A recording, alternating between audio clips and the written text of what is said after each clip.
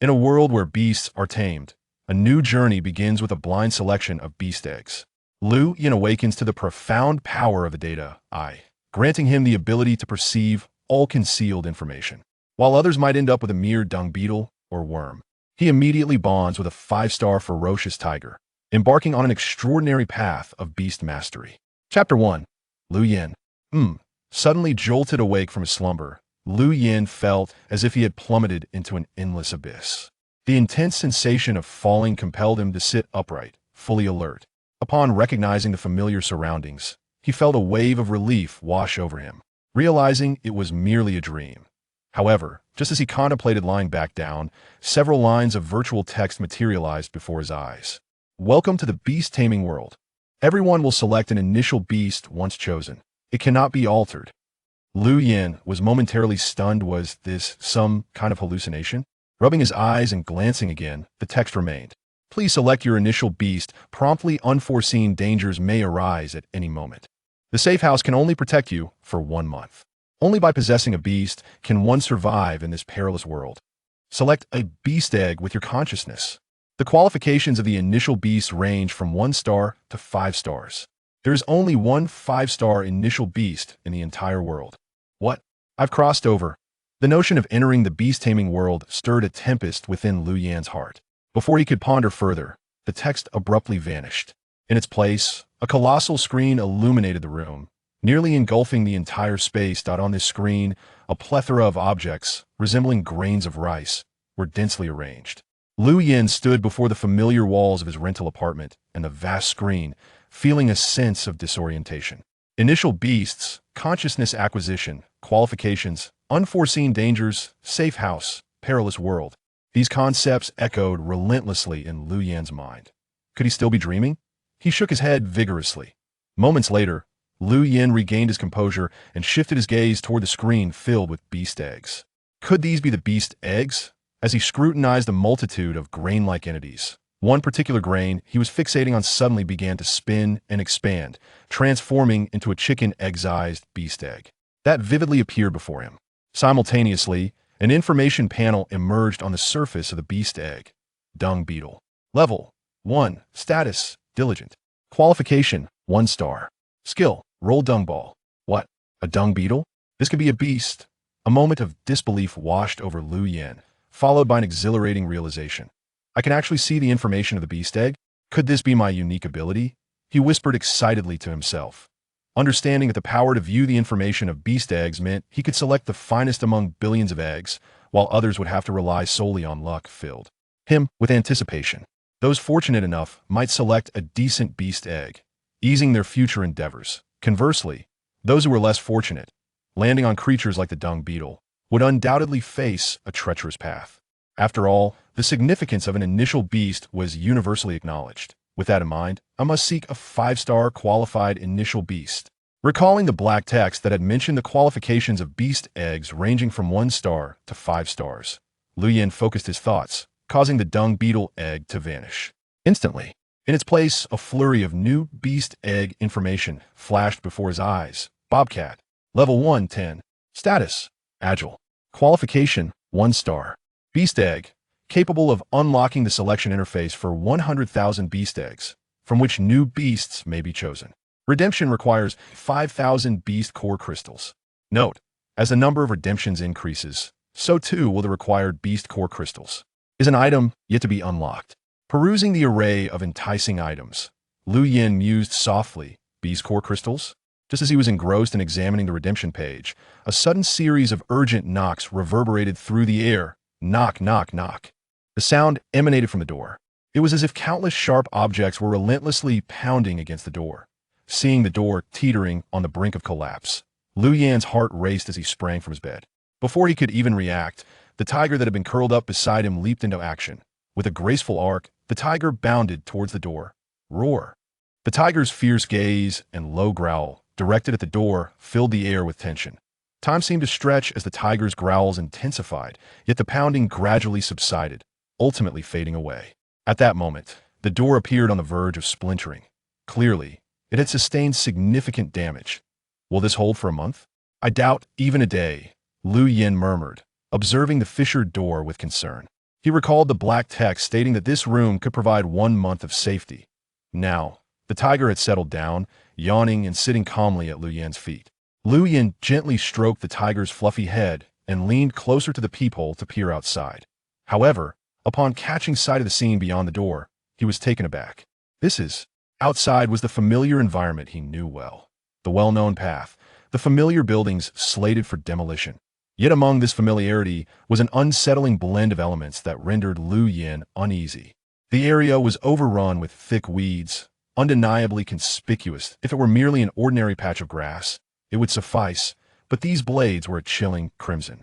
The grass stood half a meter tall, its color as red as blood, almost as if it might drip with it. Moreover, an indescribable black mist wafted through the air.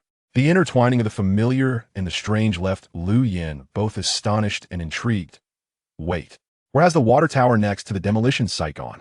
And the elevated highway has vanished, as well as Lu Yan peered through the peephole at Yin Fong. He was astonished to discover that the dilapidated water tower beside the demolished building and the once bustling elevated highway had vanished without a trace.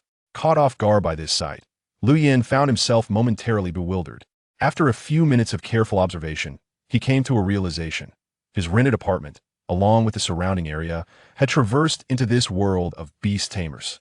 Yet, what had assailed his door moments ago? Lu Yan was engulfed in confusion.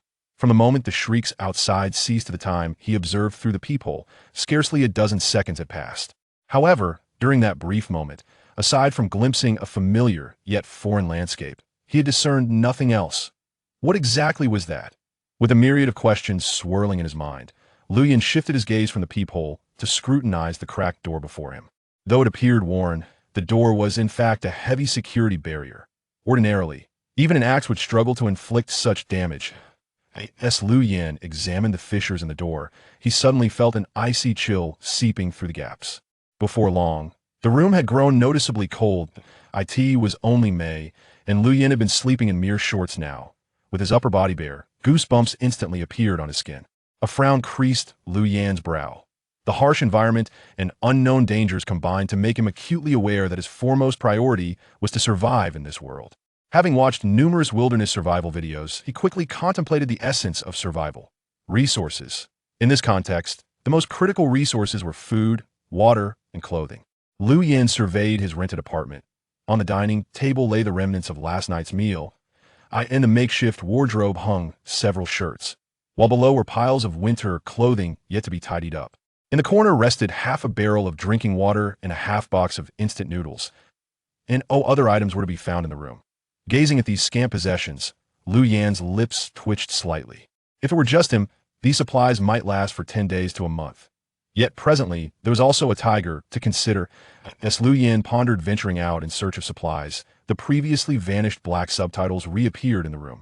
Initial beast tamers have all been distributed. Basic resource treasure chest being dispensed. As the subtitles faded, a muffled thud echoed. Bang! A wooden chest landed before the bed. Lu Yan nodded to himself, confirming his earlier conjecture. He hastened forward, eager to open the chest, when a virtual screen materialized on its surface. Basic resource treasure chest. Bread 1, water 1, meat 1, cotton clothes 1, blanket 1, knife 1, storage bag 1. To how truly basic, Lu Yan murmured to himself. He opened the chest and extracted its contents. Just the right size. Donning the cotton clothes, Lu Yan smacked his lips and casually tossed the blanket onto the bed. For now, the blanket was unnecessary having arrived in this place. He could not simply hide in a safe house and wrap himself in comfort. Moreover, he possessed a 5-star tiger as his formidable initial beast. As Lu Yan chewed on the bread and sipped the water, he tossed a sizable chunk of meat to the tiger and then picked up the only weapon in the chest, a small knife of mere inches in length. This material must be unique to this world. He mused. He tested the blade, pondering quietly. The knife was exceptionally sharp, yet revealed no other remarkable qualities.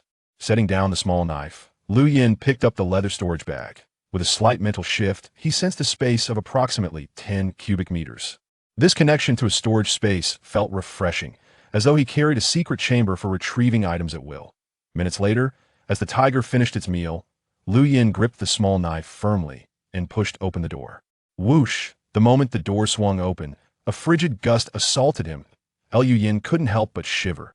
Even clad in cotton clothing, the severity of the environment surpassed his expectations.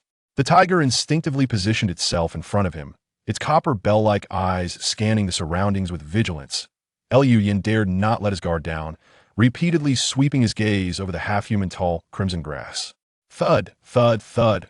Rustle, rustle, rustle. The pair, one man and one tiger, tread cautiously through the foliage, each step deliberate. Their objective lay across the street at the demolished building.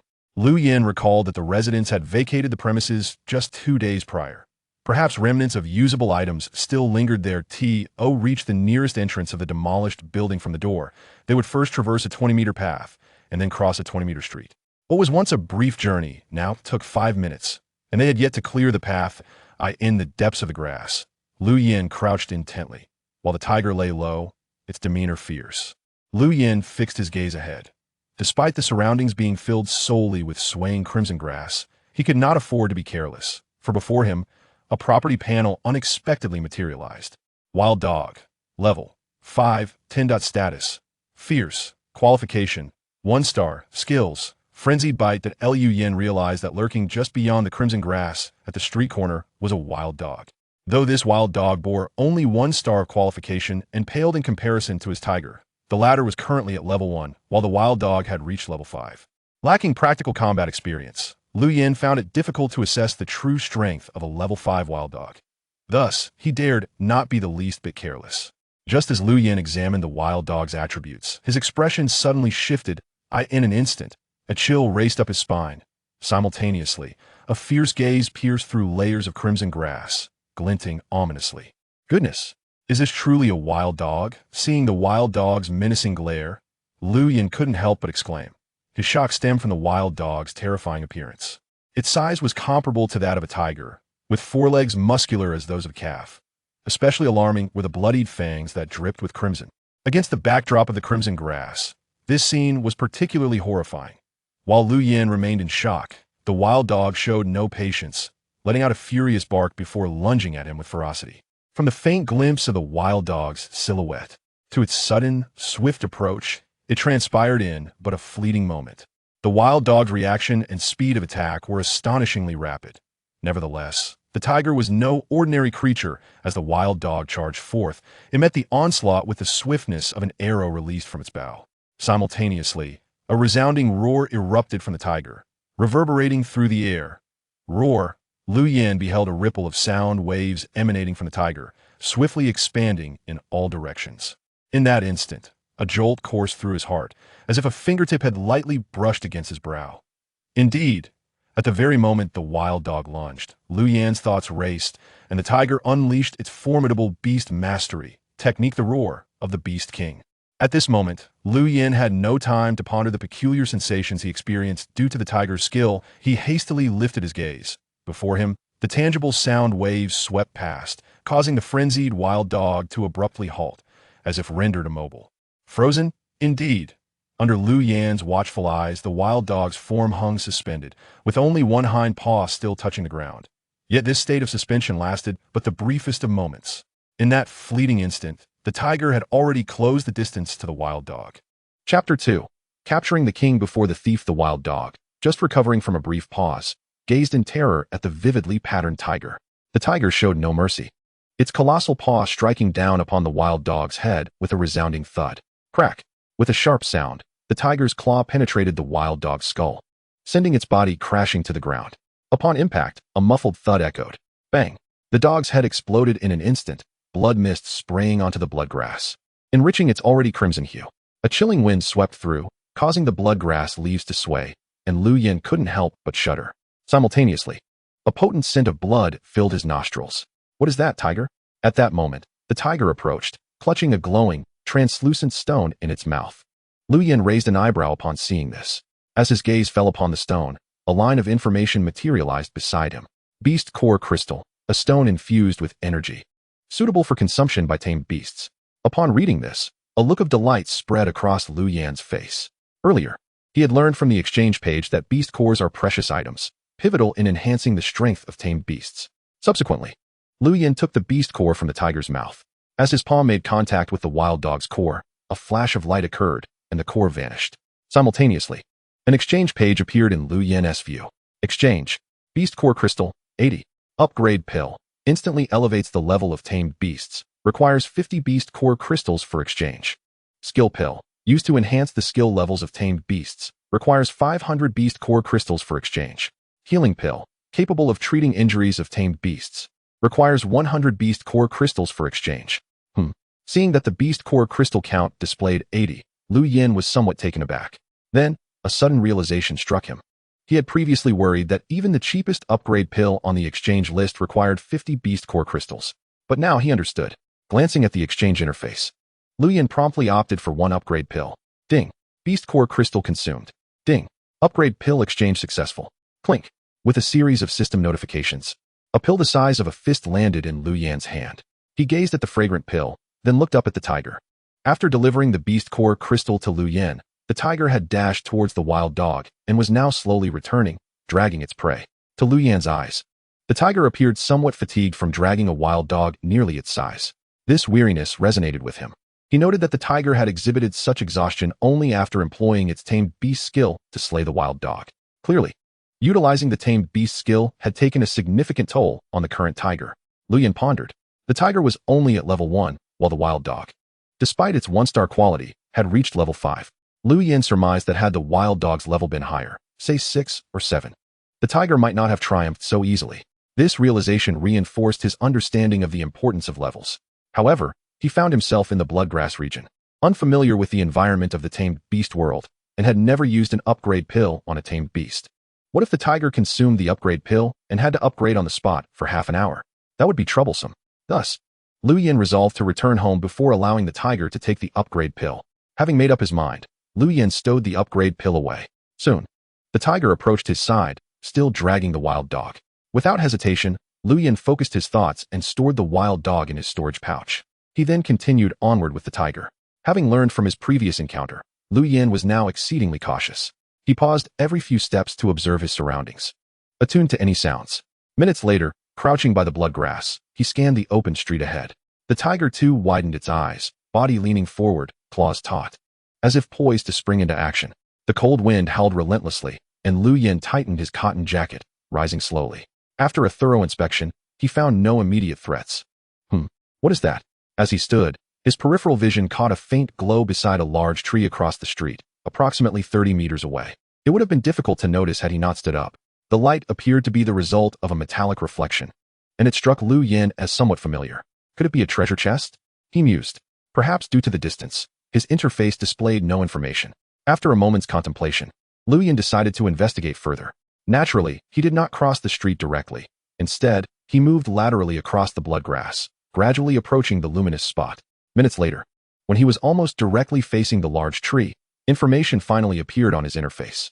Beginner treasure chest. Water X2, bread X2, meat X2, upgrade pill X2, healing pill X2.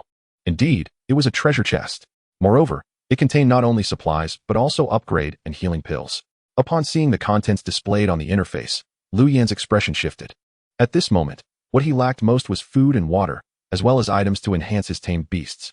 With 2 upgrade pills, along with the one he had just exchanged for using the Beast Core Crystal, he had a total of 3. How many levels could these 3 upgrade pills elevate the tiger? Lu Yan mused, then rose to approach the treasure chest, with the tiger quietly trailing behind. Reflecting on the wild dog attack, Lu Yan deeply understood that in this world of tamed beasts, only with powerful beasts could he survive. Had it not been for the tiger, he might have already become a meal for the wild dog. Considering the ferocity of that wild dog, he wouldn't have stood a chance. As Lu Yan walked toward the treasure chest in eager anticipation, suddenly, a sharp roar shattered the silence. A woo. Before the first cry faded, 2 more roars followed in quick succession. A woo. A woo. Hearing this trio of howls, Lu Yan's face paled, and he abruptly halted.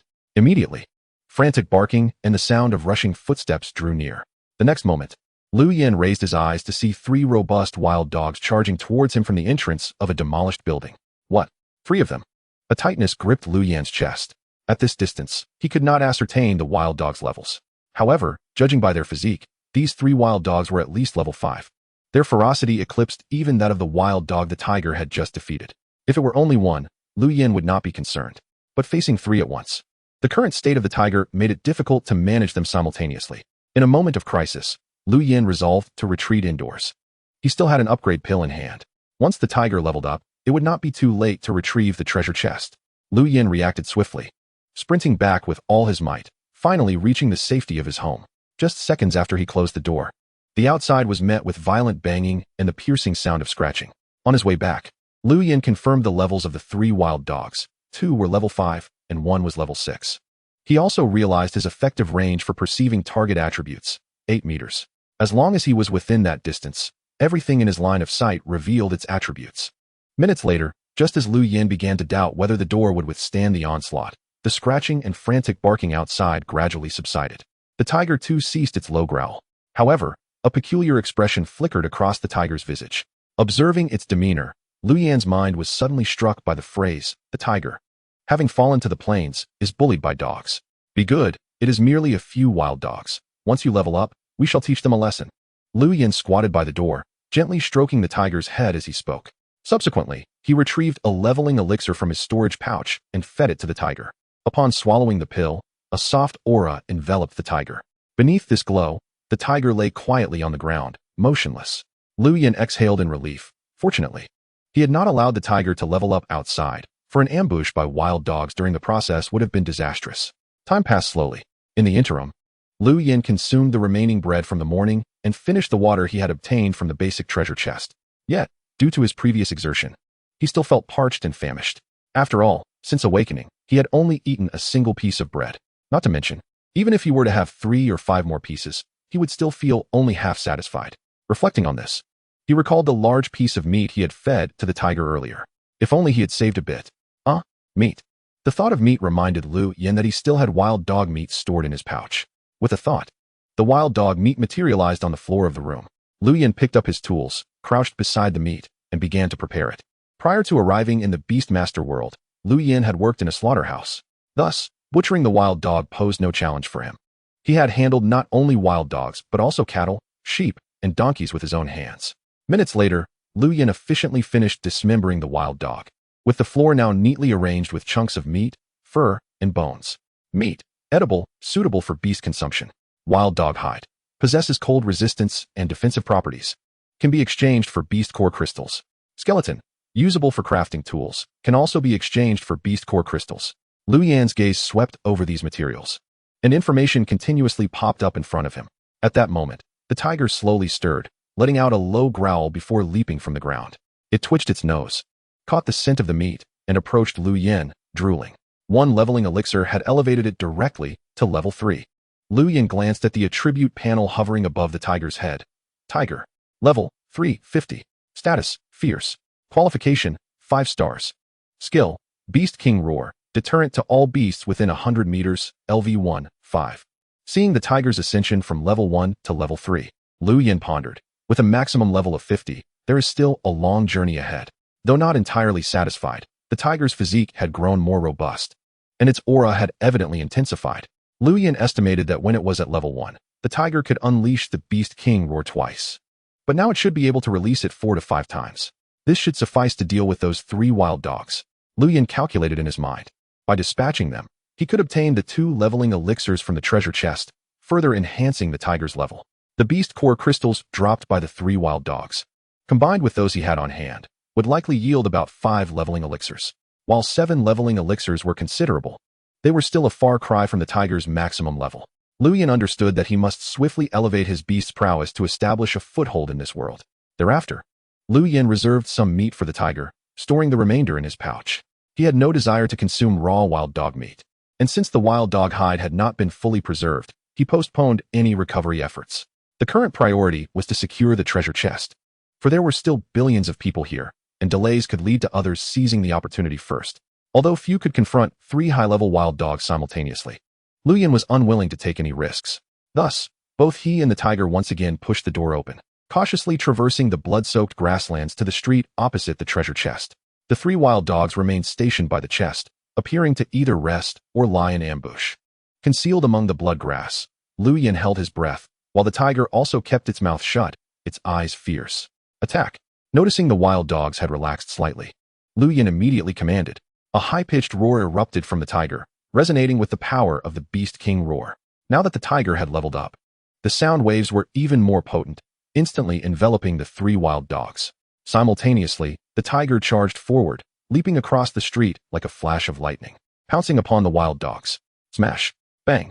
Without any embellishments, the tiger's paw struck out, instantly shattering the skull of the level 6 wild dog. This was precisely the strategy Lu Yin had devised in advance: capture the king first. In a surprise attack, it was only logical to eliminate the strongest wild dog first. Lu Yin was aware that perhaps due to the tiger's relatively low level, the effects of the Beast King roar would only last a second or two. Nevertheless, this brief moment was sufficient for the tiger to slay one wild dog. As anticipated, after the tiger crushed the level 6 wild dog, the effect of the Beast King roar dissipated, and the remaining two wild dogs quickly reacted. They barked furiously, lunging at the tiger from both sides, their claws and sharp teeth leaving bloody marks on the tiger's vibrant body. The younger brother bowed deeply, expressing gratitude. Chapter 3: A Surge in Power. Facing two wild dogs of higher level than itself, the tiger exhibited no fear, the emblem upon its forehead flickering as bloodstains marred its face, making it appear even more ferocious. The two wild dogs encircled it, their levels significantly surpassing that of the tiger. Yet, the disparity in qualifications granted the tiger a substantial advantage. Lu Yin observed that after leveling up, when the tiger executed the beast taming skill Beast King Roar, it no longer displayed the fatigue it had during its initial attempt. Rather, after enduring the wild dog's assaults, its momentum grew even stronger. Clearly, the encirclement had enraged the tiger, as if proclaiming the audacity of the wild dogs. With a fearsome roar, the tiger, disregarding the claws of the wild dog behind it, leaped into the air. Its powerful tiger limbs and massive claws forcefully drove one wild dog's head into the concrete ground. Boom! The cement shattered. Immediately, the sound of cracking bones echoed. The tiger bared its sharp fangs, taking a bite. Splatter! The wild dog's head was torn asunder, blood spraying forth. The tiger was exceptionally brutal, even causing Lu Yin to feel a chill, not to mention the wild dog clinging to the tiger's back.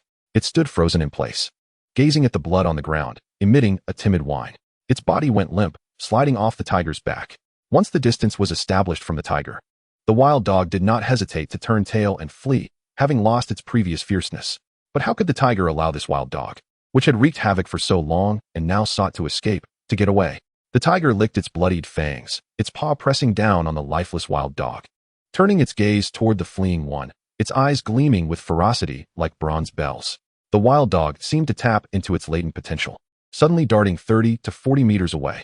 As it sprinted, it glanced back at the tiger. Seeing the tiger remain still, the wild dog's eyes flickered with a sense of having narrowly escaped death. The tiger disdainfully regarded the fleeing wild dog, slowly turning around, its claws digging into the ground as it raised its head to let out another roar, activating the Beast King roar once more. Lu Yin understood that the range of the Beast King roar extended to 100 meters. It was not a linear distance, but rather a radius of 100 meters centered around the tiger. In such an expanse, how could the wild dog hope to evade? As the tiger's roar erupted, the sound waves swept forth, causing the wild dog to stumble and fall to the ground in fright. Struggling to rise and flee, it suddenly felt a tiger paw descending from above. The wild dog had no time to wail before it was shredded by the tiger's claws. Before long, the tiger returned to the treasure chest, its jaws clenching the remains of the wild dog. Lu Yin squatted beside the chest, having already collected its contents. Upon the tiger's return, he reached out to stroke its head, though his gaze fell upon the bloodstains marring the tiger's back. Fortunately, the tiger had been leveled up in advance. Otherwise, witnessing the wounds on its back, Lu Yin silently expressed his gratitude. Following the enhancement of its level, the tiger not only experienced a significant increase in the potency of its beast mastery skills, but also witnessed a remarkable boost in its defensive capabilities. Lu Yin understood that had the tiger not undergone this upgrade, the wild dog's claws and fangs would undoubtedly have inflicted far graver injuries. Furthermore, had the upgrade not been executed prior, the injured tiger would have found it arduous to unleash the Beast King's roar once more. Casting a glance towards the entrance of the dilapidated building, Lu Yin deftly stored the three wild dogs into his storage pouch, subsequently retrieving 3 beast core crystals. He then beckoned to the tiger, saying, "Let us return home first." Given the tiger's injuries, Lu Yin resolved to take it back for treatment. At that moment, he had accumulated 7 upgrade pills. With just a single level increase, the tiger exhibited a remarkable transformation in power. Besides the combat prowess displayed moments ago, when the tiger picked up a wild dog of comparable size with its mouth, Lu Yin could distinctly sense its enhanced strength. It was noteworthy that previously, the tiger could barely drag a wild dog, yet now it could effortlessly carry it while trotting. This left Lu Yin even more curious about the heights to which the Tiger S level would ascend after consuming the 7 upgrade pills. As for the dilapidated building, since 3 wild dogs had charged out, Lu Yin surmised that similar creatures must still lurk within. Moreover, the wild dog's prior guardianship of the treasure chest led him to speculate that there might be additional treasure chests or valuable items concealed inside. Lu Yin hastened back home with the tiger. Although they were not being pursued by wild dogs this time, their return journey was swifter than before, for the wounds on the tiger's back continued to bleed. Lu Yin had already detected that the tiger's aura had grown faint. Here, eat this, and your wounds will heal. After securely closing the door, Lu Yin promptly produced a healing pill obtained from the treasure chest and presented it to the tiger. Obediently, the tiger swallowed the pill, and a thin mist began to envelop its body. As the mist spread, a rich herbal aroma filled the room. Minutes later, as the fragrant mist dissipated, the tiger's wounds began to heal at a visibly rapid pace, and its previously weakened aura gradually revitalized. Witnessing this transformation, Lu Yin could not help but marvel at the efficacy of the healing pill, and he then fed the tiger several pieces of pre-prepared wild dog meat.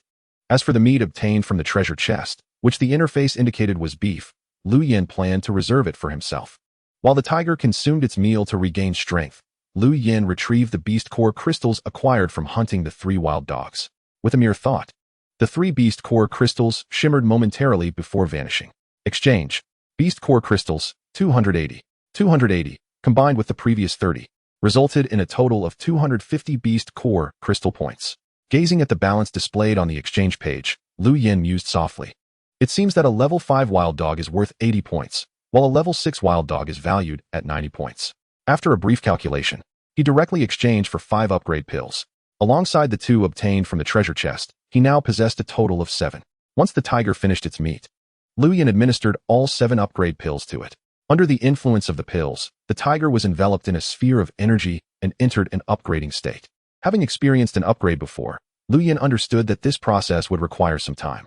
He glanced at the clock, noting that it was nearing noon. While the wind seeping through the cracks of the broken security door was distinctly colder than when he had first arrived. In fact, he had sensed this issue dimly during his second outing in search of the 3 wild dogs. His cotton clothing no longer seemed as warm. While the tiger fought, he had shivered in the bloodgrass, and he wondered how he would fare if he ventured outside at night. Would he not freeze? Lu Yin murmured to himself. Oh, but the wild dog skins could provide warmth, surely better than this cotton coat. Recalling the wild dog's information he had seen earlier, Lu Yin's mind shifted, and he retrieved 3 wild dog corpses from his storage pouch. He then took out his tools, preparing to proceed. This time, he aimed to completely skin a wild dog to better withstand the increasingly harsh conditions outside. Lu Yin immediately set to work. Half an hour swiftly passed. The room was cluttered with the remnants of wild dogs, leaving only a clear space for the tiger's upgrade. 3 intact wild dog skins, 3 wild dog skeletons, and neatly cut pieces of meat remained. It was a pity that the heads were gone. Otherwise, he could have fashioned a hat. Lu Yin sighed as he looked at the hides. I must remind the tiger not to be too ruthless. Despite his words, he could not suppress his excitement as he gazed at the upgrading tiger. Ruthless? Where was that? He would relish the thought of the tiger crushing wild dogs with a single paw. Now that would be satisfying. This meat should suffice for the tiger for a day. Lu Yin murmured to himself while tidying up the meat scattered on the floor. His gaze then shifted to the wild dog skeletons. Observing the complete skeletons, Lu Yin was once again struck by the wild dog's robustness. Even their forearm bones were thicker than his wrists. Of course, they were still inferior compared to the tiger.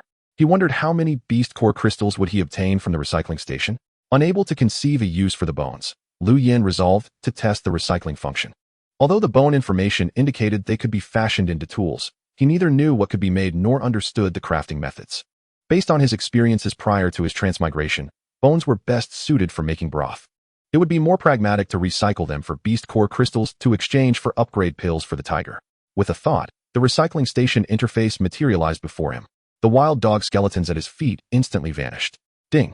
Recycling successful. Ding. Recycled wild dog skeleton. Obtained 30 beast core crystals. Only 30? Lu Yin looked at the prompt. Feeling somewhat dissatisfied, he recycled the other 2 skeletons as well. In total, he garnered 90 beast core crystals. He also recycled the scattered bones, netting an additional 20 points. This outcome was within his expectations. The previously disassembled wild dog skins had yielded 10 points. Now he had a total of 150 beast core crystals, enough to exchange for 3 upgrade pills. Lu Yin opened the exchange interface, his face brightening with a smile. This hunt for the 3 wild dogs, which had yielded a novice treasure chest, had proved quite fruitful. Additionally, he had acquired a healing pill worth 100 points and some food. Speaking of food, after toiling for a considerable time, Lu Yin indeed felt famished. He retrieved some bread from his storage pouch and took hearty bites. While he yearned to sample the freshly acquired beef, it was raw meat, and he lacked both cooking skills and utensils. Not to mention, he had neither kitchenware nor even a lighter. This was also one of the reasons he intended to explore the dilapidated building. He should be able to find cookware and tools there. Once the tiger completed its upgrade, they would head to the dilapidated building to search for tools and finally enjoy a warm meal. As Lu Yin chewed on his bread, he began to contemplate his next moves. Suddenly, his expression changed drastically. Veins bulged on his forehead, his face flushed, and his breathing quickened. What was happening? This abrupt turn of events tightened his chest. Before he could react, a sharp pain shot through his brow, and a series of prompts appeared before his eyes. Ding! The tiger has successfully leveled up to level 5. Ding! The tiger has successfully leveled up to level 7. Ding! The tiger has successfully advanced to level 14. The tiger has broken through level 10, unlocking a new beast mastery skill. Tiger. Level 14, 50. Status, ferocious. Qualification, 5 stars. Skills, Beast King's Roar. Within 100 meters, emit a roar that intimidates surrounding beasts. LV1, 5. Fiery Claw. Condense intense flames in the tiger's claws, releasing a powerful strike. LV1, 5. Oh, a new beast mastery skill has been added. Lu Yin cast a fleeting glance at the information displayed on the window, his gaze settling upon the pristine attribute panel of the tiger. The flame claw, with its fiery essence coalescing into the tiger's talons, unleashed a searing offensive, embodying the very power of flames. Observing the newly acquired beast mastery skill of the tiger, Lu Yin's lips curled into a faint smile. Just moments ago, he had contemplated procuring a gas canister or a lighter, yet now, a ready source of fire had presented itself at his doorstep. Naturally, as whimsical as the thought was, Lu Yin would never allow the tiger to employ the flame claw for such a trivial task. After all, each usage of a beast mastery skill exacted a significant toll on the tiger. Moreover, in his estimation, this new skill was even more taxing than the roar of the Beast King. Lu Yin was intently scrutinizing the tiger's updated attribute panel when the tiger stirred from its state of ascension, gazing at the noticeably larger tiger. A glimmer of fervor flickered in Lu Yin's eyes. He mused that, even against 3 wild dogs, the tiger could undoubtedly obliterate them with a mere swipe. At level 14, the tiger radiated an aura formidable enough to instill fear. Following its upgrade, the tiger nearly filled the entire room, rendering the space quite constricted. Previously, Lu Yin had to crouch to reach the tiger's head. Now, he merely had to extend his hand slightly. With a low, affectionate growl, the tiger ambled closer to Lu Yin, nuzzling its massive head against his chest and playfully licking his face with its damp tongue. The lick nearly scraped Lu Yin's skin raw, but fortunately, the tiger seemed to have restrained its barbed tongue. Otherwise, Lu Yin's face would have suffered greatly. Noticing the slight change in Lu Yin's expression, the tiger seemed to comprehend something. In the next instant, it transformed into a docile kitten, playfully seeking affection from Lu Yin, completely shedding its earlier ferocity. This stark contrast elicited a hearty laugh from Lu Yin, who then affectionately ruffled the tiger's face. In this perilous world of beast tamers, the companionship of the tiger filled Lu Yin with warmth. The profound connection they shared made him feel far from solitary in this realm. Although they had only spent a morning together, the unspoken bond between them felt akin to that of long-lost friends finally reunited. With the tiger's recent upgrade, its strength had surged dramatically. Furthermore, Lu Yin observed that since the pain in his brow had subsided, his perception of the external world had become acutely refined. Standing in the room, he felt as though everything around him was laid bare before his eyes. It was not merely what lay before him, even what was behind him, beyond his line of sight, was discernible with clarity. Chapter 4. Not even a match for the tiger. Of course, this heightened perception encompassed not just the external environment, but also his own being. Now, with a mere thought, Lu Yin could distinctly sense the quivering of every hair on his body and the feedback from each strand of hair. This was undoubtedly what one would call spiritual perception. Thus, it stands to reason that the range of my exploration should have expanded as well. Reflecting on the transformations brought about by the tiger's upgrade, Lu Yin mused thoughtfully. Subsequently, he retrieved several pieces of wild dog meat to feed the tiger. With its increased size, the tiger's appetite had similarly grown.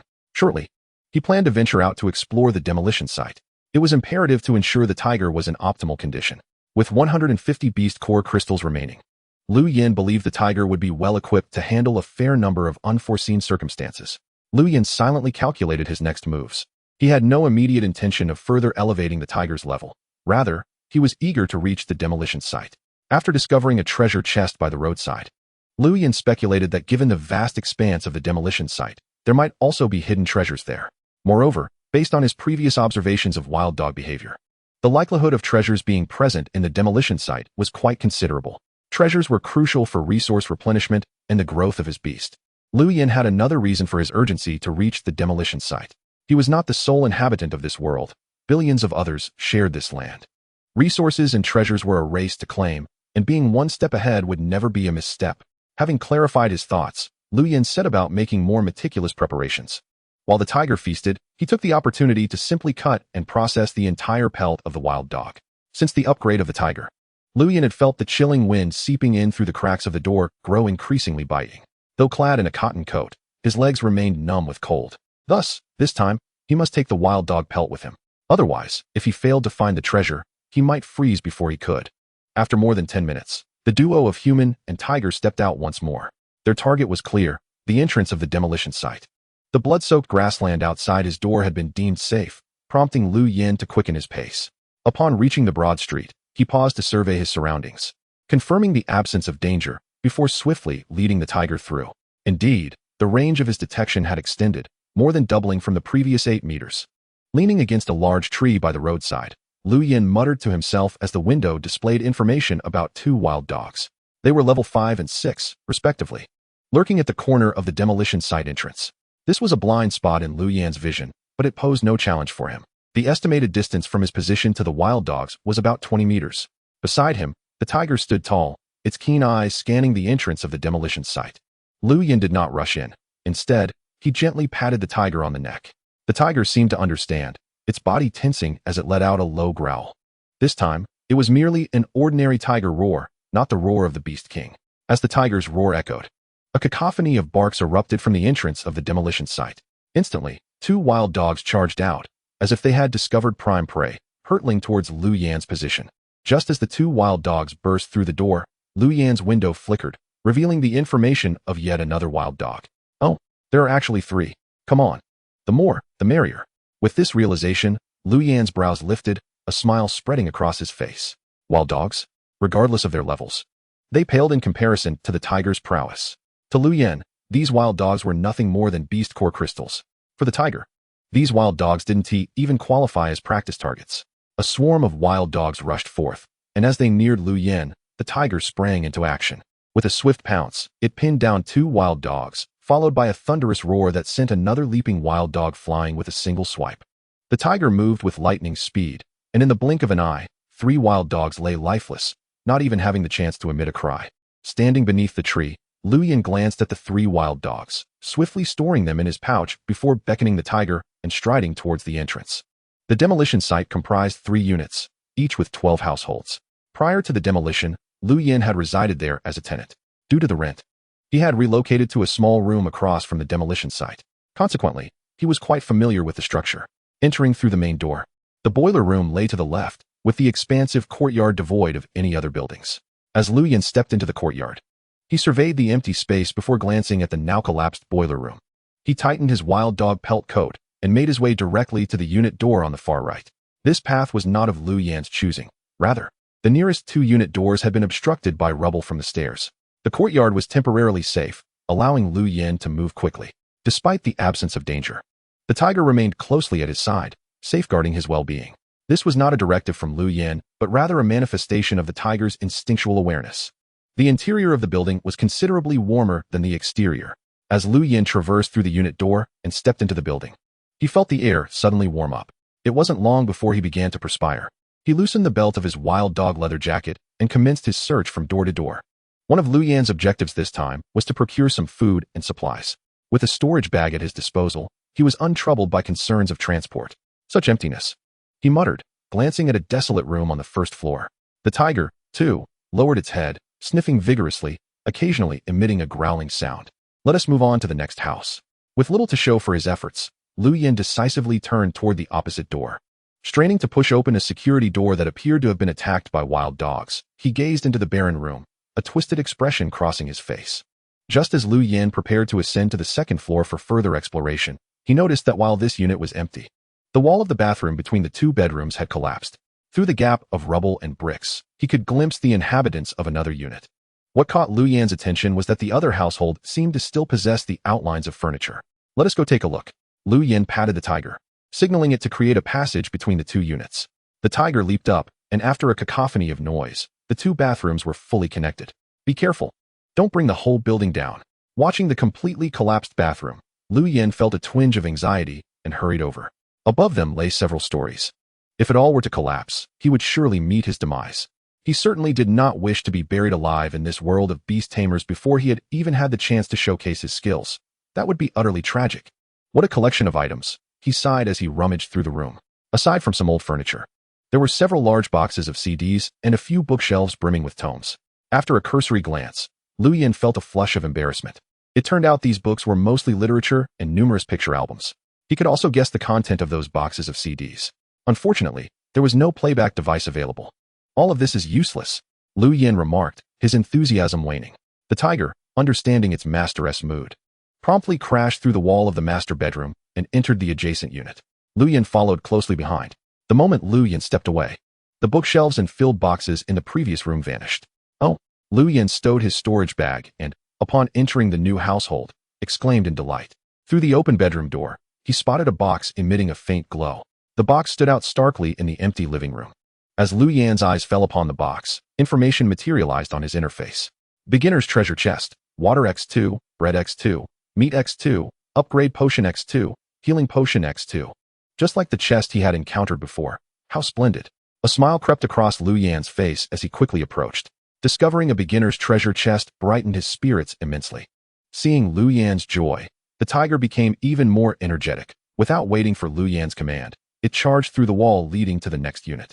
Before long, Lu Yan had thoroughly searched an entire floor of 6 households. Upon finishing this level, he wasted no time and, accompanied by the tiger, ascended to the 2nd floor, followed by the 3rd. After more than half an hour, Lu Yan and the tiger stood in the corridor of the 4th floor. After searching 3 consecutive levels, aside from that initial treasure chest and a few scattered items, he had also found several items he had initially sought, such as lighters and gas canisters. Additionally, he discovered 2 barrels of bottled water and a box of instant noodles. Overall, the haul was quite commendable. Lu Yan had anticipated a seamless continuation of his search. However, the moment he stepped onto the 4th floor, he felt an unusual chill in the air. Although it was slightly better than outside, the environment was evidently far worse than the previous 3 levels. A cold breeze swept through, sending a shiver down his back after he had just worked up a sweat. Just as Lu Yan sensed the distinct atmosphere of the 4th floor, an abrupt cacophony of barks erupted in his ears. Almost immediately, 5 panels of information swiftly appeared before his eyes. It was wild dogs. Lu Yan quickly discerned something was amiss. 4 of the panels were identical, while the remaining one read, Wild Dog King. Level, 16, 20. Status, Ferocious. Qualification, 2 stars. Skills, Frenzied Bite, Dual Shadow Hunt. Can create identical clones with the same strength. Inflicting double damage on enemies, LV1, 2. A Wild Dog King with 2-star qualification at level 15. Scanning the information on the Wild Dog King, a sense of foreboding gripped Lu Yan. The other 4 wild dogs posed no threat to the tiger, in terms of both level and qualification. The tiger could easily suppress them. However, the appearance of the Wild Dog King, with its 2-star qualification and 2 levels above the tiger, was a considerable concern. The most troublesome aspect was the Wild Dog King's skill, Dual Shadow Hunt. It could create clones of equal strength, effectively forcing Lu Yan to contend with 2 Wild Dog Kings simultaneously. These thoughts flashed through Lu Yan's mind. To turn and flee? The current environment did not permit it. Even if it did, the short distance of just 20 meters left him no time to escape. Moreover, Lu Yan had no intention of retreating. The presence of the wild dogs and the Wild Dog King indicated that this floor harbored valuable treasures, perhaps items he had yet to encounter or a treasure chest of superior quality than the beginners.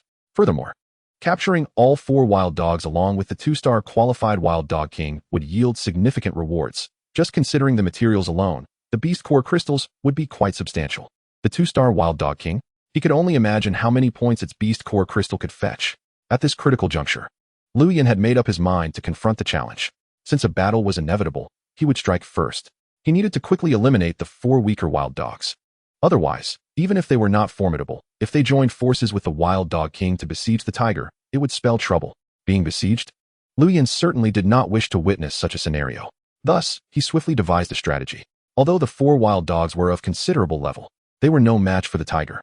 Lu Yin immediately communicated his intentions to the tiger, understanding its master's plan. The tiger let out a low growl and instantly unleashed its Beast King roar. As the tiger's roar echoed, a series of resounding crashes followed. The four wild dogs, which had charged forward, continuously smashing through barriers, suddenly found themselves frozen in place the moment they entered Lu Yan's line of sight.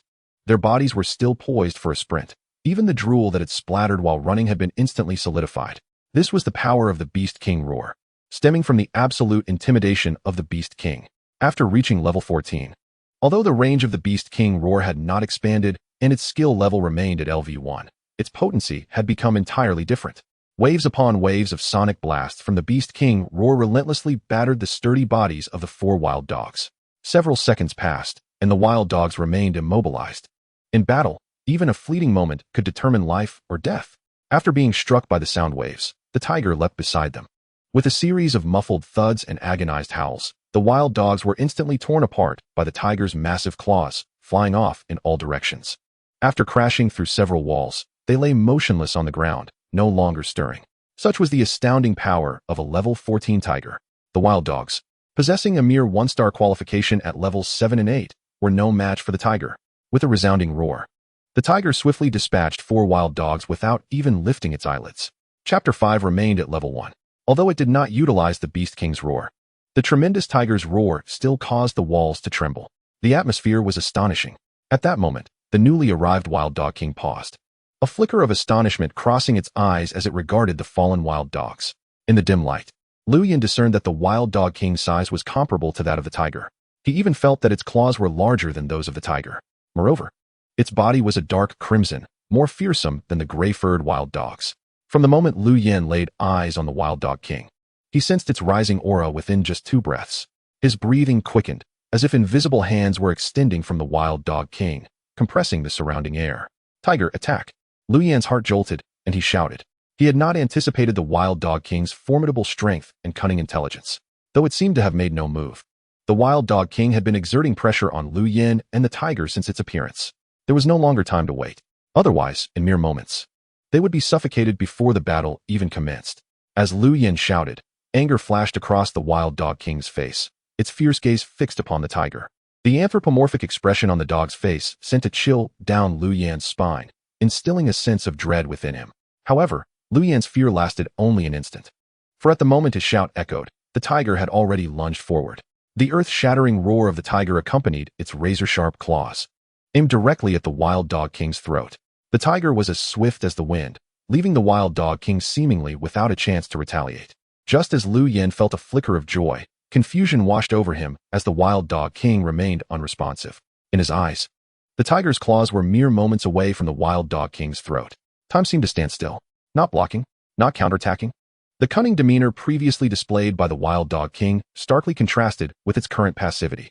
Lu Yin's heart tightened, suddenly alert. This was not good. It had directly employed the Twin Shadow Hunt. In a moment of peril, Lu Yin silently cursed his misfortune. The Twin Shadow Hunt could create a clone of equal strength. The notion of this technique flashed through Lu Yin's mind, and he realized he had fallen into a trap. This creature was far too cunning. Cursing under his breath, Lu Yin immediately conveyed his thoughts to the tiger. Yet, ultimately, it was too late. The instant the tiger struck, another figure, identical to the Wild Dog King, silently appeared behind it. With a thunderous force, the giant paw of the wild dog struck down upon the tiger's back. Lu Yin caught a glimpse of the Wild Dog King's mocking and sinister gaze. Thud, thud. The two sounds resonated simultaneously. The tiger's claws tore through the Wild Dog King's neck, while the wild dog's claws left their mark upon the tiger's back. The wild dog's claws indeed grazed the tiger's back, but failed to penetrate its defenses. Nevertheless, the heavy impact contorted the tiger's features. After sustaining a blow to its back, the Wild Dog King's form abruptly vanished. Responding to Lu Yan's mental command, the tiger leaped without hesitation, turning at an exceedingly acute angle, its claws striking fiercely at the Wild Dog King's head. The Wild Dog King, which had been poised to strike, was sent flying by the tiger's overwhelming force. At that moment, the tiger's fury surged, and the mark upon its forehead seemed to dim slightly. It offered no respite to the Wild Dog King, roaring thrice in a thunderous crescendo, causing the walls to crack. Astonishingly, the tiger unleashed 3 consecutive Beast King's roars. This was Lu Yan's directive. Having discerned the Wild Dog King's beast mastery skills and methods of attack, he was determined to prevent it from executing the twin shadow hunt again. Even though the Wild Dog King had not fully breached the tiger's defenses, Lu Yin understood the gravity of the wounds on the tiger's back through their shared bond. If it were to be struck by the twin shadow hunt once more, the consequences would be dire. Fortunately, Lu Yan's reaction was swift. At that moment, the Wild Dog King, struck by the triple Beast King's roars, revealed overlapping phantom images, seemingly attempting to initiate the twin shadow hunt, yet it lacked the strength to resist. Seizing the opportunity, the tiger pounced, and its foreclaws ignited with searing flames, illuminating the dim corridor. This was its new skill, Fiery Claw. In the blink of an eye, the tiger closed in on the Wild Dog King, flames erupting as it struck down upon the Wild Dog King. Moments later, under the Wild Dog King's horrified gaze, the flames rapidly spread from its wounds into its body, as if incinerating its flesh and searing its soul. From the moment the Wild Dog King appeared until now, with flames erupting from its orifices, it seemed a lengthy ordeal. In truth, it had been merely a span of seconds. The perilous nature of the encounter was known only to Lu Yin. A single misstep could plunge both him and the tiger into despair. Gazing at the fallen Wild Dog King, Lu Yin let out a long sigh of relief, wiping the cold sweat from his brow. Just then, as he reveled in his timely response, a muffled thud resonated. The tiger collapsed to the ground. The preceding seconds had nearly exhausted all of the tiger's strength. At this moment, its breath was faint, and after confirming Lu Yan's safety with a weary glance, it finally closed its eyes to rest. Lu Yan, filled with concern, approached and gently stroked the tiger's head. "You've worked hard, old friend." He retrieved several pieces of meat, prying open the tiger's mouth to feed it one by one. He understood that the tiger urgently required sustenance to regain its strength, yet it had weakened to the point where only he could feed it. As Lu Yan focused on caring for the tiger, suddenly, a faint sound of movement broke the silence. Tap, crash. The sound of rolling stones echoed. Lu Yan's heart, which had just settled, leaped into his throat as he muttered to himself, "No way. More wild dogs. Wait. If it were wild dogs, they would have barked first." Could it be his heart sank, and he abruptly turned, gripping his knife tightly. Indeed, a disheveled figure, clad in tattered clothing, was rapidly charging toward the wild dogs.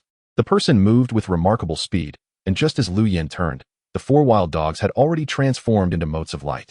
Their beast cores collected into a storage pouch at the waist. "Hey kid, thanks.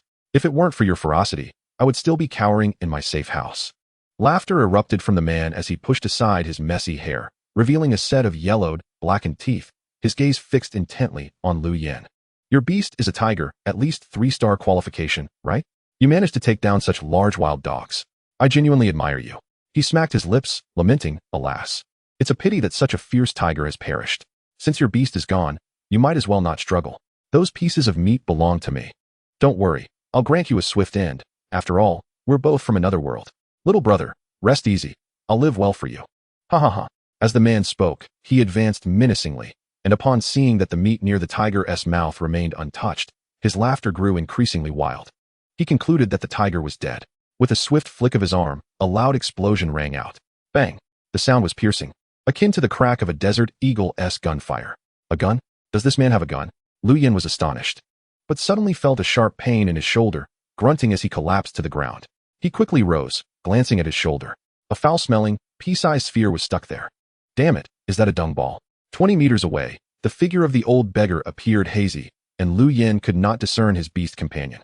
Nevertheless, he immediately comprehended the situation.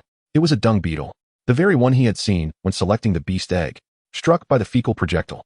Lu Yin was fortunate to have the wild dog skin as a shield, sparing him from severe injury. However, he feigned grievous wounds while signaling the tiger to continue its charade of death. Haha, fortune favors me. Not only had I acquired 5 wild dogs without effort today, but I also stumbled upon a lifeless tiger. The core of a 3-star tiger could be exchanged for an astonishing number of crystal points. The thought alone was delightful. The old beggar rubbed his hands, his gaze shifting between Lu Yin and the tiger. Noticing Lu Yin half kneeling on the ground while the tiger remained motionless, he entirely let down his guard and ambled toward the tiger.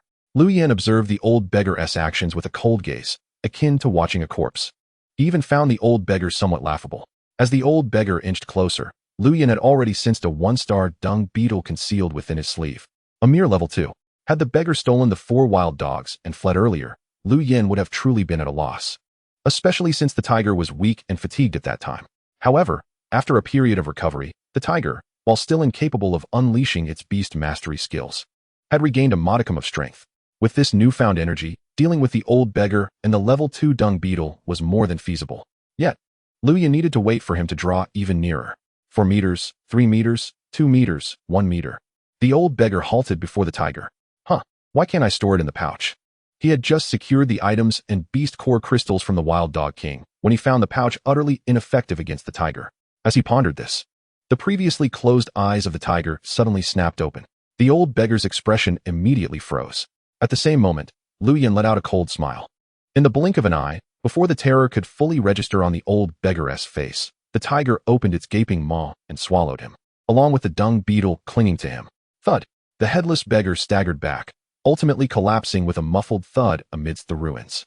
With that, Lu Yin ceased his pretense, rising to brush off the feces clinging to the wild dog skin on his shoulder. At that moment, the tiger chewed on the dung beetle, a peculiar expression crossing its face, followed by a bout of dry heaving as it expelled the creature. Truth be told, it was Lu Yin's first time witnessing a tiger vomit. Considering the tiger's condition was not yet suitable for further exploration, Lu Yin decided it best to take it home to recuperate before returning. Moreover, he had already amassed considerable gains. Lu Yin casually picked up the old beggar's storage pouch and swiftly departed with the tiger. After more than 10 minutes, the man and the tiger had returned home. He emptied the contents of the old beggar's storage pouch for inspection, only to find it completely devoid of anything other than the spoils he had previously seized. Not a single valuable item remained, not even a crumb of bread. However, Lu Yin soon grasped the reason. After all, the old beggar's initial beast was merely a 1-star dung beetle, making it unlikely for him to wander around accumulating resources as Lu Yin did. Subsequently, Lu Yin retrieved the beast core crystals from the 3 wild dogs he had encountered at the demolition site, along with the other 4 wild dogs and the wild dog king's beast core crystal, and submitted them to the exchange interface. Ding. Beast core crystals, 80. Ding. Beast core crystals, 90. Ding. Beast core crystals, 260. Good heavens, the beast core crystal from the wild dog king directly exchanged for 260 points. Watching the series of notifications pop up in the window, Lu Yin's lips curled into a smile. Thus, the 7 wild dogs, in addition to 1 wild dog king, totaled 870 points in exchange. Coupled with the remaining crystals from earlier, his balance of beast core crystals in the exchange interface had reached 1020. Exchange. Beast core crystals, 1020. Upgrade pill, rapidly increases beast level. Requires 50 beast core crystals for exchange. Skill pill, enhances beast skill level. Requires 500 beast core crystals for exchange. Golden injury pill, heals beast injuries. Requires 100 beast core crystals for exchange. Life extending pill, acts like bone marrow, can heal a beast on the brink of death. Requires 5,000 beast core crystals for exchange.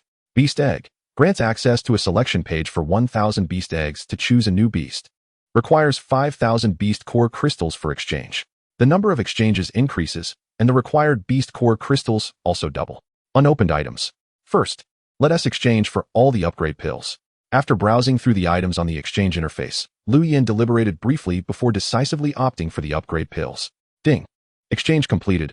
Obtained 20 upgrade pills. A full 20 upgrade pills. He pondered how many levels they would elevate the tiger. Gazing at the pills before him, Lu Yin wore a pleased smile. The exchange interface also offered golden injury pills, life extending pills, skill pills, and beast eggs for retrieval. Considering the description of the skill pills and reflecting on past combat experiences, Lu Yin believed that raising the tiger's level was the current priority and the most direct means to enhance its strength. The tiger currently possessed the skills Beast King's Roar and Fiery Claw, both still at level 1. According to Lu Yin's understanding of skill levels, the Beast King's Roar could instill intimidation within 100 meters, while the Fiery Claw was suited for close combat, and the current level sufficed to handle the existing circumstances. After all, he had yet to encounter an opponent capable of attacking from 100 meters away. Furthermore, as the tiger's level increased, new beast mastery skills would be unlocked.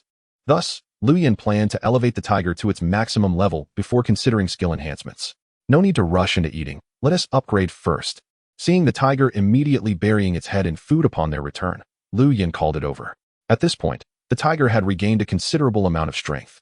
Eating not only replenished its energy, but also revitalized the energy within the tiger, though it still lagged in full restoration. Based on previous upgrade experiences, Lu Yin knew that upgrading could help the beast swiftly recover its energy. Upon hearing Lu Yin's call, the tiger reluctantly left the meat chunk and approached him, swallowing down the 20 upgrade pills in one gulp. Before long, the tiger laid down on the spot, entering the upgrade state. Lu Yin began processing the wild dog materials. After over an hour, he set aside the neatly cut meat pieces, sending the remaining wild dog materials to the recycling station in exchange for beast core crystals. The quantity of beast core crystals exchanged varied with the levels of wild dogs. The 7 wild dogs ultimately netted Liu Yin 426 beast core crystals. Once he finished with the wild dog materials, Liu Yin retrieved the remains of the wild dog king. To call it remains was an understatement. Under the assault of the tiger's fiery claw, the flesh had long been reduced to ashes, leaving only a skeletal frame and an intact hide. Liu Yin picked up a small knife and began his task. He initially intended to slice through the hide, but found the knife utterly incapable of penetrating it. Liu Yin clicked his tongue in dismay. Glancing at the sharp knife and then at the wild dog king's hide in his hands, he contemplated. It seemed this knife could only manage 1-star quality wild dogs at best. If he encountered beasts of higher quality in the future, would he merely be left staring blankly? Liu Yin grimaced. Subsequently, he attempted to cut from the wound the tiger had previously torn. This time, although it required some effort, the knife finally proved useful. No. At this moment, the small knife in Liu Yin's hand had transformed into a saw. After more than half an hour of effort, drenched in sweat, he plopped down onto the ground, exclaiming, "Finally, it's done." Before him, the hide of the wild dog king had been successfully sliced open. Liu Yin intended to fashion a new set of dogskin attire from this hide. On this expedition to the demolition site, this wild dogskin outfit would not only shield him from the biting cold, but also protect him from the imposing attacks of the wild dog king and the dung ball assaults from the old beggar. He felt exceedingly satisfied with the garment. Without this skin, even if he managed to escape freezing to death, he would still be vulnerable to the wild dog king's ferocious assaults, and should he evade those, he would inevitably be struck by the dung balls. Had he been wearing a cotton coat at that moment, his shoulder would surely have been punctured by the impact of the dung ball. In truth, Liu Yin had a superior alternative. The hide of the 2-star wild dog king would undoubtedly yield better results than that of the 1-star wild dog. After lying on the ground for a brief moment, he lifted his gaze toward the disassembled skeleton of the wild dog king. Initially, he planned to dispose of the skeleton for resource points, but upon noticing the prompt indicating that tools could be crafted from the bones, he shelved that idea for the time being. Could he possibly craft a bone knife from the wild dog king's bones? Liu Yin pondered silently. Subsequently, he stowed the skeleton into his storage bag. Although he was aware that crafting tools was feasible and had heard of bone knives, he was entirely unfamiliar with the crafting process. The small knife in his hand barely left a shallow mark on the bones, let alone cutting or polishing them. Perhaps once the tiger leveled up, he could have it give it a try. Looking at the tiger that was in the midst of upgrading, this thought suddenly crossed his mind. He wondered how many levels the tiger could achieve this time. Gazing at the upgrading tiger, Liu Yin felt a swell of anticipation. The stronger the tiger became, the further he could venture, gathering more resources. After watching the tiger for a while and noticing it had yet to finish upgrading, Liu Yin returned to his tasks. Now that he had the wild dog king's skin, the old garment had become obsolete. He simply tied the wild dog king's hide around himself with some rope and straps, casually tossing the discarded skin into the recycling station. As it was already cut, he only received 12 points of beast core crystallization. At that moment, the balance of his beast core crystallization points displayed 458. He currently possessed only 1 healing pill obtained from a treasure chest, with no other healing potions available. Observing the points on the exchange page, Liu Yin murmured to himself. He wondered which was more effective, the gold wound pill or the healing pill. After a moment's deliberation, he directly exchanged for 4 gold wound pills, preparing for unforeseen circumstances. As for the life extension pill, that was a costly item at 5,000 points each. Though he desired to procure one, he simply lacked the requisite beast core crystallization points. With all preparations complete, Liu Yin sat on the bed, nibbling on the remaining bread, sipping water, and perusing the album he had retrieved from the demolition site, quietly awaiting the completion of the tiger's upgrade. After more than 10 minutes, as he became increasingly engrossed in the album, a series of notifications suddenly popped up before him. Ding! The tiger has successfully leveled up to level 16. Ding! The tiger has successfully leveled up to level 18. Ding! The tiger has successfully advanced to level 20. Ding! The tiger has successfully advanced to level 21. Ding! The tiger has successfully advanced to level 22. The tiger's level has surpassed 20, unlocking a brand new beast mastery skill. Tiger, level 23, 50. Status, fierce. Qualification, 5 stars. Skills, Beast King Roar. Within 100 meters, emit the roar of the King of Beasts, LV1, 5. Fiery Claw. The tiger's claws condense intense flames, unleashing a powerful attack. LV1, 5. Beast King Strength. Passive skill, greatly enhances strength, LV1, 5. Wow, it surged past 20 levels in one breath and awakened a new skill. Liu Yin swiftly scanned through the series of upgrade notifications, his gaze ultimately resting on the freshly revealed attribute panel. As he beheld the tiger's revitalized beast mastery attributes, an overwhelming surge of excitement coursed through him, even greater than when he had been engrossed in the album moments earlier. Over 20 levels, he mused. Could he now stride confidently through this area? The Wild Dog King? Even without the fiery claw, a single swipe from the tiger could dispatch it. After taking several deep breaths, Lu Yin endeavored to calm his emotions and meticulously examined the newly acquired beast mastery skill of the tiger. Beast King's strength, significantly amplifying power. As a passive skill, it required no active activation, allowing the tiger's combat prowess to double without expending energy. As the saying goes, one strength can conquer 10 skills. This Beast King's strength had undoubtedly propelled the tiger's combat capability to unprecedented heights. Minutes later, the tiger emerged from its upgrade state, letting out an exultant roar. With a shake of its entire body, it radiated excitement. Simultaneously, Lu Yin felt a sharp pain in his forehead, as if a nail had been forcefully pressed in. This sensation was all too familiar to him. It was the tumultuous energy feedback from the tiger's soul sea following its upgrade. Although less intense than the last time, Lu Yin recognized that this feedback was significantly more potent than before. The scanning range had likely expanded by about double, he mused, rubbing his forehead. With a thought, he unfurled his soul perception. In an instant, every detail within the room flooded his mind. The swirling dust, the bloodstains seeping into the floor, the tiny creatures infiltrating through the cracks in the door, everything was strikingly vivid. It was as if he were scrutinizing the world through a microscope. Ding. Congratulations, host, for advancing to the second-tier Beast Master. Ding. A new Beast Mastery slot has been unlocked. Ah, that explains it. No wonder the progress was so significant. It was a breakthrough coinciding with the tiger's upgrade. A translucent prompt appeared, and a smile crept across Lu Yan's lips. He now had an additional Beast Mastery slot. This meant he could contract a second beast. The thought of this filled his heart with even greater joy. He had already experienced the tiger's prowess firsthand. If he were to acquire another beast, his combat strength would undoubtedly soar. However, Lu Yin then grimaced slightly. He recalled that extracting a beast egg from the exchange interface required 5,000 beast core crystallization points. With only over 400 points, he was far from that goal.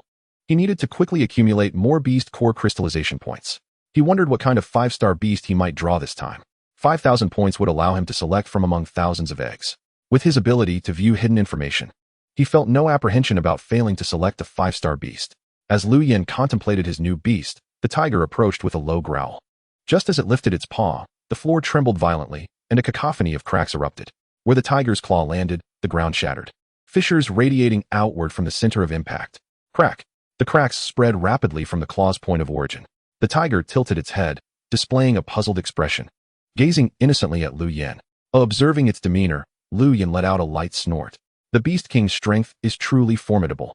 He was taken aback. Even though the tiger had reached level 20 and its size had increased, it shouldn't have been able to shatter the ground with a single step. Thus, Lu Yin understood that this was the effect imparted by the newly acquired passive skill, Beast King's strength. Gazing at the now considerably larger tiger, its paw nearly the size of his head, he also sensed an unusual aura. That sensation weighed upon him like a boulder on his chest, causing his breath to quicken. It was the same oppressive aura he had previously sensed from the Wild Dog King. Of course, the tiger was merely exuding it naturally at this moment. Had Lu Yin not been deliberately attuned to his perception, he would not have noticed it. Moments later, as the tiger gradually acclimated, it dared to frolic and play within the room, even tearing apart the sofa and gnawing on slippers. The lively demeanor of the creature led Lu Yin to ponder whether he had, in fact, adopted a dog. Observing its joyous playfulness, he offered it the meat chunks he had prepared in advance. Subsequently, he retrieved various tools and furniture from his storage bag, meticulously organizing them within the room. This was in preparation for another exploration of the demolition site. With the tiger having reached level 20, Lu Yin felt a surge of confidence. This time, he intended to thoroughly investigate the building. To prevent any shortages in storage space, Lu Yin had emptied the 2 storage bags he carried. Naturally, he still kept essential items like the meat chunks, as they occupied little space. After a little over 10 minutes, he glanced at the time and noted that it was past 5 in the evening. He stepped outside with the tiger by his side. Raising his gaze to the sky, Lu Yin murmured to himself, "It's getting colder, yet the darkness has yet to fully descend." Since he had left the house, he had noticed the sky remained persistently overcast, with low atmospheric pressure suggesting rain might be imminent. Was it merely an overcast day? Or was this locale perpetually shrouded in such gloom? Lost in thought, he guided the tiger towards the demolition site. After a short distance, the tiger suddenly turned and crouched, nuzzling under Lu Yan's waist before hoisting him onto its back. Ah, such understanding. Lu Yin chuckled, affectionately stroking the tiger's head. Together, they swiftly made their way to the 4th floor of the demolition site, the very spot where they had previously vanquished the Wild Dog King. A quick glance at the old beggar's remnants, half buried in rubble, reassured Lu Yin that no other beasts had visited this area recently. Feeling somewhat at ease, he commenced his search of the 4th floor. Even if wild beasts were to appear, Lu Yin was unperturbed. With a 20-meter-long tiger by his side and his own 50-meter field of vision, he felt adequately prepared for any unforeseen circumstances. The notion of a surprise attack from a beast? Not so easily achieved. Minutes later, Lu Yin completed his search of the 4th floor. The eastern room had walls too sturdy to breach and a door that was equally unyielding. Lu Yin speculated that this might be the beggar's safe haven. Considering the beggar's appearance and the dung beetle's ranking, he surmised that little of value lay within. Thus, he ascended directly to the 5th and 6th floors. Upon reaching the 7th floor, he was pleasantly surprised to discover a long-sought intermediate treasure chest. Intermediate treasure chest, water 10, bread 10, iron ore 10, upgrade elixir 10. Skill elixir 1, broken blade 1. Elated by the chest's contents, Lu Yin swiftly opened it and extracted everything inside. The upgrade elixirs were a critical resource he desperately needed, essential for leveling up his beast. The skill elixir could be exchanged for 500 beast core crystallization points. Besides water and bread, there were also iron ore and the broken blade. Iron ore could be utilized to craft tools or tossed into the recycling station for points. While the broken blade was exceptionally sharp, capable of slicing through the hides of 3-star beasts with ease, Lu Yin stowed the upgrade elixirs and other items into his storage bag, examining the iron ore and broken blade in his hand. The blade was approximately the length of his forearm, suitable for crafting or recycling. Indeed, it was aptly named. Gazing at the jagged tip of the broken blade, Lu Yin smirked slightly. However, the ability to easily slice through the hides of 3-star beasts was precisely what he needed at this moment. After securing the iron ore and broken blade, Lu Yin proceeded towards the 7th floor. He intended to study these findings at home. For now, exploration beckoned. As he turned into the corridor on the 7th floor, he faintly heard the barks of wild dogs. Simultaneously, information panels regarding 3 or 4 wild dogs appeared in his line of sight. In an instant, the walls crumbled, and several wild dogs lunged at Lu Yin. These 1-star wild dogs posed no threat to him. He gave a gentle pat to the roaring tiger beside him, and the tiger trembled, its formidable aura radiating outward. In an instant, anguished howls rang out as the charging wild dogs were overwhelmed by the tiger's oppressive presence. The tiger then smashed through the door ahead, charging toward the remaining wild dogs. Meanwhile, Lu Yin commenced his search from the eastern room on the 7th floor, progressing floor by floor. 7th, 8th, 9th floors. Approximately an hour later, he had reached the 12th floor. Since the 7th floor, the tiger had dispatched several wild dogs, subsequently eliminating 12 wild dogs of varying ranks, as well as 3 wild dog kings at level 16 or 17. Ordinary wild dogs were hardly a concern. The tiger could effortlessly handle them without even needing to truly engage. When faced with another wild dog king, leveraging its prior experience, the tiger did not allow the foe to make a move and swiftly dispatched it with a single paw strike. Unlike before, when it required the use of the fire claw, the tiger, now at level 20, effortlessly defeated the wild dog king through sheer brute strength. This formidable combat prowess was undoubtedly a result of the Beast King's power. The numerous wild dogs and the 3 wild dog kings provided Lu Yin with substantial rewards. However, between the 7th and 12th floors, he had not encountered a single treasure chest, and supplies such as food were alarmingly scarce. Lu Yin was not surprised. After all, this was a dilapidated building awaiting demolition, and it was only natural for it to be devoid of valuables. At this point, Lu Yin estimated it was nearing 7 o'clock. Standing by the window on the 12th floor, he gazed outside, feeling the cold wind seep through the shattered glass. Were it not for the 2-star wild dog king's pelt draped over him, he would not have dared to stand in the biting cold. Even so, his exposed hands grew numb from the chill. What was that? As Lu Yin squinted, he suddenly spotted a flicker of flame on the horizon. Focusing intently, he noticed the firelight intensifying, casting the twilight sky in a crimson hue. A sunset? Lu Yin's mind raced with confusion. This direction should be north. Could it be that the orientation had shifted upon his arrival in this world, or was the directional layout inherently different here? Contemplating, he urged the tiger toward the rooftop, eager to ascend and discern the source of the firelight. With a low growl of understanding, the tiger leapt, carrying Lu Yin as it burst through the rooftop. Landing on the terrace. Upon reaching the rooftop, Lu Yin had yet to ascertain the origin of the firelight when he was suddenly greeted by a series of peculiar sounds. This noise was not the wind, but rather, a rapid pattering. An intense and rhythmic thudding resonated, and an attribute panel materialized before Lu Yin. Blood Shadow Spider, level 21, 30 status, agile qualification, 3-star skills, venomous thread, releases toxic webbing to ensnare enemies LV1. Piercing, launches a fierce attack with sharp claws LV1. Blood Shadow, passive skill, greatly enhances speed LV1. Lu Yin quickly scanned the panel's information and turned his head to the side, where a scarlet figure was racing toward him with alarming speed. It was none other than the Blood Shadow spider. This spider was massive, nearly matching Lu Yan's size. Its 8 legs were fearsome and menacing, each adorned with razor-sharp bristles glimmering ominously. Particularly, its elevated pincers seemed to rival the length of Lu Yan's thigh. As the Blood Shadow spider scuttled forth, it expelled strands of blood-red silk, the source of the hissing sounds Lu Yan had previously heard. A 3-star spider? At merely level 21, and yet so flamboyant, Tiger, engage. As the Blood Shadow spider incessantly spewed forth crimson silk, its body flickering with blood-red afterimages. Lu Yan let out a soft grunt and issued a command. Despite the menacing and ferocious appearance of the Blood Shadow spider, Lu Yan remained unfazed, particularly since he had already discerned its abilities. Not to mention, it was merely a 3-star level 21 creature. Even if it were at the same level as a tiger, Lu Yan would not stand a chance against a tiger. After all, the tiger's aptitude reached an impressive 5 stars. The presence of a 3-star spider in this locale did indeed take Lu Yan by surprise. Had it not been for the firelight he had observed earlier, he might have turned and left without a second thought. Moreover, wait, what was that glimmering golden light behind the spider? As Lu Yan pondered this, he suddenly noticed a vast web behind the Blood Shadow spider, enveloping a faint golden glow at the edge of the rooftop. At Lu Yan's signal, the tiger sprang into action.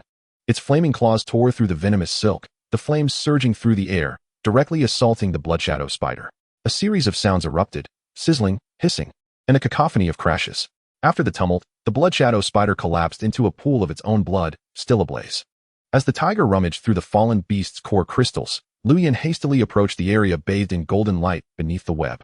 With the demise of the Blood Shadow spider, the silken strands that obscured the golden glow began to dissipate. At last, Lu Yan could see clearly what the source of the illumination was.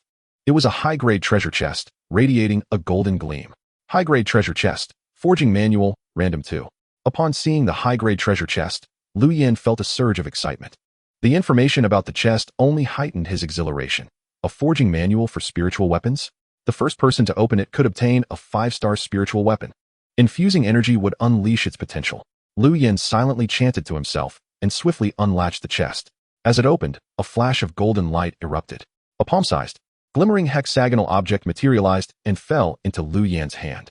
Jinhua Blade Forging Manual. With a single slash, it possessed the might to shake mountains and topple peaks. Quality, 5 stars. Required materials for forging, 10 iron ore, 10 copper ore, 10 2-star beast bones, 10 3-star beast bones, 10 4-star beast bones, 1,000 beast core crystals. Gazing at the information inscribed within the manual, Lu Yan's lips twitched slightly. Among the materials, he currently possessed only iron ore and 2-star beast bones. As for the 3-star beast bones, Lu Yan glanced at the deceased Blood Shadow spider. That should suffice. Thus, he was merely lacking copper ore and 4-star beast bones. After a moment of contemplation, Lu Yan stowed the Jinhua Blade Forging Manual into his storage bag. Subsequently, he also collected the Blood Shadow spider and the beast core crystals that the tiger had neatly gathered, setting aside the matter of the spiritual weapon forging manual for the time being. Lu Yan once again turned his gaze toward the direction where he had previously spotted the firelight. At this moment, the blaze on the horizon was even more brilliant than before. Lu Yan focused his attention, concentrating his thoughts in an attempt to discern the scene within the firelight. As he unconsciously gathered energy at his brow, his vision of the firelight began to clarify. That was a building. The indistinct outline emerging from the gray haze plunged Lu Yan into deep contemplation. It was indeed a building, specifically the Zhuyu Lianhua. He concentrated all his energy into his eyes, finally seeing through the veil of flames.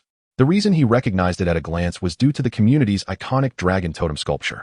However, just as Lu Yan identified the dragon totem, a sudden pain pierced his eyes, and the energy at his brow rapidly retreated. His vision was once again engulfed by firelight. Judging by the distance, it was at least several kilometers away. He wondered how many individuals had traversed alongside him to reach Zhuyu Lianhua. He withdrew his gaze, deep in thought. The fleeting glimpse had revealed only one of the buildings within the community. Lu Yan distinctly remembered that the community was vast, with building numbers extending up to 35. It appeared that the area they had crossed into was not the entire community. With a higher population, resources there must be more abundant. And the number of treasure chests could potentially be greater as well. Here, aside from the demolished buildings, only an abandoned water tower remained. The intermediate treasure chest yielded iron ore, and the copper ore required for forging spiritual weapons could presently only be obtained from treasure chests. There were no high-quality wild beasts nearby, at most a few 1-star and 2-star wild dogs. The tiger's level advancement was becoming increasingly challenging, and to acquire more beast core crystals, further exploration into harsher territories was imperative. Based on the hints from the high-grade treasure chest and his previous experience with selecting beast eggs, Lu Yin understood that opportunities favored the prepared. The sooner one engaged, the sooner one would reap rewards. Lu Yin stroked his chin, murmuring to himself. Resolutely, he gazed at the dimming sky, feeling the biting chill, and stepped out of the demolished building with the tiger. Daybreak was still possible, but once night fell, it was as if someone had suddenly drawn a curtain over the sky. Before Lu Yin could descend the stairs, darkness had already enveloped the world like thick ink. Although he could perceive movements within a 50-meter radius, the oppressive darkness still weighed heavily upon him. Fortunately, Lu Yin was familiar with the terrain, and the tiger's swift pace soon brought them back to their dwelling. Though the distance was short, clad in a garment made from the hides of 2-star wild dogs, Lu Yin felt his body becoming increasingly stiff from the cold. Frost clung to his hair and brows. Upon returning indoors, Lu Yin rubbed his hands together, exhaling warmth, while the tiger shook off the layers of frost covering its body. Had they returned any later, they might have frozen outside, he said, his voice trembling. The interior was significantly warmer than outside, yet the temperature seemed even lower than in the afternoon. Turning to notice the gap in the security door, Lu Yin grimaced and pulled out a piece of wild dog hide to seal the opening. Then, he retrieved a half-burnt candle from his storage bag, struck a match, and lit it. The flickering candlelight brought a semblance of warmth to the pitch-black room. The tiger, intrigued by the dancing shadows, played with the light for quite some time. While the tiger frolicked, Lu Yin took out some meat to feed it, sitting by the bed to tally his gains from the expedition. Several provisions, iron, ore, 10 upgrade potions, 1 skill potion, and a broken blade, 17 1-star wild dogs, 3 2-star wild dog kings, 1 3-star blood shadow spider, and the corresponding number of beast core crystals. First, he would assess how many points these could be exchanged for. Lu Yin scanned the room, gathered all the beast core crystals, and opened the exchange interface. Ding. Beast core crystal, 80. Beast core crystal, 90. Beast core crystal, 270. Beast core crystal, 360. As the beast core crystals vanished, the information on Lu Yin's display flickered continuously, and the balance of beast core crystals on the exchange page surged rapidly. A total of 2,570 points were exchanged. Moments later, Lu Yin gazed at the numbers displayed on the screen, feeling a sense of satisfaction. At that point, the balance of beast core crystals on the exchange page stood at 3028. Subsequently, he called over the small tiger, who was still playing with its shadow by the candlelight, and fed it the 10 upgrade potions acquired from the intermediate treasure chest. After consuming the potions, the tiger began to level up. Lu Yin toyed with the soul skill potion in his hand, directing his gaze toward the exchange interface. The exchange price for the skill potion was 500 points. This time, the passive skill Beast Kings might significantly enhance the tiger's strength. This enhancement was not fleeting like the summoning skills, but was a permanent boon to the tiger. Thus, Lu Yin pondered whether he should exchange a few more skill potions for the tiger. On another note, there was the matter of the tiger's level. He had refrained from exchanging all the beast core crystals for upgrade potions to feed the tiger at once, opting instead to allow it to consume the 10 he had on hand first. The primary reason for this was that Lu Yin had observed that as the tiger's level increased, the number of skill potions required also escalated. The hierarchy of beast taming remains of paramount importance, serving as the very foundation upon which Lu Yin stands in this perilous world teeming with dangers and wild creatures.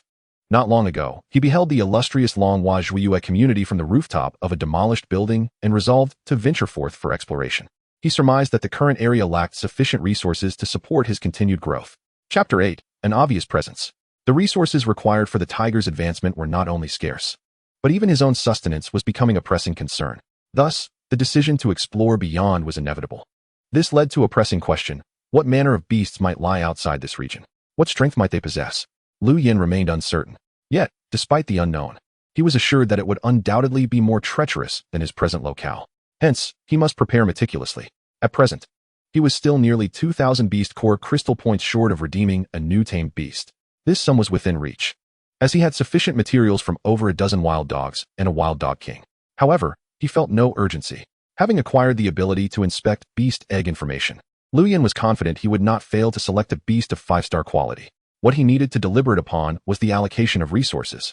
Should he expend all his resources to redeem a new beast now, it would likely compromise his ability to sustain it, potentially hindering the tiger's development. If the tiger's level stagnated, Lu Yin would be unable to venture into more perilous territories, perhaps even failing to reach the Zhuiyue Lianhua community. Moreover, Despite possessing a considerable amount of wild dog materials and a reasonable stock of meat prepared for the tiger, according to its current consumption rate, these reserves would last no more than 3 to 5 days. The addition of another tamed beast would only exacerbate the situation. Tamed beasts are comrades in battle, and Lu Yin was unwilling to let them go hungry. After careful consideration, he resolved to postpone the redemption of a second beast. He would reassess his plans upon reaching the Zhuiyue Lianhua community, ensuring ample beast core crystals and a rational distribution of resources. Consequently, Lu Yin redeemed 2 golden healing pills, 10 upgrade pills, and 1 skill pill. After the tiger consumed the skill pill, how long would it take to enhance the level of its skills? It was estimated that after consuming 10 upgrade pills, it would likely level up by the following morning. At that point, he would first test a skill pill. If the duration proved excessive, he could always set it aside for later. Seated beside his bed, Lu Yin murmured to himself, planning to embark towards the Zhuiyue Lianhua community the next day. Before departing, he intended to scour the vicinity for any overlooked treasure chests. The recent acquisition of a 5-star spirit artifact from a high-level chest had made him acutely aware that seizing the initiative was crucial to reaping the maximum benefits. As the old adage wisely states, procrastination leads to missed opportunities. Speaking of that 5-star spirit artifact, Lu Yin retrieved the hexagonal diamond object from his storage pouch. He scrutinized the displayed forging materials, softly reciting, 4-star beast bones, copper ore. After a moment, he snapped back to reality. Picking up the already prepared broken blade by his bedside, and began processing the wild dogs he had hunted. At dawn, the tiger's low growl roused Lu Yin from his slumber. Upon noticing his master awake, the tiger affectionately nudged him with its head. Lu Yin sat up, vigorously shaking his head to dispel the remnants of sleep. As he became more alert, his gaze fell upon the tiger, more precisely, on its attribute panel. Tiger.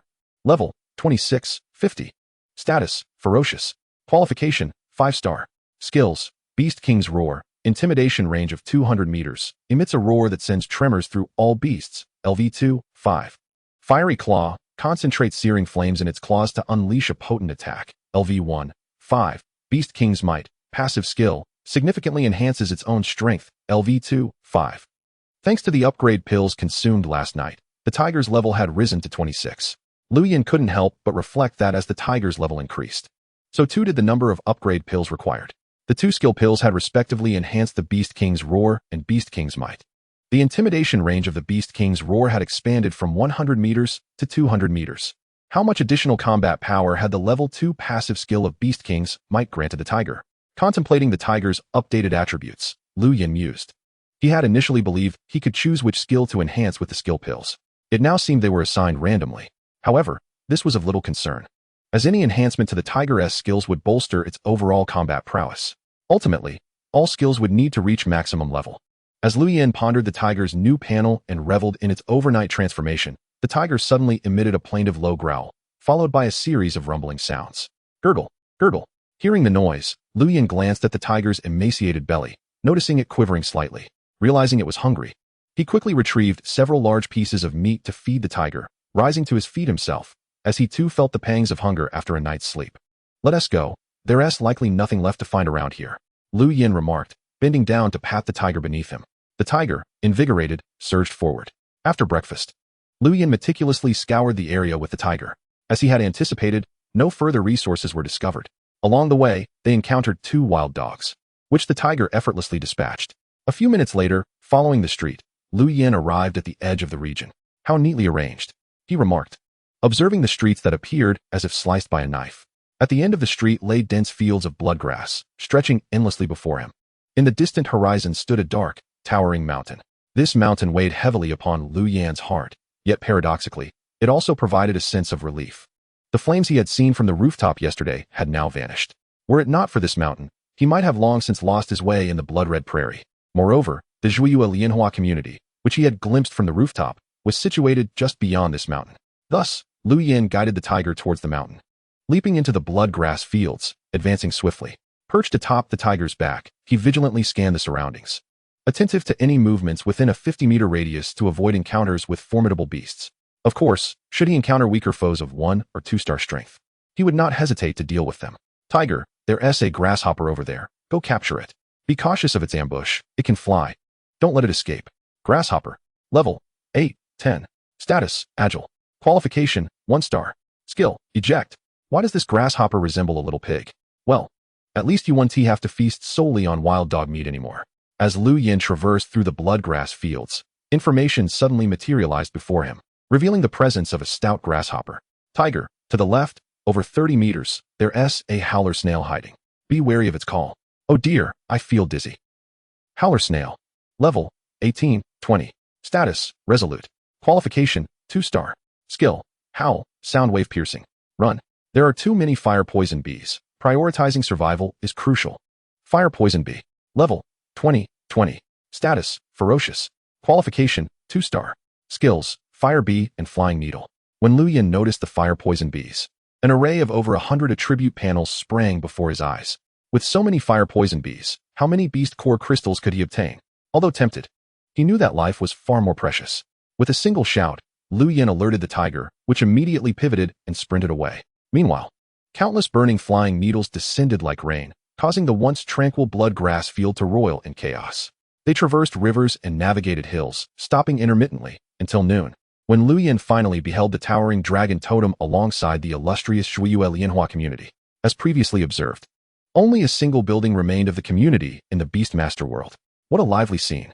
As Lu Yin approached Zhuiyue Lianhua, he discovered a bustling atmosphere, reminiscent of a small market. The faint sound of singing wafted through the air, completely contrasting with his earlier observations. Comrades, this victory is a testament to our unity. The opportunity to traverse here together is a rare fortune. I hope we will continue to collaborate in the future, as that is the foundation upon which we stand. An elderly man with white hair passionately proclaimed at the front of the community. After 4 hours of battle, we have finally triumphed. Now, let us discuss resource allocation. Grandpa Wong, your Beastmaster aptitude is 3 stars, the highest among us. We shall heed your guidance. Others chimed in. Indeed, Grandpa Wong, you were the floor leader before, and we all respect you. You contributed the most this time. Upon hearing their praises, the elderly man smiled, while a few young individuals eagerly responded. Those present nodded in agreement. Any dissenters, upon catching sight of the towering elephant beside Grandpa Wong, could only swallow their grievances and fall silent. After all supplies were under his control, a condition established prior to their alliance.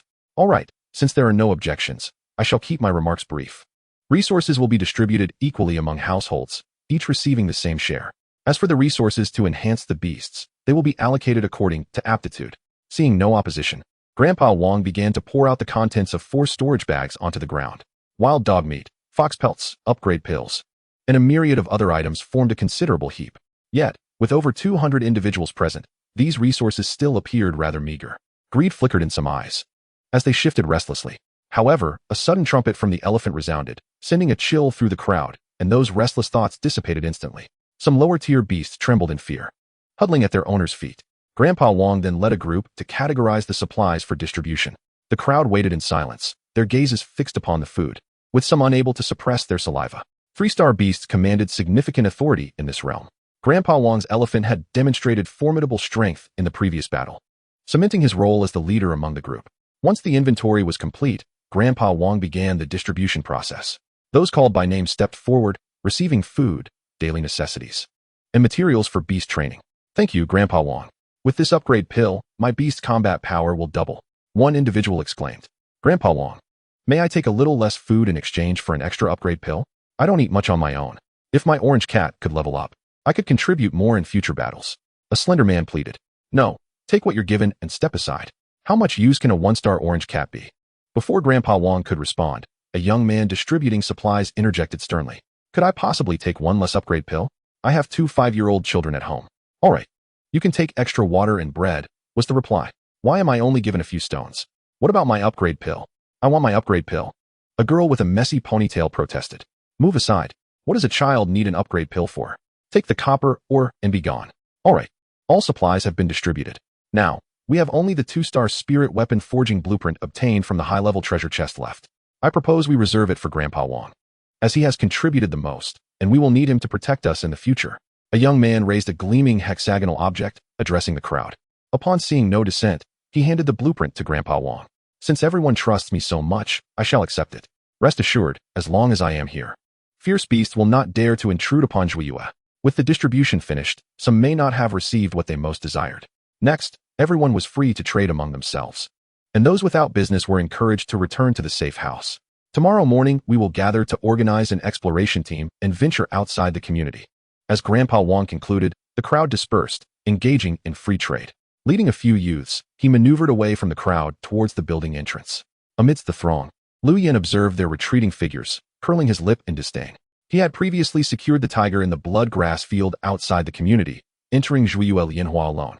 Though he claimed to have blended in, he strode in with confidence.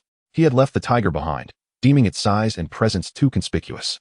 Fortunately, only the vicinity of the entrance was deemed perilous. Chapter 9. Not a personal hoard. In the event of trouble, the tiger could swiftly arrive to protect its master from such a close distance. Hey, buddy, do you have any upgrade pills? I'll trade you 3 loaves of bread for 1. As Lu Yin watched Grandpa Wang and his entourage, a young man approached him.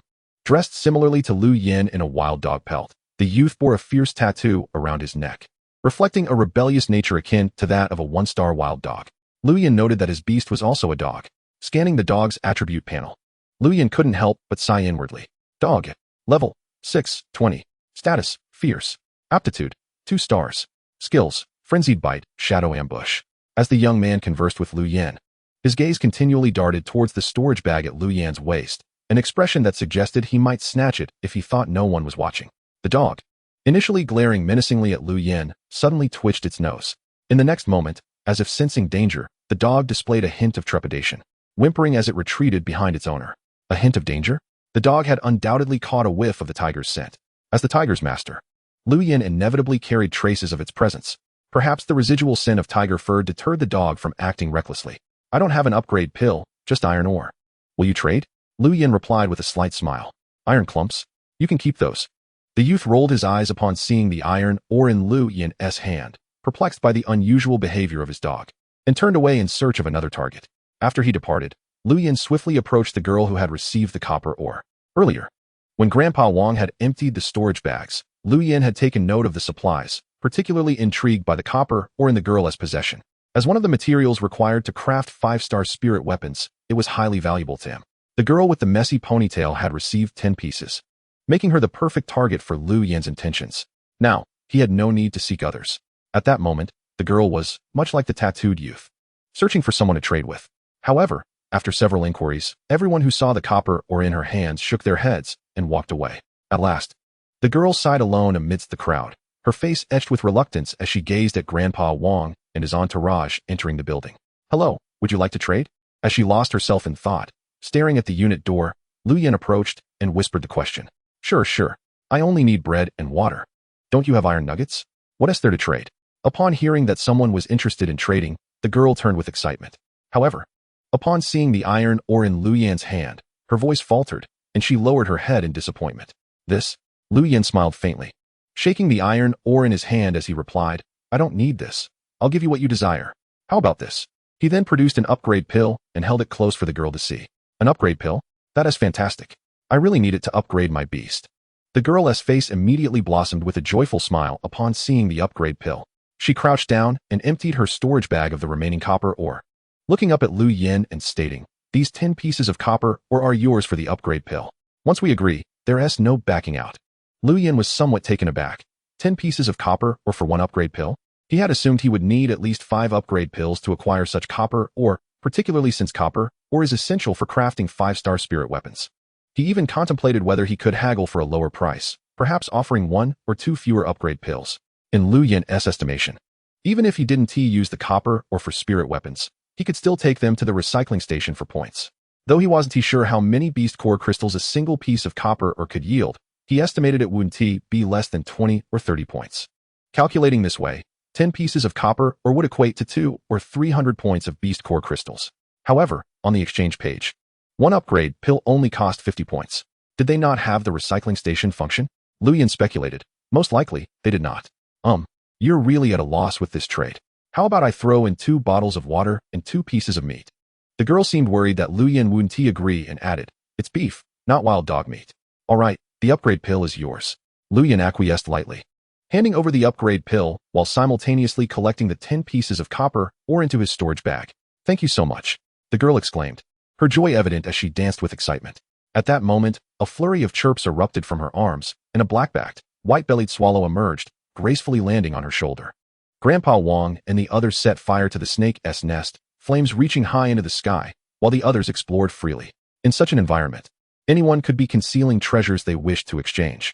Earlier, While speaking with Luo Yu, Lu Yan had noticed someone attempting to trade a skill pill. He vaguely overheard that the person wanted to exchange it for 10 upgrade pills, but this proposition was immediately met with unanimous opposition from those around. Lu Yan observed that the majority of people here had 1-star beasts, and it was quite rare to find someone like Luo Yu with a 2-star beast. Thus, their most pressing need was to elevate their beast levels. As for skill upgrades, 1-star beasts only possessed first-level skills, rendering further upgrades unnecessary. For individuals like Luo Yu, who were already strapped for upgrade resources, skill upgrades were out of the question. At this moment, Lu Yan noticed that the person who sought to trade the skill pill had already reduced their demand from 10 to 6. This piqued his interest. Brother, if you don't need it, how about I treat you to a meal? I'm quite skilled at barbecuing. You should give it a try. Luo Yu said as she gestured thoughtfully with her hand near her mouth. All right, I'll just wander around here for a bit. Lu Yan casually replied, glancing towards the middle-aged man seeking to trade the skill pill. Great, you take your time. I'll head home and prepare. My house is right over there. Luo Yu pointed in the direction adjacent to the small shop. Lu Yan followed her gesture and was surprised to see it was the security office of Excellence Lianhua. There? Are you a security guard at Excellence Lianhua? He raised an eyebrow and inquired, noting that Luo Yu appeared to be only around 16 or 17. I'm not. But my dad is. I'm the only one who came through, Luo Yu pouted in response. She then busied herself preparing barbecue for Lu Yan, while he approached the middle-aged man who was still searching for someone to trade his skill pill.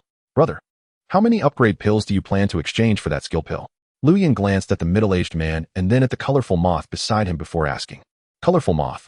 Level, 6, 20. Status, agile. Qualification, 2 stars. Skill, bind. Releases colorful silk ribbons to incapacitate enemies temporarily. Level 1, 2. Observing the moth's level, Lu Yan calculated. 5, it can't be less. One skill pill requires 500 beast core crystals to exchange. The middle-aged man's face lit up with delight upon being asked, and he responded earnestly, I understand that, but everyone's busy upgrading their beasts right now. There probably aren't too many people interested in skill pills, right? Upon hearing this, Lu Yan shrugged, while the middle-aged man was momentarily at a loss for words, only able to grunt in response. After the earlier incident, he understood the reality of the situation. Initially, he had been quite excited when he found the skill pill in a treasure chest. Now, however, the skill pill had become more of a burden, far less practical than several upgrade pills. Feeding it to his beast felt wasteful and would only slow down their upgrade process. He hesitated to trade it for a low price, eyeing the exchange page with reluctance. 3 upgrade pills, how about that? The middle-aged man was still mulling it over when Lu Yan interjected with a smile. This offer of 3 upgrade pills had been carefully considered by Lu Yan, based on the colorful moth's level and his own extensive experience in upgrading beasts. He knew that 3 upgrade pills would be sufficient to elevate the moth to above level 10. Thus, 3 upgrade pills should be persuasive enough for the middle-aged man, especially since no one had been willing to trade even 1 upgrade pill with him during this time. After stating his price, Lu Yan stood calmly beside the man, waiting silently. The middle-aged man glanced between his colorful moth and the skill pill in his hand, his face betraying uncertainty. Before long, he stomped his foot and said, fine, free it is. Let us trade. With the middle-aged man's agreement, Lu Yan promptly exchanged 3 upgrade pills through the exchange page, completing the transaction. Hey kid, didn't you say you had no upgrade pills? How come you have them now?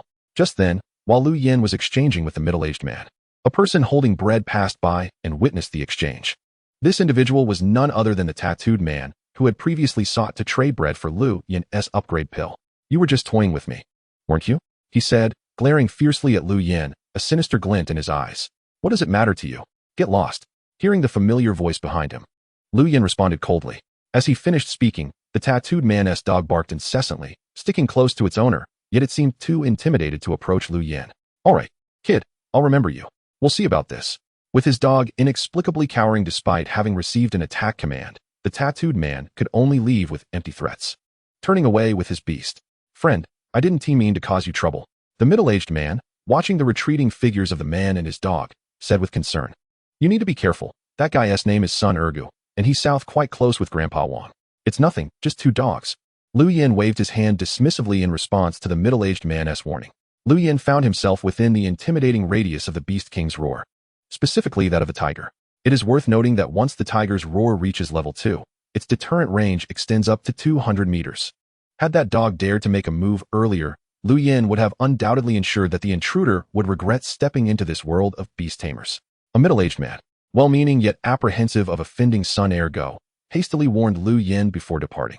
Lu Yin paid no heed to Sun Ergo, nor did he regard Old Wang with any seriousness. The 3-star qualified elephant belonging to Old Wang was merely at level 18 when Lu Yin last checked. A level insufficient to withstand a single strike from the tiger's fiery claw. After exchanging for a skill elixir, Lu Yin found Old Wang lounging on the sofa, gazing out the window at the elephant stretching its trunk.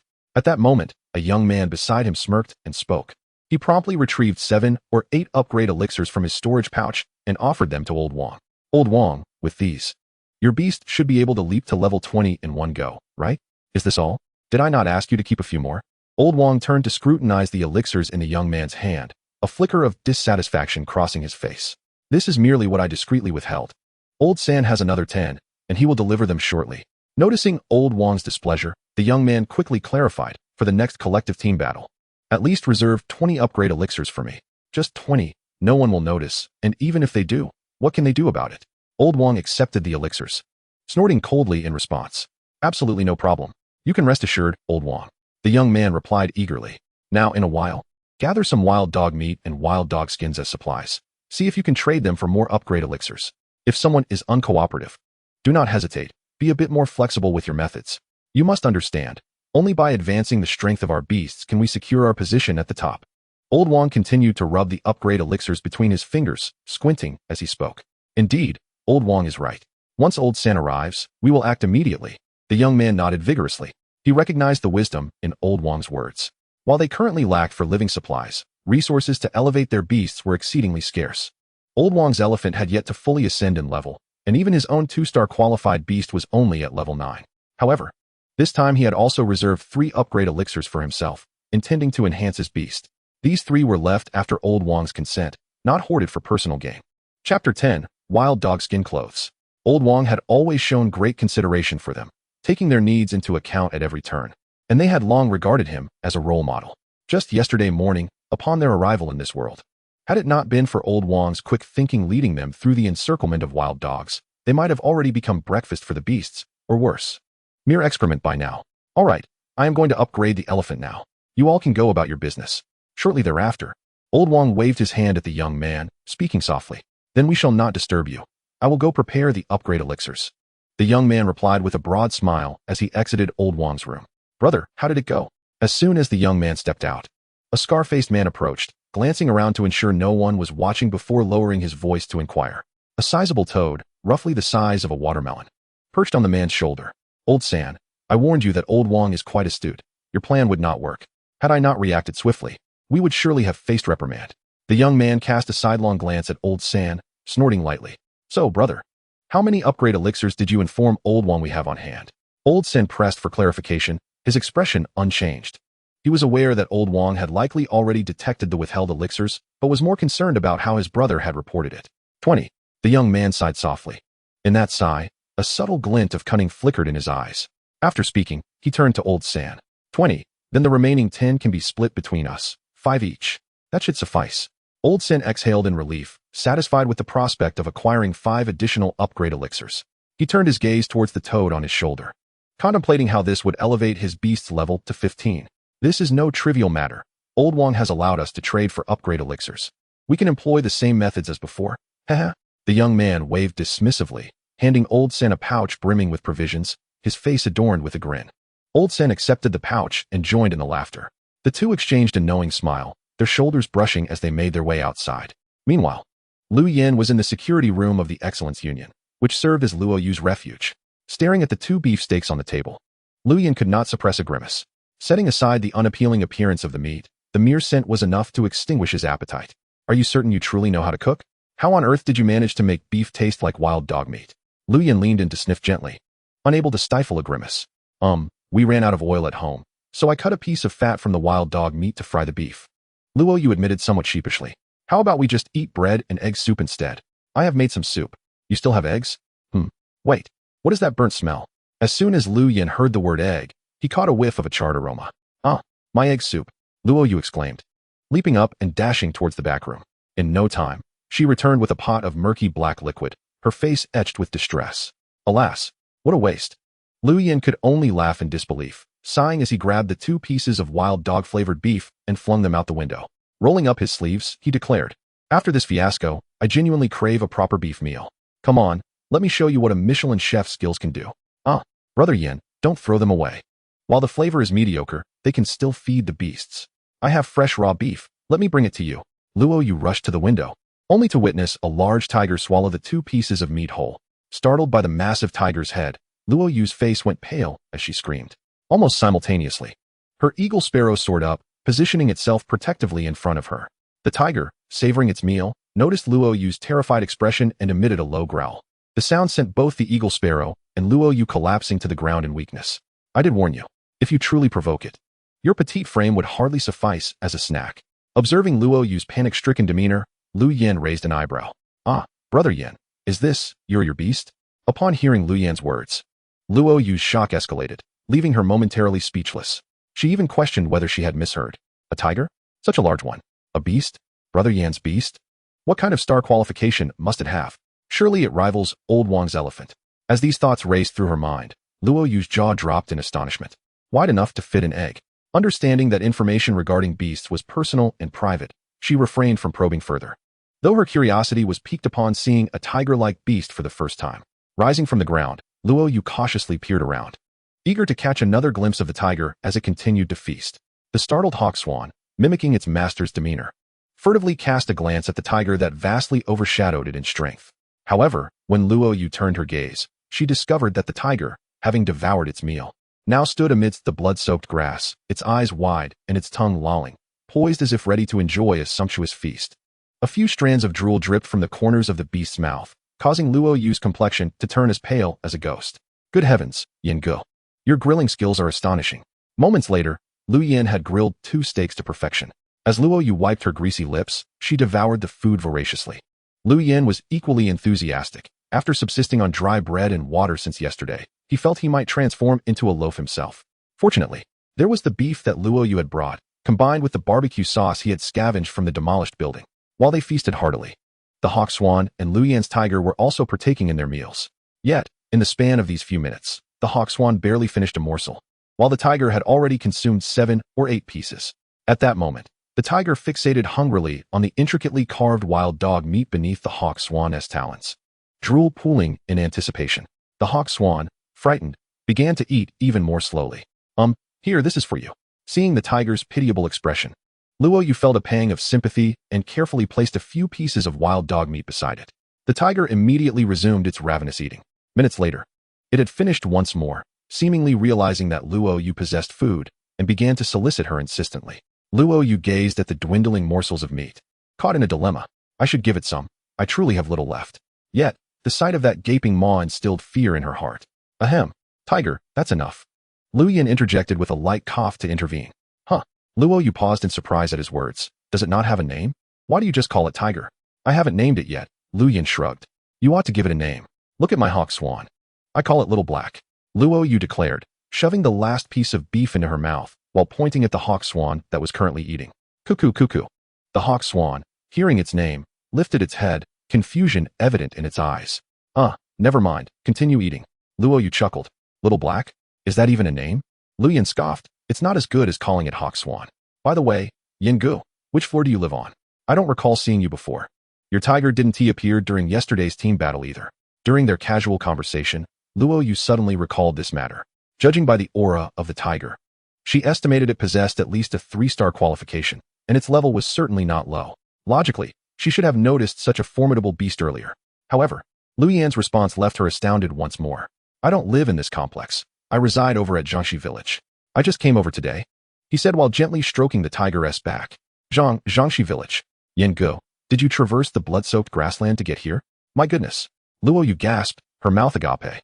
She remembered that Jiangxi village was quite distant from the Zhuiyue Lianhua complex, where she and her father had once lived.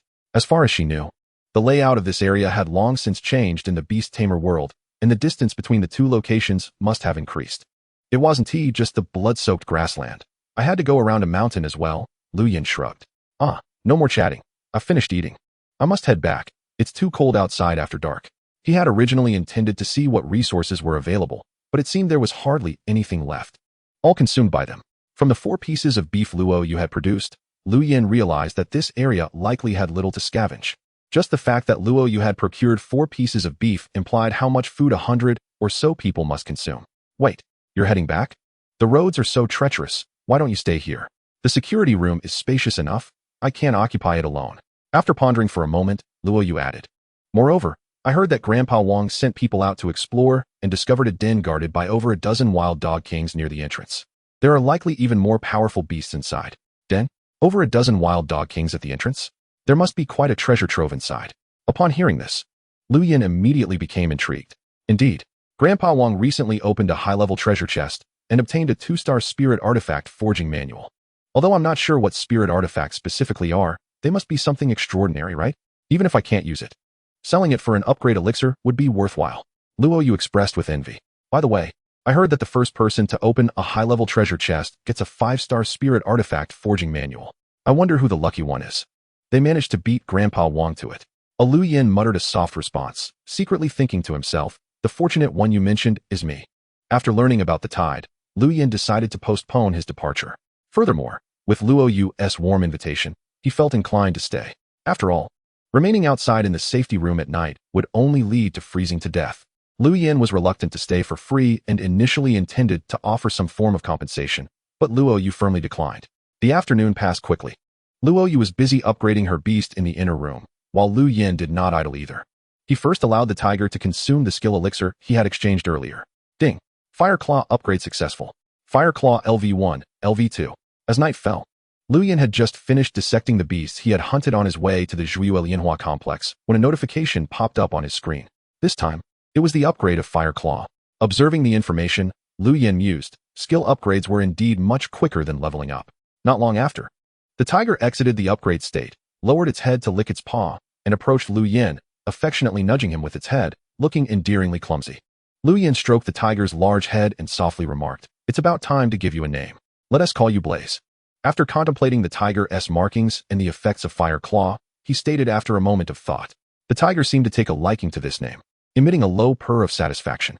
After a while, Lu Yin calculated the time and exchanged 6 upgrade elixirs for the tiger. By the time the tiger digested these elixirs, dawn was nearing.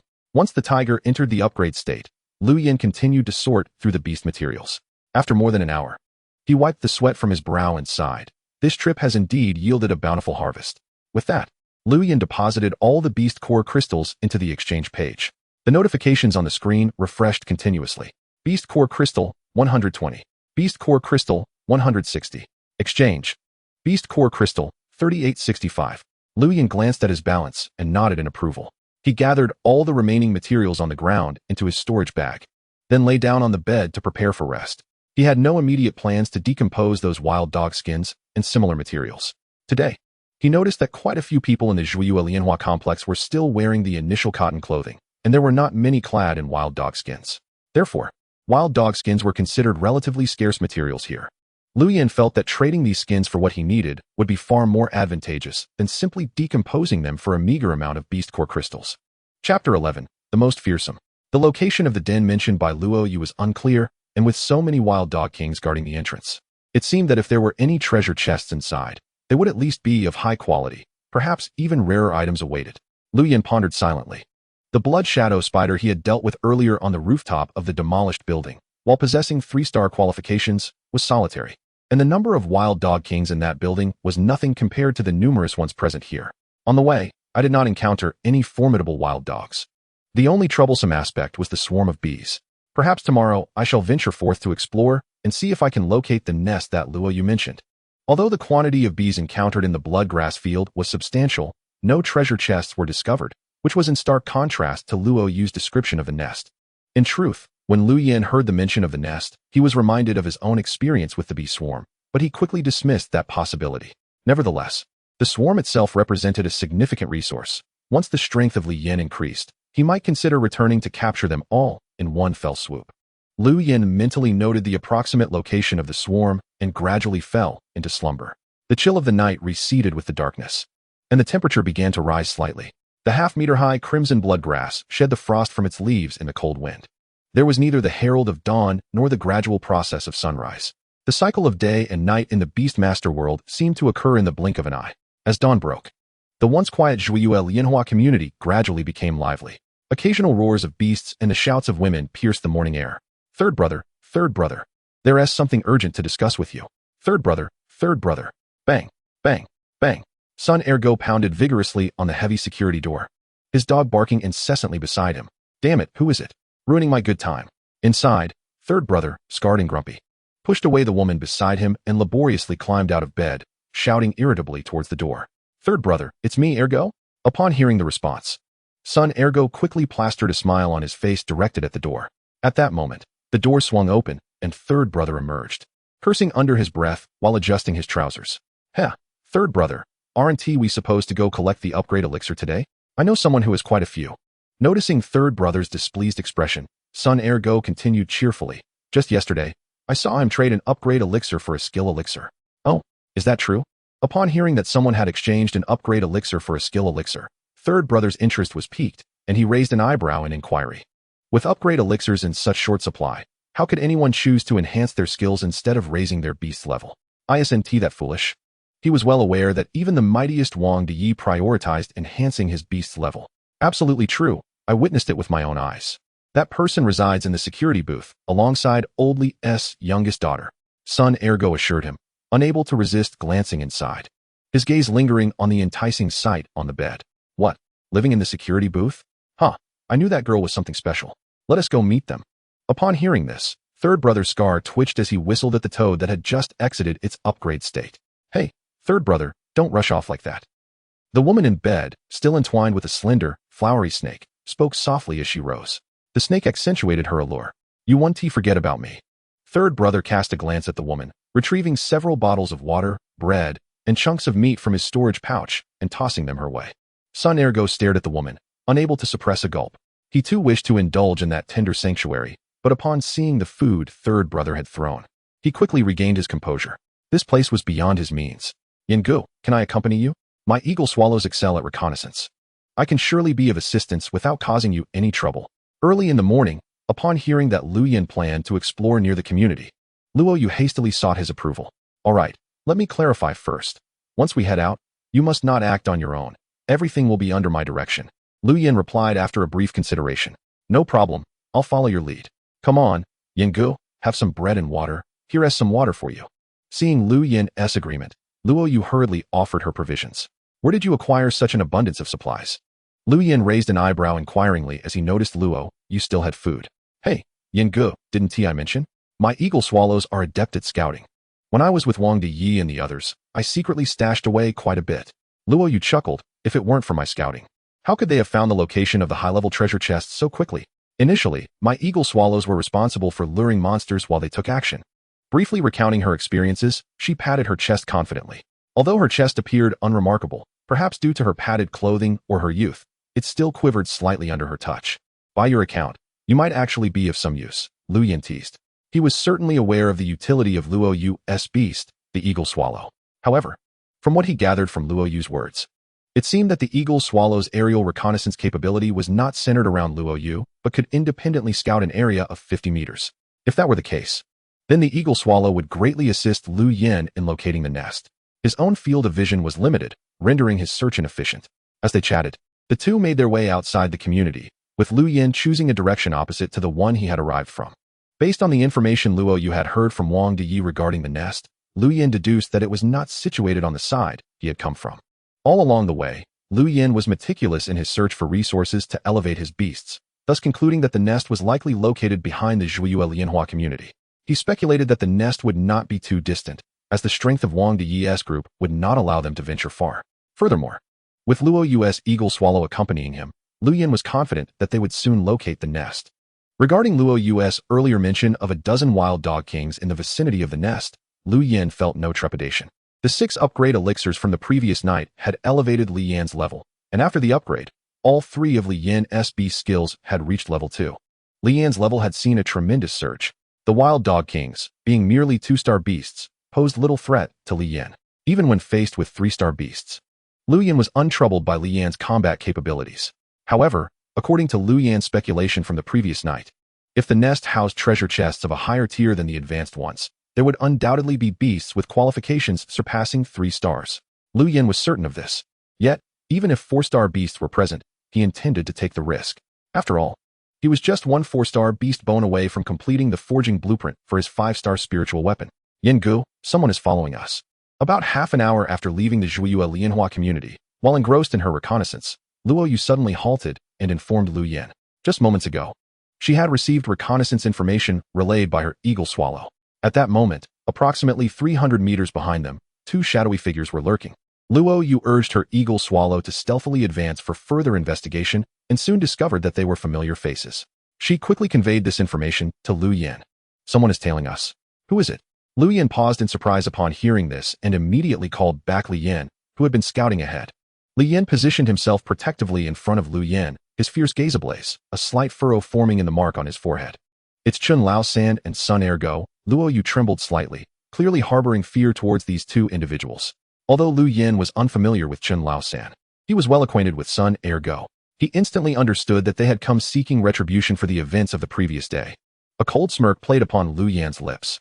At this moment, 300 meters away, Chun Lao San and Sun Ergo were in hot pursuit. Their ability to track him this far relied entirely on Sun Ergo's skills. How much longer? Chun Lao San gasped, exhaustion evident from a night of relentless travel. Just ahead. What business do these two have here? Sun Ergo swung his arm to clear the blood-soaked grass, casually responding. Early that morning, they had rushed to the guardhouse in search of Lu Yan, only to find it empty. After inquiring, they learned that he had headed in this direction and hastily followed. Moments later, the two suddenly slowed their pace. Even Sun Ergo's beast slowed down, emitting a low whimper. Sun Ergo felt a sense of unease, as the feedback from his beast indicated that the target was not present here. Are you looking for me? A light laugh echoed as Lu Yan appeared, a smile gracing his face. Third brother. That's him. It's this little brat. Sun Ergo's beast excitedly pointed at Lu Yan, reporting to Chun Lao San. Brother, I've heard you possess upgrade pills. I'd like to exchange some for my beast's level enhancement. Chun Lao San stroked the wild dog pelt draped over his shoulders, cradling a toad in his hands, his expression a mix of amusement and mockery. He had initially hesitated to act within the community, but now, in the wilderness, he felt no such restraint. Were it not for Wang Deji's suppression, he would have unleashed a massacre long ago. The 4 storage bags hanging from his waist served as testament to the lives he had taken. I do indeed have plenty of upgrade pills, but I wonder what you intend to offer in exchange? Lu Yan observed Chun Lao San and Sun Ergo with calm composure, gently patting the storage bag at his waist. Third brother, look. I told you he must have plenty of upgrade pills. Sun Ergo licked his lips, a bloodthirsty glint in his eyes, his beast itching to spring into action. Hee, that's good to hear. Chun Lao San, while petting the toad, extracted 3 pieces of bread from the storage bag. I won't take advantage of you. How about 1 piece of bread for 3 upgrade pills? Ha. With that, Chun Lao San burst into loud laughter. Lu Yan's gaze fell upon the toad in Chun Lao San's hand, and its attributes materialized in his mind. Toad. Level, 13, 20. Status, malevolent. Qualification, 2 stars. Skills, tongue arrow, causes piercing damage with its long tongue, LV1, 2. Poison mist, releases a poison mist with a 10-meter radius, LV1, 2. Bread? Unfortunately, I am not in need of bread. Lu Yan shrugged after reviewing the toad's information. Tongue arrow? I hardly believe this mere level 10. 2-star toad could breach the defenses of my flame. As for the poison mist, in this open expanse of blood-soaked grass, a 10-meter radius posed no threat whatsoever. Offering you 3 pieces of bread is already quite generous. At least it could serve as a meal for you. Don't bite the hand that feeds. Before Lu Yan could finish his sentence, Sun Ergo let out a cold snort. Not willing to trade. In this area, there is nothing that my Chun Lao San cannot obtain. You say you won't trade? Just like that? Chun Lao San's expression darkened immediately upon hearing this. Sun Ergo, having been poised for long enough, suddenly lunged at Lu Yan. His posture and demeanor were as fierce as a wild dog king. Yet, perhaps limited by his level, to Lu Yan. Sun Ergo seemed even weaker than the wild dog king. You speak boldly, but I wonder if your strength matches your bravado. Lu Yan scoffed, a smile curving his lips. Chun Lao San and Sun Ergo were momentarily taken aback. Faced with the impending attack, Lu Yan appeared unafraid. Was he merely putting on a brave front? Or did he possess genuine confidence? His laughter sent an inexplicable chill down their spines. Just then, 2 tiger roars suddenly echoed through the air. A tiger roar? Is there really a tiger? Am I imagining things? Both Sun Ergo and Chun Lao San thought to themselves. But the next moment, before they could react, a massive tiger figure leapt out from behind Lu Yan. Immediately, the flame emerged before them. To Sun Ergo, its size was imposing, ranking high among 2-star qualified beasts. Its previous performance in battle was evidence of its might. Aside from Wang Deji's elephant, it was the fiercest. Yet now, before the flame, it appeared as feeble as a chick. Chapter 12, The Beast King's Roar. Even its usual ferocious growl sounded timid. Woof woof, just as it let out a bark. Flame's enormous paw came crashing down from above. The dog's bark was abruptly silenced, its skull crushed, brain matter splattering everywhere. A 2-star, level 6 wild dog posed no challenge against the pure strength of the Flame. With a splatter, the dog's head exploded under Flame's claw. Simultaneously, Sun Ergu, its master, stumbled and fell to the ground, blood trickling from his mouth. His face was a canvas of terror and confusion. What qualification? What level of beast could crush its head with a single paw? He recalled that when helping Wang Dage seize a high-level treasure chest, even against 3-star qualified beasts, this had not been so easily defeated. How could this be possible? Kneeling on the ground, Sun Ergu gazed at the blood-soaked tiger, his voice trembling. Despite surmising that the tiger's qualifications and level far exceeded his expectations, he still struggled to accept reality. Had his beast truly been killed and devoured? Who on earth was this person? He had never seen him before. Sun Ergu, realizing his predicament, turned to seek guidance from Chun Laosen beside him. Without his beast, he knew that even if the tiger spared his life, he could never return alone from this blood-soaked grassland. Yet, when he looked towards his third brother, he was startled to find that Chun Laosen had vanished without a trace. It turned out that as Lu Yan's flames swiftly and decisively dealt with the situation, Chun Laosen no longer had the courage to remain. Just the pressure emanating from the tiger made it clear to him that this beast was far superior to Wang Dage's elephant. Stronger than the elephant? Could it be a 4-star beast? Or even higher? As Chun Laosen fled, he pondered. Fearing being caught, he commanded the toad to continuously spew poison mist, hoping to obstruct the pursuers. Flame go! Lu Yan, seeing Chun Laosen desperately trying to escape, crossed his arms and called out to the flame, which was busy devouring flesh. With a swoosh, the flame licked the blood from its lips and darted across the blood-soaked grass like an arrow. It did not charge directly at Chun Laosen, but rather circumvented the poison mist, swiftly cutting him off. The flame's speed was astonishing. Chun Laosen's legs turned to jelly, and he could not run fast enough. In mere seconds, the tiger was blocking his path. Terrified, Chun Laosen fell to his knees. Just as the toad was about to unleash its poison, the tiger leaped up, snapping both the man and the toad's head into its mouth. Roar! With that, Flame's roar echoed, declaring itself the master of this territory. The aura of the Beast King surged like a tidal wave over the blood-soaked grass. Chun Laosen met a tragic end, while Sun Ergu knelt on the ground, nearly paralyzed with fear. The gruesome images replayed in his mind, the blood still spraying from his beast. And the lifeless toad. Sun Ergu wet his pants. Even when chased by 3 wild dogs in the past, he had never been this terrified. He scrambled to his feet, stumbling in a desperate attempt to flee in one direction. After just a few steps, a figure emerged from the blood-soaked grass. It was Lu Yan. Without uttering a word, Lu Yan unsheathed the blade he typically employed to deal with wild dogs and swiftly ended Sun Ergu's life. Subsequently, he wiped the blade clean with Sun Ergu's cotton-padded jacket, removed the storage pouch from his waist, and turned to confront the approaching flame. Flame, too, clutched 4 storage pouches in its mouth, all pilfered from Chun Laosen. The entire encounter, from their appearance to their demise, transpired in mere minutes. For Lu Yan, this was merely a minor incident on the path to acquiring title information. Yet for Luo Yu, who had been lurking in the shadows and obeying Lu Yan's directives, her lips quivered in trepidation. The hawk, Ying Yan, beside her remained vigilant.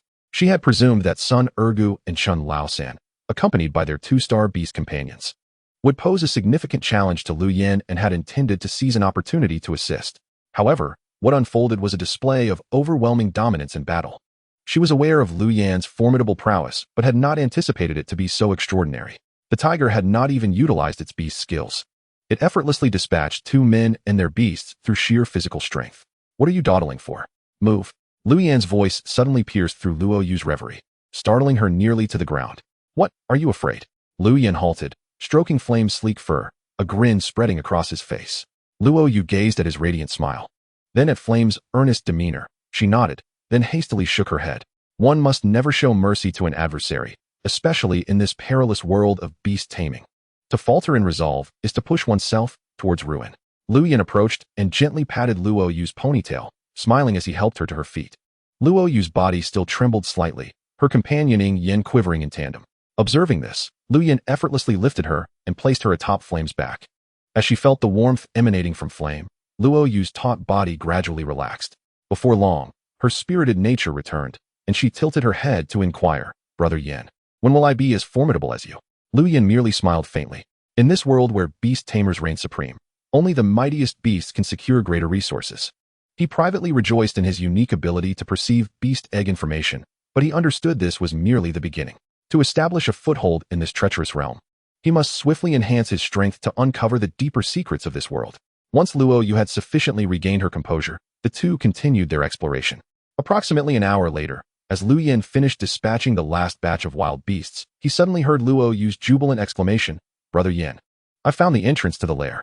He watched as Ying Yin swooped down from the sky, closely followed by a cacophony of frenzied barking, the wild dog king pack that had claimed the lair's entrance. "Fall back," Lu Yin commanded sharply. Flame leaped forth, unleashing a thunderous roar as it charged towards the beast horde. Witnessing Flame's fluid and graceful combat style, admiration filled Luo Yu's eyes. In mere moments, the battlefield was cleared, following Luo Yu to the concealed entrance discovered by Ying Yin. Lu Yin regarded the seamless camouflage of the thicket blending with the blood-red grass and the ingeniously crafted stone cave behind it, genuinely giving Luo Yu a thumbs up. This impeccably disguised entrance would have cost him a considerable amount of time without Ying Yan's guidance. Just as Lu Yin prepared to lead Luo Yu into the cave, the girl gently shook her head. "It's too dangerous inside. I would be a liability." Before Lu Yin could respond, she added with a smile, "We've already agreed that finding the entrance is enough. I'll wait for your return in the community." With that, she clutched the beast materials tightly in her arms, declaring they were sufficient for Ying Yan's upgrade, and dashed away, leaving only her receding figure behind. "Be careful on the way back," Lu Yin called out, warmth blooming in his gaze. He chuckled helplessly, his eyes following Luo Yu as she navigated through the blood-red grass, and raised his voice to call her once more. Though some time had passed since they parted, the actual distance to the excellent Lianhua community wasn't excessively far. After all, they needed to search each lair one by one along the way. Throughout this journey, Flame had already eliminated the majority of wild beasts. Thus, Lu Yin had little concern for Luo Yu's solitary return. Moreover, with Ying Yan's aerial reconnaissance abilities, her return trip was further safeguarded. As he watched Luo Yu's figure vanish into the crimson grass, Lu Yin gently patted Flame's back. "Let us go, Flame. Let us see what treasures await us in the lair." With that, Lu Yin vaulted onto Flame's back, heading towards the cave entrance nestled within the thicket. Darkness enveloped him, an impenetrable blackness. Upon stepping through the lair's entrance, Lu Yin couldn't help but lament in silence. He resolved to prepare some illumination tools in the future, even if it meant carrying the most basic flashlight. His field of vision extended only to about 50 meters. After discerning the internal situation of the lair, he leapt down from Flame's back. Flame led the way as Lu Yin widened his eyes, following closely behind. The entrance of this cave barely accommodated Flame's size. Lu Yin mused that if Old Wang's elephant arrived, it would likely be unable to enter. After walking for 3 or 4 minutes, the passage suddenly widened. In an instant, several lines of information flickered into Lu Yan's view. Three-tailed lizard. Level, 20. Status, ferocious. Qualification, 2 stars. Skills, Tear, launches a fierce attack with claws, LV1, 2. Tail Strike, a robust tail unleashes immense power, LV1, 2. Inferno Mouse. Level, 20. Status, cunning. Qualification, 2 stars. Skills, Infernal Flame, spits scorching flames to incinerate all, LV1, 2. Flame Slash, passive skill, allows the inferno to burn souls, LV1, 2. Ghost Monkey. Level, 30. Status, fearless. Qualification, 3 stars. Skills, Ghost Spirit, releases ghostly duplicates to confuse enemies, LV1, 3. Ambush, delivers a lethal strike to an enemy, LV1, 3. Transformation, gathers energy to morph into any form, LV3, 3. As Lu Yin absorbed this information, a glimmer of light unexpectedly appeared at the edge of his vision. With every cautious step forward, the faint light gradually expanded. In an instant, the cave brightened before Lu Yan's eyes. The newly discovered beasts, perhaps unaware of Lu Yin and Flame's approach due to their distance, remained oblivious to their presence, which suited Lu Yan's intentions perfectly. He subtly signaled Flame to restrain its aura and quietly advance, covering the 40 meters with utmost caution. Lu Yin surveyed the distribution of the beasts in his sight and issued commands to Flame, preparing to eliminate these minor foes in one fell swoop. Simultaneously, he was eager to uncover the treasures hidden within this lair. Before arriving, he had speculated that there would be treasures more precious than advanced treasure chests, but had yet to find any clues. His caution stemmed not only from the absence of treasures, but also from the lack of beasts with qualifications surpassing that of the ghost monkey. Could it be that the highest qualification in this cave was indeed that ghost monkey? Lu Yin found it hard to believe. Minutes later, Lu Yin and Flame reached the edge of the entrance. Utilizing the dim light, he discerned the true nature of the lair. It was a natural stalactite cave. The treasure chest information that had eluded him earlier was now visible from the entrance, revealing the faint glow of treasure boxes deep within the cave. Upon spotting the light of the treasure chests, Lu Yin suddenly realized that the illumination within this stalactite cave emanated from the chests themselves. How many treasure chests would it take to illuminate such a cave? Lu Yin marveled in silence. Though the treasure boxes he glimpsed were mostly of low level, his astonishment was far from diminished. Flame, let's take action. Having failed to discover any beasts with qualifications exceeding 3 stars, and having found a treasure chest, Lu Yin no longer hesitated and issued a low command. With his utterance, the tranquility of this serene place was instantly shattered. A cacophony of roars erupted, as if Lu Yin had intruded upon the lair of ferocious beasts. The multitude of creatures became alert, preparing to pounce towards Lu Yin when the formidable blaze lunged forward, its robust frame and powerful tiger arms soaring into the air. Following this, 2 thunderous tiger roars resonated throughout the cavern. Roar! Roar! The tiger's roar seemed capable of reverberating through the entire stalactite cave, accompanied by waves of beastly roars that swept across the scene. This stalactite cave was not overly expansive. Lu Yin estimated it to be at most 100 meters wide. With Blaze's Beast King roar reaching the 2nd tier, its intimidation radius had extended to 200 meters. Consequently, those beasts that were poised to attack froze in their tracks, as if time itself had come to a standstill along with the sound waves. The only evidence of time's passage was the slight tremor of the treasure chest, swept by the shockwave. Soon after, as the tiger advanced deeper into the cave, a series of muffled thuds echoed. Those seemingly fearsome 3-tailed lizards, whose size rivaled that of Blaze, appeared as fragile as paper in its presence. As for the inferno mice, they had just recovered from the intimidation when Blaze's fiery claws completely consumed them. Chapter 13, The Bone-Piercing Jade. It seemed they had never anticipated that after a lifetime of playing with fire, they would ultimately perish in a sea of flames. Just as Blaze was wreaking havoc, a small, dark shadow suddenly appeared before it. Without hesitation, the shadow delivered a sharp slap to the tiger's face. Blaze, ignore it. Smash that stone, Lu Yin shouted urgently. Having been closely observing the battle, the dark shadow was none other than the ghost monkey he had encountered previously, adept at using ghostly tricks. This ghostly apparition lacked offensive capabilities and was merely meant to create distractions. If Blaze were to fall for the bait and attack the ghostly figure, it could easily be ensnared in the ghost monkey's trap. Having long since discerned the ghost monkey's abilities, Lu Yin would not allow Blaze to be fooled. As soon as he finished speaking, Blaze leaped forward, soaring straight through the dark shadow, delivering a powerful strike to the designated uneven stone. With a resounding crash, the stone shattered, black blood spraying forth. Yet, in the face of Lu Yin's ability to glean information about the beasts, this capability proved utterly ineffective. Blaze proceeded to eliminate the remaining 3 lurking ghost monkeys with ease. At last, it was over. After more than half an hour, gazing at the scattered remains of the beasts, Lu Yin exhaled softly. At his signal, Blaze casually dragged over the carcass of a 3-tailed lizard to feast upon. Although the beasts had not been particularly strong, their overwhelming numbers had drained Blaze of substantial energy and stamina. It was imperative to replenish its strength. Meanwhile, Lu Yin busied himself collecting the remaining items, as well as the beast core crystals dropped by the creatures. The ghost monkeys only yielded beast core crystals, lacking anything else. Approaching a pile of shattered remnants from a ghost monkey, Lu Yin noticed blood-soaked stones and beast core crystals. Observing this scene, he could only shrug in resignation. Collecting the ghost monkey's beast core crystals. After a little over 10 minutes, having completed his tasks, Lu Yin noted that Blaze had regained some energy. Consequently, he directed his gaze towards the neatly arranged treasure chests deep within the cave. As he regarded the softly glowing chests, Lu Yin rubbed his hands together in anticipation. This was a significant windfall. However, he soon found himself perplexed. Why can't I see any information about the treasure chests? When Lu Yin approached the treasure chests, he suddenly frowned in confusion. He halted his steps and scrutinized the chests. Blaze, too, looked up at his master with a low growl, seemingly puzzled as to why they had suddenly stopped. Was it possible that the treasure chests lacked allure? Certainly not. Lu Yin was merely 20 meters away from the chests, well within the range for information scanning. Typically, he would be able to see detailed descriptions of the items within. Yet now, not a single chest displayed any information. Something was amiss. Lu Yin stroked his chin, gazing intently at the chests as he murmured to himself. Then he patted Blaze's back. Go, let out a roar.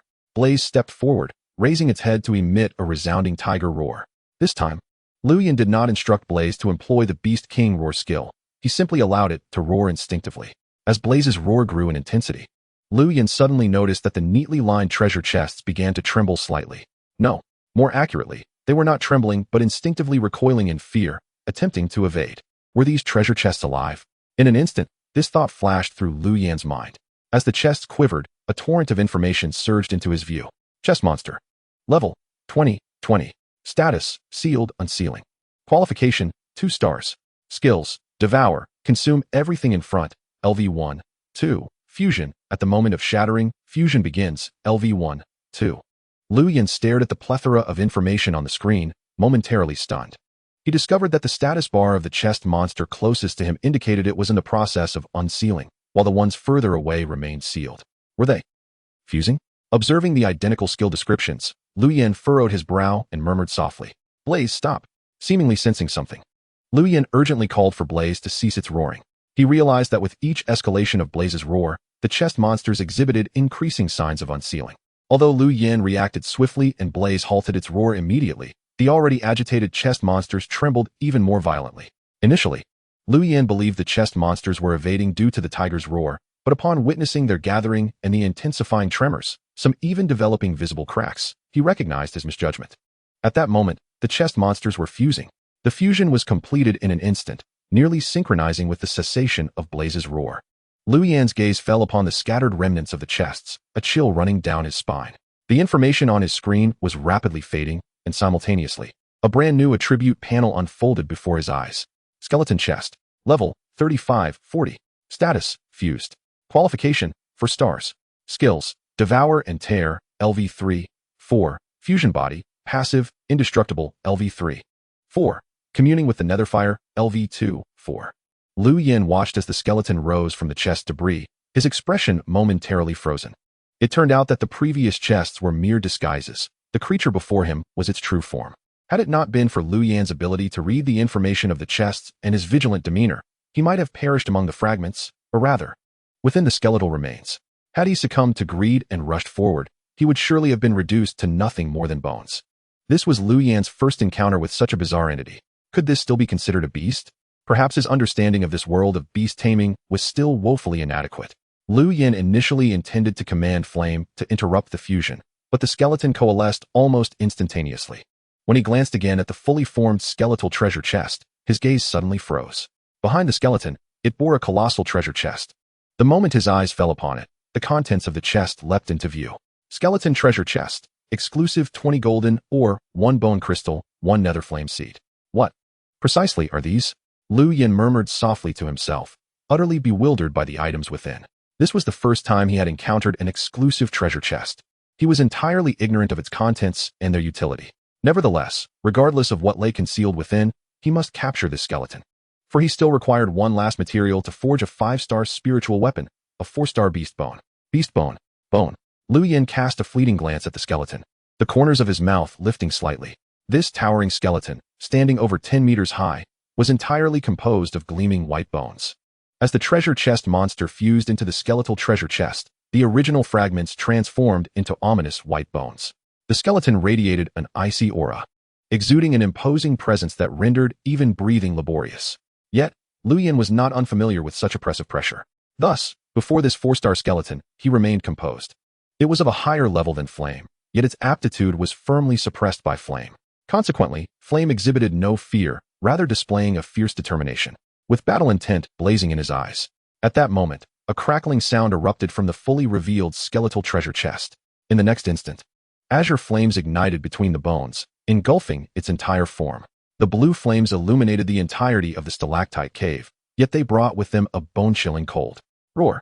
The skeleton, enveloped in flames, let out a howl and advanced towards Lu Yin and Flame. Its steps appeared slow, yet were as swift as the wind. In the blink of an eye, it had closed the distance between them. The robust skeletal arms swept through the air, aiming directly at Flame's head. The force behind it seemed capable of crushing Flame in a single blow. However, in the face of the skeleton's overwhelming pressure, Flame suddenly unleashed a furious roar. The tiger's roar stirred a tempestuous wave of energy that surged towards the skeleton. The sound wave, imbued with the might of the Beast King's roar, enveloped the entire skeleton and its arm. In an instant, the skeleton erupted with a cacophony of cracking sounds, its bones struggling against the force of the wave. Observing this scene, Lu Yin, who had retreated a step, let out a gentle sigh of relief. He initially thought the Beast King's roar would be ineffective against a transcendent skeletal entity, but it seemed he had overestimated the situation. Just as the skeleton was momentarily restrained, Flame's 4 claws erupted in scorching flames. As the flames surged, the blue fire upon the skeleton trembled as if it had encountered a nemesis. Lu Yin noted a flicker of surprise in the hollow eye sockets of the skeleton. It appeared unprepared for Flame's ability to manipulate fire. Roar! With another mighty roar, Flame leapt and pounced upon the skeleton, his fiery claws raking fiercely across its surface, leaving behind searing marks. With each strike, the blue flames on the skeleton weakened further. In mere moments, Lu Yin sensed the surrounding chill gradually dissipating. Once the skeleton regained its mobility, it became exceedingly frantic. Yet, Flame's speed was blistering and his strength formidable. Despite the skeleton's furious roars, it could not shake off Flame's dominance. Crack! Crack! With each tear from Flame, fragments of white bone shattered and fell to the ground. Lu Yin completely relaxed. Though the skeleton appeared ferocious, it was, in fact, clumsy, resembling a living target before Flame. However, shortly thereafter, Lu Yin suddenly noticed that the fallen bone fragments began to tremble violently, swiftly converging towards the skeleton. As the fragments fused, the previously defeated skeleton rapidly restored itself, even reigniting the blue flames that Flame had suppressed. Lu Yin's heart sank. He recalled the passive skill of the skeletal treasure chest, Fusion Body, indestructible. What should he do? Continuing the battle would only deplete Flame's energy. Lu Yin found himself at a loss. As time passed, Flame continued to attack. Although the skeleton roared repeatedly, it was met with a constant barrage of falling and reassembling bones, rendering the offense utterly ineffective. If this persisted, once Flame was exhausted, it would be the skeleton's turn to counterattack. But Lu Yin would not stand idly by.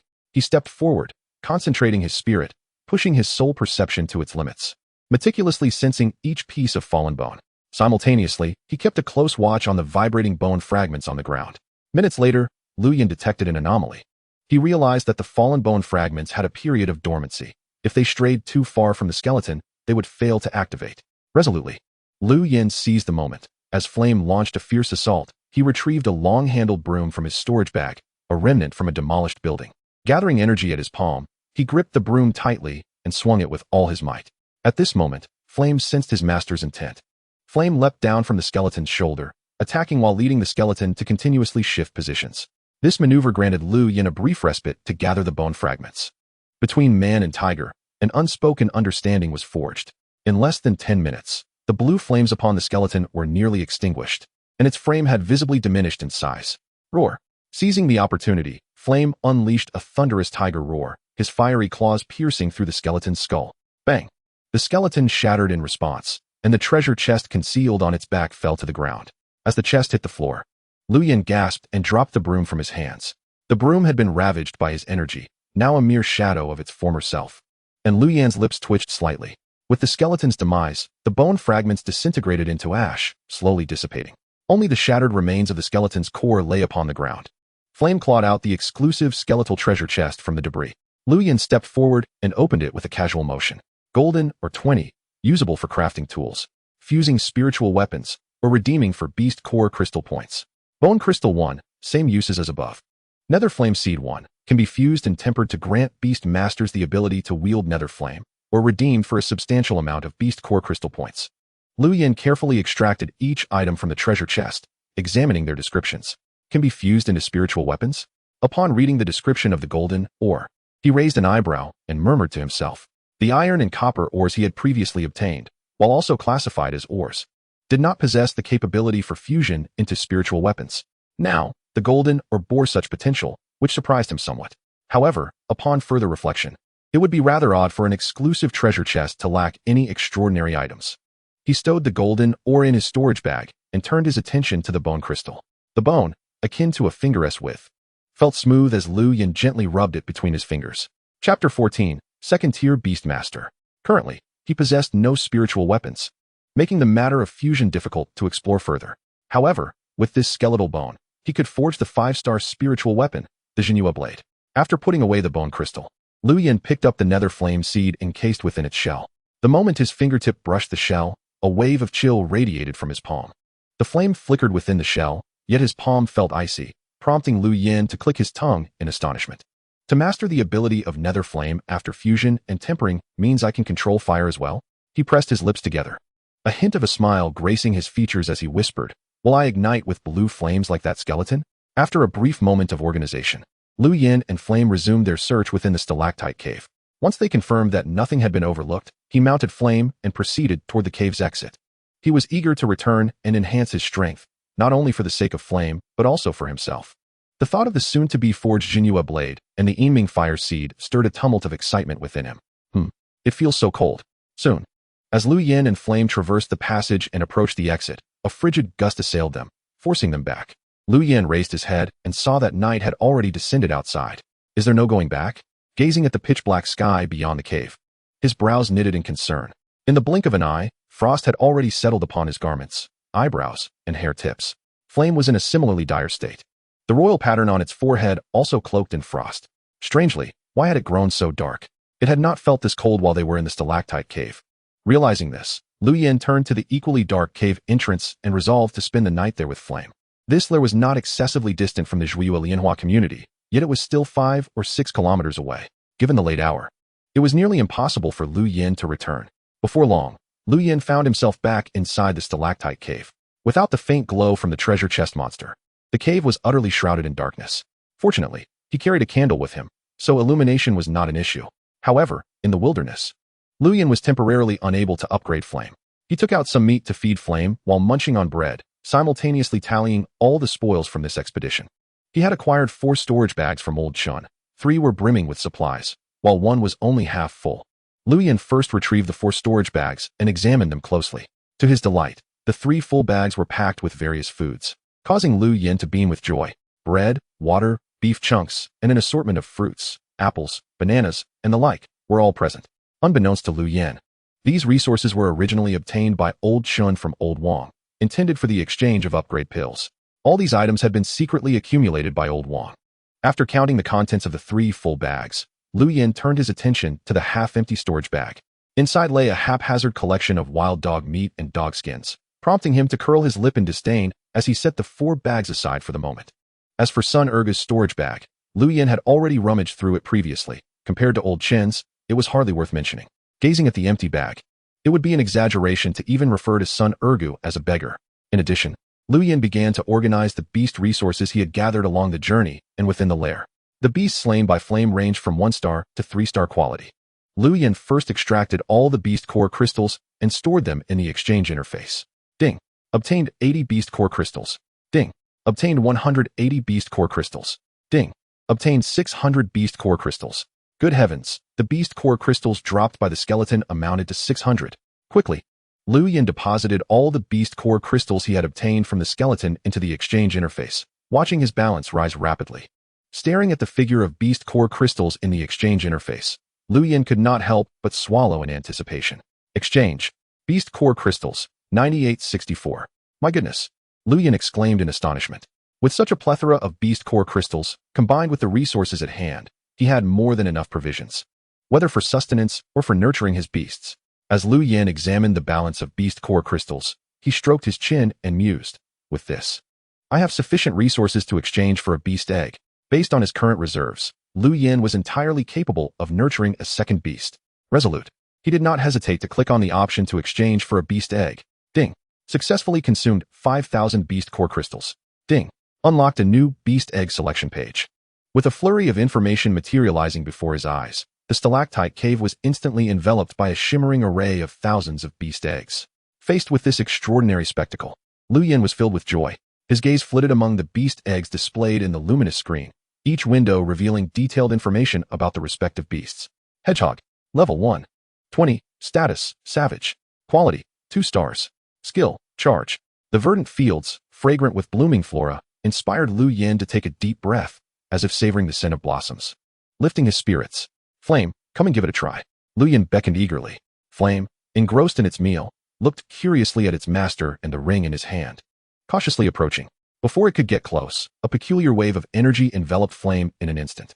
The next moment, Flame vanished from the stalactite cave and appeared within the beast ring space. Upon its arrival in the beast ring space, Flame appeared entranced by the astonishing scenery before it. Forgetting to chew the morsel in its mouth, staring blankly at the lush greenery beneath its feet. Roar, roar, roar. Soon, Flame emitted a series of low growls, scurrying around in search of Lu Yin. Observing this, Lu Yin concentrated his thoughts and released Flame from the beast ring, bringing it back to the stalactite cave. Upon seeing its master, Flame excitedly rushed toward him, expressing affection with its tongue. All right, from now on, this beast ring will be your new home. Lu Yin chuckled as he rubbed Flame's chin. As Lu Yin and Flame frolicked, The previously set-aside beast egg began to crack with a series of sharp sounds. Crack, crack, crack. After the cracking sounds subsided, a palm-sized azure turtle emerged, glimmering with a faint blue light. Lu Yin and Flame turned to look. The little turtle observed Lu Yin and Flame, then gazed around at the intriguing environment before stretching its neck and climbing up Lu Yin's pant leg. "Oh my little darling, you're so tiny," Lu Yin exclaimed, carefully cradling the adorable little turtle in his hands, bringing it closer for a better inspection. Though small, the turtle radiated a robust aura that was far from weak. Upon closer observation, Lu Yin felt that this aura was even more substantial than Flame's when it was born. The azure shell, elongated neck, oval head, for tiny limbs, and short tail all bore clear patterns. These markings appeared deliberate, akin to intricate artistry. Yet they seemed to blend seamlessly into nature. Notably, the intricate patterns on the shell exuded an ancient aura. Lu Yin couldn't help but marvel and wonder. As Lu Yin leaned closer to examine the azure turtle, Flame, with its large tiger-like head, inched closer, gazing at the little creature with affection. At this moment, the azure turtle was also scrutinizing its master and the nearby Flame. Due to the contract bond with the beast, Lu Yin could distinctly sense the turtle's current feelings, as well as the emotions shared between Flame and the turtle. The connection among the three seemed to be guided by an invisible thread. Moreover, Lu Yin noticed that Flame and the turtle had already begun to engage in a form of soul-like communication. This was a heart-to-heart exchange between beasts. Lu Yin and Flame had long engaged in mental dialogues, but witnessing the interaction between two beasts as an observer was a first for him, filling him with intrigue. Flame already has a name, and now it's time for you to have one. After a short while, Lu Yin gazed at the azure turtle, which was twisting its head curiously in his palm, and spoke. "What should I name you?" He pondered aloud. After a few minutes of contemplation, Lu Yin looked at the azure turtle, which was radiating blue light, and nodded to himself before saying, "From this day forth, you shall be called Qing Han." Upon hearing the name Qing Han, the turtle appeared exceptionally thrilled, seemingly quite pleased with the moniker. In naming the turtle, Lu Yin had given it considerable thought. Similar to Flame's name, he had drawn inspiration from Qing Huan's beast skills, as well as the sense of stability and strength he felt whenever he sensed the turtle's profound energy. This feeling emanates from the depths of Lu Yan's heart. In this perilous world of beast tamers, beasts serve as the most steadfast support, the very essence of a beast tamer's soul. This sentiment is particularly profound with the azure tortoise bestowed upon Lu Yan. Thus, he named the azure tortoise Qing Han. Go forth, Qing Han, and evolve within the beast ring. After playfully interacting with Qing Han for a moment, Lu Yan exchanged a few upgrade elixirs from the exchange interface to nourish it. Despite Qing Han sharing the same 5-star aptitude as the blazing flame, their levels diverged significantly. Currently, during the battles Lu Yan faced alongside the blazing flame, Qing Han was gradually lagging behind. Therefore, it was imperative to elevate its level promptly. For Lu Yan, upgrading posed no challenge. He possessed over 2,800 beast core crystals. Additionally, he had a considerable amount of beast pelts, bones, and other materials at his disposal that could be recycled into beast core crystals. For instance, the pelt and bones of the three-tailed lizard, possessing a 3-star aptitude, would yield a higher point value than those of wild dogs. However, with his current point total still ample and having discovered that others lacked recycling capabilities, he decided to retain these materials, perhaps for future exchanges of necessities. The three-tailed lizard pelt appeared promising. It might even be fashioned into a new garment. Lu Yin picked up the lizard pelt left behind after being scavenged by the blazing flame, assessing its texture. Yet, he was not in haste to craft clothing. Instead, he retrieved the skeleton's bones from his storage pouch. Simultaneously, he produced the forging manual for the Jinhua blade along with the requisite materials. After organizing everything, Lu Yin commenced the forging of the 5-star spirit weapon, the Jinhua blade. The forging method was straightforward. Lu Yin focused his thoughts, channeling the energy surging from his brow into the manual. In the next instant, the various materials fused into the manual, vanishing from sight. Ding! A notification echoed, signifying the successful expenditure of 1,000 beast core crystals. As the materials and points dissipated, the manual emitted a soft chime. Subsequently, the hexagonal manual radiated brilliantly, illuminating the entire stalactite cave as if it were day. The blazing flame, stationed at the cave entrance, was drawn in by the brilliance, gazing in a daze. The light, though bright, was not blinding. Rather, it exuded warmth. Immersed in this warmth, Lu Yin suddenly felt a vast wave of energy surge within him.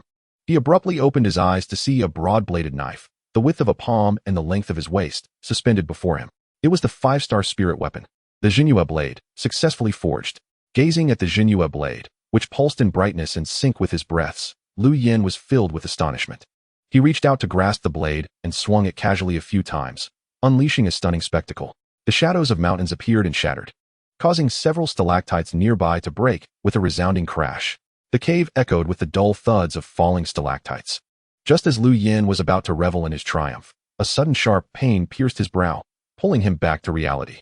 It turned out that he had subconsciously infused energy while wielding the blade, depleting a significant portion of it in an instant. Notably, during the fierce battle between the blazing flame and the skeleton, only a few stalactites had been damaged. Now, with just a few strokes, he had severed over 10. The formidable power left Lu Yin in awe. Beside him, the blazing flame licked its claws, eyeing the Jinhua blade in its master's hand, seemingly comparing its fiery claws to the blade's might.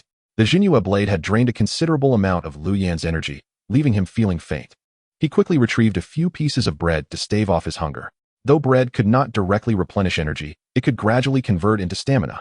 Naturally, elevating the beast's levels would, in turn, nourish the beast tamer's energy. Lu Yin paused the energy infusion, played with the Jinhua blade for a while, and then stowed it away. He shifted his focus to the ember-wrapped and shattered shells, the netherfire seed. Ding! He successfully absorbed the netherfire seed, mastering the netherfire. As Lu Yin tentatively enveloped the netherfire seed with his own energy, a prompt appeared on his interface. Subsequently, his personal information panel materialized. Personal information name, Lu Yin age, 21 rank, 2nd tier beast tamer beasts, tiger, 5-star. Azure tortoise, 5-star, chapter 15, stunned in place ability, netherfire, 2nd tier, an exclusive flame derived from the skeleton's treasure chest, enhancing as the beast tamer's strength increases. The panel now featured an ability section. The netherfire, at the 2nd tier, would strengthen alongside his own prowess. Lu Yin gazed at the information on the interface, remaining silent for a moment. He shifted his thoughts inward, peering into his soul sea, where the netherfire seed hovered quietly between his brows. Soon, Lu Yin gathered energy into his palm, and his entire hand erupted in an ethereal blue flame. This flame's potency seemed to surpass that of pure energy. Feeling the waves emanating from the blue flame, he murmured to himself. But how could he wield it in combat? Lu Yin waved his hand engulfed in azure flames, his brow furrowing slightly. Previously, he had witnessed the netherfire in action on the skeleton, but at that time, the skeleton had been preoccupied with fending off the blazing flame's attacks, failing to fully unleash the fire's potential. Now, with the opportunity in his hands, he found himself even more perplexed, sensing that something was amiss. He stared at the pulsing flame in his palm, muttering softly. Yet, he could not articulate what precisely was lacking. Regarding the application of the netherfire, he still had no clear direction. Never mind, I'll figure it out later. Lu Yin shook his heavy head and extinguished the flame in his hand. After a long day of exertion, he was indeed weary. He called the blazing flame over, leaning against its belly, and closed his eyes to rest. In the distinguished Lianhua community, at Grandpa Wang's home. Has old Sen not returned yet? Grandpa Wang lifted his gaze towards Shui Kuei, the elder brother of Chun Laosan. Not yet. I inquired and found out that this morning, Sun Ergu took old Sen away, claiming they were going to find old Li's daughter. Shui Kuei recalled. Tonight, upon discovering that Chun Laosan had not returned, he learned that he had left with Sun Ergu. So, Sun Ergu hasn't he returned either? Grandpa Wang furrowed his brow. Shui Kuei nodded. Grandpa Wang then inquired, what about old Li's daughter? Has she returned? She has. This afternoon, someone spotted her in the community, exchanging beast materials for resources. However, her combat strength is not formidable. Those beasts were likely not hunted by her. Shui Kuei explained. Earlier, when I asked you to exchange for upgrade elixirs, how many did old Sen take? Grandpa Wang interrupted Shui Kuei's analysis. 6 storage bags. He claimed to know who had upgrade elixirs, acquired from opening treasure chests, so I gave him some extra, keeping only 1 bag for myself. It's all my fault. Had I known it would turn out this way, Shui Kuei lamented, shaking his head in frustration, his face clouded with worry. 6 storage bags. He had incurred a significant loss. Upon hearing this, Grandpa Wang's expression shifted, a wave of sorrow washing over him. Those resources were originally meant to be exchanged for upgrade elixirs, and now they were all in vain. Investigate. Who left with old Li's daughter? Old Sen has yet to return. We must see him alive or dead. Also, keep an eye out for anyone exchanging large quantities of resources for beast materials. We must uncover this person. I want to see who dares to oppose me. Grandpa Wang declared, clenching his fists and gritting his teeth. Just as he finished speaking, the elephant in the living room let out a long trumpet. The sound reverberated throughout the building, startling those who had not yet fallen asleep. Observing their trembling beast, they understood that something significant was about to occur. The last time the elephant had trumpeted like this, several safety rooms in the building had been vacated. Those individuals were the ones who had disregarded Grandpa Wang's commands. Rest assured, I will investigate immediately. Shui Kuei stood in the home of Elder Wang, beads of sweat forming on his forehead as he hastily replied. Having uttered his words, he quickly exited the room, shutting the door behind him and releasing a long, deep breath. Regaining his composure, Shui Kuei strode away in search of those accompanying Luo Yu. Upon learning of the situation, a sense of confusion stirred within him. What kind of strength could possibly eradicate Chun Lao San and Sun Air Go in one fell swoop? He was acutely aware of their abilities. Even he could not best them in tandem. Of course, that was only the case for the present. He was confident that once he exchanged the 3 storage bags of supplies he had obtained from Chun Lao San for upgrade elixirs, he would undoubtedly elevate his beast to level 20. Lao San, do not resent your elder brother. It is a matter of necessity. Shui Kuei reassured himself as he made his way to the quarters of his subordinates. It seemed that the exploration of the lair would have to be postponed. After Shui Kuei departed, Elder Wang shook his head in resignation and quietly addressed the newly leveled elephant. Though the elephant had significantly bolstered his strength, he understood that they were still far from being ready to explore the lair. However, it was not entirely devoid of opportunity. As long as there were enough cannon fodder, it should be feasible. But before that, he needed to identify the individual daring enough to oppose him. Otherwise, how could he maintain his authority as a leader? Elder Wang slowly rose, stroking the elephant's trunk, and gazed out into the enveloping darkness of the night. Early that morning, Shui Kuei had returned with 2 frozen, mangled bodies dragged from several kilometers outside the community. Although they were referred to as remnants, they barely resembled their former selves. Were it not for the clothing they wore, Shui Kuei would have struggled to recognize these 2 icebound figures as Chun Lao San and Sun Air Go. Elder Wang glared at the ground, furrowing his brow in agitation. Where is that girl? Hiding in her safe house, leaving us powerless against her. Shui Kuei replied, are you certain? The belongings of Lao San were discovered en route to the lair. Elder Wang was particularly concerned about the matter of the lair. Absolutely true, Shui Kuei affirmed, continuing, yesterday, I extracted some information from Lao Tai Tu using an upgrade elixir. He mentioned that the girl was accompanied by a young lad clad in the skin of a wild dog king, who, upon striking, possessed 3 upgrade elixirs. Oh, who is this? Is there such an individual in our community? What beast does he command? Elder Wang's eyes sparkled, and the elephant beside him let out a low roar. Lao Tai Tu did not elaborate, but I heard that someone witnessed the girl with a young man followed by a tiger. From its appearance, that beast must possess at least 3-star qualifications, perhaps even higher. It is still too early to ascertain. Shui Kuei had already caught wind of the situation, contemplating in silence. A tiger? Superior aptitude? Could it possibly surpass my elephant? Elder Wang's face donned a look of disdain. In this community, he had yet to encounter a beast stronger than his elephant. Thus, he dismissed Shui Kuei's speculation without a second thought. Let us not concern ourselves with that girl for now. Follow me. Elder Wang's priority was not the life or death of Chun Lao San, nor the loss of his resources, but rather the lair itself. Although he did not believe that the one who commanded the tiger could explore the lair alone, he remained apprehensive about potential damage to it. Consequently, Shui Kuei led a gathering of over a dozen individuals, following Elder Wang into the night. These individuals had received Shui Kuei's summons early the previous morning, summoned specifically for the exploration of the lair. Among them were the elite of Zhuyu Lianhua, with the weakest commanding a 2-star, level 6 or 7 beast. Thus, Elder Wang and his entourage set forth with great pomp towards the lair. This spectacle attracted the attention of many in the community. Some well-informed individuals were aware that Elder Wang intended to explore the lair. What is going on? Didn't Elder Wang say they would explore the lair in a few days? Has his elephant reached max level already? That seems implausible. It's too quick. It's definitely not maxed out. I heard that something happened to Chun Lao San, and Elder Wang also lost the resources he intended to trade for upgrade elixirs, supposedly related to the daughter of the guard, Old Li. That's impossible. That girl beast isn't that formidable. You might not know, but that girl has a friend who commands a tiger. I saw it yesterday, and its presence is on par with Elder Wang's elephant. Indeed, I've heard that Elder Wang is anxious that the other person might take the lead, which is why he is in such a rush to reach the lair. Of course, he might also be intent on eliminating that individual. Alas, what a pity. If only I could wait a few more days. Perhaps I too could explore the lair. I've heard that Elder Wang promised 5 upgrade elixirs to each person upon success. 5. Just hope you have the life to obtain them and the means to use them. The gathered crowd observed Elder Wang and his party depart, engaging in hushed discussions. However, no sooner had Elder Wang's group traveled a few hundred meters from the community than the leading elephant emitted a prolonged, alert trumpet. The sound was laced with caution. Simultaneously, the accompanying individuals, along with Elder Wang and Shui Kuei, witnessed a youth riding a fierce tiger dashing across the crimson grassland. This youth was none other than Lu Yan, who had returned early. At that moment, Lu Yan also spotted Elder Wang's party. What a coincidence. Who are you? Elder Wang stepped forward, standing beside the elephant, and fixed his gaze on the man and tiger before him, inquiring in a low voice. Though he posed the question, upon seeing the tiger, he had already deduced much. This individual was precisely the target he sought. Moreover, Elder Wang was certain that this youth was not a resident of the community.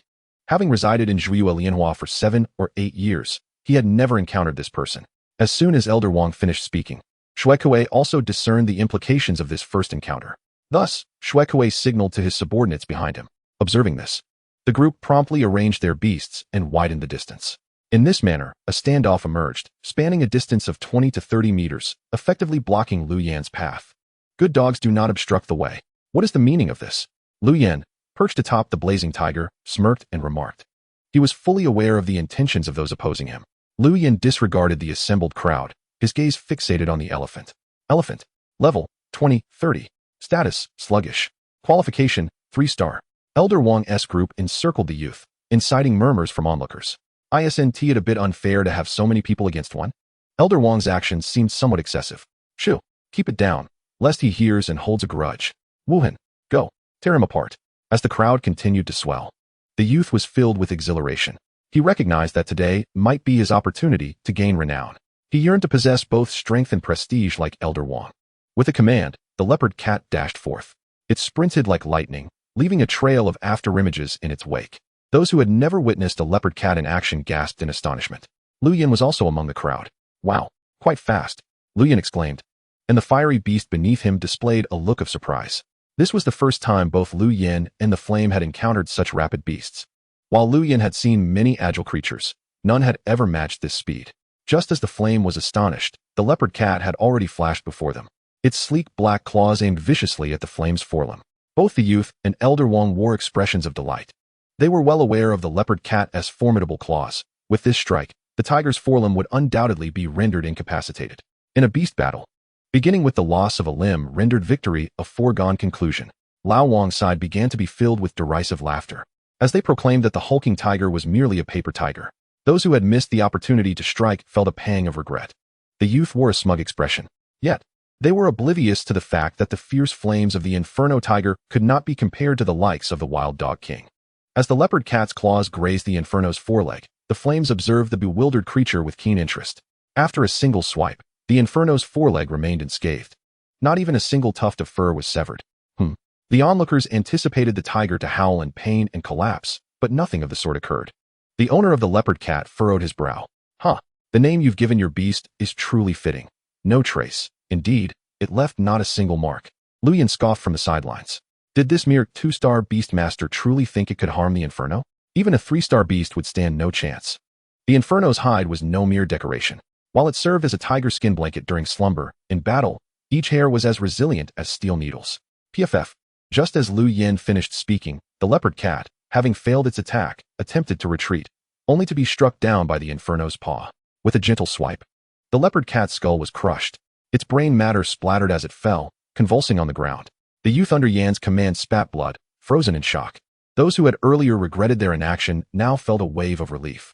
Lao Wang's expression grew somber. He had initially believed that the leopard cat could at least gauge the tiger's capabilities. To his astonishment, Chapter 16, Offensive Beastmaster Skills. Who else wishes to challenge? Lu Yan casually brushed off the dew from his clothes and called out. Perhaps you all should band together. Don't waste my time. Noticing the silence in response, Lu Yan surveyed the crowd and their beasts, curling his lip in disdain. The moment the Inferno dispatched the leopard cat was devoid of any flourish, pure, overwhelming power. Bolstered by the might of the Beast King, the Inferno's strength surged, effortlessly dealing with the 2-star leopard cat. Hence, even if some felt discontent, they dared not voice their thoughts, their gazes fixated on Lao Wang. Since you are so determined to court death, I shall oblige. Lao Wang had long been aware of the murmurs surrounding him. Was it indeed a case of the strong oppressing the weak? To some extent, yes. After all, he commanded a group of over a dozen beastmasters, each wielding 2-star beasts. Moreover, he himself possessed a 3-star beast. Such idle chatter could be ignored, but should it be openly acknowledged without a response, it would surely lead to difficulties in managing this team in the future. If the team is hard to manage, finding cannon fodder would be equally challenging. Thus, Lao Wang's initial twinge of concern transformed into a quiet delight upon hearing Lu Yan's taunt. Even though the previous battle between the tiger and the leopard cat had led him to suspect that the tiger's qualifications might exceed 3 stars at this moment. Even if it were 5-star, it would still struggle against a collective assault. Not to mention, he had an ace up his sleeve, a 2-star spirit artifact. To ensure the success of this expedition, he had drafted the blueprint for a 2-star spirit artifact the night before. As soon as he finished speaking, Lao Wang produced a glimmering long sword, which was indeed the 2-star spirit artifact. The moment the sword was drawn, the unique energy fluctuations of the artifact radiated outward, instantly elevating the crowd's spirits. Whoever slays this overreaching brat first will be rewarded with 20 upgrade pills. Sensing the shift in the crowd's emotions, Lao Wang bellowed, "Attack!" However, amidst the throng, Shui Kuei's countenance was far from pleasant. He had witnessed the tiger's ferocity, recalled the fates of Sun Ergu and Chun Laosan, and concluded that the challenger must possess some formidable backing. Shui Kuei firmly believed in one principle: those who are arrogant invariably have the means to be so. Faced with the impending assault and the menacing 2-star spirit artifact, Shui Kuei noticed the young man commanding the tiger wore no semblance of fear. In fact, he even discerned a hint of mockery on his face. What could this mean? With this thought, Shui Kuei quietly took a step back amidst the throng. As the crowd and their beasts surged forward, he hesitated for a moment. Roar, roar, roar. Facing the onslaught of both humans and beasts, the Inferno let out a thunderous roar. Previously lounging lazily on the ground, the Inferno now slightly crouched, adopting a combative stance. Its massive paws sinking deeply into the blood-red grass. It awaited its master's command. Inferno, go forth. Let them witness the true might of a 5-star beast. Observing the approaching crowd and their beasts, Lu Yin rubbed his hands together and addressed the Inferno. He understood that during their previous encounter in the den, the Inferno had not truly unleashed its full potential. Especially when facing that skeleton, the tiger had followed his orders to strike while retreating. Yet, that was not the combat style the Inferno excelled in. Thus, this time, Lu Yin resolved to allow it to unleash its full prowess. As the crowd charged forward, the deafening tiger's roar echoed, and with the promise of 20 upgrade pills from Lao Wang, they recklessly lunged at the tiger. However, in the next moment, the crowd was taken aback as the once ordinary roar transformed into something eerie. In an instant, the momentum of the advancing crowd came to a halt, as if an invisible hand had firmly grasped them. The multitude of beasts ahead also appeared to be frozen, immobile. Some even witnessed the saliva splattering from the running beasts suspended mid-air. What is happening? Has time stopped? Confusion filled the hearts of the crowd. Lao Wang was among them. Though his elephant was not swift, as a 3-star beast, its charge was no less imposing than that of a 2-star beast. Yet, after that roar, even the sound of the elephant's thunderous gallop abruptly vanished. At this moment, the elephant too was frozen in place, its once raised trunk held aloft in the air. Had time truly come to a standstill?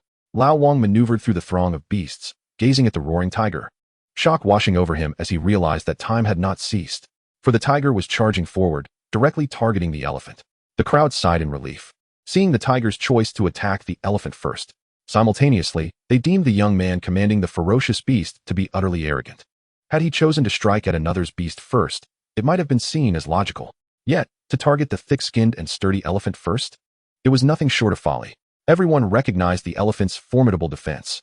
Even against a high-grade treasure chest, a 3-star beast would find it challenging to inflict any damage. Lao Wang observed this, a cold smirk curling his lips. He held unwavering confidence in his beast. Yet, all the speculations within the crowd paled in significance before the Inferno. To put it precisely, in the Inferno's eyes, among the many beasts, only the elephant warranted its attention. PFF, with a sound akin to flesh being torn.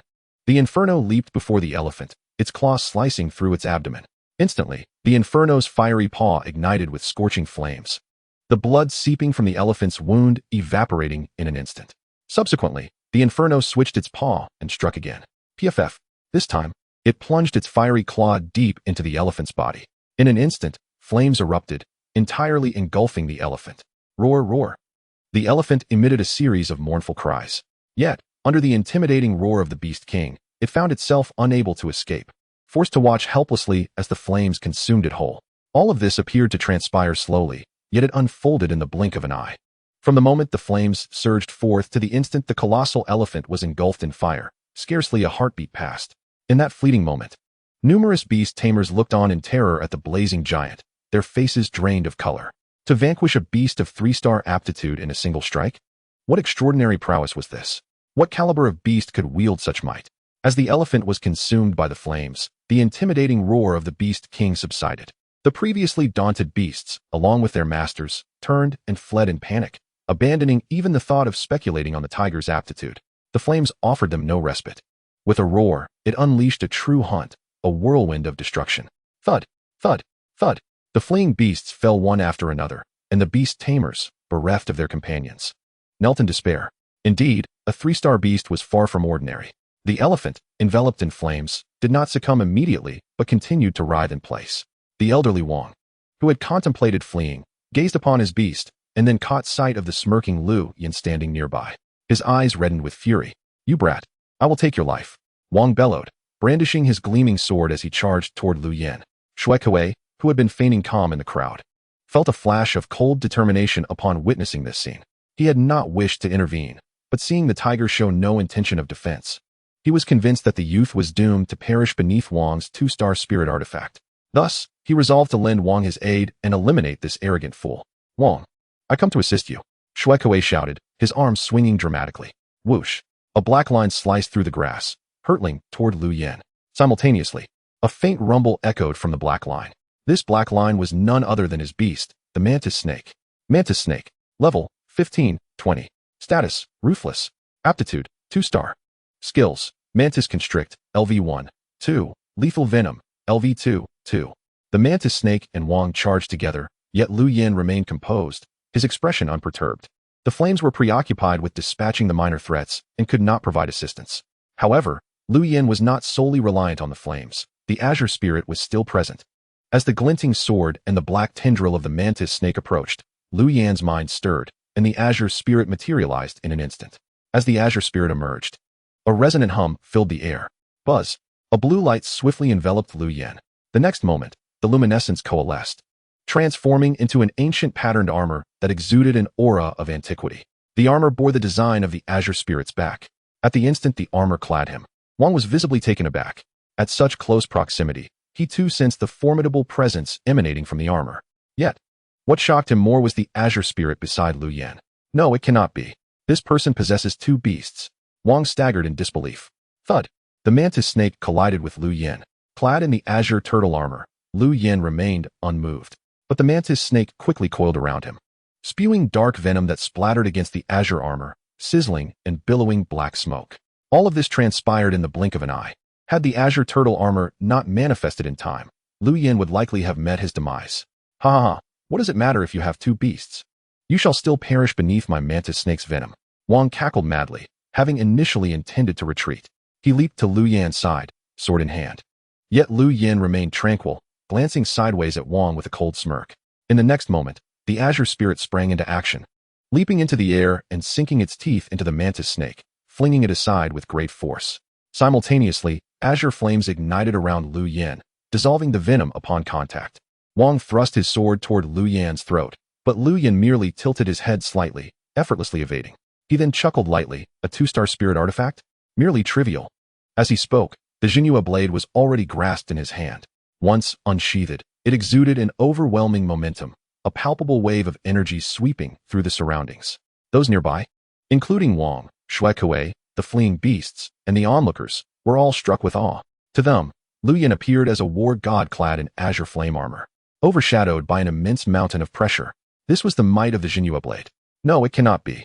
How can you possess a spirit artifact? Wait, this aura. A 5-star spirit artifact. You are the one who unlocked the advanced treasure chest.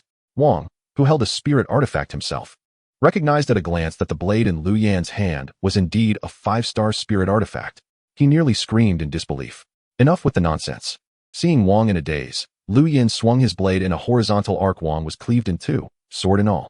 Even in death, he could not fathom why this youth was so powerful. Yet, he could no longer think, for the ability to ponder had abandoned him.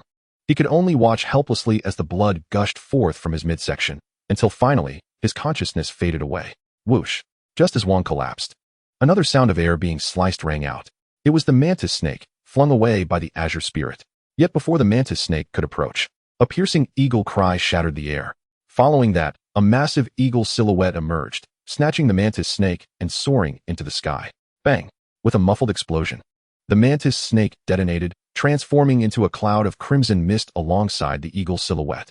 Gazing at the blood mist, Lu Yan's lips curled slightly. He had not anticipated the mantis snake would retaliate so recklessly. The explosion of the mantis snake sent shockwaves through Xue Kuei, who stood nearby. As he watched the silhouette of the eagle pierce through his chest, turning his head, he caught sight of a figure with twin ponytails. Xue Kuei understood in his heart that there was no escaping today. When Wang fell, he resolved to make a final stand with his beast. To his astonishment, even that failed. The assailant was none other than Luo Yu. The moment Lu Yin recognized the eagle silhouette, he knew it was Luo Yu's eagle swallow. Scanning through the attributes of the eagle swallow, Lu Yin raised an eyebrow. Eagle swallow. Level 10, 20. Status, agile. Aptitude, 2-star. Skills, sky scour. Scanning a radius of 50 meters, LV1. 2. Eagle swallow dual strike. Condensing energy into dual spirits to deliver a lethal blow to enemies, LV1. 2. Oh, quite remarkable. After reaching level 10, it has acquired an offensive beast skill. Lu Yin glanced at Luo Yu behind Xue Kuei, a smile playing on his lips, silently contemplating. Chapter 17, What Brings You to Me? Previously, the eagle swallow could only be used for reconnaissance, but it now appeared to be exceedingly practical. Moments ago, the speed and strength of that eagle silhouette ranked among the strongest skills Lu Yin had witnessed among 2-star beasts or wild creatures. Brother Yin, are you all right? At that moment, Luo Yu rushed over, her tone laced with concern. A few minutes prior, while in the safe house, Luo Yu had heard a commotion outside. Upon inquiring, she learned that Wang and his group had ventured to the lair. Knowing Lu Yin had not returned all night, she hurried to the scene. Upon arrival, she beheld the throng of people and beasts surrounding the flames. Recognizing Lu Yan's immense strength, she felt a wave of relief wash over her. However, she had just witnessed Xue Kuei's frenzied actions and thus acted decisively. This perilous method of attack, where one risks their life, was something she had witnessed many times while following the esteemed Lord Wang. It was, in fact, a technique conceived by Xue Kuei, who, under the pretense of maximizing benefits for the team, was merely extracting the last vestiges of value from expendable pawns. No worries, your quick reflexes save the day. Otherwise, that frenzied mantis serpent could have posed quite a dilemma, Lu Yin remarked with a smile, casting his gaze towards the black blood that splattered after the mantis serpent's demise, his lips twitching slightly once more. At that moment, a faint sizzling sound arose from the blood-soaked grass, the potent poison consuming it. Fortunately, Eagle Shadow had diverted the mantis serpent from directly above Lu Yin. Had it been near him, despite being clad in turtle shell armor that could perhaps offer some protection, his head and face remained exposed, and should serpent blood have splattered upon him, Lu Yin might have found himself in dire straits. Ah, Brother Yin, please don't mock me. So you have 2 spirit beasts now.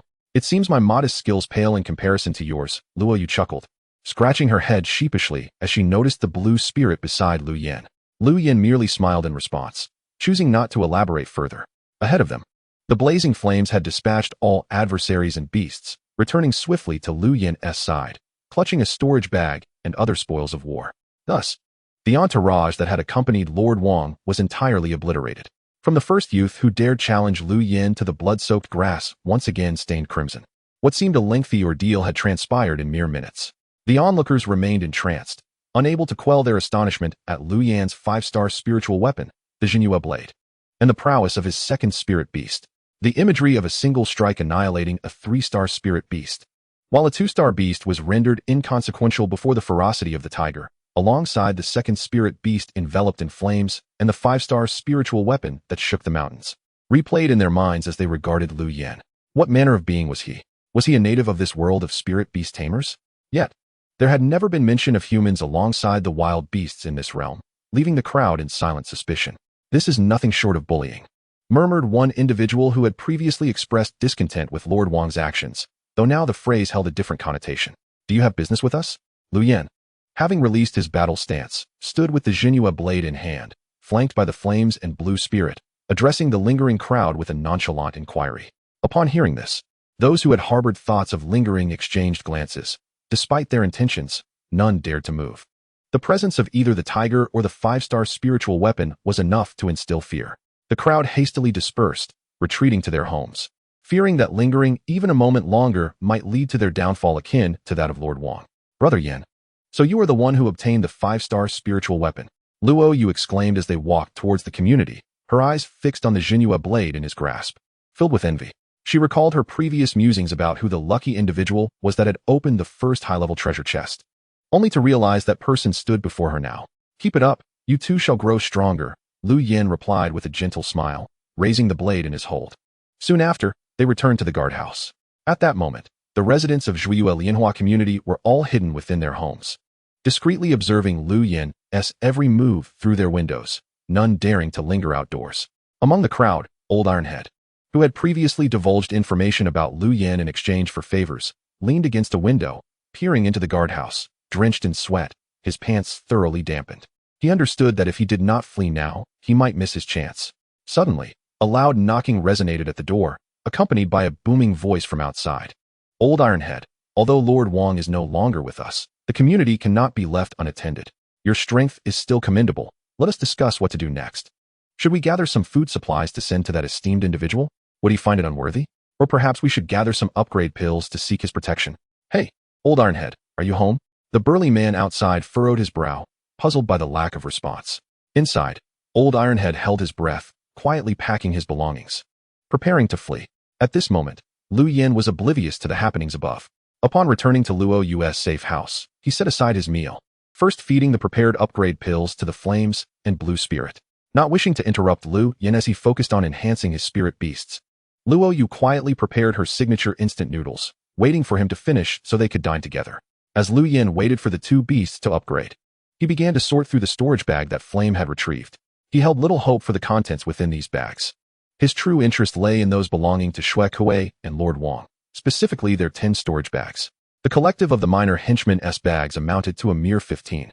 After a little over 10 minutes, Lu Yin finished counting the 15 meager storage bags. As he had suspected, there were hardly any upgrade pills for enhancing spirit beasts. While he did find some food, most of the bags contained miscellaneous items. There were plenty of clothing and undergarments, yet Lu Yin had no need for them, even if he were short on supplies. He would not resort to using those of others. After tallying the 15 storage bags, Lu Yin laid out the 10 belonging to Lord Wang and Shui Kuei. Food filled them, with 5 bags brimming with provisions. 3 bags were filled with materials from wild beasts. Additionally, there were 15 upgrade pills, 3 skill pills, and 32 beast core crystals. It was unusual for the beast core crystals to remain untouched, stored away, instead of being exchanged. Lu Yin was taken aback by the discovery of the beast core crystals within the storage bags. Typically, whenever he acquired beast core crystals, he would immediately transfer them to the exchange page. Could it be that they were intended for direct consumption by the spirit beasts for upgrades? Was there truly someone so unwise? He remembered that while beast core crystals could indeed be fed to spirit beasts, the effects were far inferior to converting them into upgrade pills for swifter results. Subsequently, Lu Yin transferred all 32 beast core crystals into the exchange page. The balance of beast core crystals rose from 1532 to 2379. Observing the rising figures filled Lu Yin with delight.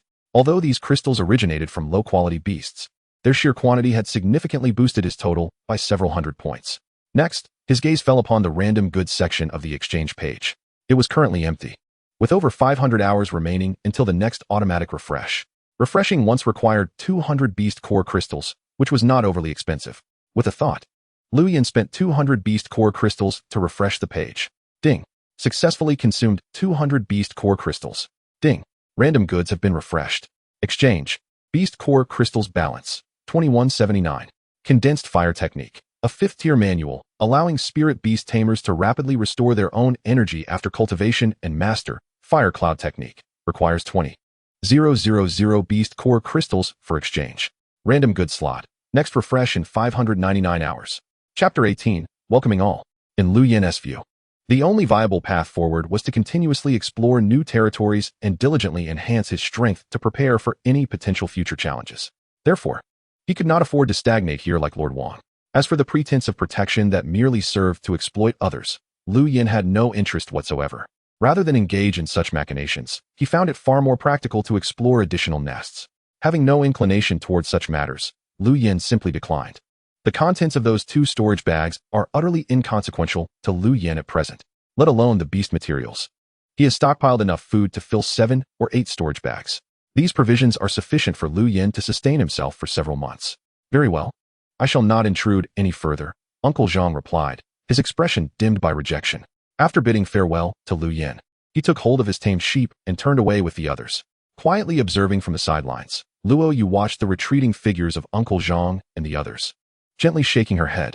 Alas, perhaps they have yet to truly comprehend the nature of the world we have entered. She mused. Protection? What protection is there? The events surrounding Old Wang should have served as ample warning to everyone. In this world, only those who possess sufficient strength can hope to survive. I can only wish that Uncle Zhang and the others come to this realization soon, she murmured to herself, leaning against the door frame while gazing at Lu Yan's departing silhouette. Her words seemed directed at them, yet also served as a reminder to herself. "Ah, you little girl. Your insights are quite perceptive," Lu Yan remarked with a smile, noticing Luo Yu lost in thought. "It is not my clarity that is at play, but their unwillingness to open their eyes to the reality of this world," she replied with a shrug. When Old Wang was around, he actually stunted the growth of many. Just look at now. Countless individuals are eager to explore harsher territories. I truly wonder what Uncle Zhang and the others are planning. Enough about them. What are your plans moving forward? Lu Yan inquired, waving his hand to shift the topic while indulging in his bowl of noodles. I too am preparing to venture out. Luo Yu exhaled softly, her thoughts turning to her future. Before I crossed into this world, my father had gone to a comrade's house for drinks that night. I wonder if they have also made the crossing. Thus, I intend to head south in hopes of finding him. Furthermore, I must expedite the leveling and strengthening of my beasts, for the sanctuary only allows a month of refuge. I fear that once that month is up, without the means to protect myself under the cover of night, it may spell disaster. A look of concern shadowed her features. The dilemma she articulated is one that every beastmaster who has traversed into this realm must confront. When the sanctuary's time elapses, how does one endure the frigid, unyielding nights without protection? Without strength, one might simply succumb to the cold. As for the lair where Lu Yan had spent the night, it collapsed immediately after his departure. Thus, to survive in this world, one must hasten to grow stronger. Lu Yan felt that even with his current capabilities, he would likely struggle to withstand the onslaught of the cold night. After finishing their meal together, Luo Yu set out to scout the southern path, while Lu Yan returned indoors to process various beast materials, all the while accompanying Lai Yin and Qing Han in their endeavors to level up. As twilight descended, Lu Yan had just finished organizing all the beast materials when Lai Yin emerged from its leveling state. Ding. Tiger has successfully leveled up. Ding. Tiger has successfully leveled up. Ding. Tiger has surpassed level 30 and comprehended a new skill. Tiger. Level 3150. Status. Fierce. Aptitude. 5 stars. Skills. Beast King's Roar. Releases a tiger's roar within a 200-meter radius. LV2. 5. Fiery Claw. Concentrates flames in its claws to enhance attacks. LV2. 5. Beast King's Might. Passive. Significantly boosts strength. LV2. 5. Thunderous Tiger Leap. Gathers energy to summon thunder, temporarily enhancing speed and attack speed. LV1. 5. Thunderous Tiger Leap. Enhancing speed and attack speed. What an acceleration skill. Lai Yan's prowess had experienced yet another enhancement. If combined with the Fire Cloud technique, what level of swiftness could it achieve? As Lu Yan was examining Lai Yan's new attributes, Lai Yan let out a low growl. However, upon noticing Qing Han nearby in the midst of leveling up, it immediately quieted down. Everything is fine, Lu Yan reassured with a smile. Observing Lai Yan closely, he noted that although its physique had not changed significantly, the tiger stripes shimmered faintly with electric light. The lightning seemed to dance within the patterns, and Lu Yan felt as though he could hear the faintest rumble of thunder. Concurrently, the aura of energy radiating from Lai Yan invoked a sense of reverence. Lu Yan reached out to stroke Lai Yan's fur, experiencing a slight tingling sensation. His heart brimming with joy. He thought to himself that if he were to encounter an enemy like the skeleton again, there would be no need for a prolonged confrontation. A single swipe would suffice. As night fell, he decided against venturing out for exploration that day. "We'll set out again tomorrow morning," he said, noticing Lai Yan's eager demeanor. He then fed it several large pieces of meat and all 15 leveling pills he had found in Old Wang's storage bag. Before long, Lai Yan entered a state of leveling up once more. With the increase in level, Lu Yan speculated that those 15 leveling pills might barely suffice to elevate Lai Yan to level 32. He understood that upgrading a beast requires not only an ample supply of leveling pills, but also the accumulation of time. With a gentle sigh, Lu Yan acknowledged the necessity of patience in the process of leveling up. In addition to the beast's levels, the proficiency of their skills was equally paramount. Lu Yan still possessed 3 skill pills, but he intended to reserve them for Qing Han for the time being. He had already witnessed the defensive prowess of the green turtle shell, which could effortlessly withstand attacks from even 2-star beasts, particularly under the protection of the Netherfire. Lu Yan sensed that the shield formed by the green turtle shell seemed to possess enhanced defensive capabilities. Recalling the Netherfire, Lu Yan remembered the decisive strike that felled Old Wang. At that moment, he had converted his energy into Netherfire and infused it into the Zhenyu blade. Although he had not exerted his full strength, reflecting on it now, the power of that strike rivaled his initial use of the Zhenyu blade in the lair. However, while their powers were comparable, the energy expenditure was vastly different. In a sense, Lu Yin discovered that utilizing energy converted into netherfire significantly reduced consumption by approximately 3/4.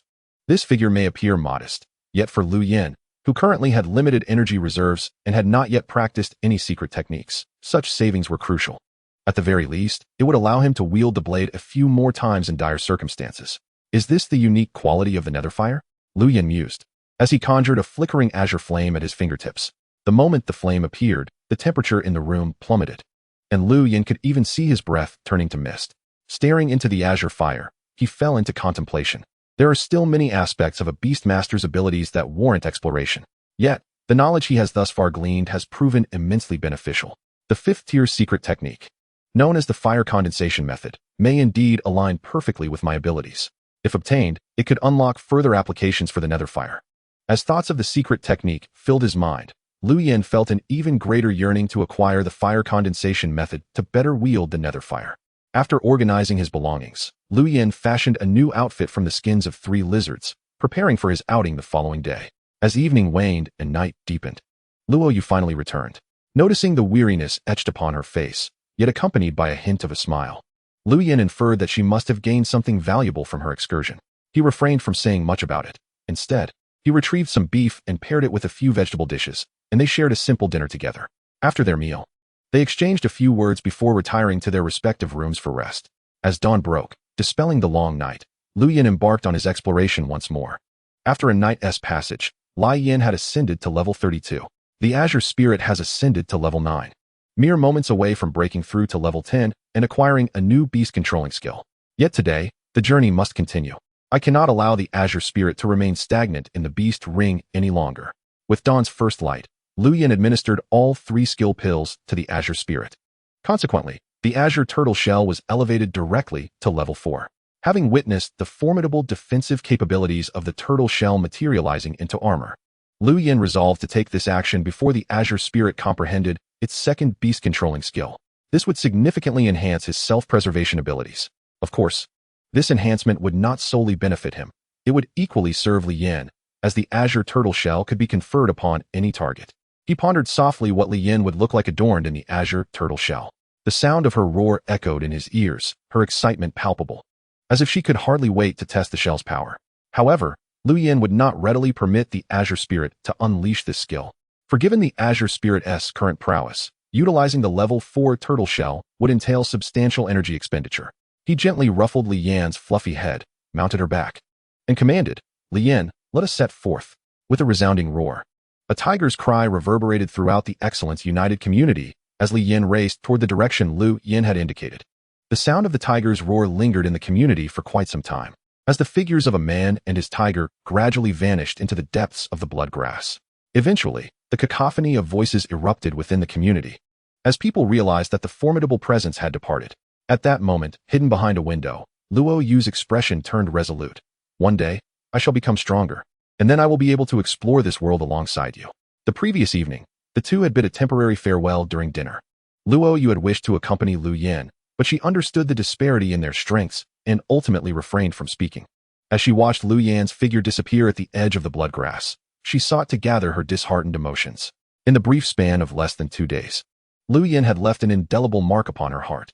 She cherished the beautiful memories of their exploration of the lair, preparing to embark on her own journey. At this moment, Lu Yin rode Li Yin through the blood grass, the wind howling past him, a smile gracing his lips. Li Yan's speed was considerably greater than when he had arrived at the Excellence United community. This was attributed not only to Li Yan's elevated level, but also to her newfound beast-controlling skill acquired after reaching level 30. Faintly, he seemed to hear the rumble of thunder in the wind.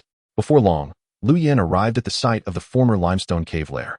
He instructed Li Yin to halt, gazing at the collapsed entrance, where the blood grass had vanished, leaving only a thicket of shrubs and a chaotic rocky wall. This time, Lu Yin had no intention of turning back. Should he choose not to return, his foremost task was to find shelter for the night, to shield himself from the biting cold. Naturally, if he could locate a dwelling, the problem would be significantly simplified. Now, as he observed the collapsed lair, Lu Yin mused that if he could not find a place to stay, perhaps returning here would offer temporary refuge from the frigid night.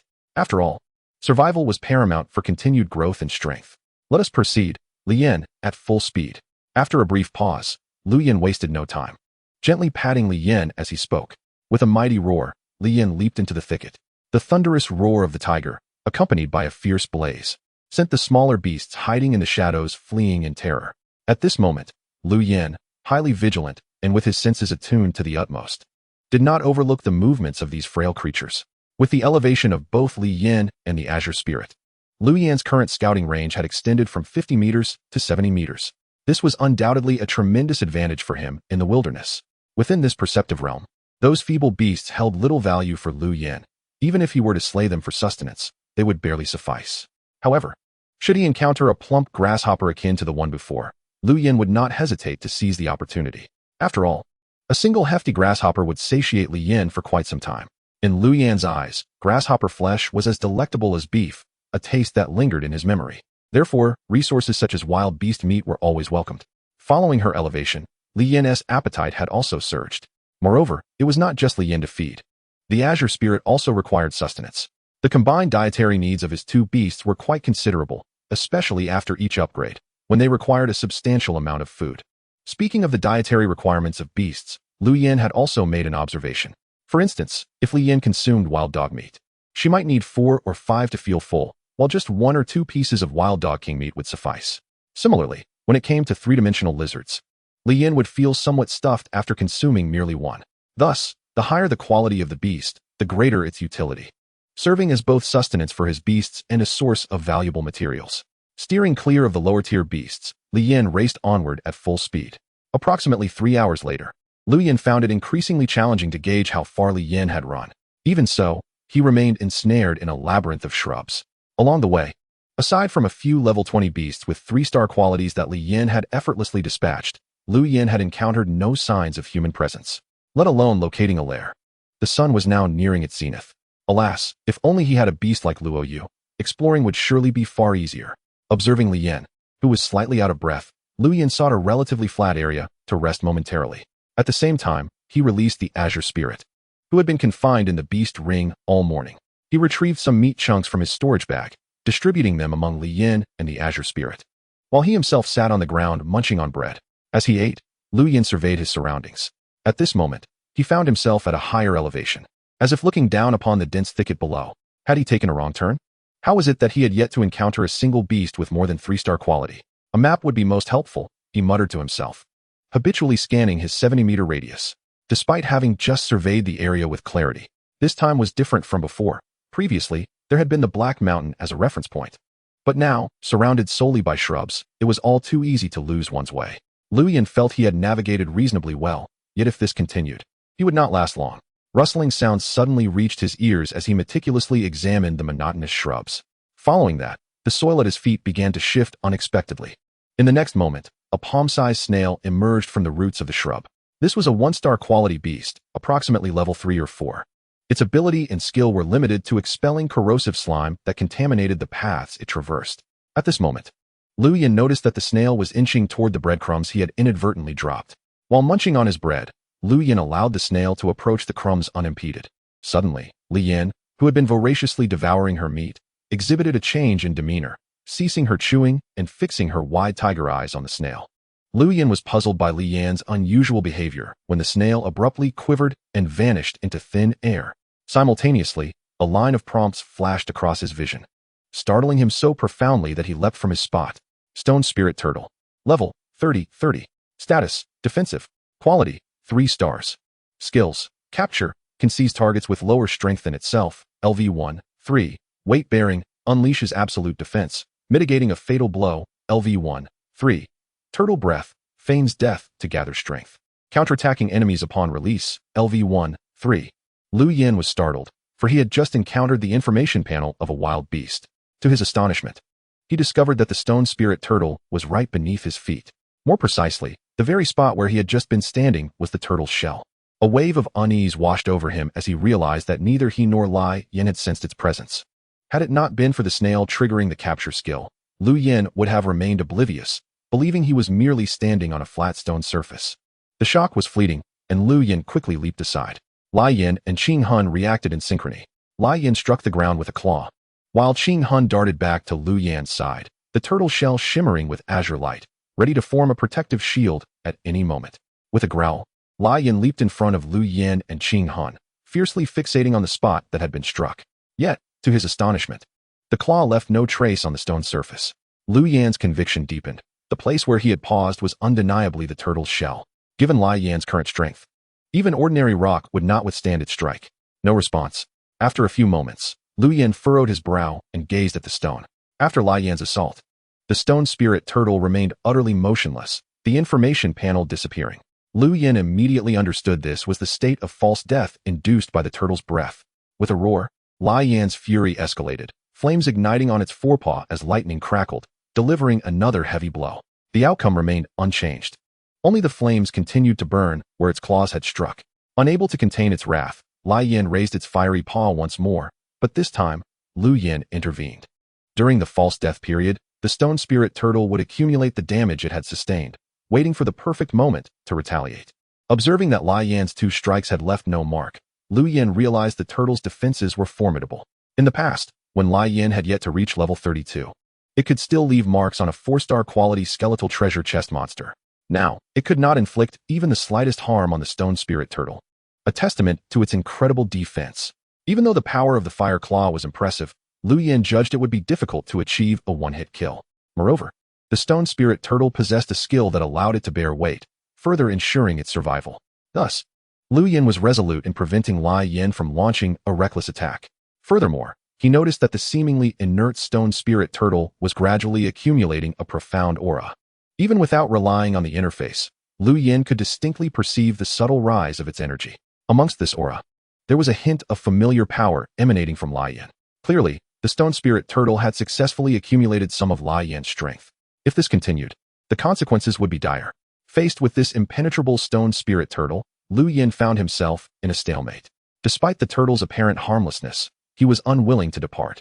Especially after witnessing its incredible defenses, a fierce desire ignited within him. If he could craft a shoulder guard from it, it would far surpass the 3 lizard skin armors he currently possessed. He gazed up at the still slumbering stone spirit turtle and then glanced down at his own leather armor. Throughout this encounter, he had only seen its shell, with its head and feet remaining elusive. Just as he pondered how to deal with this obstinate stone, a sudden epiphany struck him. He noticed that while Lai Yan's fiery claws had left no mark, the areas scorched by the flames had turned black. Lu Yan's mind sparked with inspiration as he utilized his spiritual perception to scrutinize the darkened areas, discovering that the energy there had significantly weakened. This revelation transformed Lu Yan's confusion into clarity. If fire could harm it, yet could not effectively accumulate damage, then his nether flame would be perfectly suited for the task. He grinned, raising his hand slowly. In an instant, the nether flame enveloped his palm. Lai Yan, witnessing this, displayed confusion in its eyes, while Qing Han flashed a hint of concern. Subsequently, a gleaming azure turtle shell armor enveloped Lu Yan. As he leveled up, the azure turtle shell became more solid, its ancient aura intensifying. Clad in the azure turtle shell, Lu Yan swiftly approached the stone spirit turtle and struck out with his palm. With a whoosh, energy surged from his brow, and the nether flame instantly engulfed the stone spirit turtle. Moments later, the once unyielding creature began to tremble violently, its profound aura gradually dissipating. Lu Yan's heart soared with joy. He realized his method was effective. However, just as he anticipated the turtle's demise, a dull thud echoed. Lu Yan was momentarily stunned. Bang! A shockwave surged forth, sending Lai Yan and Qing Han, along with Lu Yan, staggering backward several steps. Lu Yan, protected by the azure turtle shell, felt the shockwave's force diminish, allowing him to stabilize without injury. Lai Yan and Qing Han were also unharmed. Yet, to Lu Yan's dismay, the anticipated outcome vanished.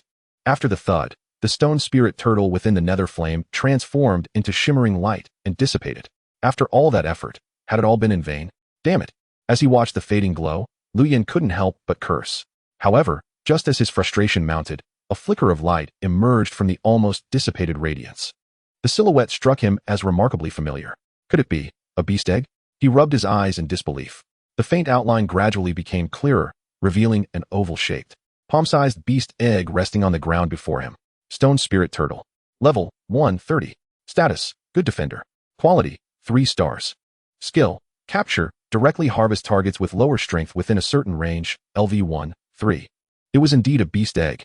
Upon realizing this, Lu Yan exclaimed in excitement. Initially disheartened by the absence of a beastly carcass and the lack of a beast core crystal, his spirits lifted tremendously.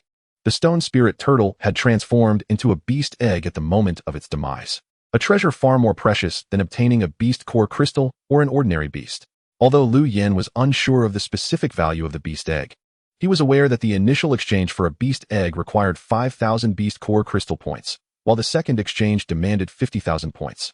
For Lu Yin, being able to view the detailed information of the beast egg meant that, regardless of the exchange, he would opt for the one with the best quality. However, for others, even with the initial exchange requiring only 5,000 points, selecting a 3-star quality beast from numerous options would be exceedingly challenging.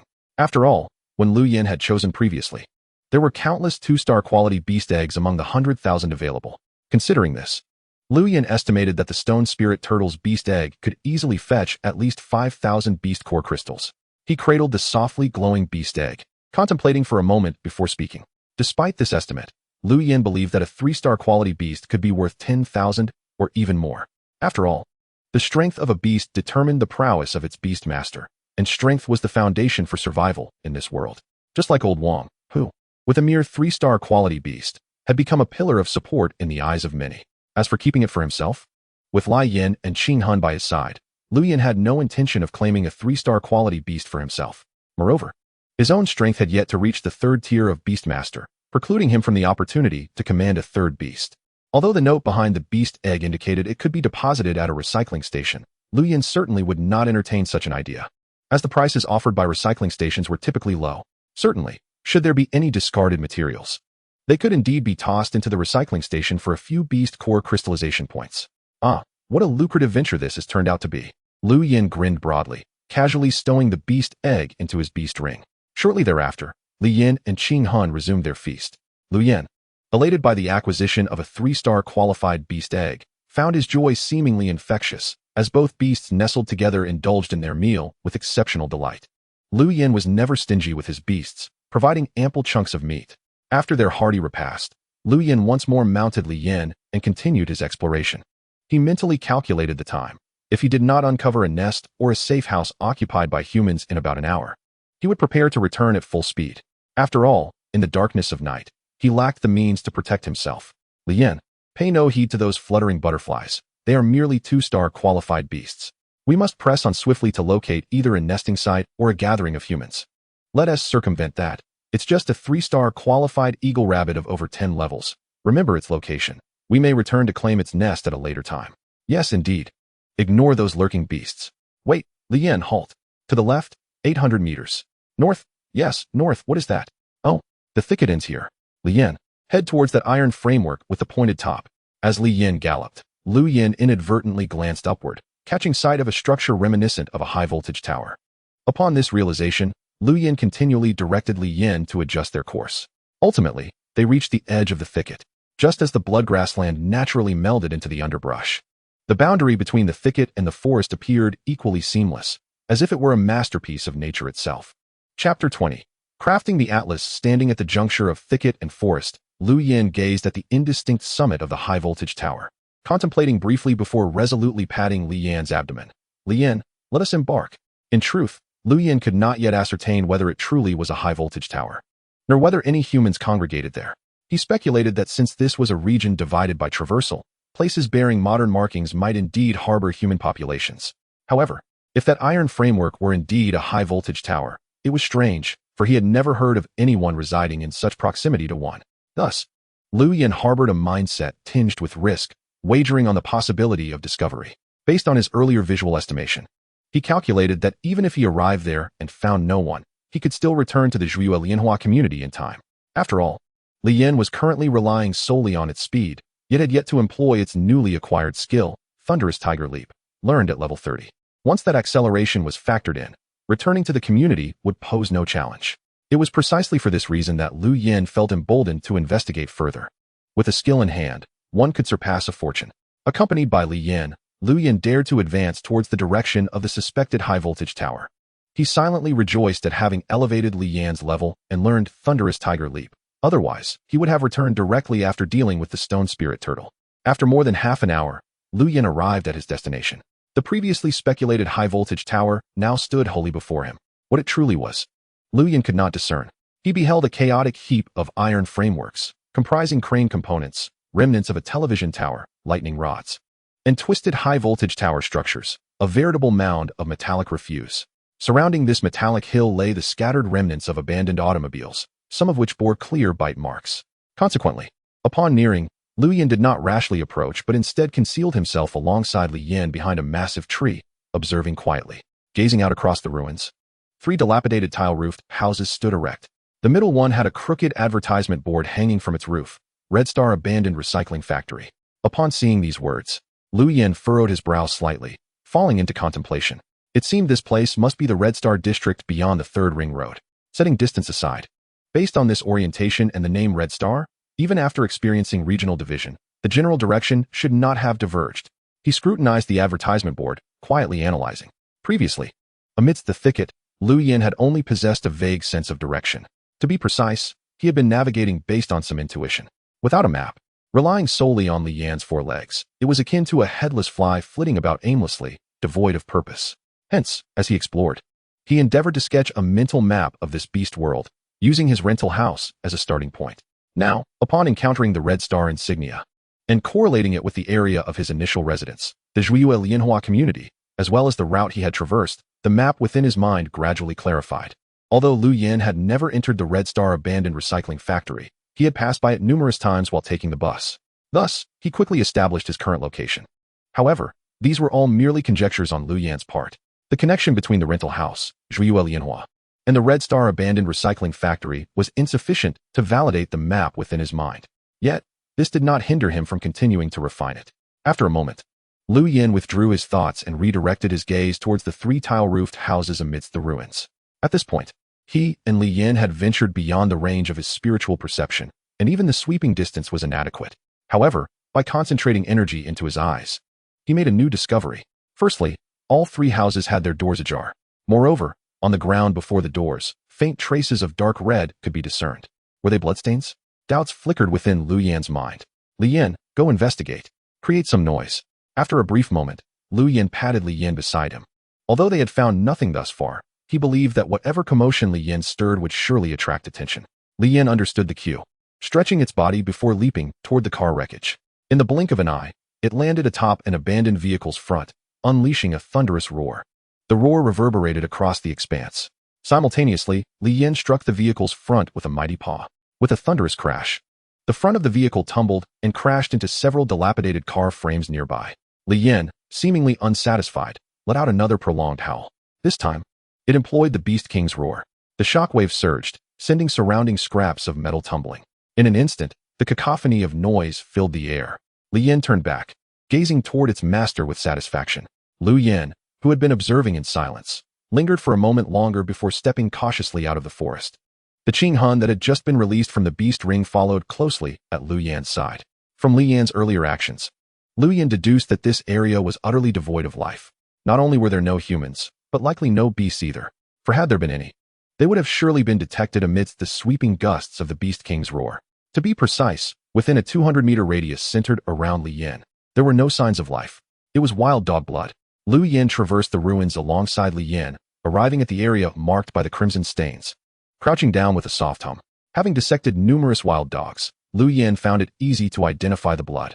Initially, he had thought it to be human blood, but now it seemed had the humans ventured out to explore. Lu Yin rose and gazed towards the open door of the tile-roofed house, peering inside. Hanging within were several wild dog skins. Wait, what was that?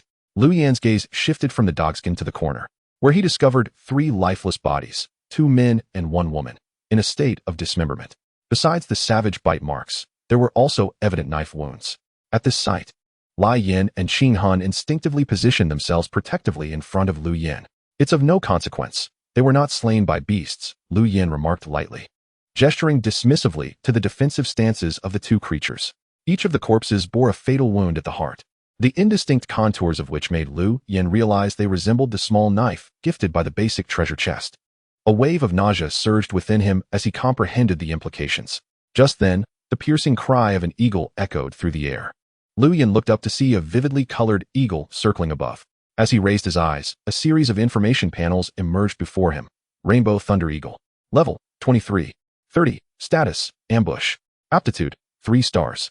Skills, Dive Attack, causing a lethal strike from a high altitude. LV2, 3. Thunder Strike, gathering energy to unleash lightning. LV-1-3. The eagle cried out once more. Suddenly, the Rainbow Thunder Eagle halted its aerial maneuver, its wings flaring slightly. With a resounding crash, a bolt of lightning, as thick as an arm, rent the sky and struck the ground. The speed of the Thunder Eagle's attack was astonishing. Before Lu Yin could fully comprehend the situation, the lightning had already descended. He instinctively jerked aside, and Qing Hun reacted swiftly, forming a protective barrier with its turtle shell to shield Lu Yin from the residual shock of the thunder. However, Qing Hun was thrown to the ground by the force. Meanwhile, Lai Yin was engulfed in crackling lightning, its fury igniting. Although it had evaded the strike, it remained incensed. "Oh, you managed to dodge?" Lu Yin had barely regained his footing when he heard a voice filled with surprise. Looking up, he saw the Rainbow Thunder Eagle descending toward the dense forest nearby, the voice emanating from within the foliage. Lu Yin furrowed his brow as he gazed in the direction of the eagle's landing, while Lai Yin growled continuously. Its battle spirit ignited. "Kid, not bad. You're the first to evade my thunder strike." Moments later, a gaunt middle-aged man, clad in blood-stained white fur, emerged from the woods. Despite being wrapped in the fur, his emaciation was evident. He paused, grinning at Lu Yin and Lai Yin, his gaze ultimately resting on the turtle shell emanating azure light beside Lu Yin. Yet, when he noticed Qing Hun's presence, his pupils dilated in shock. "You command 2 beasts." The implication of commanding 2 beasts was not lost on the middle-aged man. He understood all too well what it meant. To advance to the second tier, a beastmaster must cultivate their beasts to a certain level. Just the previous night, he had attained the second tier, gaining the right to command a second beast. However, being a second-tier beastmaster did not equate to truly commanding 2 beasts. It is worth noting that in the exchange interface, selecting a beast egg required 5,000 beast core crystals. What did 5,000 crystals signify? 1 upgrade pill required 50 crystals. 5,000 points amounted to 100 upgrade pills. He was uncertain how many pills it would take to elevate his Rainbow Thunder Eagle to level 20, but he was confident it would be far less than 100. To enhance his beast's level while concurrently investing 5,000 crystals to acquire a new beast, how many beast core crystals would that demand? How many beasts would he need to hunt? The middle-aged man's thoughts spiraled into dread as he began to regret his earlier ambush. His mind racing, he instinctively glanced toward the safety house. He knew that returning to the safety house was his only chance of survival. But would Lu Yin grant him that opportunity? Noticing the man's gaze shift toward the safety house, Lu Yin scoffed.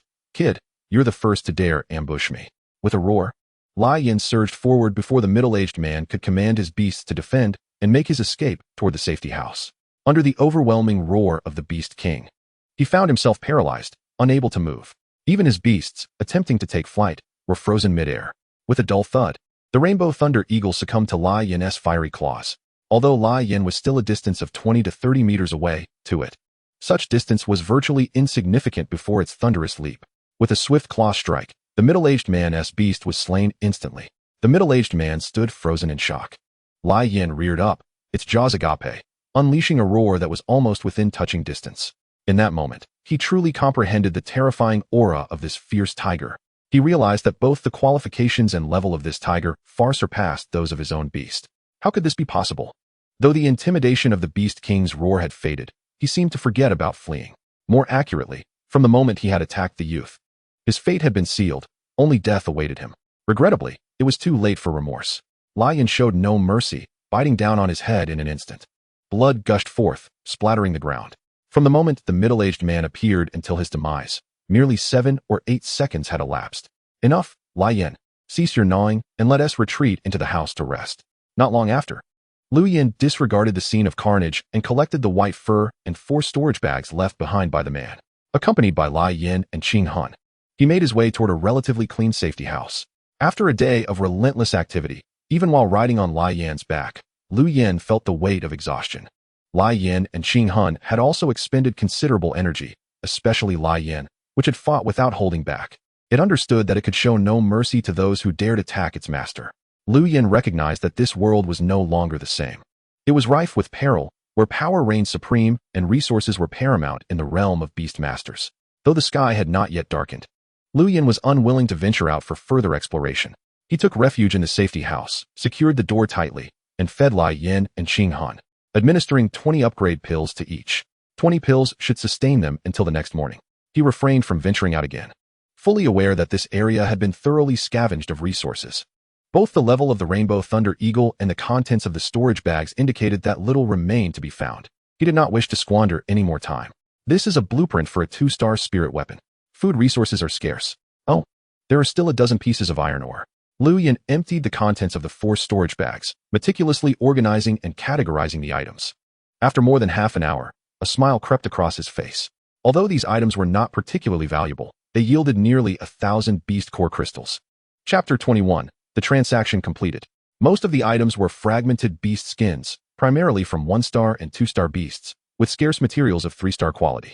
Additionally, there were numerous beast bones. While these items might only serve to satisfy others' needs, for Lu Yin, who possessed the recycling station function, they were a precious source of beast core crystals.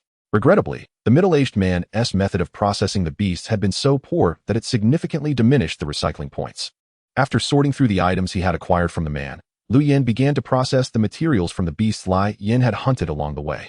As time passed, nightfall quickly approached. Lu Yin stood by the window, savoring a freshly roasted beefsteak, adding the recovered 1,000 points, along with the beast core crystals obtained from the relentless hunting by the blazing flames, and after deducting the cost of exchanging 40 upgrade pills. He now has a total of 219 points remaining. The gap to reach the required 20,000 points for the exchange is still quite substantial. He muttered to himself softly while savoring a meat steak.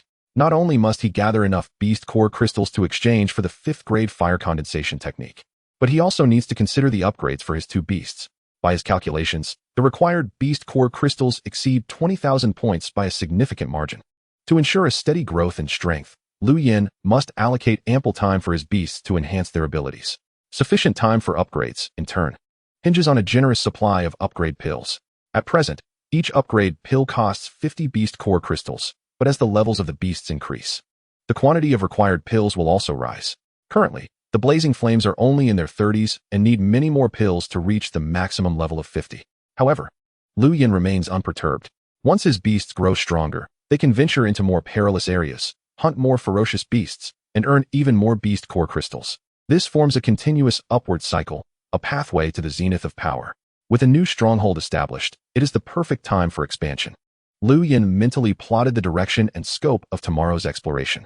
First, he would clear the 2-star and 3-star beasts encountered along the way, and then delve into new territories. Every one of those encounters represents beast core crystals. None must go to waste. It would be a shame indeed. After dinner, Lu Yin lay on his bed, murmuring quietly, and soon fell asleep. Ding. The Azure Turtle successfully leveled up to level 10. Ding. The Azure Turtle successfully leveled up to level 11. Ding. The Azure Turtle successfully leveled up to level 13. With the Azure Turtle surpassing level 10, it comprehended a brand new beast skill. In the early morning, Lu Yin was awakened from his dreams by the continuous sounds echoing in his mind. Upon opening his eyes, he beheld the Azure Spirit's rejuvenated attribute panel displayed before him. Azure Turtle. Level 13, 50. Status, steady. Qualification, 5 stars. Skills. Azure Turtle Armor. Consolidates energy to form the Azure Turtle Armor, LV4, 5. Shield Mountain. Gathers a heavy mountain shield on its back, capable of withstanding all attacks within a range for a short period, LV1, 5. Oh. Lu Yin shook his head to clear his thoughts, scrutinizing the new panel of the Azure Spirit, unable to suppress his admiration. The defensive prowess and effects of the Azure Turtle Armor were all too familiar to him. In his view, even if the blazing flames were to strike, relying solely on its own strength, it would be no easy feat to breach the Azure Turtle Armor's defenses. As for whether the blazing flames could break through with its fiery claws, Lu Yin was uncertain, as he had never truly tested it. Moreover, this was under the condition of a level disparity. If the Azure Spirit and the blazing flames were of equal level, even if the blazing flames unleashed its fiery claws, Lu Yin would find it challenging to judge. After all, to Lu Yin, the blazing flames were his mightiest spear, while the Azure Spirit served as his most formidable shield. With the Azure Spirit having leveled beyond 10, the newly acquired Shield Mountain skill, upon reading its description, seemed to indicate an even greater defensive capability and a broader range. Should they encounter a thunder strike from a Rainbow Thunder Eagle again, with Shield Mountain, there would be no need to evade. Lu Yin smiled broadly. Although he had previously donned the Azure Turtle Armor, when lightning struck, he had not sustained injuries, yet he had appeared somewhat disheveled. He also knew that the Azure Spirit could only consolidate one set of Azure Turtle Armor at a time. Thus, facing widespread attacks had proven somewhat strenuous. Regardless, the arrival of Shield Mountain elevated Lu Yin's defensive strength to a new level. After the Azure Spirit completed its upgrade, the blazing flames gradually awakened as well. In a single night, consuming 20 upgrade pills, the blazing flames surged to level 34. Although the advancement speed of the blazing flames was not the fastest, the simultaneous upgrades of both beasts still provided Lu Yin with considerable energy for elevation. Lu Yin stepped outside, standing in the open air, feeling the now 100-meter range of perception, a smile tugging at the corners of his mouth. Off we go. May today yield fruitful results. Once the blazing flames and the Azure Spirit had finished their meals, Lu Yin took a bite of bread, washed it down with a generous gulp of water, and spoke up. Immediately, the Azure Spirit returned to the beast ring, while Lu Yin leapt onto the back of the blazing flames, and the pair surged forth into the forest ahead. From the initial blood-soaked grasslands to the later thickets, the terrain was relatively gentle. However, upon entering the forest, the landscape grew rugged, featuring deep ravines and towering ridges. Lu Yin had expected that this would severely hinder the speed of the blazing flames. After observing for a moment, he realized that the blazing flames seemed unimpeded by the forest terrain, with speed even occasionally increasing. Reflecting on this, Lu Yin recalled that the blazing flames were, after all, a fierce tiger, naturally adapted to forest environments, making such a performance unsurprising. Since the blazing flame speed remained unaffected, Lu Yin ceased to be distracted and focused entirely on his perceptive exploration. As he had anticipated, since departing at dawn, the blazing flames had been racing for over an hour, and Lu Yin had scarcely encountered any beasts of one-star qualification in this vicinity. Many areas still bore the scars of devastation, the charred conditions clearly the work of the Rainbow Thunder Eagle. Lu Yin pressed on without pause, and before long, noon had arrived. Despite it being midday, the cold wind remained biting, devoid of warmth, a climate to which Lu Yin had long since grown accustomed. After a morning of running, the blazing flames appeared somewhat fatigued, prompting Lu Yin to decide to stop and allow it to recover its strength. He had not encountered any gains along the way, and despite his meticulous search, there were no signs of nests or other human gatherings. He planned to explore for another hour after the blazing flames were well fed, then return the way they came. Lu Yin understood that exploration could not be rushed. Impatience would yield no results. With the safety of the abandoned recycling station as a stronghold, he need not worry about where to rest at night. Furthermore, as the blazing flames continued to level up, he believed that with the enhancement of strength, the distance and scope of exploration would undoubtedly expand further. Howl! Just as Lu Yin was watching the blazing flames eat, preparing to have a bite himself and take a moment's rest, a sudden wolf howl pierced the air. Judging by the intensity of the howl, its qualification was at least 3 stars or higher. Following that, the howl was succeeded by a mournful scream. In the background, Lu Yin faintly discerned what sounded like human cries. Is someone there? It's a beast tamer in battle. Blazing flames, let us go? Without hesitation, Lu Yin mounted the tiger's back and charged toward the source of the sounds. Damn it, I'll go all out. Even if I die, I'll take you down with me. A young man with blood streaming from the corner of his mouth shouted in rage. Beside him, a beast as robust as a calf lay in a pool of blood, its neck gushing crimson. The beast was riddled with wounds, its back a gruesome sight, and both its tail and antlers had been severed. The young man gazed at his dying beast, struggling to suppress the blood welling in his throat, and drew forth a gleaming dagger. Not far away, a 2-meter-long blood-eyed wolf was licking its blood-stained fangs, greedily fixating its gaze on the young man. Just as the young man raised his blade to charge, the blood-eyed wolf let out a long howl and lunged forward. In an instant, the wolf was upon him, claws aimed directly at the young man's head. The young man did not flinch or evade, raising his blade to meet the attack. Bang! The blade clashed against the wolf's claws, sparks flying.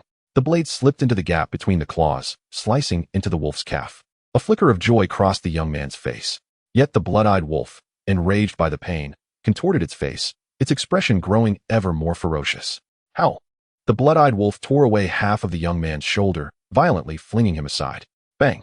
The young man collided with a stout tree trunk like a kite severed from its string, the branches splintering in response. He fell to the ground, racked with excruciating pain, coughing up copious amounts of blood. The blood-eyed wolf, thoroughly enraged, lunged at him once more. With his back against the great tree, the young man did not glance at the blood-eyed wolf, yet his gaze was fixed upon the calf that lay in a pool of blood nearby. Brother Nyo, we shall meet again in the next life. In the next life, we shall still be brothers, he silently intoned in his heart, then closed his eyes, awaiting the arrival of death. Just as he shut his eyes, a thunderous roar of a tiger shattered the silence. A bitter smile crept upon the young man's lips. He had harbored a flicker of hope that if he could slay the blood-eyed wolf, perhaps he could escape the peril with his beast. However, it seemed, the young man's thoughts were still tumultuous when he suddenly felt a foul wind rushing towards him. He opened his eyes wide in astonishment, witnessing the blood-eyed wolf being hurled backwards, much like he had been moments earlier. Thud, thud, thud.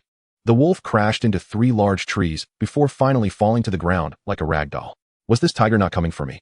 The young man gazed in bewilderment at the tiger that had suddenly appeared and swiftly dispatched the blood-eyed wolf, his heart filled with confusion.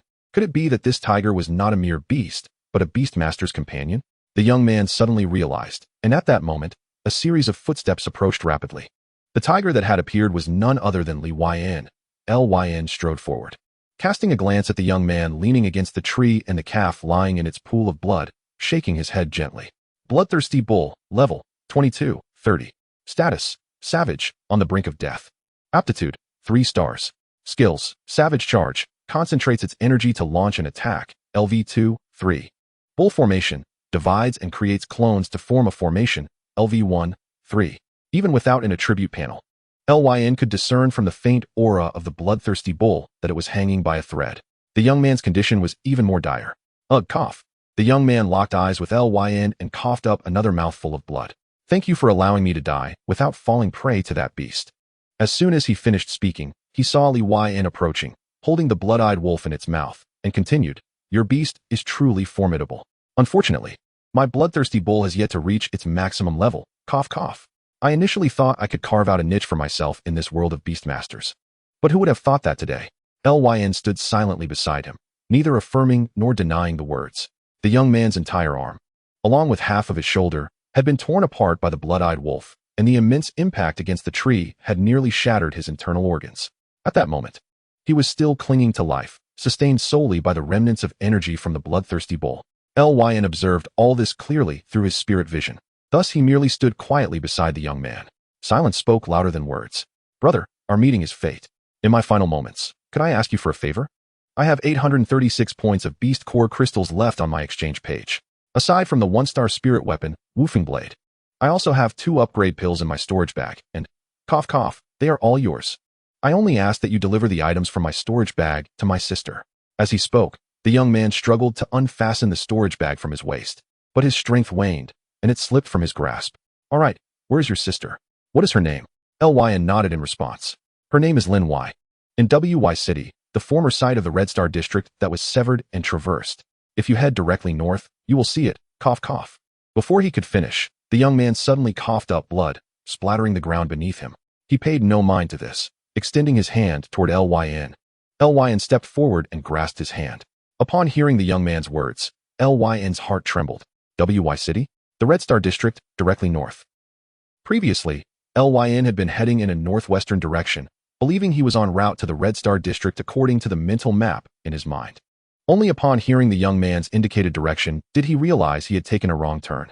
As Lyn held the young man's hand, he expected the other to rise and say more, but unexpectedly, a soft glow suddenly emanated from their clasped hands, followed by a prompt resounding in his mind.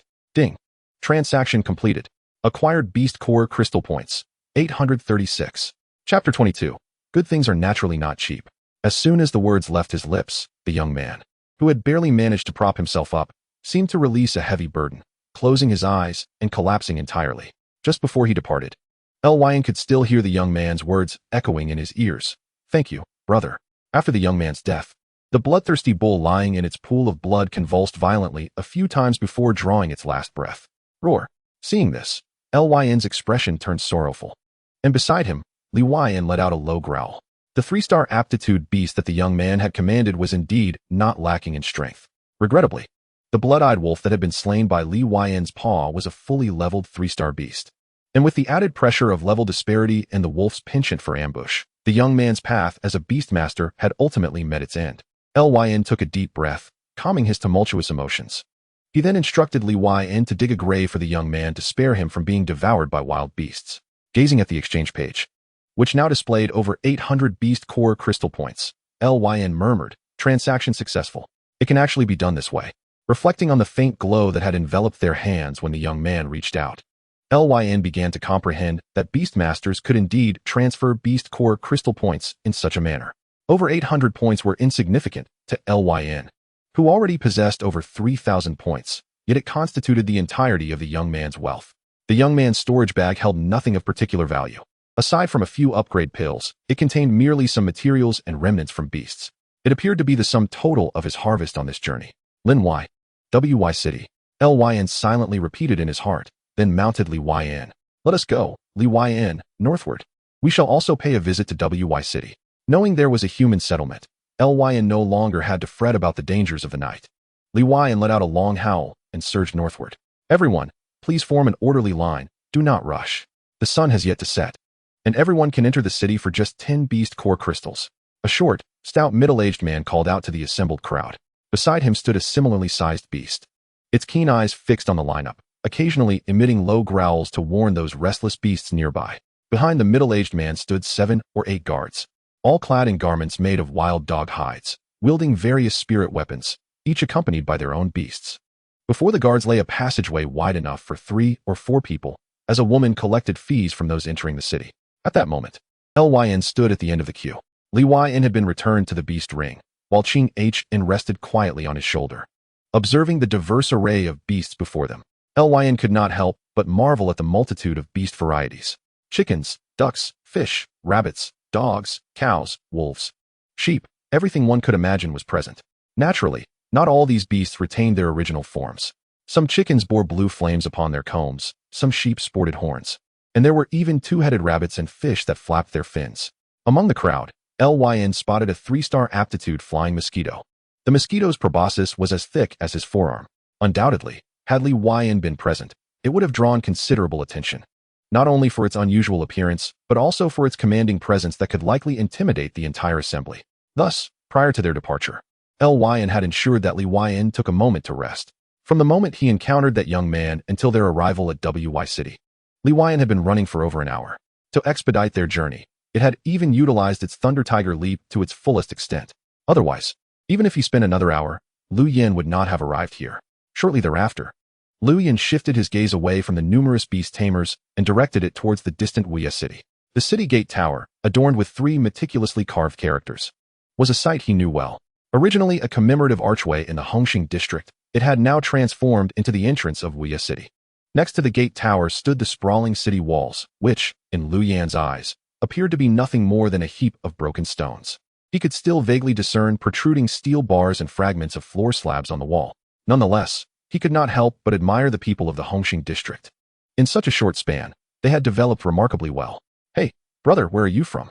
As Lu Yin quietly stood in line with Qing Han, observing the bustling scene inside the city gate that resembled a lively market, a voice suddenly called out from behind.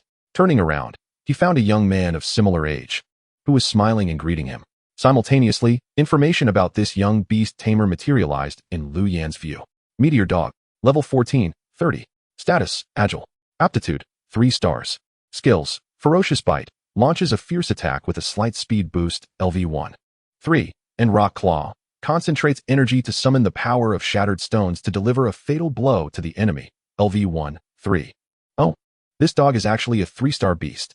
Lu Yin raised an eyebrow upon seeing this. It was his first encounter with a canine beast of 3-star aptitude. "My name is Xiang Tianyun, from Honglu Village. And you?" Seeing Lu Yan's silence, Xiang Tianyun continued with a smile. "Hello, I am Lu Yin, from a rather strict place." Lu Yin replied with a smile. He knew that Honglu Village was indeed within the Hongxing district. A strict place? Is it even stricter than our Honglu Village? Xiang Tianyun sighed deeply. His words seemed directed at Lu Yin, yet also felt like amusing to himself. If I had been directly incorporated into Wuya City, I wouldn't have to go through all this trouble. By the way, Lu Yin, did you come alone? Xiang Tianyun then inquired. Judging by his demeanor, he seemed particularly excited to converse with someone after several days of solitude. "I came alone as well. My situation is quite similar to yours. Thankfully, I was lucky enough to choose a formidable beast. Otherwise, I might not have made it here." Lu Yin nodded. "Your beast does indeed seem quite strong." Xiang Tianyun's Meteor Dog, with its pure white coat and 3 gently swaying tails emanating a faint glow, resembled the flow of stars. "It seems we are quite fated." Xiang Tianyun laughed heartily. "Once we enter the city, we must celebrate together. I have 2 crates of beer from intermediate treasure chests." Were it not for the fact that he was still unfamiliar with Lu Yin, he might have already thrown an arm around his shoulder. As Lu Yin and Xiang Tianyun chatted casually, they soon reached the front of the line.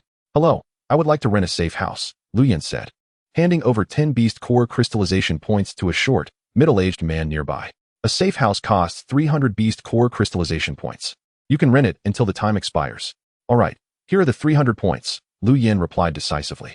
The middle-aged man beamed as he handed him the key, which bore a few simple symbols and numbers. From the moment they began to queue, most people opted to rent safe houses. After all, with nightfall approaching, having a safe house was essential. I would also like to rent a safe house.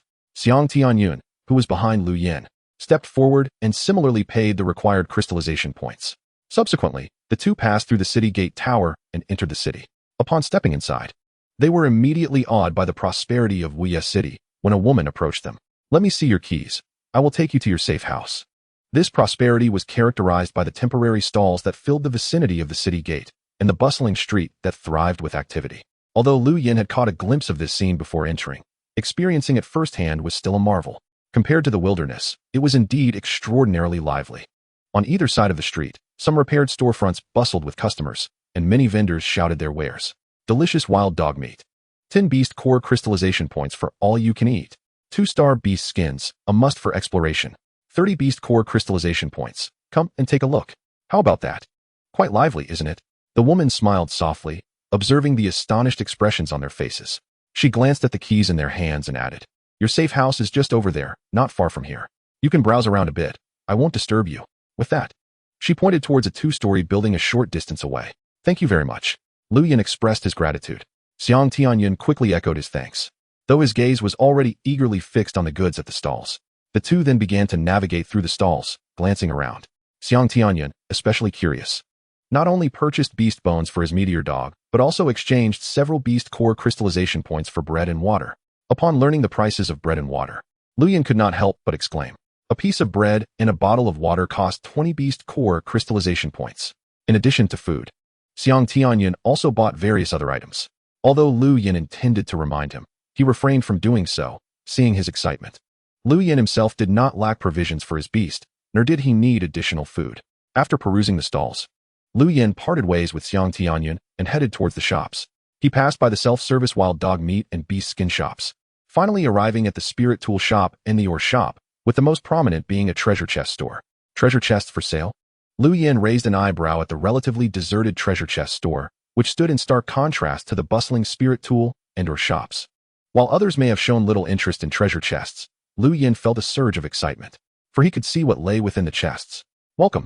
What can I do for you, brother? Feel free to browse. As soon as Lu Yin stepped inside, the shopkeeper, clad in patterned fur, greeted him warmly. Following the shopkeeper's gesture, Lu Yin saw 10 treasure chests neatly arranged on either side of the counter.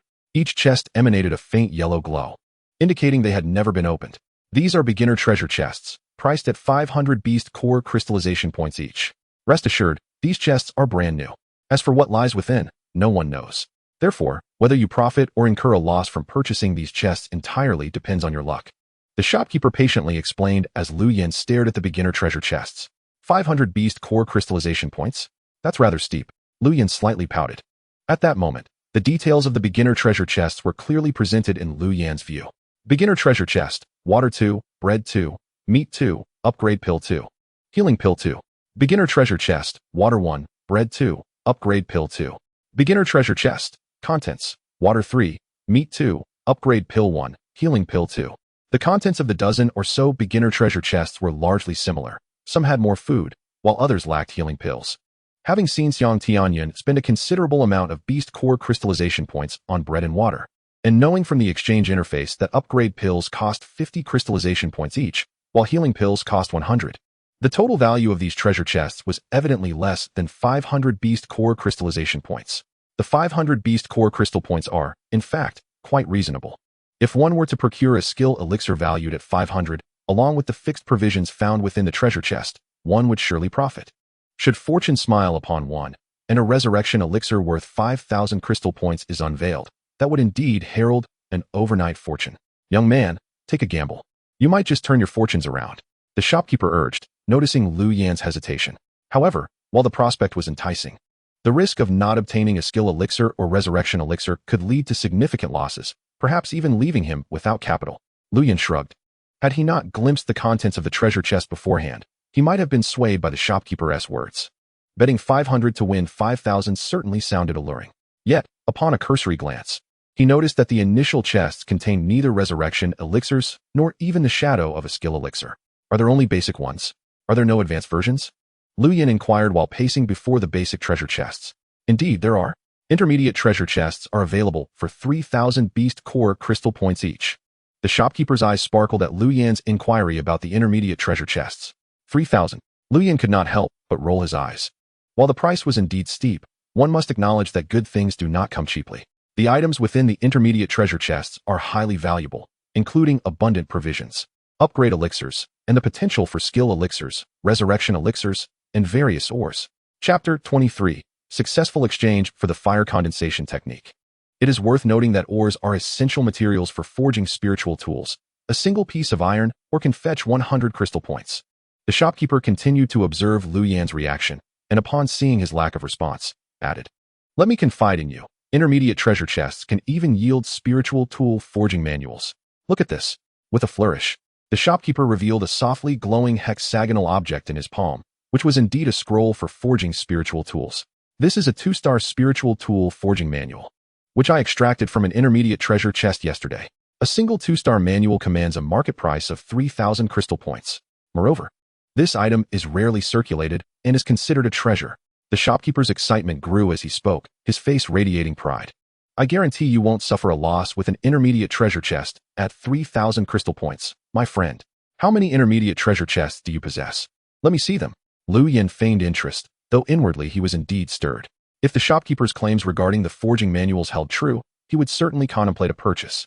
Lu Yan was not entirely familiar with the specifics of the market for spiritual tools and forging manuals, but he had noted during his previous visit to a spiritual tool shop that the acquisition price for 2-star spiritual tool forging manuals aligned with the shopkeeper's assertions. Before him lay 3 intermediate treasure chests, each displaying their contents in succession. Intermediate treasure chest: water 10, bread 10, iron ore 10, upgrade elixir 10, skill elixir 1. Remnant armor 1.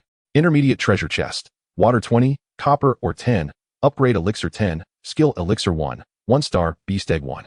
Lu Yan gazed at this information, instinctively licking his lips, which had become parched with excitement. Intermediate treasure chest: water 5, bread 10, iron ore 10, upgrade elixir 10, skill elixir 1. 4-star nest guidance map 1. What truly captivated Lu Yan was not the chest containing the 1-star beast egg, but rather the intermediate treasure chest concealing the 4-star nest guidance map.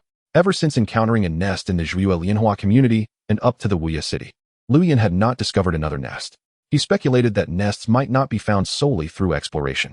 Despite this supposition, with Grandpa Wang no longer among the living, Lu Yan had no way of learning how they had initially located the nest. Upon seeing the nest guidance map within the intermediate treasure chest, Lu Yan realized that the stalactite cave adjacent to Zhuo Lianhua was likely the location where Grandpa Wang had found the guidance map. Indeed, as Lu Yan surmised, Grandpa Wang had obtained the guidance map from an intermediate treasure chest many years ago. Since no one had previously utilized such items, he sent people to experiment with its use. Once activated, the guidance map led them to a skeleton nest. However, among the dozen or so explorers, only 2 managed to escape the assault of the Wild Dog King. Aware that it was a 4-star nest, Grandpa Wang decided to gather strength before making another attempt. Unbeknownst to him, with Lu Yan's assistance, he would be outpaced. Though 3 treasure chests were not many, they were sufficient for now. Currently, the areas being explored were limited, and it was reasonable to believe that treasure chests would multiply in due time.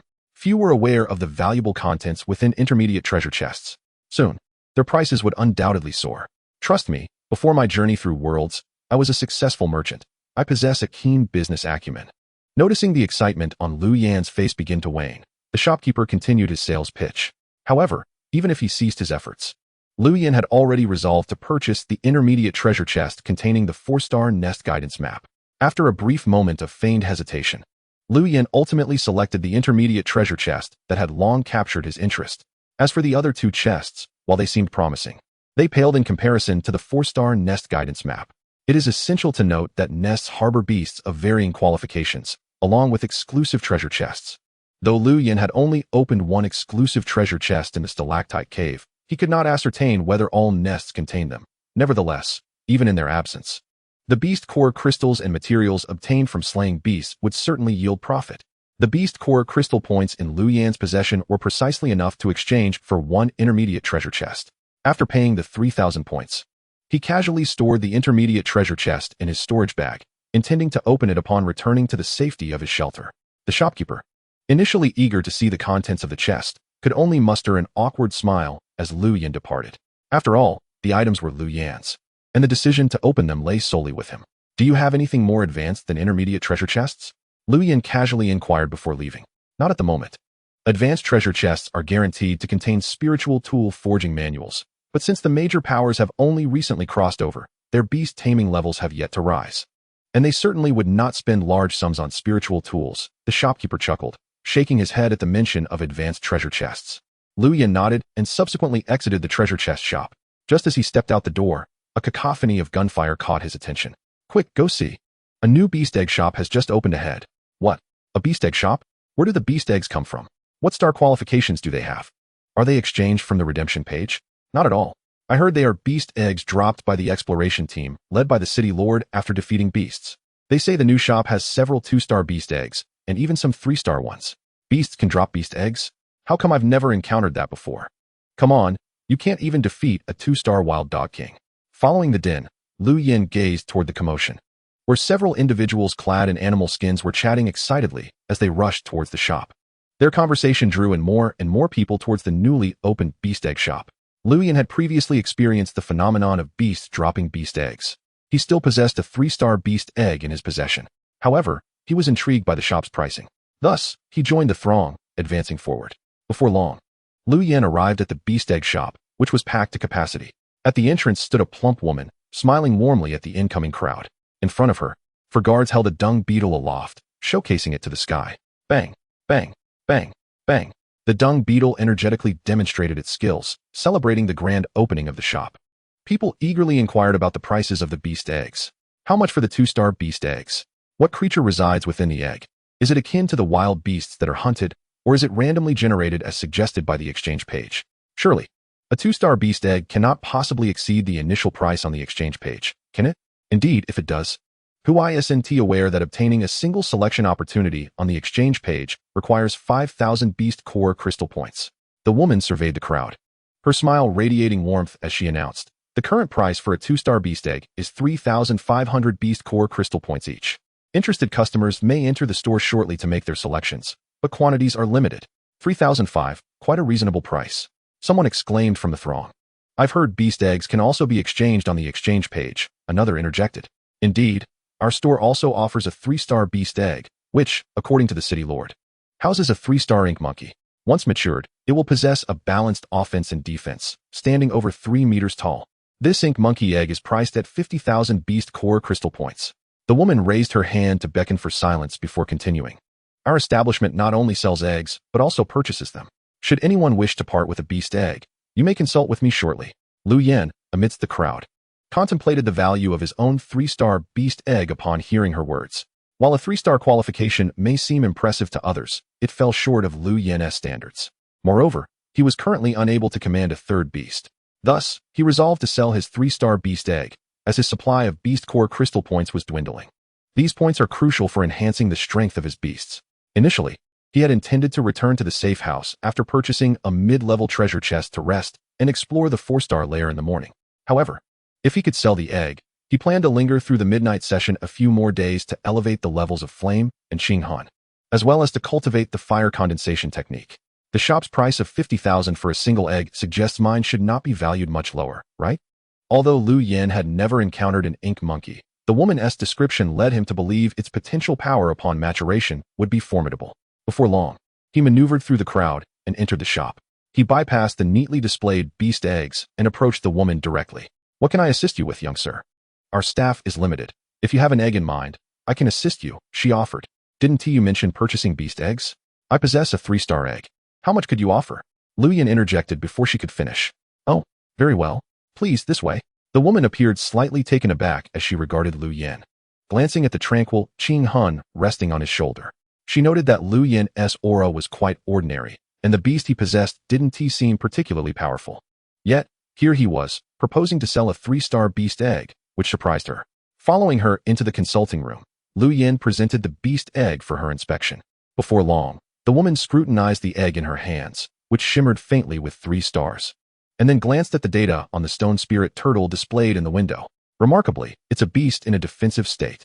We can currently offer a maximum of 40,000 beast core crystal points. Do you find this price acceptable? Upon recognizing the true nature of the beast egg, the woman's astonishment deepened. In her previous excursions with the city lord, she had encountered beasts in a defensive state, and even several individuals working together had struggled to capture them, let alone a fully leveled defensive beast. After all, only by defeating a fully leveled beast could one hope to obtain a beast egg. She observed the young man before her, whose features were delicate, and mused that he surely harbored a beast of formidable offensive capability, certainly not the gentle turtle resting on his shoulder. With this thought, her gaze toward Lu Yin took on a touch of respect, and she began addressing him with greater formality. 40,000. That seems too low. I exerted considerable effort to vanquish that stone spirit turtle. Hearing her offer, Lu Yin pondered briefly before responding. Let us settle on 45,000. If you can accept that, I'll sell it. While many now seek offensive beasts, once the safe house's protection expires, defensive types will undoubtedly become the priority. You surely understand this. Indeed. Then 45,000 it shall be. The woman nodded in agreement, recognizing the wisdom in Lu Yin's words. Presently, they were sheltered by the safe house, allowing for a peaceful night's rest. However, once the protection faltered, restful sleep would become a luxury, and enhancing their beasts would become a perilous endeavor. At that juncture, without defensive beasts, no one could foresee what dangers the night would unleash when the safe house's duration ended. Perhaps the cold would seep into their quarters. Yet that would only be a minor concern. The true issue lay in the unknown horrors that lurked within the shadows. She recalled that just days prior, the city lord had dispatched several skilled individuals to scout the night, and all had vanished without a trace. Thus, only those with robust defensive capabilities could hope to safeguard themselves. The woman even resolved that she would not sell the stone spirit turtle nor report it to the city lord. Instead, she would keep it as her own beast. Since becoming a second-tier beast master, she had yet to command a second beast. Lu Yin received his 45,000 beast core crystal points from the woman and promptly departed. After he left, the woman remained in the room, directly commanding the stone spirit turtle. As for who would ultimately claim the beast egg, Lu Yin was indifferent.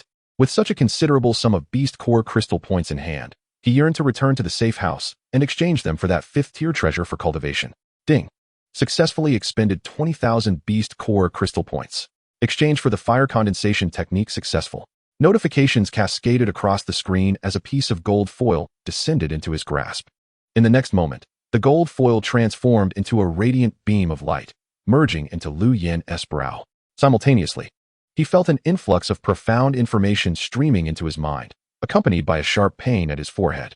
Minutes later, as the information gradually crystallized within his consciousness, Lu Yin, who had previously kept his eyes shut, exhaled softly and opened them. The fire condensation technique is divided into 3 tiers. The first tier allows one to restore their own energy, and upon mastery, converts all energy into flame, granting the ability of a beast master, flame fire, and thus enables the refinement of the fire cloud formation to perform the fire cloud technique. The fire cloud technique can be used on beasts to enhance their speed. The second tier of cultivation enables rapid energy recovery, and upon completion, allows one to wield the power of flames and learn the flying flame technique. The flying flame technique can be applied to beasts, temporarily enhancing their capabilities. The third tier significantly restores personal energy and upon mastery, allows for the complete integration of flame power. Mastering the flowing fire rain. The flowing fire rain engulfs a designated area, exponentially enhancing the abilities of beasts within for a limited time. The fire cloud technique enhances beast speed. The flying flame technique temporarily boosts beast capabilities, and the flowing fire rain amplifies the abilities of beasts within its area. This fire condensation technique is undeniably powerful.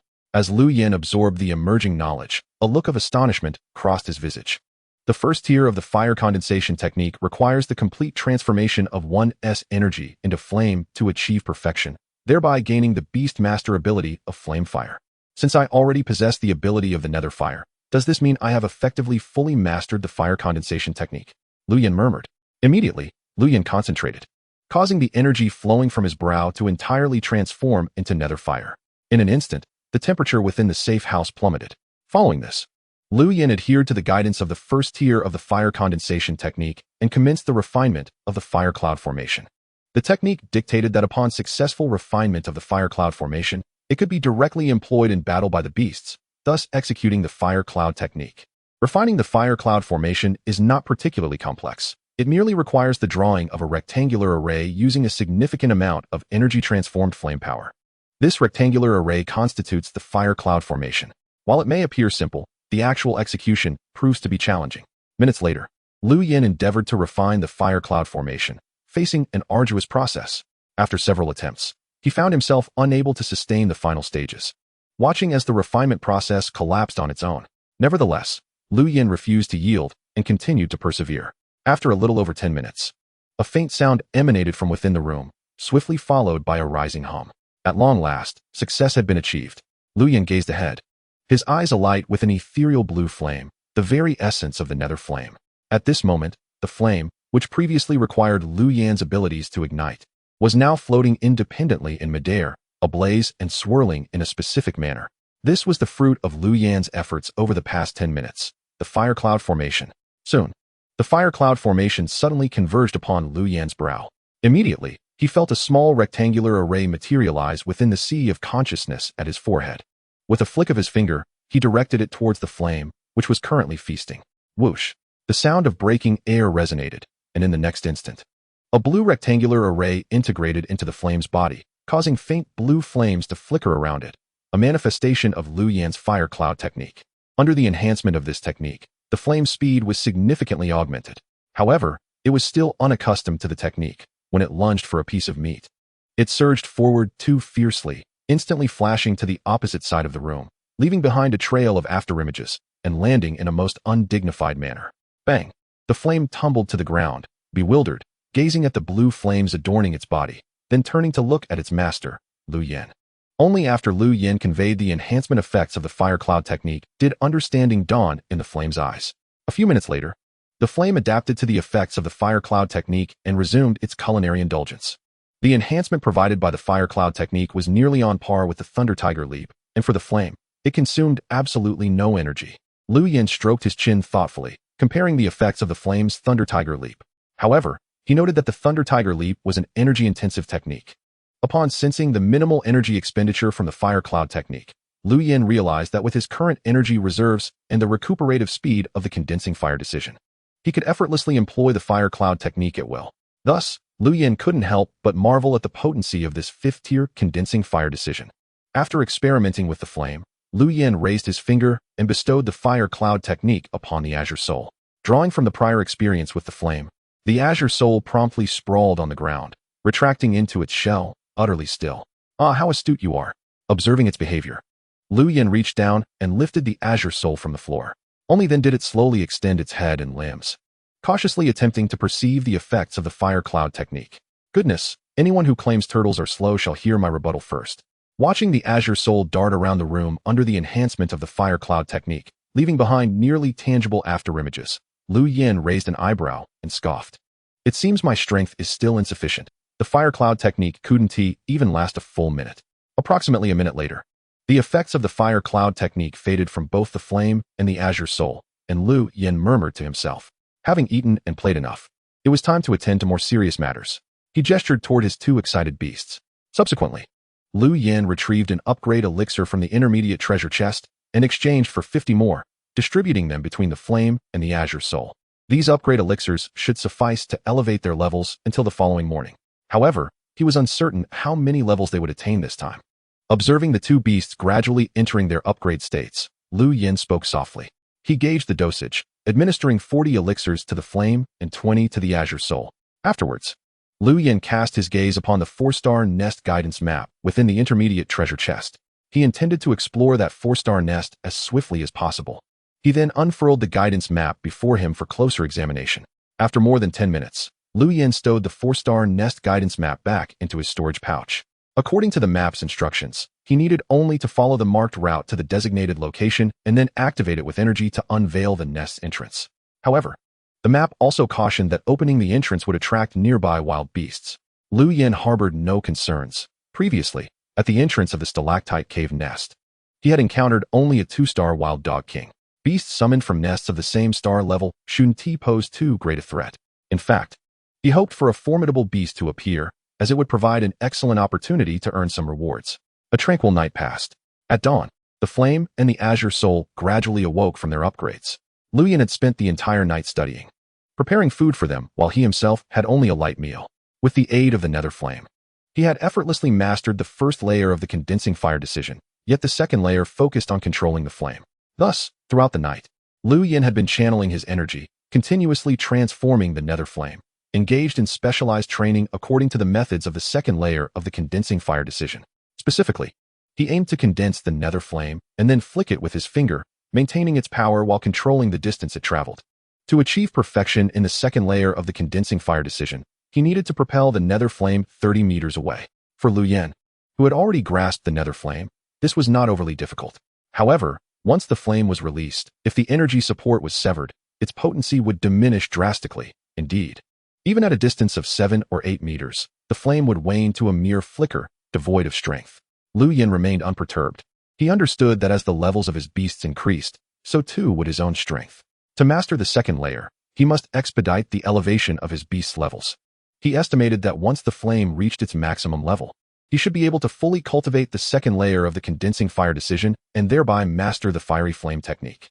The fiery flame technique could be employed on his beasts, temporarily enhancing their abilities. Lu Yan's mind flickered with the description of the fiery flame technique, and he was filled with excitement. The power of the fire cloud technique was comparable to the Thunder Tiger leap at the flame's current level, with significant enhancement effects. Not to mention the fiery flame technique he would grasp from the second layer of the condensing fire decision. Furthermore, the fiery flame technique could amplify his beast's capabilities. As their levels increased, the flame absorbed upgrade elixirs at a much faster rate, consuming 40 in no time. Lu Yan glanced at the brightening sky and then at the flame, which was voraciously devouring its meal. Tiger. Level, 35-50.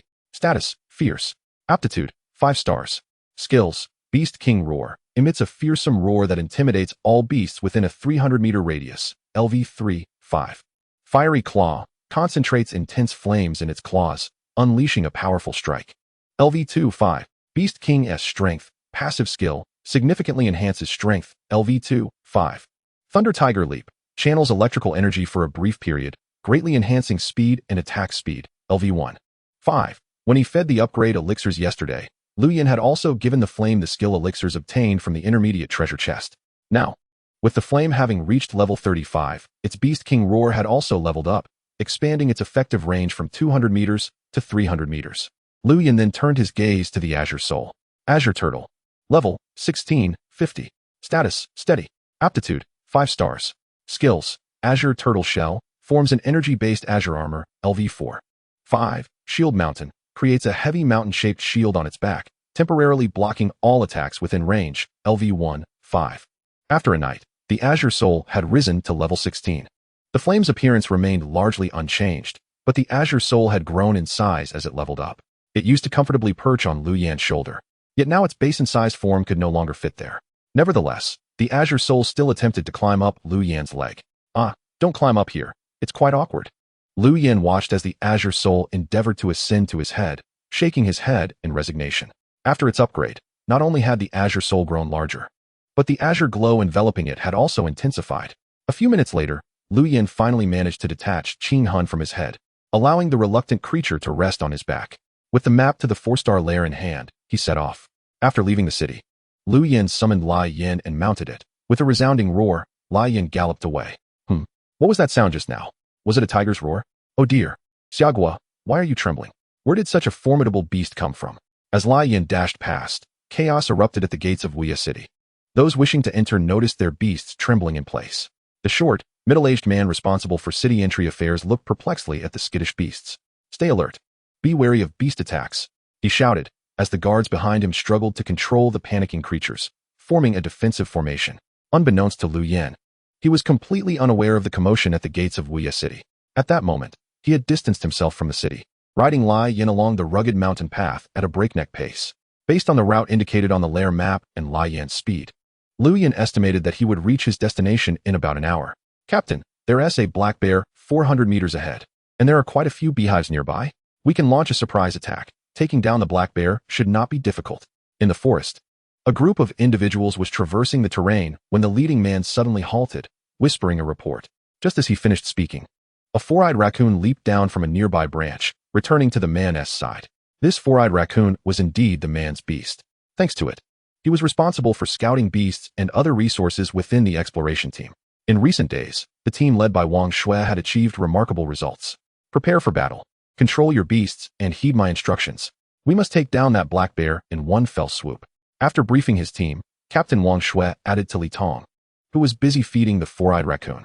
Wang Shui was able to assume the role of captain due to her command over a 3-star qualified shadow leopard. Relying on the formidable combat prowess of the shadow leopard, she undertook the primary offensive responsibilities within the team. Although the beasts of the other members were only of 2-star qualification, they each had their strengths. Li Tong's four-eyed raccoon, while not particularly powerful, possessed exceptional scouting abilities. All right, I'll send my beast to scout again. Li Tong responded promptly, directing the four-eyed raccoon back towards the location of the black bear for reconnaissance. Hee. I hope this black bear has 3-star qualification. That would be quite a windfall for us, right, Captain? Wow, beehives. Then we'll have a honey feast tonight. I heard honey is great for the skin. Captain, you should indulge. Go on, stop prattling. The captain is already as beautiful as a celestial being. The team members, while ensuring their beasts remained quiet, as per Wang Shui's instructions, chattered animatedly. They were well aware that with Wang Shui and her shadow leopard present, dealing with the black bear would be a mere formality, especially since the shadow leopard excelled in ambushes. Just yesterday, the team had successfully collaborated to take down a 4-star beast. Before long, the four-eyed raccoon returned with information, prompting Wang Shui to lead the team stealthily toward the black bear. This should be the spot. Chapter 25, The Mighty Ants. After rushing from Wuye City for nearly an hour and double-checking, Lu Yin gazed at the shimmering lair map in his hands and murmured. At this moment, he found himself in the heart of a mist-laden valley. Lai Yin let out a roar before him, dispersing the insects and debris within the valley. Several weak 1-star beasts scattered in fear at the sound. Lu Yin paid no heed to the inferior beasts, raising the map with both hands and continuously channeling energy into it. After more than 10 minutes, a buzzing sound echoed. The map quivered violently in Lu Yan's grasp, prompting him to cease the energy flow. Moments later, the parchment transformed into specks of starlight, drifting into the valley. There lies the entrance. Following the trail of starlight, Lu Yin observed the luminous points adhering to a hollow in a withered tree. The surface of the hollow shimmered with starlight, emanating an ancient aura, as if an ancient door had swung open. Upon discovering the lair's entrance, Lu Yin did not rashly enter but instead retreated to the side. Lai Yin turned to guard Lu Yin, entering a state of readiness. Just as Lu Yin reached the edge of the valley, a sudden cacophony of beastly roars assaulted his ears. By the sound, there were at least 7 or 8. Only this few, and I thought there were more. Lu Yin remarked, rolling his eyes at the roars. Lai Yin, let us end this swiftly. We still need to get into the lair. Lu Yin patted Lai Yin's back, giving the command. Roar. Lai Yin raised its head and unleashed a mighty roar. Its tiger's roar enveloped in overwhelming power, nearly shattering the valley. Such a formidable sound completely drowned out the cries of the beasts, prompting Lu Yin to roll his eyes yet again. Hey, tone it down. Don't scare them all away. He worried that the unfamiliar beast would be frightened off by Lai Yan's display. However, Lu Yan's concerns were unfounded. Before he could finish his thought, the surrounding forest suddenly shook. Almost immediately, a wild boar with crimson eyes charged forth from the thickets. Blood boar. Level, 22/30. Status, ferocious. Qualification, 3-star. Skills, frenzied charge. Concentrates power to enter a rage state, launching a continuous assault on enemies. LV1/3. Piercing spike. Concentrates energy on its spines to launch a fierce attack on a target. LV1/3. Brute strength. Passive skill. Enhances its own power. LV1/3. Gazing at the massive blood boar, Lu Yin couldn't help but frown. The blood boar was robust, its body covered in glimmering spikes, nearly rivaling the size of Wang Dage's elephant. As it charged forth, trees along its path were shattered. The blood boar rushed towards Lu Yin and Lai Yin with near-manic speed. At that moment, Lu Yan's information panel resurfaced, displaying details of the blood boar's kin. Wild boar. Level, 17/20. Status, ferocious. Qualification, 2-star. Skills, tusk strike. Concentrates energy to launch a lethal attack with its tusks. LV1/2. Barbaric. Passive skill. Enhances its own attributes. LV1/2. Wild boar. Level, 18/20. Status, ferocious. Qualification, 2-star. Skills, tusk strike. Concentrates energy to launch a lethal attack with its tusks. LV1/2. Barbaric. Passive skill. Enhances its own attributes. LV1/2. This group of wild boars followed closely behind the blood boar, madly charging at Lu Yin and Lai Yin as if Lu Yin had encroached upon their lair. Roar. Seeing this, Lai Yin, unable to contain itself any longer, threw back its head and roared once more. This time, it unleashed a mighty beast king's roar, imbued with an overwhelming sense of intimidation. In an instant, the charging blood boar and the wild boar herd were frozen in place. At a certain level, The Beast King's roar could instill fear over a radius of 300 meters, significantly enhancing its effect. Even with the blood boar's massive size and momentum, it was forcibly halted in its tracks. Surrounded by crackling lightning, Lai Yan's 4 colossal claws ignited in flames, and in the blink of an eye, it appeared before the blood boar. Thud! The enormous tiger paw struck mercilessly at the blood boar's head. Despite the blood boar's strength, it was no match for Lai Yan. With 3 skills unleashed in unison, the attack was simple, yet overwhelmingly powerful. The blood boar and the wild boars had yet to fully escape the influence of the Beast King's roar when they collapsed, blood spilling forth. Especially the 2-star wild boars, which twitched uncontrollably in their final moments, still under the sway of the roar's intimidation. Flame, proceed to collect the wild boar and the beast core crystals. Leave this bloodthirsty hedgehog to me. Lu Yin strode forward briskly, gesturing for Flame to retreat upon observing the spiny menace covered in blood, its spikes glistening ominously. He swiftly gathered the beast core crystals dropped by the bloodthirsty hedgehog into his storage bag, preparing to return to the safe house for further processing. The immediate priority was to head towards the lair. Flame, there's another beast core crystal over there. Remember to bring it back.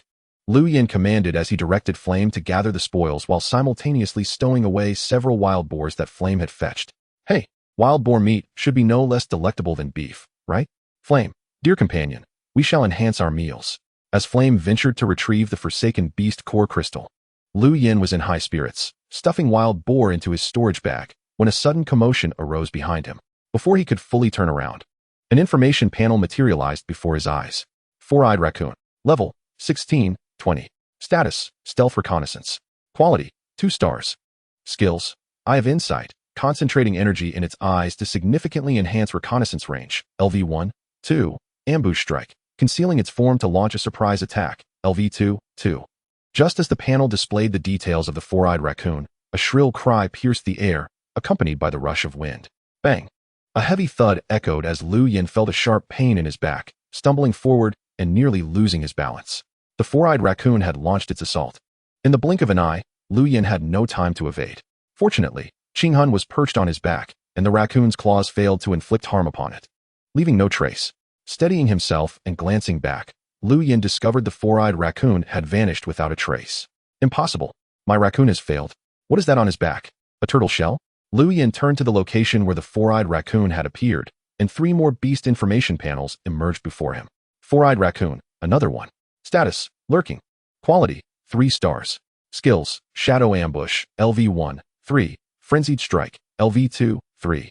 Water scale fish. Level, 13, 20. Status, defensive. Quality, 2 stars. Skills, water shield, LV1, 2. Scales, LV1, 2. Jade moth. Level, 13, 20. Status, support. Quality, 2 stars. Skills, toxic mist, emitting poisonous mist, LV1, 2. Binding, consolidating energy to create silk cocoons, LV1, 2. Upon observing the newly emerged beasts on the interface, a flicker of intrigue danced in Lu Yan's eyes. Alongside the earlier assailant, the combination of these beasts was impressively strategic. The moment Lu Yin's interface displayed the creatures, he swiftly discerned their locations. Just as he contemplated his next move, the previously concealed 4-eyed raccoon's information panel reappeared on his screen. Flame, realizing her master was under attack, was about to abandon the beast core to assist. But Lu Yin halted her. Despite their apparent coordination, he remained unfazed. Retreat? I have no need for your assistance, Flame. Enough chatter, let us resolve this swiftly. I shall confront that ferocious tiger, and we shall gain entry to the lair. As Lu Yin blocked Flame's path, a chilling female voice pierced through the forest. Immediately, the shadow leopard let out a roar and charged towards Flame's position. Lu Yin scanned his surroundings. The 4-eyed raccoon and the jade moth were closing in on him, while the water scale fish and shadow leopard coordinated their assault on Flame. Lu Yin understood that this group sought his demise, intent on slaying beasts. Huh. Encountering me is your misfortune. Today, I too wish to stretch my limbs. Lu Yin chuckled softly in response to the icy voice. In an instant, the sound of wind rushed past his ears, and a set of azure armor materialized around him. The manifestation of Qinghun's energy, the azure turtle armor. As the azure turtle armor appeared, Lu Yin drew the Jinhua blade with a flourish. Buzz! As the blade was unsheathed, it was immediately enveloped in a layer of ethereal blue flames. The overwhelming aura of the 5-star spirit weapon intertwined with the ghostly flames, forming a blade of fire that danced 2 to 3 meters long. With a deft motion, Lu Yin drew the blade back, channeling the ghostly flames along the blade's edge, executing a fluid slash. Swoosh! A soft sound echoed as the approaching four-eyed raccoon was cleaved in two by the Jinhua blade, perhaps due to the blade's extraordinary sharpness. The severed raccoon did not perish immediately. Its two halves flew apart. Yet, mere moments later, they were consumed by the ghostly flames, their blood instantly solidifying under the intense heat. The scene was terrifyingly vivid. All of this transpired in the blink of an eye. The owner of the four-eyed raccoon, still wearing a sinister smile, collapsed to the ground. It was only when a dull thud resonated that his companion controlling the jade moth realized what had transpired. In a panic, he attempted to call back the jade moth. The four-eyed raccoon moved with agility, but the jade moth was slow to respond, still far from safety.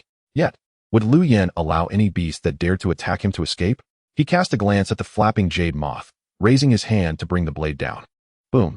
A deafening crash echoed as a tremendous force bore down upon the jade moth, shattering it instantly. Not a single drop of blood was shed. The jade moth had vanished completely. Lu Yin struck with the swiftness of lightning, and Flame was equally formidable. The shadow leopard, adept at ambush, could not match Flame's thunderous leap. The water shield enveloping the shadow leopard crumbled like parchment beneath the heat of Flame's claws. In the blink of an eye, as the shadow leopard raised its claws, Flame's massive paw came crashing down, obliterating it. The tiger's paw was even larger than the leopard's head. Bang!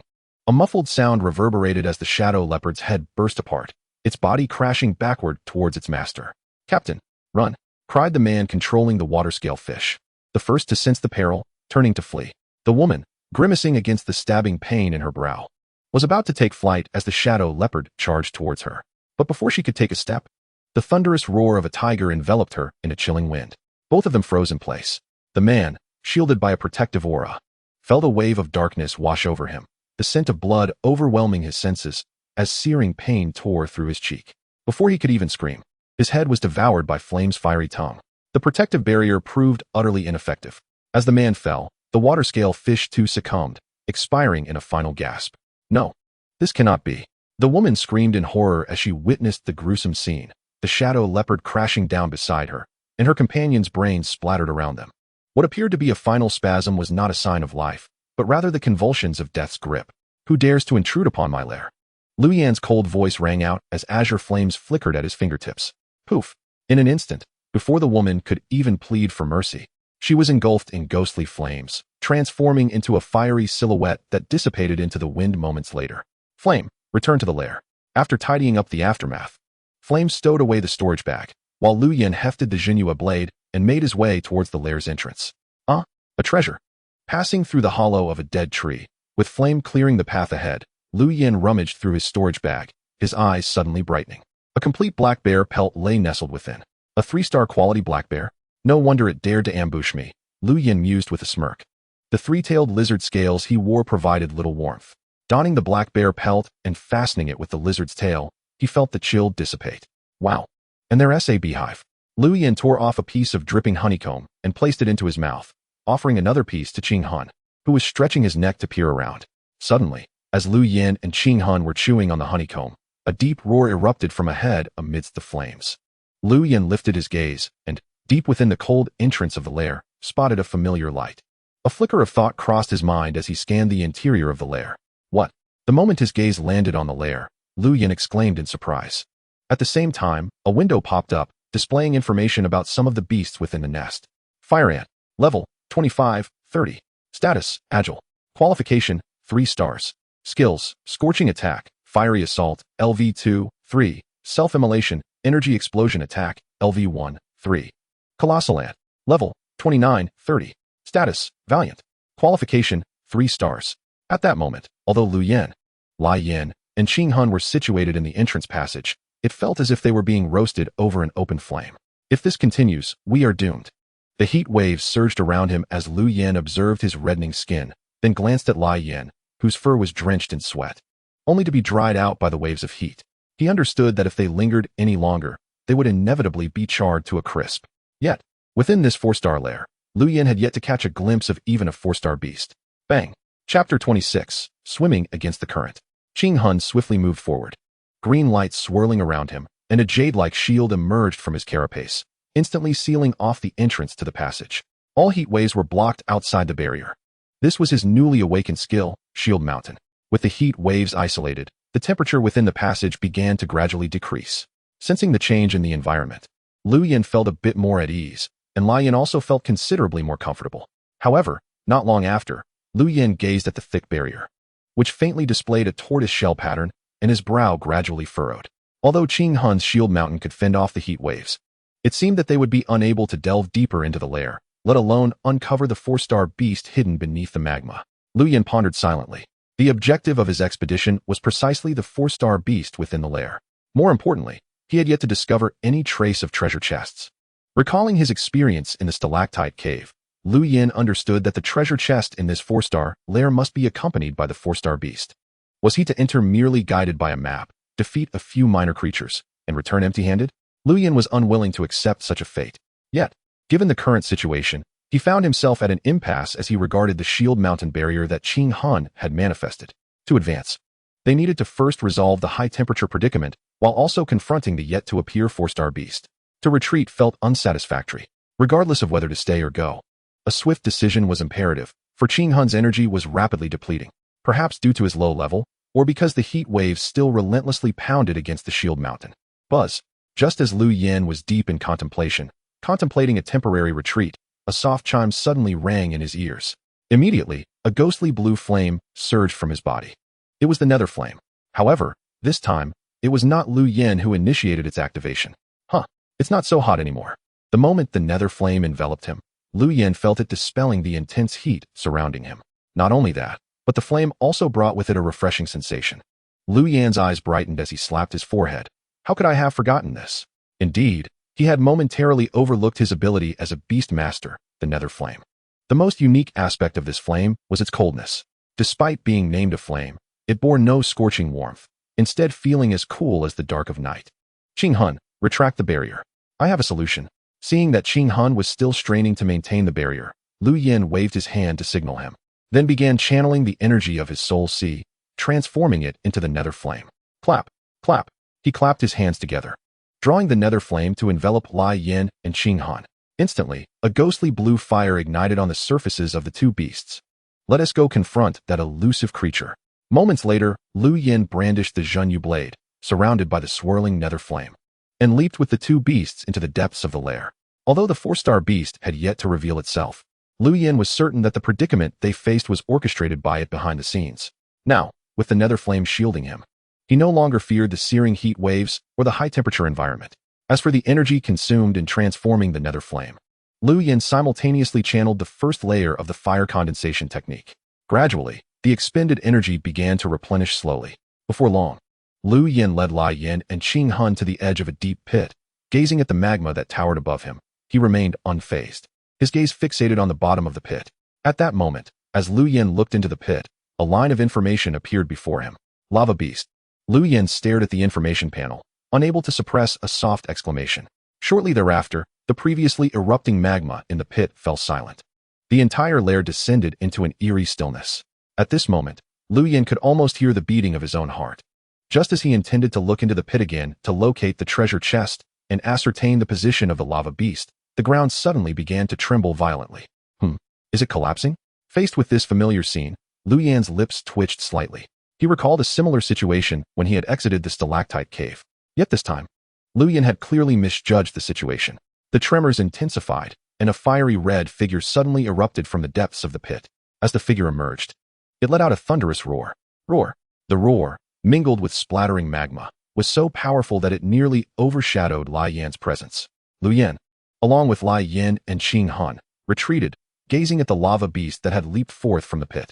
Its body was composed of flowing magma rock, towering like a small mountain. Two massive arms swung in the air, each arm thicker than Lai Yin. As the arms swung, they generated waves of scorching air that rushed toward Lu Yin and the two beasts. Surrounded by the nether flame, Lu Yin and the two beasts were not directly struck by the heat waves, yet the overwhelming force and the heat-laden air still compelled them to retreat. Just as they were retreating, the lava beast's two magma-ensconced arms came crashing down. Bang! Bang! With two resounding crashes, two 2-meter-wide pits suddenly appeared where Lu Yin had just stood. And this was merely the might of the lava beast's fists. Powerful. Astonishingly powerful. Lu Yin steadied himself, quietly astonished. Though the lava beast shared a 4-star qualification with the skeleton he had encountered before, Their strengths were worlds apart. Roar. Lai Yin steadied himself and let out a thunderous tiger's roar, which reverberated throughout the lair, instantly overpowering the lava beast's furious roar. Lai Yin charge. Lu Yin, invigorated, called out loudly. Despite being taken aback by the lava beast's strength, with the nether flame as his protection, the creature's magma and heat waves posed no threat. In Lu Yan's eyes, this lava beast was merely a strong, noisy rock monster. Yet even so, he remained vigilant. As soon as he finished speaking, Lu Yin deftly gestured, and the fire cloud technique instantly enveloped Lai Yin. At the same time, Qing Hun was not idle. Just as Lai Yin was about to launch his attack, an ancient battle armor, shimmering with green light, enveloped his body. The azure tortoise-shell armor conjured by Qing Hun stands in stark contrast to the one adorning Lu Yin. The blazing armor seamlessly integrates with its form, enveloping even the tiger claws that flicker with red and blue flames. At this moment, the fierce flame has assumed its most formidable battle stance, exuding an overwhelming presence. As it prepares to strike, the magma beast raises its arm to deliver a crushing blow once more. However, this time, the fierce flame seems unwilling to grant the opponent any opportunity. A resounding tiger roar reverberates, and the shockwave from the Beast King's roar instantly engulfs the magma beast. Almost immediately, a flash of lightning envelopes the fierce flame, causing its figure to vanish abruptly. With a mere half-breath, the magma beast shakes off the intimidation and emits a furious roar. Yet in that fleeting moment, the fierce flame has already scaled to its apex, having swiftly ascended along the magma beast's arm. Without hesitation, the fierce flame strikes down with a powerful claw upon the magma beast's visage. Following the successful hit, it does not retreat. Instead, it leaps into the air, raining down successive blows upon the head. In a flurry of resounding tiger roars, the fierce flame unleashes a relentless barrage of strikes, each imbued with fire and thunder. Landing over 10 hits like a tempest, the magma beast's head shakes violently, with lava splattering everywhere. Just as it attempts to retaliate, the fierce flame vanishes like a wraith. In the next instant, it reappears at the magma beast's neck, delivering a series of swift strikes, bolstered by the thunderous leaps and fiery cloud techniques. The seemingly cumbersome magma beast fails to land even a single blow upon the fierce flame. The fierce flame attacks with unrestrained ferocity. Meanwhile, Lu Yin observes the battle intently, his expression far from relaxed. Although the fierce flame's offensive is relentless and the magma beast is being pushed back, the continuous flow of magma from the pit replenishes its strength, causing its previously diminished form to regain vigor. Lu Yin is acutely aware that this is a result of the magma beast's fusion skill. Qing Hun, seal the cave with Shield Mountain. At the moment the fierce flame launches another onslaught and the magma beast's breath falters, Lu Yin seizes the opportunity to issue a command. Qing Hun responds instantly, erecting a barrier that halts the impending eruption of magma from the pit. Deprived of its replenishment, the magma beast's momentum wanes once more. Lu Yin snorts coldly. Fierce flame, I shall assist you. Before his words have fully left his lips, he leaps into the air, wielding the Jinhua blade, which carries the shadow of a mountain, and strikes down towards the half-kneeling magma beast that is attempting to fend off the fierce flame. The fierce flame leaps high, shattering the magma beast's arm with a single blow, while the Jinhua blade crashes down with the weight of a mountain. The mountain shadow crumbles, and the magma beast is obliterated. With a deafening roar, the magma beast is utterly disintegrated. The energy within the fierce flame is nearly depleted. Having unleashed 3 techniques in succession and fought for an extended period, it has expended a tremendous amount of energy. Yet it does not collapse as it did in the past. It stands resolutely where the magma beast fell, its tiger roar echoing through the lair, as if celebrating victory and asserting the might of the Beast King. As the magma beast perishes, the magma in the pit begins to calm and gradually recedes. Qing Hun withdraws the shield mountain and returns to Lu Yan's side. Despite its low level and having experienced such a grand battle for the first time, Qing Hun remains composed and stable, earning Lu Yan's commendation. Soon after, Lu Yan summons both battle beasts for nourishment to restore their energy, while simultaneously scanning the area for treasure chests amidst the remains of the magma beast. However, several minutes pass with no reward. No treasure chest? Perhaps it's beneath the pit? Lu Yan muses, raising an eyebrow. Previously, the skeleton monster's treasure chest was carried with it and easily obtained posthumously. But this time he steps forward, standing at the edge of the pit and gazing down. The magma at the bottom flows languidly. A flicker of energy sparks in Lu Yan's eyes as a line of information materializes in the window. High-grade treasure chest contains random 2 to 3-star spirit weapon forging manuals, 5 magma stones, and 5 magma essences. Upon discerning the contents of the treasure chest, Lu Yan's eyes brighten momentarily before his expression grows solemn. The chest lies submerged deep within the magma, requiring a leap into the scalding flow at a depth of several meters to retrieve it. While the nether fire can resist the heat waves from the magma beast, it remains uncertain whether it can withstand the full-scale erosion of the magma. What was once merely intermittent waves of heat now demands immersion in molten rock. This magma beast certainly does not allow for a moment's respite. Lu Yin curses softly, crushing the remnants of the beast's carcass beneath his foot. The body of the magma beast, originally composed of rocks and shrouded in lava, has now nearly dissipated, leaving Lu Yin with only the beast core crystal, lacking the typical spoils. The sound of light footsteps approaches from behind. Qing Han draws near, swallowing the morsel it had been chewing, stretching its neck to gaze into the pit. Its turtle head reflecting a faint red hue from the magma. Although the magma beast has perished and the heat waves have ceased, the magma in the pit continues to emit scorching steam. Do you wish to descend? Lu Yin perceives the intent in Qing Huan's gaze and raises an eyebrow in inquiry. Though Qing Han cannot speak, it responds with its actions. The azure tortoise shell manifests upon its form. Lu Yin comprehends and channels the nether fire around Qing Han. Encased in the ghostly flames, Qing Han propels itself into the depths of the pit. Roar! The fierce flame, currently replenishing its strength, suddenly looks up, dashing to Lu Yan's side. Its eyes filled with confusion as it gazes at the surface of the magma, where Qing Han has vanished. Fear not. Qing Han has chosen to descend. It possesses the confidence. Lu Yan gently strokes the top of the fierce flame, whispering in reassurance, as if soothing both it and himself. For Lu Yan, the treasure chest, beast core, and other external rewards pale in comparison to the bond with his beasts. The treasure chest can wait for another day, but should he lose his beasts, they would be irretrievable. Thus, when Qing Han proposed to dive, Lu Yan hesitated for a brief moment. Yet, upon sensing Qing Huan's resolute determination, he chose to trust in his beast. Gurgle, gurgle, the magma continues to churn and flow. Lu Yan and the fierce flames stand at the edge of the pit, their focus unwavering. Although Qing Huan's form is obscured, Lu Yan can distinctly sense each movement of Qing Han through their connection in the Soul Sea. Within the molten flow, Qing Han, clad in azure tortoiseshell armor and enveloped in nether fire, still sizzles under the caustic magma. Fortunately, the ghostly flames protect the shell from significant damage. One step, then another, Qing Han cautiously navigates towards the treasure chest at the bottom.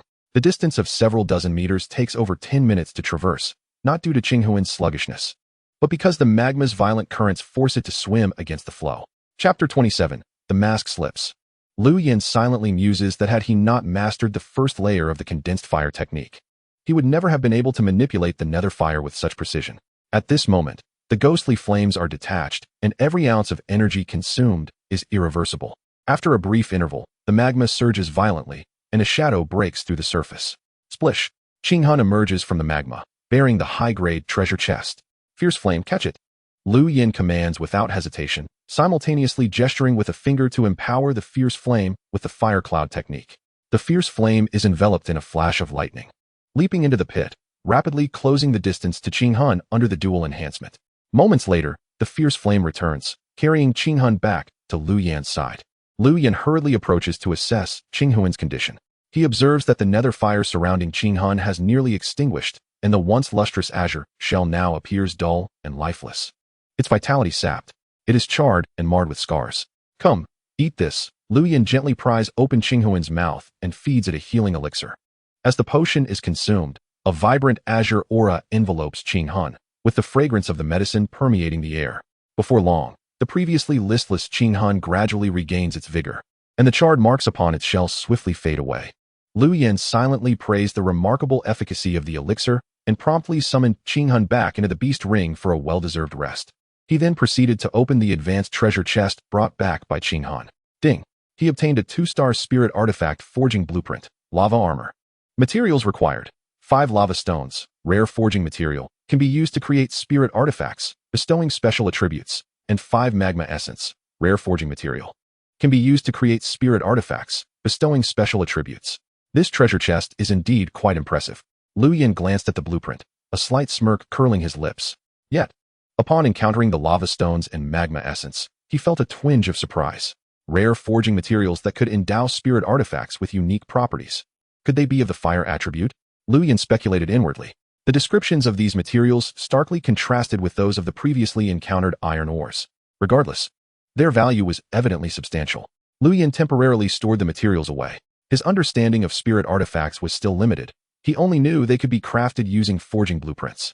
However, upon seeing these materials, Lu Yin felt that as his strength grew, he would likely gain a deeper comprehension, including insights into the bone-connecting jade obtained from the skeletal treasure chest. He recalled that the description stated it could be used to craft tools and merge with spirit artifacts. Merging with spirit artifacts? Bestowing special attributes? These concepts were still foreign to Lu Yin. After placing all items into his storage bag, he resolved to return to his safe house for further deliberation. He beckoned to the side, where the fiery creature, Lu Yin, was feasting on meat, donned his attire, and made his way toward the cave entrance. Is it getting dark? Soon, Lu Yin arrived at the entrance of the withered tree cave, noticing the biting cold wind and the dimming sky, prompting a soft hum of discontent. At this hour, it was unlikely he could return to Wuyue City. He might as well spend another night in the cave. After murmuring to himself, he turned back, accompanied by Lu Yin. Lu Yin felt a wave of relief. Had he departed just moments earlier to discover the encroaching darkness, he might have found himself stranded, much like the last time in the stalactite cave, where the entrance collapsed as soon as he left. This cave should pose little danger now. Lu Yin, come and have the upgrade elixir, he said as they returned to the cave, finding a spacious and even spot to rest. The current version of himself was no longer the weakling he once was. Even in the face of true peril, he was confident that with the Jinhua blade and the nether fire, he could fend off immediate threats. Growl. Lu Yin responded with a low growl, confirming that the surroundings were clear of danger before swallowing the upgrade elixir Lu Yin had produced. It's been ages since I've had roasted meat. Let's indulge today. As Lu Yin entered its upgrading state, Lu Yin gazed at the glowing embers amidst the remnants of the lava beast, retrieving several pieces of beef from his storage bag. He then arranged various seasonings and began to grill the meat. By the way, why not also savor the taste of that wild boar meat? He mused. Lu Yin and Qinghan, let me taste the flavor for you. As Lu Yin flipped the beef, he suddenly remembered the wild boar he had hunted earlier, brandishing the Jinhua blade to slice off a leg from the freshly acquired boar. Approaching midnight, Lu Yin felt sated and comfortably reclined on the spread black bear skin. The cave's temperature was just right, around 20 degrees, and Lu Yin, who had not experienced such comfortable warmth in a long while, felt particularly relaxed. Beside him lay the beast core crystals he had previously collected, which he was methodically depositing into the dialogue interface.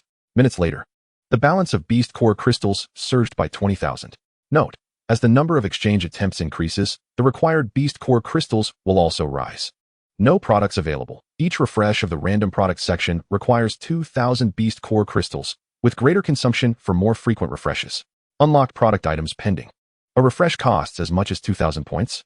Lu Yin grimaced slightly at the required cost for refreshing the random product section. Perhaps it would be better to wait for an automatic refresh. After a moment's contemplation, Lu Yin decided to refrain from refreshing the random product section for now. Although he possessed over 20,000 beast core crystals, he was well aware that this amount was not nearly sufficient. After all, merely unlocking the beast egg selection interface required 50,000 beast core crystals. After this upgrade, Lu Yin should be able to surpass level 40. With my current level of Soul C, combined with the reciprocal benefits from Lu Yin's upgrade, I might directly ascend to a Tier 3 Beast Master. If that were the case, I could unlock a new beast slot and contract my third beast. Lu Yin lay on the ground, murmuring to himself. I sincerely request everyone's support. I am immensely grateful. The cave's environment was comfortable, and Lu Yin gradually drifted into slumber atop the black bear skin. Originally, he intended to continue practicing the fire condensation technique, especially given the astonishing power exhibited by the 5th grade technique this time. However, the warmth and ambience within the cave were simply too inviting. Since his transmigration, Lu Yin had never experienced such profound sleep, as steady snores echoed through the cave. Qinghan within the beast ring had completely absorbed the healing elixir and healed from its injuries. Before long, Qinghan emerged from the beast ring, quietly standing guard by Lu Yin's side. Meanwhile, Lu Yin continued its silent upgrade. After an indeterminate amount of time, Lu Yin's body stiffened slightly, letting out a soft grunt as he sat up from the black bear skin. Simultaneously, the energy shell enveloping Lu Yin began to stir. Cracks appeared in succession, and Lu Yin's interface displayed a series of notifications. Ding. The tiger has successfully leveled up to level 38. Ding. The tiger has successfully leveled up to level 40. Ding. The tiger has successfully leveled up to level 41. Ding. The tiger has surpassed level 40 and acquired a new beast skill. Tiger. Level 4150. Status, fierce. Aptitude, 5 stars. Skills, Beast King Roar. Emits a roar that terrifies all beasts within a 300-meter radius. LV3, 5. Blazing Claw. Condenses intense flames in its claws, unleashing a powerful attack. LV2, 5. Beast King's Might, passive skill that greatly enhances its own strength, LV2, 5. Thunderous Tiger Leap, condenses energy, empowered by thunder. Significantly boosts speed and attack speed for a short duration, LV1, 5. Beast King's Body, gathers energy, granting immunity to all restraints and damage for a brief period. Followed by Weakness, LV1, 5. In its initial state, Beast King's Body can last for 7 seconds, and with skill level upgrades, the duration extends. Beast King's Body allows temporary immunity to all restraints and damages. In its initial state, it can last for 7 seconds. Doesn't that equate to 7 seconds of invincibility? Lu Yen stared at the newly acquired beast skill of Li Yin, his eyes brimming with astonishment. 7 seconds, what does that imply? With Li Yin's current strength, who could withstand its full throttle assault for that duration? It need not concern itself with any restraints or damage, only to unleash its wrath. As for the weakness that follows the invincibility of Beast King's Body, with Qinghun present, Lu Yen felt no trepidation. Moreover, he firmly believed that no one could endure the ferocious onslaught of Li Yin for 7 seconds. At this moment, exhilarated, Lu Yen nearly exclaimed, "Who could possibly stand in my way?" Yet, before the words could escape his lips, a sudden sharp pain pierced his brow. Lu Yen understood that this was the reciprocal ability stemming from Li Yin's upgrade. He immediately sat cross-legged, channeling the immense energy surging from his soul sea. Practicing the fire condensation technique, Lu Yen repeatedly circulated his energy, as the rectangular formation created by the fire cloud technique in his soul sea flickered with ethereal blue flames, aiding him in assimilating the energy. After more than 10 minutes, Lu Yen abruptly opened his eyes, a brilliant light flashing within them.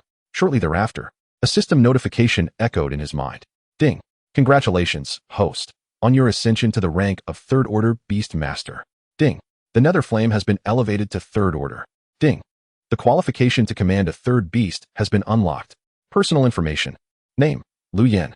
Age, 21. Rank, 3rd Order Beast Master.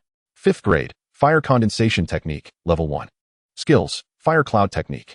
Beast Companions, Tiger, 5 stars. Qinghun, Turtle, 5 stars. Abilities, Nether Flame, 3rd Order, an exclusive flame derived from the skeleton treasure chest.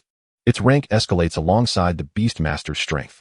At long last, I have reached the 3rd Order Beast Master status. The Nether Flame has ascended to 3rd Order along with me. Lu Yen regarded the personal information displayed in the window, nodding in satisfaction. With a thought, flames ignited upon his palm, the Nether Flame crackling fiercely. The blaze roared with intensity as Lu Yen reveled in its formidable aura. Beyond the 3rd Order Nether Flame, Lu Yen surveyed his surroundings, gauging the extent of his vision. Though the lair was modest in size, its vertical dimensions spanned approximately 150 meters. It seemed my line of sight now exceeds 150 meters. After a moment, Lu Yen nodded discreetly. Retracting his gaze, he gently closed his eyes, attempting to probe the range of his spiritual perception. In no time, he discerned everything within a 50-meter radius with crystalline clarity, slowly opening his eyes. Under Lu Yan's spiritual observation, everything within that 50 meters appeared as vivid as a painted canvas, with even individual strands of hair laid bare. Spiritual perception differed from mere observation. The latter would only alert Lu Yen to entities possessing attribute panels and interpretations, while the former allowed him to perceive all that surrounded him. This sensation brought Lu Yen immense joy, as if all within the reach of his perception belonged to him, ripe for his utilization. Roar! Just as Lu Yen was immersed in the transformative experience of being a 3rd Order Beast Master, Lian excitedly bounded to his side, affectionately nudging his arm with the soft fur of its neck. Of course, in this moment of jubilation, Lian did not forget about Qinghun, nestling beside its master. Its tail occasionally flicked over to check on Qinghun. Fortunately, Qinghuan's shell was sturdy enough, otherwise, it would struggle to bear Lian's heavy affection. After ascending to level 41, Lian had grown even more robust, its massive head nearly the size of Lu Yan's torso. The vibrant yellow patterns adorning its body gleamed brilliantly, and its piercing tiger eyes radiated an intensity that could send a shiver down one's spine with a mere glance. Not to mention, the character emblazoned upon Lian's forehead was now too large for Lu Yen to cover with a single hand. Lu Yen recalled that it hadn't been like this prior to the upgrade. Moreover, he sensed that the changes in Lian following this level up were more pronounced than ever.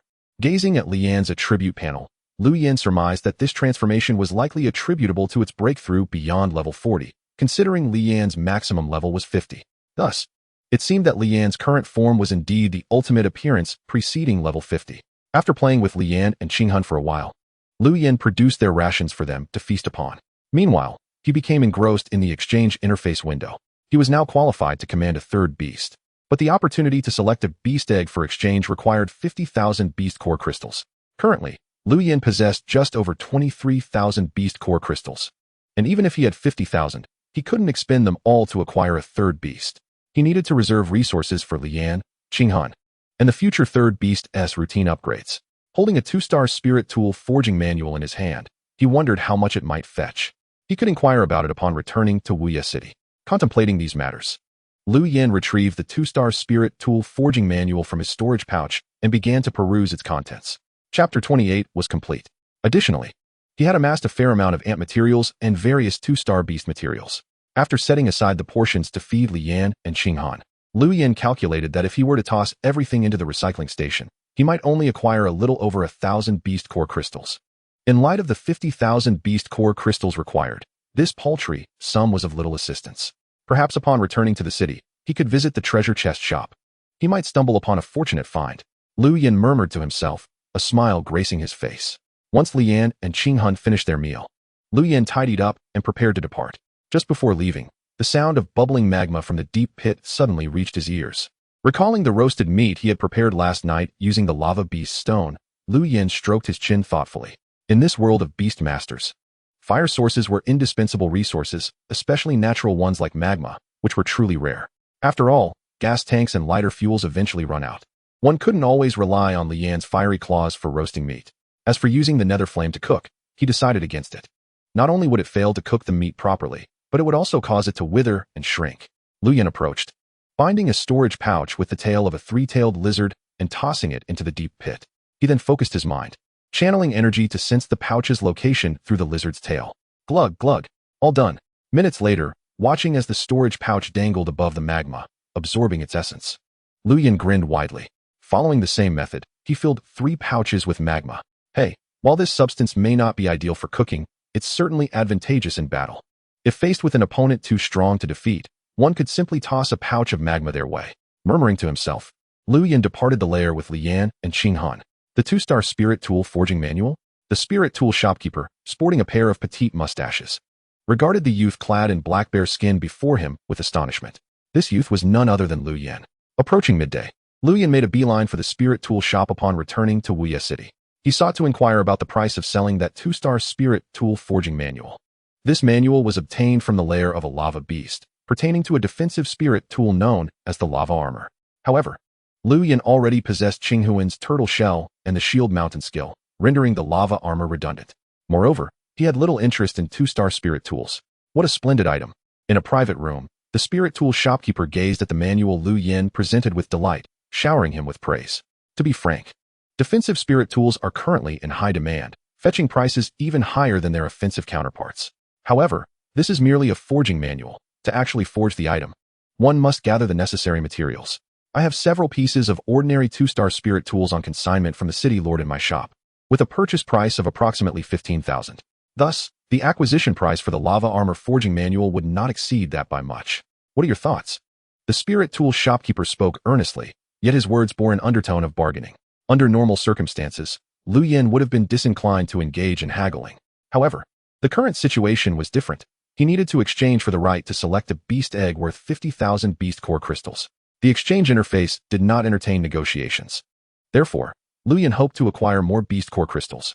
Regarding 2,000, upon hearing Lu Yin's offer, the spirit tool shopkeeper stroked his beard, a look of hesitation crossing his face. Lu Yin made no effort to rush him, simply retracting the manual into his possession for the moment. Observing this, the spirit tool shopkeeper steeled himself. Very well, 2,000 it is. I shall accept the lava armor spirit tool forging manual. Before long, Lu Yin exited the spirit tool shop, thoroughly satisfied. After leaving the spirit tool shop, Lu Yin turned and entered the nearby treasure chest store. However, upon discovering that there were no new arrivals, he swiftly departed. Hey Lu Yin, where have you been? Just as Lu Yin stepped out of the treasure chest store, contemplating whether to wander around in search of rare items or opportunities to earn beast core crystal points, a familiar voice called out from behind him. Turning around, he saw Xiang Tianyun, whom he had encountered earlier upon entering Weicheng. Where did you go? I even prepared some beer, but I couldn't find you anywhere. Xiang Tianyun jogged over with his meteor dog, smiling as he inquired, do you have time now? I saved the beer for you. Haha. Just stepped out for a bit. Perfect timing. I haven't had lunch yet. Lu Yin replied with a grin. Stepped out?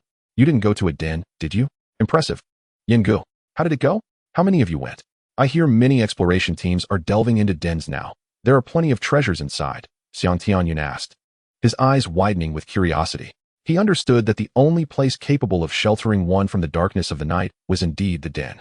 Having never ventured into a den himself, he was filled with intrigue. Since arriving in Weicheng, he had been seeking an impromptu exploration team and had finally found one. However, the team still lacked a support role, which is why he thought of Lu Yin. Thus, his visit was not only to honor his previous beer promise, but also to extend an invitation for Lu Yin to join.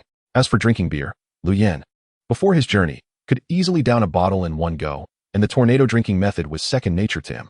Of course, whether he would feel nauseous afterward was another story. Hee, how does this beer taste, Lu Yin? It's the raw brew.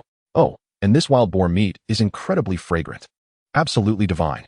Yingu, would you trade me a piece of wild boar meat for 2 skewers of beef? Sure, but you'll need to add a bottle of beer to that. The two did not head to a restaurant, but rather went directly to Lu Yan's safe house.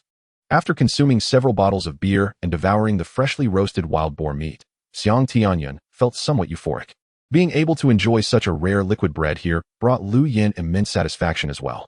Noticing Xiang Tianyun pulling out over 10 boxes of beer from his storage bag, Lu Yin generously shared the wild boar meat he had just acquired the day before. By the way, Yingu, what have you thought about that matter I mentioned? If you're on board, we can meet the employer right after we finish eating. Upon returning to the safe house, Xiang Tianyun informed Lu Yin about the recruitment for the exploration team. Lu Yin hesitated to respond, prompting Xiang Tianyun to inquire further. Regarding the exploration recruitment mentioned by Xiang Tianyun, Lu Yin did not immediately agree, primarily due to concerns over compensation. The 4-member exploration team offered a reward of 1,000 beast core crystals and 10 upgrading pills for the support beast master. They were set to explore a 4-star den. In addition to the fixed remuneration, all spoils from the den would be distributed proportionally. If Lu Yin joined, he would receive 20% of the total earnings. While this remuneration might seem decent to others, for Lu Yin, who needed nearly 10,000 beast core crystals to qualify for selecting a new beast egg, it was rather insufficient. 1,000 beast core crystals, 10 upgrading pills, 20% of the total earnings from the den. However, if they were to obtain rare items such as a 3-star spirit tool forging manual from the treasure chests, that 20% might not seem so bad after all. When Xiang Tianyun pressed the issue again, Lu Yin contemplated for a moment before responding. All right, it's good to go check it out. With the treasure chest store offering no more bargains, Lu Yin realized that to acquire beast core crystals, he could only venture out to explore, rather than going alone. It was wiser to accompany the exploration team into the 4-star den. After all, the rewards from a 4-star den would surely surpass those from blind exploration. As for the need to demonstrate his defensive capabilities to the employer, Lu Yin felt no apprehension. Qing Huan's Qing turtle shell and the defensive skills of Shu Dian were both exceptional. Against a 4-star den, Qing Han would pose no challenge at all. Great. Let us find the employer after we finish eating. Xiang Tianyun beamed at Lu Yan's affirmative response. He then glanced at the quietly observing Qing Han and, sensing its subtle aura, felt a strong conviction. Although he hadn't explicitly inquired about the star level of Lu Yan's beast, he was certain it could not be inferior to his own 3-star meteor dog. The employer needed a beast master skilled in commanding 3-star defensive beasts. After their meal, Lu Yin followed Xiang Tianyun from the safe house deeper into Weicheng. After about half an hour, they arrived at a place known as the Assembly Hall. As the name suggests, the Assembly Hall was where various exploration teams were formed. On the way, Xiang Tianyun explained to Lu Yin that this hall was constructed under the leadership of the city lord of Weicheng. All beast masters from Weicheng would come here to find teammates for exploration. Lu Yin had previously only operated near the city gate and had never ventured into the interior of Weicheng. In truth, there was not much to see. Lu Yin had previously worked in the Red Star district and was quite familiar with the area. Xiang Tianyun led Lu Yin directly to the 2nd floor, where they entered a luxurious private room and met the employer for this expedition. Yingu, this is the team leader of the exploration team, Gu Qing. Gu team leader, this is my friend Lu Yin. Upon entering the private room, Xiang Tianyun introduced a young man who greeted them with a smile. Hello, I am Gu Qing. After acknowledging Xiang Tianyun with a nod, Gu Qing extended his hand to Lu Yin. Lu Yin shook his hand in return. Noticing that Gu Qing's gaze lingered more on Qing Han behind him, Lu Yin was not surprised, as the employer was seeking a beast master proficient in defense. Although he did not see Gu Qing's beast, the beast ring on Gu Qing's hand made Lu Yin comprehend the situation. After a few pleasantries, Gu Qing requested a live demonstration of Lu Yan's beast's defensive capabilities. Brother Lu Yin, this is a loaf of bread. Have your beast use its skill to protect it. As long as my sword cannot pierce through, that will suffice. Gu Qing took out a loaf of bread from his storage bag and placed it on the ground while producing a long sword that shimmered with a green hue. Qing Feng sword. Grade. 3-star. Description brief. Alright. Lu Yin nodded in agreement as he observed the Qing Feng sword in Gu Qing's hand.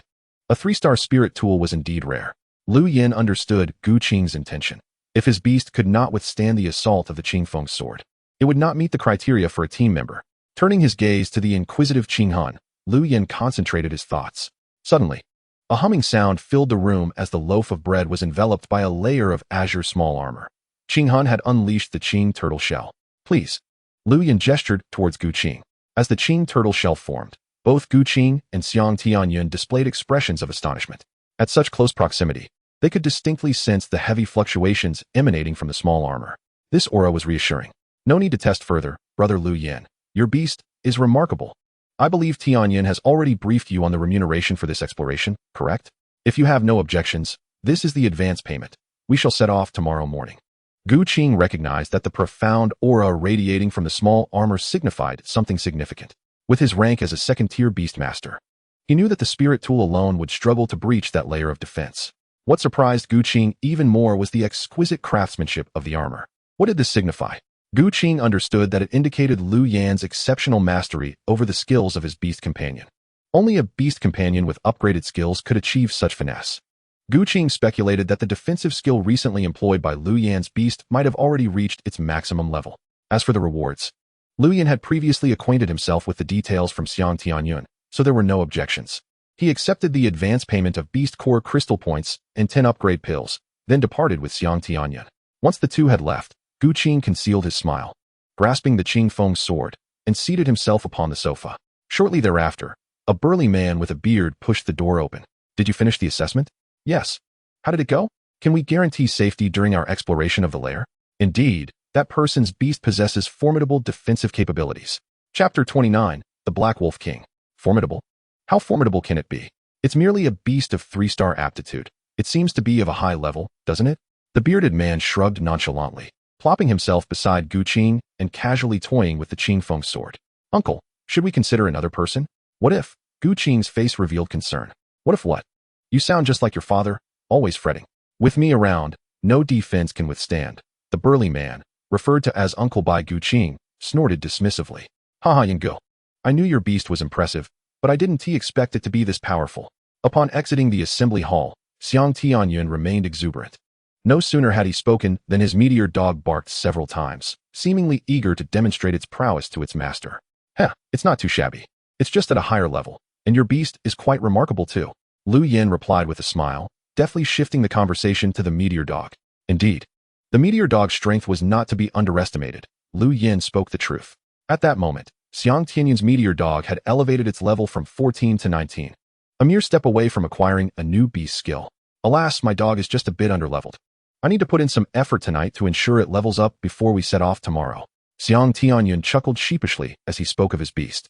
Well, for this exploration, Gu Qing will probably be the main force. I see that his spiritual weapon is of high quality, Lu Yin remarked candidly. Yes, I'm primarily a support attacker. Had it not been for the unique skill of my dog, Gu Qing wouldn't have taken notice of me. After all, he is the son of the Vice Lord of Wuya City. His spiritual weapon is the 3rd-tier Qing Feng sword, exceptionally powerful. I witnessed the might of the 3rd-tier spiritual weapon myself yesterday afternoon at the largest spiritual weapon shop at the city gate.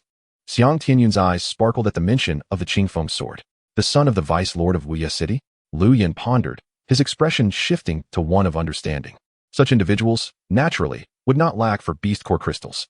The beast companion ring could be exchanged for merely 2,000 beast core crystal points. However, for an ordinary person, this sum could procure a considerable amount of resources for cultivating beasts. The two conversed as they returned to the safe house. Xiang Tianyun planned to enhance the strength of his meteor dog in preparation for the lair exploration the following day, while Lu Yin intended to upgrade Qinghan. However, as Lu Yin possessed a beast companion ring, he did not need to remain in the safe house. After feeding Qinghan a substantial amount of upgrade pills, he allowed it to enter the beast companion ring to level up. Lu Yin himself contemplated taking a stroll through Wuya City, seeking opportunities that might yield wealth. When it came to making money, Lu Yin naturally turned his gaze towards the treasure chest shops. Not only were these shops located near the city gates, but Lu Yin had also encountered several on his way to the assembly hall. The afternoon swiftly passed, and Lu Yin traversed nearly half of Wuya City, visiting various treasure chest shops. However, he found himself disappointed, for the initial and intermediate treasure chests yielded no precious items. Unlike the 4-star lair guide he had previously discovered in an intermediate chest, he found not a single one this time. Yet, the afternoon was not entirely devoid of gain. During his wanderings, Lu Yin chanced upon a unique shop named the Seeking Kin Shop, which specialized in helping people find others. Lu Yin possessed a rather special food storage bag, gifted to him by a guide on his way to Wuya City. Thus, he casually informed the shopkeeper of his quest regarding Linyu. The fee was quite reasonable, costing Lu Yin a mere 20 beast core crystals. Blaze, it's time for you to level up. Upon returning to the safe house, Lu Yin gazed at the Blaze emerging from the beast companion ring.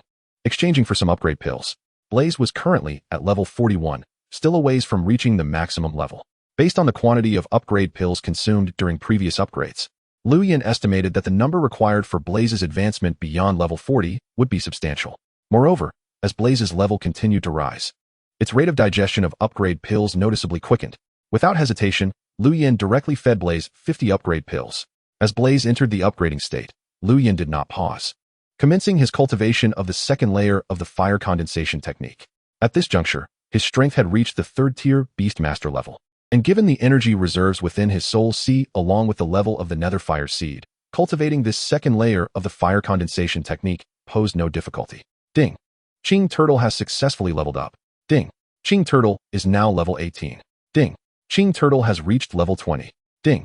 Ching Turtle has surpassed level 20. Comprehending a new beast skill. Ching Turtle. Level 21, 50. Status, steady. Aptitude, 5-star. Skills. Ching Turtle Shell. Condenses energy to form Ching Turtle Armor, LV4, 5. Shield Mountain. Forms a heavy mountain shield on the back shell, capable of withstanding all attacks within the area for a short time, LV1, 5. Fearless. Passive skill. Significantly enhances the effects of defensive skills, LV1, 5. In the early morning, after a night of practicing the fire condensation technique, Lu Yan's interface displayed the message of Qinghun's upgrade. Simultaneously, sounds emanated from the beast companion ring. Fearless greatly enhances the effects of defensive skills. This fearless skill was passive, requiring no active release, and could also bolster both the Ching Turtle Shell and Shield Mountain. Quite impressive. Lu Yan mused inwardly.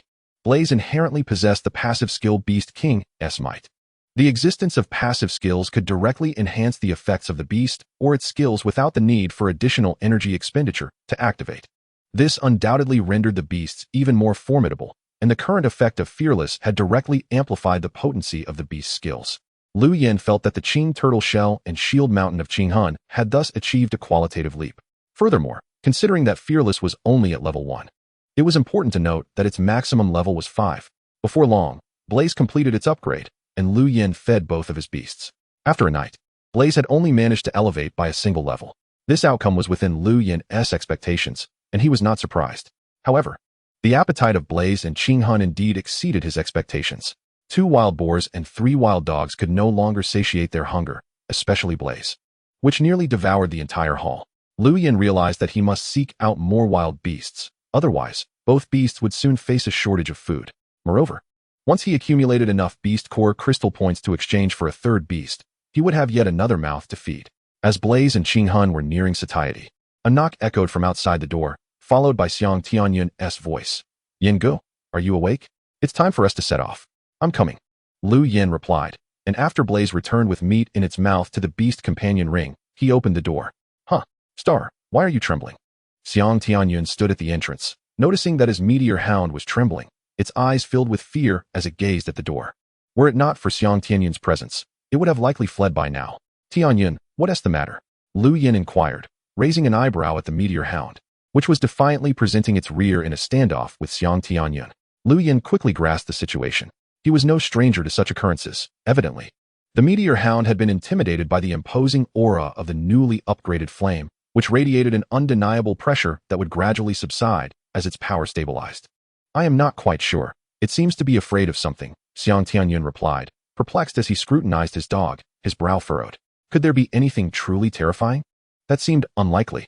Lu Yan refrained from offering further explanation. Before long, the meteor hound regained its composure, prompting Xiang Tianyun to relax his furrowed brow and continue. Brother Yan, are you ready? Yes, let us go. Lu Yan nodded, tightening the black bear skin draped over him. This time, they would explore the 4-star nest alongside Guqing. Lu Yin did not require any special preparations, as his role was primarily supportive. He need not charge into battle himself or compel Qing Hun to do so. In contrast, Xiang Tianyun was fully armed, with a 1-star spiritual weapon curved blade hanging from his waist and a 1-star spiritual weapon shield strapped to his back. The Meteor Hound had reached level 21 and acquired new skills. Meteor Hound, level 21, 30. Status, Agile. Aptitude, 3 stars. Skills, Fierce Bite, a ferocious attack with a slight speed boost, LV2, 3. Rock Claw, gathering energy to summon the power of debris for a lethal strike, LV1, 3. Meteor Strike, channeling all energy to summon a Meteor-S shadow for a frenzied assault on the target, LV1, 3. After the Meteor Strike, it enters a weakened state. Furthermore, the Meteor Hound's Fierce Bite had also advanced from level 1 to level 2. Xiang Tianyun seemed well prepared. Lu Yin mused. Lu Yin, Tianyun. Allow me to introduce our other team member. We will be exploring the 4-star nest together. Just as they reached the city gate, Lu Yin and Xiang Tianyun encountered Guqing and a bearded man beside him. Upon Guqing's introduction, the bearded man glanced at Lu Yin and Xiang Tianyun, saying, "Hello. I am Lin Hu." After speaking, Lin Hu's gaze swept over Xiang Tianyun, revealing a hint of satisfaction on his face. At this moment, Xiang Tianyun was still fully equipped. Lin Hu turned to Lu Yin, his brow furrowing. "You are going to the 4-star nest empty-handed? Where are your spiritual weapons?" He scrutinized Lu Yin, noting that not only did he lack spiritual weapons, but he also carried only 1 or 2 storage bags. Lin Hu's expression was one of disapproval. Lu Yin had refrained from carrying the Jinhua blade, for it was far too heavy. He had only selected a few storage bags to bring with him, leaving the rest in the safe house. After all, it would be rather unbecoming to venture out with dozens of storage bags hanging from his waist. "Is there a problem?" Lu Yin scoffed lightly, and at his tone, Qing Hun raised its head, fixating intently on Lin Hu. If Qing Hun could speak, it would undoubtedly emit a menacing growl at that moment. "Brother Yan's beast is formidable. You just didn't see it yesterday. He doesn't need to be at the forefront." Xiang Tianyun expressed his discontent with Lin Hu's demeanor. Following this, he mimicked Lin Hu's earlier behavior, casting a few scrutinizing glances at him, as if to imply that he too was not carrying much. "Tianyun is right. Brother Lu Yin is responsible for our safety, which is all that matters. Besides, Lu Yin's equipment may very well be tucked away in storage bags, just like yours, Brother Lin," Guqing interjected, patting Lin Hu on the shoulder with a smile to diffuse the tension. "Humph," Lin Hu grunted dismissively, choosing not to elaborate further. In the next moment, a deep growl reverberated through the air as a half-human, half-wolf creature suddenly appeared. Lin Hu leapt onto the wolf's back. "Guqing, I've noted the location of the nest. I will scout ahead, you all follow me." The black wolf howled majestically and charged into the woods ahead. Observing the retreating figures of Lin Hu and the black wolf, Lu Yan's mind conjured the data window for the black wolf. Black Wolf King. Level, 28, 30. Status, Fierce. Aptitude, 3 stars. Skills, Swift Strike, launching a rapid attack through speed, LV3, 3. Wolf Shadow Assault, dividing wolf shadows to ambush, LV1, 3. Wolf Moon, condensing shadows to enhance itself, LV2, 3. After glancing over the attributes of the Black Wolf King, Lu Yin scoffed disdainfully. "Oh woo." At that moment, the Meteor Hound also let out a low growl in the direction of the Black Wolf King, striding proudly to its master's side, its 3 shimmering tails swaying in the air with an air of disdain. "All right, let us set off as well. With Brother Lin leading the way, we can rest easy." Guqing maintained his gentle smile. "The entrance to the nest is still quite formidable. It will take us about 3 to 4 hours to reach it. So let us hurry. Only by completing the exploration can we obtain the final reward, correct?" He produced bread and water, distributing them to the 2. "You Haven Tea had breakfast, right? Have a bite." Guqing's demeanor was genuinely disarming. However, a flicker of doubt arose in Lu Yan's mind. Was everything proceeding too smoothly? Was it for the sake of the nest? Or was there something within the nest that he desperately sought, prompting such eagerness? Throughout his time in this realm, Lu Yin had encountered a fair number of individuals, though not an overwhelming multitude, the likes of Old Man Wang and those who would attack upon sight in the abandoned factory. The world of beast tamers lacked clear rules, strength was paramount. Though unspoken, this was a shared understanding. Chapter 30, the mission begins. Yet, Guqing appeared to be an anomaly among them. Or perhaps, Lu Yin found himself momentarily perplexed, but his vigilance heightened. Regardless, one must always be wary of others. Subsequently, under Guqing's guidance, Xiang Tianyun and Lu Yin hastened along the path Lin Hu had taken. As Guqing had indicated, the journey ahead was treacherous, and time was of the essence. After exploring the nest, they still needed to return to Wuya City, with Lin Hu leading. The expedition was safe. Even if they encountered danger, Lin Hu effortlessly resolved it. As for the spoils acquired along the way, they naturally belonged to Lin Hu. Gu Qing made no mention of this, and Lu Yin and Xiang Tianyun remained silent. 3 hours swiftly passed, and the group successfully reached their destination. At this point, Gu Qing held the nest guide map, his gaze scanning the hills ahead. Brother Yin, what is that? Noticing Gu Qing busying himself, Xiang Tianyun, while feeding the meteor hound to maintain its condition, curiously inquired. The nest guide map is used to unlock the entrance to the nest, Lu Yin replied, stealing a glance at Gu Qing. So that's how the nest entrance works. No wonder I've never seen it before, Xiang Tianyun remarked, his eyes glistening with intrigue. Once the entrance is opened, be on guard. There will be numerous beasts rushing out to attack us, Lu Yin cautioned, noticing the excitement on Xiang Tianyun's face. At that moment, Qing Hun behind Lu Yin was also primed for battle. Huh, there are still beasts? Haven't they all been dealt with by Lin Hu? Xiang Tianyun questioned, scanning his surroundings. When they had first arrived, Lin Hu had been battling a few baboons alongside the Black Wolf King. Now that the fight was over, Lin Hu was resting. Though puzzled, Xiang Tianyun complied with Lu Yan's advice, gripping the one-star spiritual weapon curved blade at his waist. The meteor hound also surged with energy, entering a state of readiness for combat. The actions of Xiang Tianyun caught the attention of Lin Hu, who was not particularly vigilant, his gaze settling upon Lu Yan. Lin Hu was acutely aware that opening the lair would undoubtedly attract wild beasts, yet he refrained from disclosing this to Lu Yin and Xiang Tianyun. His intention was to temper their enthusiasm with this incident. However, the readiness displayed by Xiang Tianyun thwarted his plans. Gu Qing also noted Xiang Tianyun's movements, infusing energy into the guiding map while cautioning, Brother Lu Yin, Brother Tianyun, please be vigilant as the lair's entrance opens. Wild beasts may emerge. Understood. Thank you, Brother Gu.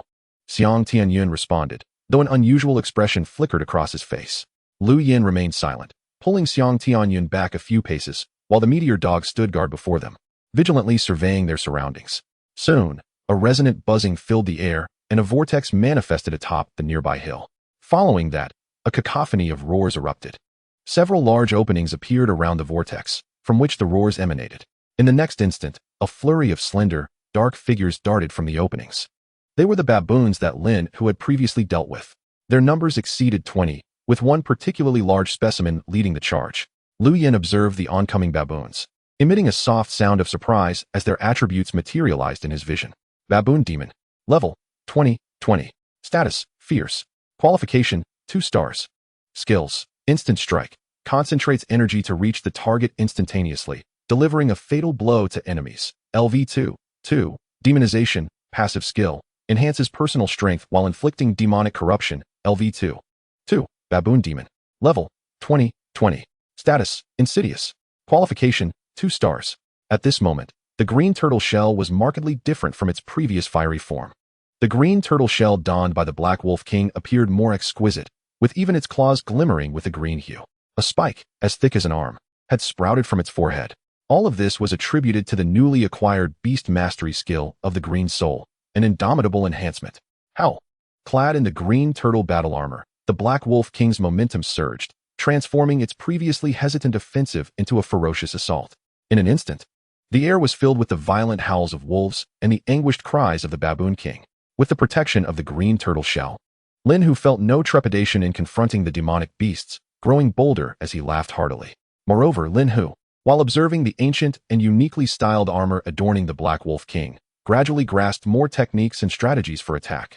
Minutes later, a muffled thud echoed as the Black Wolf King's glimmering claws sliced through the Baboon King's throat. The Baboon King, unable to muster a full offensive, met its demise.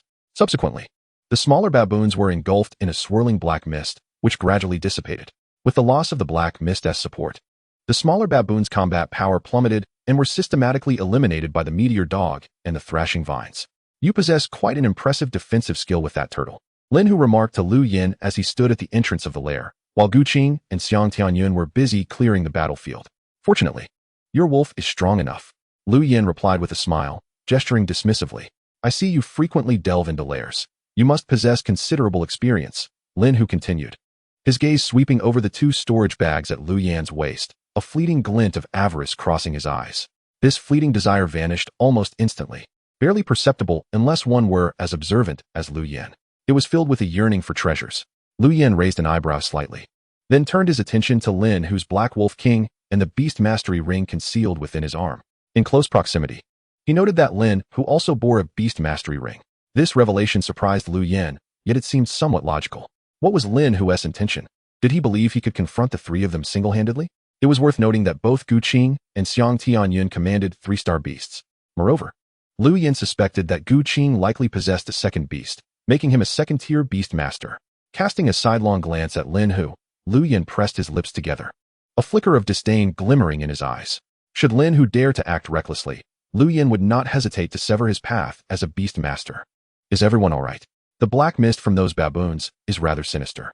Tianyun and I have dealt with them, only collecting the beast core crystals. They're all in this storage bag. We shall distribute them as agreed upon after exploring the lair. Before long, Gu Qing and Xiang Tianyun arrived at the entrance, shaking the storage bag in their hands. Without further delay, the four entered the lair in succession. Lin Hu led the way, Lu Yen followed behind, while Xiang Tianyun and Gu Qing walked in the middle, advancing deeper into the lair along the passageway. Xiang Tianyun trailed closely behind Lin Hu, with Gu Qing ahead of Lu Yen. The first three wore serious expressions, while Lu Yen appeared contemplative. Regarding the demonic beasts summoned by the opening of the lair, Lu Yen vaguely sensed that this four-star lair opened by Gu Qing seemed to have a connection to demonization.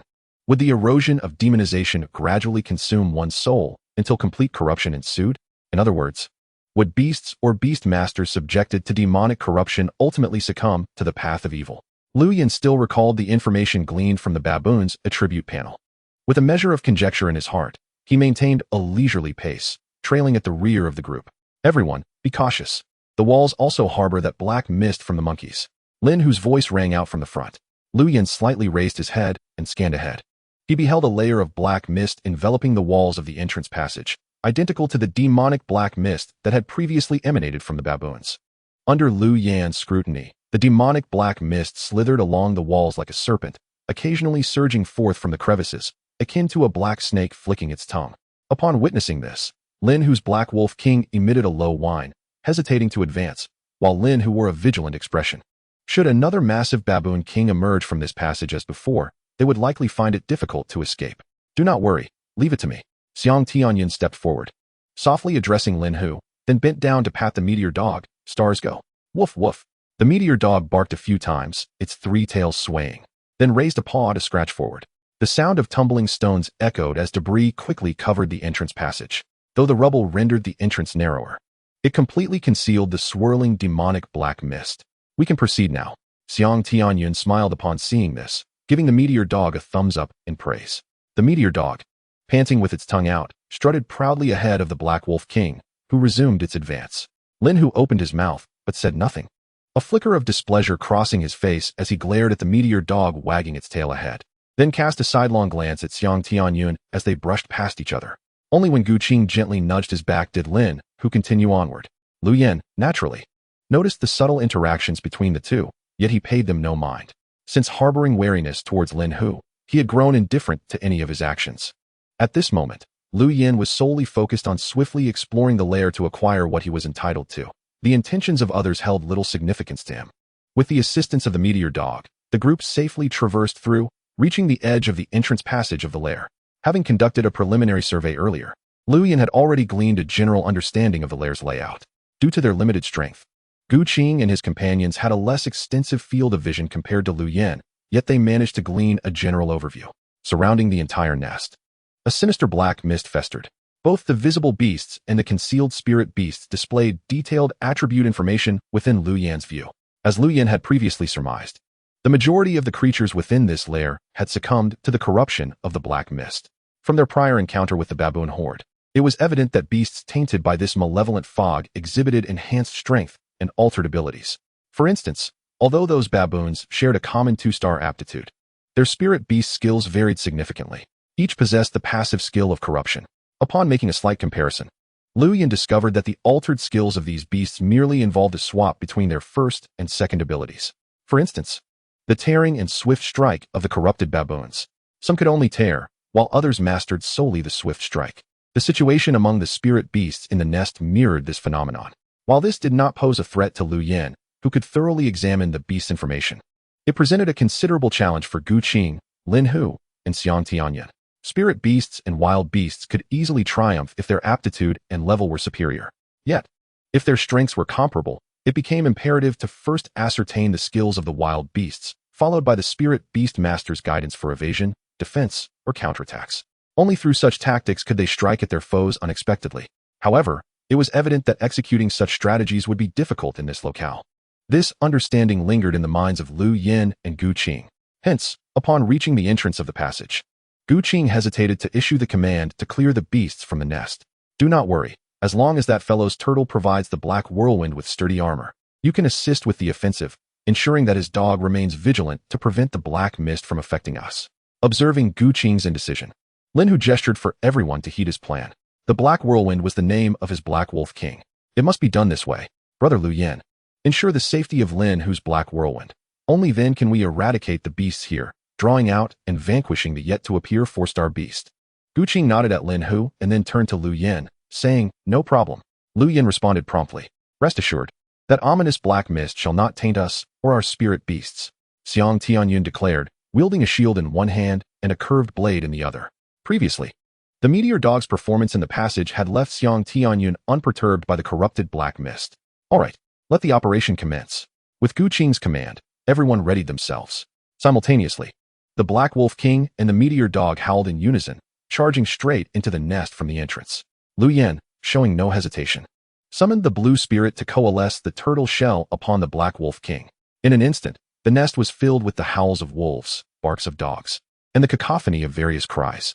After approximately half an hour, the group successfully eliminated all the beasts within the nest, aside from the meteor dog sustaining some injuries. The other spirit beasts emerged unscathed, merely expending some energy. Chapter 31, Spirit Beast Master. After Gu Qing collected the beast cores dropped by the creatures, the four began to feed their spirit beasts to help them regain their vigor. We must act swiftly, barring any unforeseen circumstances. That 4-star beast should be lurking within that black river. Gu Qing manipulated the vines to draw sap from the surrounding vegetation, his gaze sweeping across the 30-meter-wide river running through the nest. The water was as dark as ink, emanating a nauseating stench. Lu Yin focused on the black river, his interface revealing the attribute panel of the 4-star beast. Upon discerning the details, his brow furrowed deeply. Bone-eating fish with 2 heads. Level, 40-40. Status, devouring, in the process of corruption. Aptitude, 4 stars. Skills, leap, water amplification, LV3, 4. Water soul, energy assault, LV4, 4. Double dragon, water column attack, LV2, 4. Corruption, passive, strengthens power and taints the soul, LV1, 4. As he observed the status of this creature undergoing corruption, Lu Yin felt a weight settle in his heart. From his knowledge, corruption altered the skills of beasts and introduced the passive corruption ability, significantly enhancing their power. This fully leveled 4-star bone-eating fish already possessed an amplification skill for leaping in water. Should it become fully corrupted, its might would be truly terrifying. At that point, even a combined effort from several individuals would likely prove insufficient. What was more troubling was that if it remained submerged, even fire-based attacks would be rendered ineffective. Something feels amiss, Lin Hu remarked, wrinkling his nose at the foul air.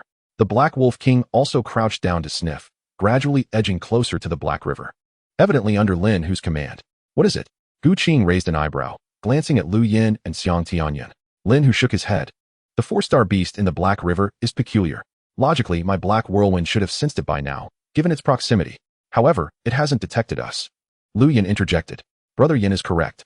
With such formidable strength, how could this 4-star beast evade the influence of that strange black mist? What exactly is that black mist? Xiang Tianyun asked, tending to the injuries of the meteor dog.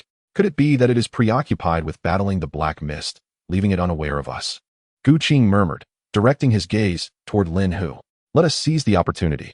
Young man, have your turtle cast a shield over the black whirlwind, and let your dog assist in suppressing the black mist. Gu Qing, keep an eye on the battlefield. Lin Hu ordered swiftly, producing a long bow. When Lu Yin saw Lin Hu utilizing a spiritual weapon for the first time, his eyes brightened, and an information window detailing the long bow soon materialized. Frostbite. Cold winds enveloped in frost, unceremoniously breaking the stillness. Quality, 3 stars. Lu Yin had not anticipated that Lin Hu possessed a 3-star spiritual weapon as well. How? Just as Lu Yin was examining Lin Hu's frostbite long bow, the roar of the Black Wolf King suddenly erupted. Lu Yin promptly commanded the blue spirit to activate the turtle shell, forming a shield for the Black Wolf King. Xiang Tianyin swiftly raised his shield and charged towards the Black River alongside the meteor dog. He understood that if his deductions were accurate, this exploration of the nest would proceed with greater ease. Ultimately, confronting a 4-star spirit beast proved to be an insurmountable challenge. As these thoughts coursed through his mind, a surge of excitement welled up within Xiang Tianyin. Gu Qing stood behind the group, the vines at his waist twisting through the air like serpents. Suddenly, the calm water surface erupted in a splash as Lin Hu's Black Wolf King, adorned with the turtle shell, leapt into the Black River. In that instant, tendrils of black mist began to drift toward the Black Wolf King. The meteor dog, reaching the riverbank, leaped into the air, gathering countless fragments of stone that completely enveloped the black mist, threatening the Black Wolf King.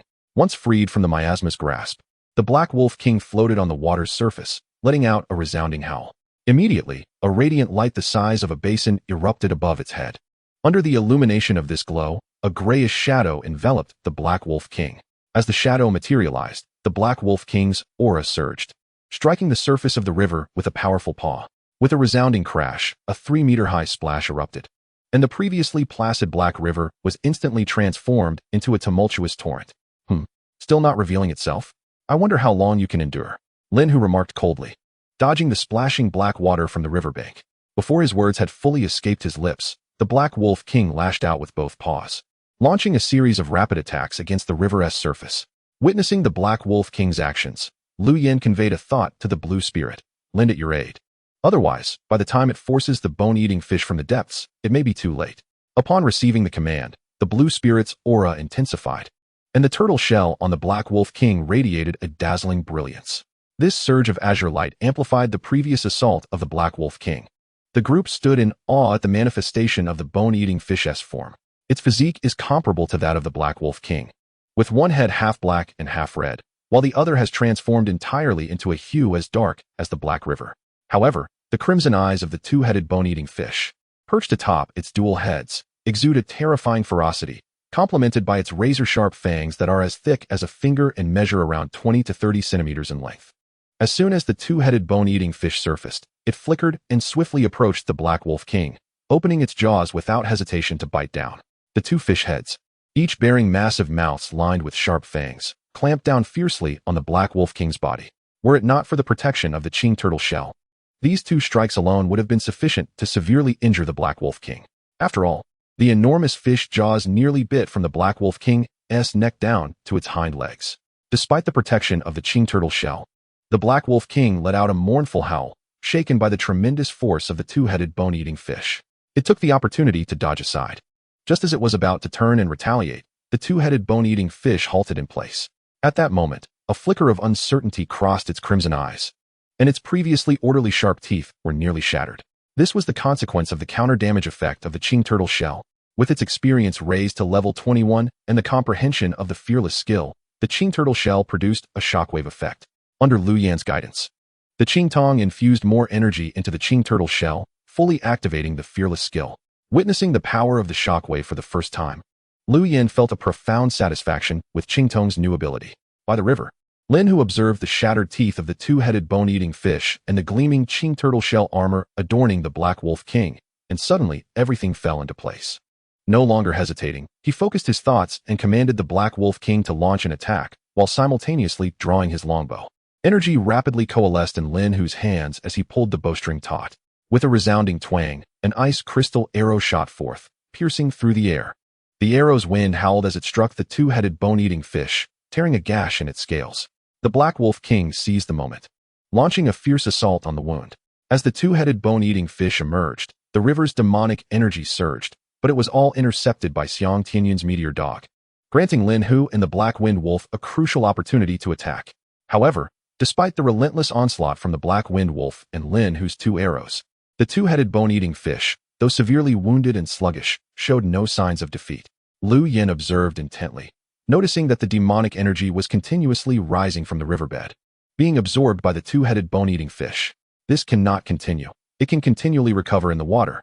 We must drag it onto the shore to resolve this completely. Lu Yin urgently called out.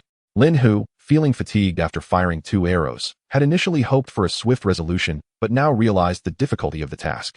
Leave it to me, Gu Qing interjected, having been closely monitoring the battle. Numerous vines surged forth like dragons emerging from the water, rushing towards the river's surface.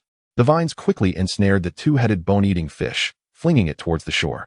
Still not reassured, Guqing sent out additional vines from his waist, ensuring the fish was completely dragged away from the Black River. "Watch this.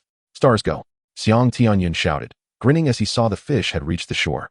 The meteor dog erupted in starlight, charging towards the two-headed bone-eating fish like a shooting star, crashing into it with a thunderous impact. After the colossal explosion, the ground was blasted into a deep pit, leaving the two-headed bone-eating fish limp and lifeless. At the edge of the pit, the meteor dog struggled to rise but stumbled again after a few steps. Lu Yin watched this unfold with a wry smile. Realizing that while Xiang Tianyun had commanded it to unleash the meteor fall, it would leave the creature in a state of weakness. With the 4-star beasts eliminated, the lair posed no threat. Excited, Xiang Tianyun rushed towards the meteor dog. Just then, a splashing sound erupted from the pit, revealing a radiant golden high-grade treasure chest beside the two-headed bone-eating fish.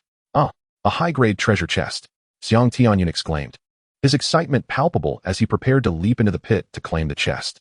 However, at that moment, a whistling sound pierced the air. An ice crystal arrow detonated before him, and though it did not hit him directly, it still sent him crashing to the ground. Lu Yin's gaze sharpened at the sight of the ice crystal arrow, his brow furrowing slightly. He noticed that this arrow was entirely different from the one Lin who had previously fired. It was enveloped in a visible, frigid energy that surged ferociously. Lu Yin turned to Lin who, observing the same tumultuous cold energy swirling around him. This frigid aura immediately reminded him of his own nether fire. It was clearly a similar Beastmaster ability. "Don't move. That belongs to me," Lin Hu coldly declared as he stowed away his longbow. Meanwhile, the Black Wind Wolf had already sprinted to the side of the high-grade treasure chest. Lu Yin, ever vigilant of Lin Hu, summoned Qingtong with a thought. However, another piercing sound echoed, and in the next moment, several vines materialized beside Lu Yin, swiftly binding him tightly. Not only Lu Yin, but also Qingtong, Xiang Tianyun, and the weakened meteor dog found themselves ensnared by the emerald vines. "So you are all in cahoots." Lu Yin struggled momentarily before casting a glance at Guqing, who wore a smile. Seizing the opportunity, the Black Wolf King had dragged the treasure chest from the pit back to Lin Hu's side. "Hee, you have a point. Unfortunately, it's already too late. Rest assured, I won't kill you. If you transfer all the Beast Core crystal points from the exchange page to me, I might consider sparing your lives." His smile remained warm, yet a hidden dagger lay beneath. This was the so-called smiling tiger? Lu Yin scoffed inwardly. "Cowardly, striking from behind. Go die? Even if I perish, I will not give you a single Beast Core crystal," Xiang Tianyun shouted vehemently, struggling against his bonds. In contrast to Xiang Tianyun's furious defiance, Lu Yin remained unusually composed. "Stealing the best rewards was not enough? They also sought to take our points? How naive do you think you are?" Lu Yin glanced down at the vines, smirking. With that, he rejected Qingtong's attempt to activate the Qing turtle shell. In his eyes, these vines posed no threat. "Enough nonsense. Hand it over, or I will slay you," Lin Hu bellowed, raising his bone knife towards Lu Yin. The air around him crackled with energy, and the Black Wolf King emitted a low growl, as if poised to devour both men at any moment. Yet, all of this felt utterly trivial to Lu Yin. Xiang Tianyun showed no fear either, having resolved to face death. What was there to be afraid of? Seeing that his intimidation had failed, Lin Hu sheathed his knife and remarked, "I told you that method wouldn't work. It would be better to do it the old-fashioned way. Just kill them and be done with it." As Lin Hu finished speaking, he gestured to the Black Wolf King, which immediately assumed an attacking stance. "Wait a moment, second uncle." Guqing hurriedly intervened, turning to Lu Yin and Xiang Tianyun. "Isn't your life worth exchanging for Beast Core crystals? As long as you live, there will be countless opportunities to obtain Beast Core crystals in the future. I see your Beastmaster talents are commendable. There will be plenty of time ahead, so why rush?" He reined in his smile, his expression earnest. Xiang Tianyun, who had initially been resolute, felt a flicker of uncertainty as he gazed at the struggling meteor dog beside him. You talk quite nicely. How about you hand over all the Beast Core crystals to me instead?" Lu Yin expressed his disdain for Guqing. Since you are so stubborn, do not blame me for being ruthless." Guqing's expression soured, and his fingers twitched, intending to command the vines to strangle Lu Yin. However, at that moment, he realized that the vines binding Lu Yin had inexplicably lost control. Before he could ponder further, a ghostly blue flame erupted around Lu Yin, incinerating the vines in an instant. As Lu Yin broke free, Qingtong too escaped its bindings with the help of the nether fire, swiftly returning to his side. "So, you're also a Beastmaster. No wonder you remain so calm. But do you truly believe these defensive beasts of yours can withstand us?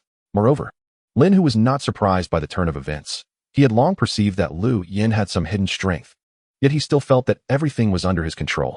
Just as Lin Hu's laughter faded, a series of delicate sounds echoed through the air. A figure, covered in scales and possessing a long tail and sharp claws, quietly emerged. Chapter 32. I shall exhaust you without fail. Lu Yin raised an eyebrow and observed that Lin Hu had summoned a pangolin. Pangolin. Level, 18. Status, resilient. Qualification, 3 stars. Skills, piercing, concentrates energy to launch a powerful attack. LV1. 3. Shield break strike. Attack carries a defense breaking effect. The stronger the target's defense, the greater the power. LV1. 3. As Lu Yin perused the attribute panel, a smile curled at the corners of his mouth. Lin Hu. Uncle.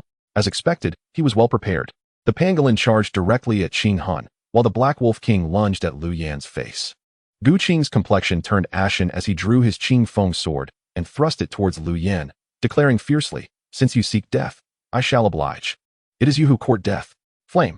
Lu Yan scoffed coldly, drawing the Zhunyu knife in one swift motion. Roar. Already waiting in the Beastmaster ring. Flame responded with a resounding roar that echoed through the den.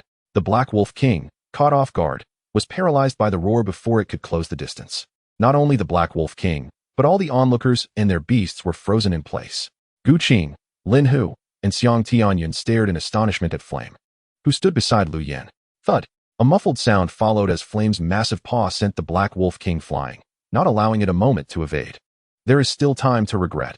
Hand over the beast core crystals, and I may spare your lives. Lu Yan had long been wary of Lin Hu. To his surprise, Gu Qing was also in league with him.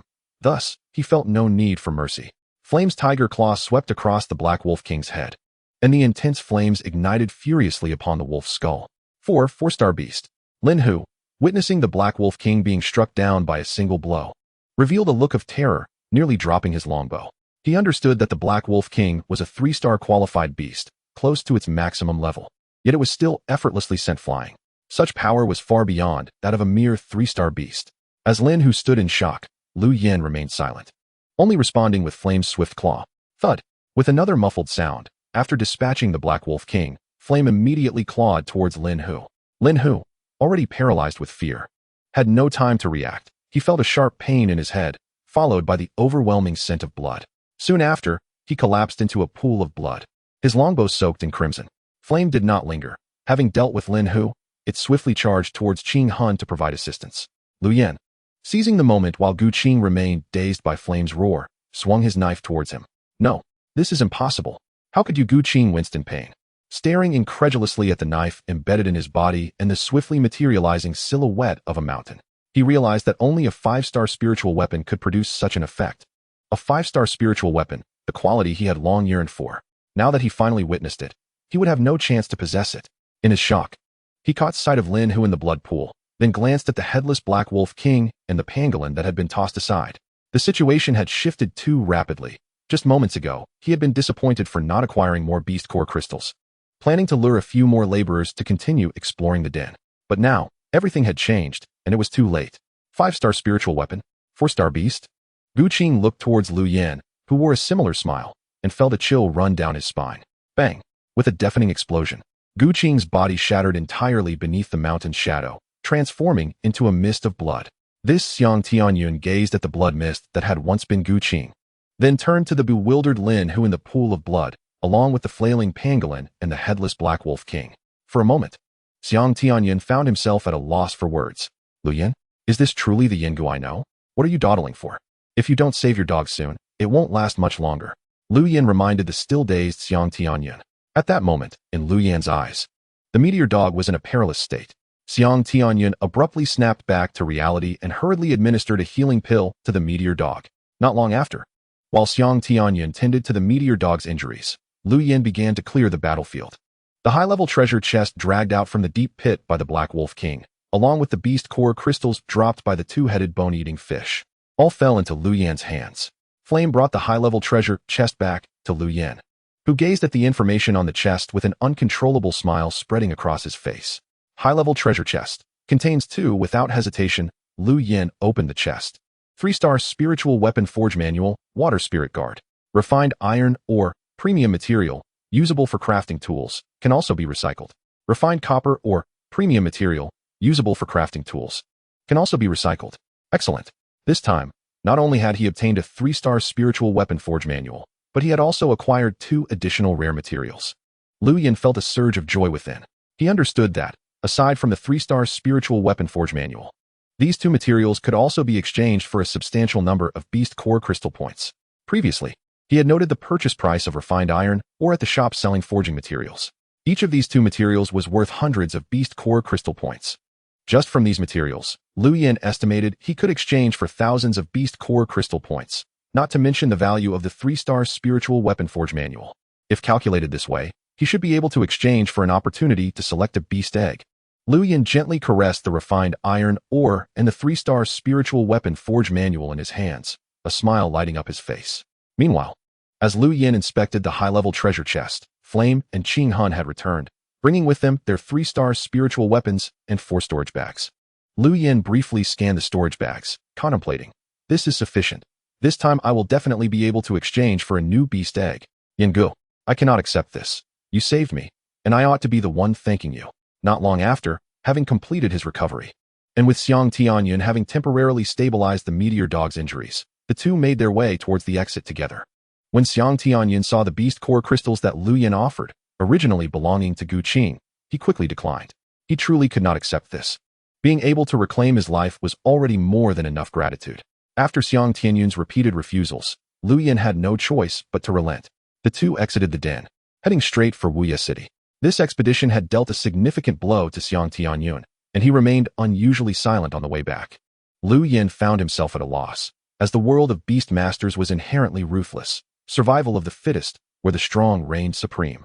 Upon returning to Wuya City, Lu Yin was eager to rest and tally the spoils of this journey, preparing to exchange for his 3rd beast. Xiang Tianyun, however, temporarily bid farewell to Lu Yin, returning to the safe house to recuperate and heal the meteor dog's wounds, to exchange for the opportunity to select a 3rd beast egg. Lu Yin initially lacked a considerable number of beast core crystal points. However, after this expedition, his reserves were now sufficient. Upon returning to the safe house, Lu Yin immediately poured all his beast core crystals into the exchange interface. Adding to that the crystals obtained from selling refined iron ore and refined copper or along the way. Ding. Beast core crystal points deducted successfully. 50,000 points have been deducted. Ding. Successfully exchanged for a new beast egg selection interface. As messages popped up successively on the interface, the familiar scene once again enveloped the entire safe house. Lu Yin gazed at the well-known display, his eyes swiftly scanning each beast egg. 5-tailed. Status, alert. Qualification, 3 stars. Skill, firework, spits flames to damage enemies, inflicting a burning effect, LV1, 3. Stone spirit beast. Level, 130. Status, defensive. Qualification, 3 stars. Skill, shield strike, manipulates rubble to construct a shield and launches a fierce attack on enemies, LV1, 3. Lu Yin quickly perused the information on the beasts, the details flashing by in rapid succession. However, his targets were not these 3-star beasts, but rather the 5-star beasts adorned with unique, colorful panels. Found it. Not long after. Lu Yin, fixated on the selection interface, suddenly raised his brow. At that moment, one particular beast egg caught his eye, radiating the distinctive colorful attribute panel of a 5-star beast. Divine with Spirit Vine. Level, 150. Status, supportive. Qualification, 5 stars. Skill, Spirit Vine. Divides vine leaves to restore the target's consumed energy swiftly, LV1, 5. Oh, the Divine with Spirit Vine, a supportive 5-star. With its Spirit Vine skill capable of rapidly replenishing energy. Lu Yin's eyebrows arched in intrigue. A supportive beast was precisely what he urgently required at this moment. Currently, the strongest, Blazing Flame, was primarily responsible for offense. The Azure Soul served as a defensive beast, adept at protecting Lu Yin himself or covering Blazing Flame, especially after acquiring the Fearless skill, which enhanced the Azure Shield with a stunning effect. Lu Yin was convinced that as the level of Fearless continued to rise, the Azure Shield would reveal even greater capabilities. Thus, what he needed most now was a beast inclined towards support or recovery. After all, whether in the wilderness against wild beasts or exploring nests, despite their formidable strength, the beast's internal energy reserves were ultimately finite. Just like now, Blazing Flame could only explore a 4-star nest at most. If faced with a powerful wild beast, Lu Yin would have to retreat temporarily, as Blazing Flame also required rest and energy recovery. Currently, the primary method for Blazing Flame to restore energy was through copious consumption, drawing energy from food. However, Upon reading the description of the Divine with Spirit Vine skill, excitement flickered across Lu Yan's face. So, does this mean Blazing Flame can fight for extended periods in the future? Without hesitation, Lu Yan selected the Divine with Spirit Vine's Beast Egg. Ding! Domination successful. Acquired new beast, Divine with Spirit Vine. Divine with Spirit Vine. Level 150. As a flurry of information erupted in the window, the attribute panel of the Divine with Spirit Vine flickered once more, causing Lu Yan's mouth to twitch slightly. For no other reason than the newly hatched Divine with Spirit Vine. Had it not been for the clear display of the attribute information, Lu Yan might have thought, is it not too small? He pinched a withered vine segment, no bigger than his thumb, between his fingers, observing their owner's actions. Blazing Flame and Azure Soul, who had just returned to eat, crowded around to inspect their new companion. Whoa, Blazing Flame, be gentle, don't crush it. Hey, Azure Soul, you can't eat that, spit it out. Lu Yan felt the incessant thoughts emanating from the Divine with Spirit Vine, along with the gentle white light radiating from its body, seemingly protesting against the bullying from Blazing Flame and Azure Soul. He quickly rescued the Divine with Spirit Vine from beneath the paws of the two beasts, lifting it up once more for a closer inspection. In an instant, the previously shriveled vine segment began to unfurl slowly, enveloped in a soft white glow. Just one glance, and Lu Yan felt as if a gentle spring breeze had caressed his face. Simultaneously, the fingers that held the Divine with Spirit Vine quivered slightly, a soothing coolness emanating from his brow. Not only that, but above the curious Blazing Flame and Azure Soul also appeared clusters of small leaves radiating a gentle white light. Oh, I can feel the expended energy gradually recovering, Lu Yan observed with his spirit vision, noticing that wisps of energy were surging in his soul sea. Although faint, they steadily replenished the consumed energy. Blazing Flame and Azure Soul experienced the same. Oh whoa! Blazing Flame let out a gentle call, stretching languidly, seemingly losing interest in the meat in its mouth. Azure Soul rolled on the ground, its eyes fixated on the white leaves above its head. Even though the recovery effect of the Spirit Vine skill was still somewhat limited at this point, Lu Yan understood that as its level increased, the effects would undoubtedly become more pronounced. Alright, little one, let us hold off on the skill for now. Your level is still low, and trying to replenish all three of us simultaneously would exhaust you. Lu Yan gently stroked the Divine with Spirit Vine. The Divine with Spirit Vine promptly retracted the small white leaves from Lu Yan and the two beasts. By the way, I haven't given you a name yet. What shall I call you? Lu Yan pondered, glancing at the wriggling Divine with Spirit Vine in his hand, seeing their owner deep in thought. Blazing Flame and Azure Soul blinked their eyes, remaining silent. Chapter 33, Good Spirit Tool. You're so small and a vine, so from now on, I shall call you Little Vine. A few minutes later, Lu Yan stroked his chin and declared. Upon hearing this name, the Divine with Spirit Vine rolled even more energetically in Lu Yan's hand, as if thrilled. Indeed, it was excitement. Alright, here's an upgrade pill for you. Go ahead and upgrade in the Beast Ring. Lu Yan held the wriggling Little Vine, took out an upgrade pill, and just as he was about to present it to Little Vine, he paused. This, unlike Blazing Flame and Azure Soul, Little Vine, being a plant-based beast, had no mouth to consume food. Lu Yan suddenly recalled the scene of Gu Qing feeding vines. Should he crush the upgrade pill? While he was lost in thought, a slit suddenly opened in Little Vine's body, and a thin vine extended out, swiftly wrapping around the upgrade pill and pulling it back. Crack! A crisp sound echoed as Little Vine emanated the unique glow of an upgrade. Exchange. Beast Core Crystal Balance. 8. Upgrade pill. Rapidly increases the beast's level. Requires 50 Beast Core Crystals. Skill pill. Enhances the beast's skill level. Requires 500 Beast Core Crystals. Healing pill. Cures beast injuries. Requires 100 Beast Core Crystals. Revival pill. Heals dying beasts. Requires 5,000 Beast Core Crystals. Beast Egg. Choose one from 10,000 beast eggs. Requires 500,000 Beast Core Crystals. No goods available. Random item slot. Refresh requires 2,000 Beast Core Crystals. Refresh frequency increases. Crystal quantity rises. Unopened item slot. Alas, only 8 Beast Core Crystals left.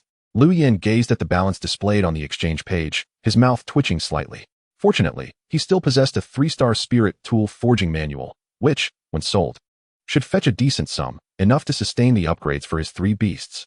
With that thought, Lu Yan retrieved the 3-star Spirit Tool Forging Manual obtained from Gu Qing's nest. He glanced back at the exchange page. Upon seeing the staggering amount of Beast Core Crystals required for the next Beast Egg exchange, Lu Yan's expression soured. Heavens, 500,000 Beast Core Crystals. However, if he could at least select a 4-star Beast Egg next time, then perhaps 500,000 would be too exorbitant. Moments later, Lu Yin mused. He recalled hearing about the selection page for exchanging beast eggs when the beast egg shop first opened. Thus, Lu Yin took note of this detail. Among the selection of beast eggs available, there were indeed none of 1 or 2-star quality. The lowest was of 3-star caliber.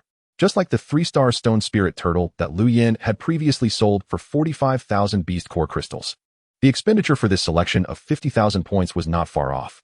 It appeared that to amass significant wealth in the future, one would need to acquire 3 or 4-star beast eggs, or unearth 3 or 4-star spirit weapon forging manuals from treasure chests. Lu Yin gazed at the balance of beast core crystals on the exchange page, murmuring to himself.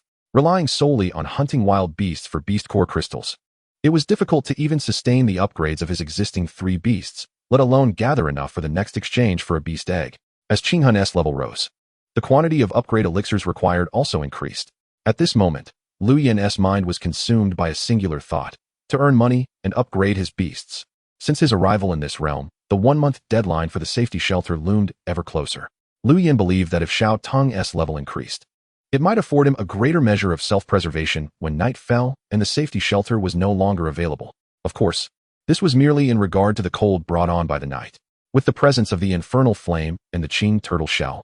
As for other dangers that lurked in the darkness, Xiang Tianyun had mentioned them on the way back from the lair.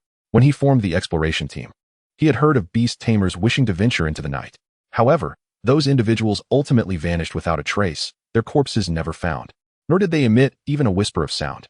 Lu Yin speculated that perhaps, beyond the cold, other unknown entities lurked within the night.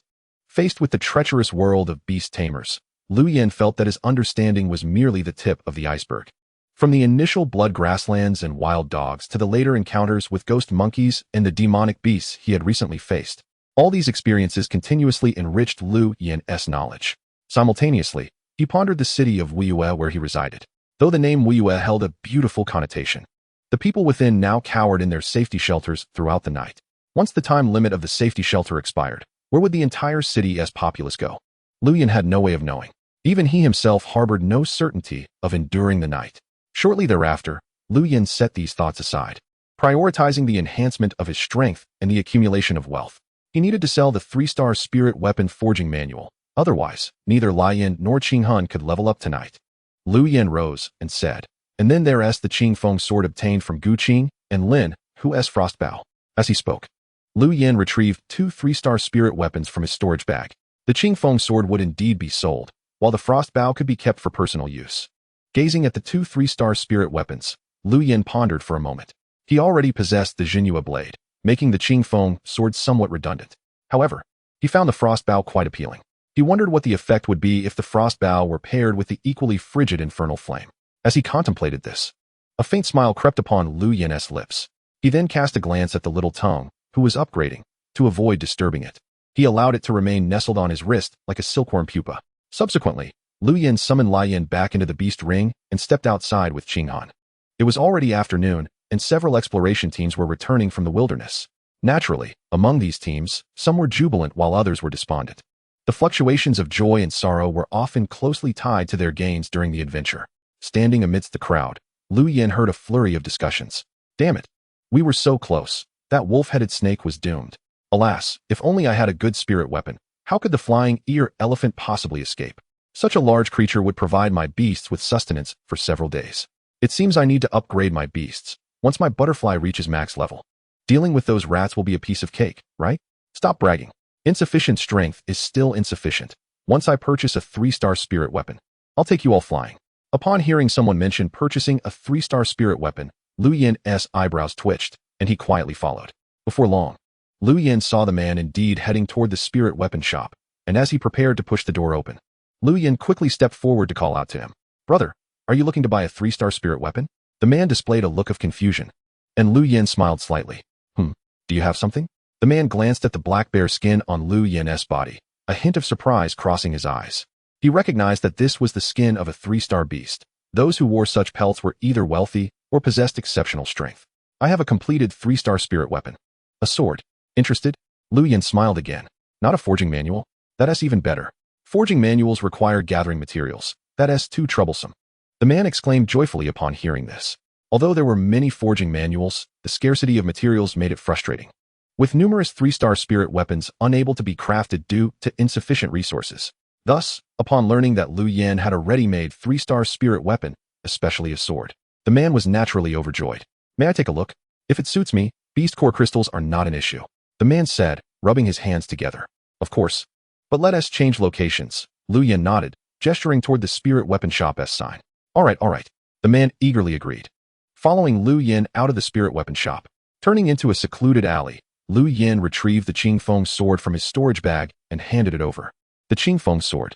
The man recognized the sword at a glance, and his face lit up with joy. Wonderful. Just a moment ago, I saw someone showcasing this sword at the shop, hoping to purchase it, but to no avail. I never expected to encounter it here again. The 3-star spirit weapon.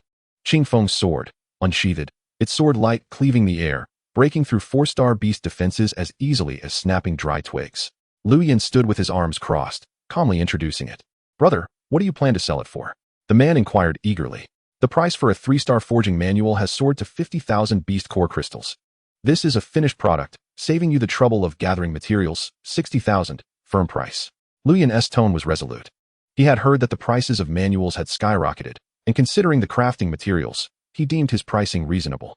He chose to trade with this individual as he had noticed the beast ring on his wrist and the numerous storage bags at his waist. 60,000 is reasonable, but I currently lack sufficient beast cores. Could I offer something in exchange? The man probed. If it's food or beast feed, then that's out of the question. Lu Yan raised an eyebrow. Not at all. It's upgrade elixirs and forging materials, 4-star beast bones, some from high-grade treasure chests. Please take a look. The man unfastened a storage bag from his waist and tossed it over. If this works, how about adding 50,000 beast core crystals? Lu Yan silently examined the contents of the bag. 100 upgrade elixirs, a 1-star beast egg, over 10 4-star beast bones, 30 copper iron ores, along with sacred spirit grass. Breathwood stone, beast soul jade. Sacred spirit grass, a rare spirit weapon material capable of imparting special attributes. Breathwood stone, a rare spirit weapon material capable of imparting special attributes. Beast soul jade, a rare spirit weapon material capable of imparting special attributes. Unknown effects, insufficient strength to investigate. The system indicator at the end of the beast soul jade caused Lu Yan's gaze to shift. Unknown utility? Insufficient strength to discern? This was the first time he had encountered such a situation. His mind raced. Perhaps there were hidden uses related to the system. The materials from these high-grade treasure chests were quite valuable. Surely they could equate to at least 10,000 beast core crystals, right? Noticing Lu Yan's contemplation, the man hurriedly added, though many are miscellaneous items and difficult to price, considering your sincere desire for the sword, let us finalize the deal. Lu Yan sighed lightly and extended his hand. Upon hearing this, the man breathed a sigh of relief and promptly transferred all the beast core crystal points from the exchange page to Lu Yan. After that person left in high spirits, Lu Yan stepped out of the alley and made his way directly to the spirit weapon shop. In his possession was a tome of forging blueprints for a 3-star spirit weapon, which he intended to sell. Upon entering the shop, a familiar voice greeted him. Looking up, he saw a woman beaming at him. It was the proprietress of the beast egg shop, the very same who had previously purchased the stone spirit turtle from him. Young man, do you have something to sell? Before Lu Yan could respond, the woman approached him eagerly. Nanjia, have you come to conduct business in my shop? The spirit weapon shop owner grinned, casting a glance at Lu Yan. He had known this woman, named Ling Nan, for a considerable time, having been friends even before his traversal. Inside the bustling shop, many customers exchanged greetings with Ling Nan, yet none received her warmth as Lu Yan did. The shopkeeper noted the black bear hide draped over the young man's shoulders, realizing that it was the material of a 3-star beast, indicating that this youth was no ordinary individual. Indeed, I am here to sell a tome of spirit weapon forging blueprints. Lu Yan smiled at the woman while retrieving the blueprint for the water spirit guard from his storage bag. Oh, both the shopkeeper and Ling Nan's eyes lit up at the sight of the tome. The shopkeeper was primarily astonished, while Ling Nan's expression suggested that she had anticipated this. Though her acquaintance with Lu Yan was limited to their previous transaction involving the beast egg, his ability to sell a 3-star beast egg had already convinced her of his extraordinary nature. Now, witnessing him produce a 3-star forging blueprint fortified her belief. A thought struck her. Perhaps she could enlist Lu Yan's assistance for a certain matter. May I take a look? Ling Nan inquired. Of course, Lu Yan readily agreed, handing over the forging blueprint for the water spirit guard. The water spirit guard, protecting spirits, safeguarding the heart and mind. What a splendid artifact, Ling Nan exclaimed, unable to contain her admiration as she perused the tome. Her voice was not low, attracting the attention of other patrons in the shop. Noticing this, The shopkeeper hurriedly ushered the two into a private room to avoid further disturbance. Nanjia, since you desire this item, I shall not contest with you. Moreover, I have no need for protective spirit weapons at the moment. You two may converse at your leisure, the shopkeeper assured as he closed the door behind them. What price do you wish to sell this tome for? Ling Nin asked, her gaze fixed on the forging blueprint in Lu Yan's hands. Market value is 50,000. Lu Yan replied succinctly. I'll offer 60,000. How does that sound? A slight smile graced Ling Nan's lips upon hearing the offer. Lu Yan raised an eyebrow. Sensing her sincerity. What's the catch? He inquired. Assist me with a favor, Ling Nan responded, glancing at the azure spirit peeking from Lu Yan's shoulder. I require a special material that can only be found on 5-star beasts, and I have located a nest containing such beasts. The map to it is in my possession. However, given my current capabilities, I cannot undertake this alone. Her visit to the spirit weapon shop was primarily to discuss the exploration of the 5-star beast nest with the shopkeeper. Eliminate 5-star beasts? Or the nest itself? Lu Yan, who had remained silent until now, scoffed lightly, stating, I merely came to sell forging blueprints. Indeed, Lu Yan had never encountered 5-star beasts, let alone their nests, which would likely be inhabited by more than one such beast. His experiences had taught him that nests typically housed numerous creatures of varying levels, with many being slightly lower in rank compared to the 5-star beasts. He understood that the higher the beast's quality, the greater its level. For instance, 3-star beasts usually began at level 20, while 4-star beasts were at least level 35. Thus, Lu Yan surmised that 5-star beasts likely started at levels around 46 or 47. Although his fiery spirit was also 5-star, it had only just surpassed level 40. If Qing Hun and Xiao Tong could elevate their levels, Lu Yan might have a fighting chance against a 5-star beast alone. However, Ling Nan's intention to form a team diminished his confidence in successfully defeating a 5-star beast or exploring its nest. Naturally, if Lu Yan were to declare his intent to venture into the 5-star nest alone, Ling Nan would undoubtedly object. After all, the guiding map to the 5-star nest, although its precise worth was uncertain, was certainly a valuable commodity. Noticing Lu Yan deep in thought, Ling Nan felt a flicker of hope ignite within her. To be precise, I sensed your hesitation. That gives me some optimism. I genuinely came only to sell the forging blueprints. As for the 5-star nest, I suggest you consult someone else. Lu Yan chuckled wryly, shaking his head. The 5-star nest held immense allure for him. What treasures might it conceal? Yet above all, Lu Yan prioritized his life and the safety of his companions. To grow stronger required patience. Recklessness would only lead to dire consequences. 80,000, along with the forging blueprints. I shall offer a total of 80,000. Ling Nan pressed on, seemingly undeterred by Lu Yan's refusal. Truly, it's not a matter of money. The 5-star nest. Are you sending me to my demise? Lu Yan protested. 90,000. Ling Nan countered.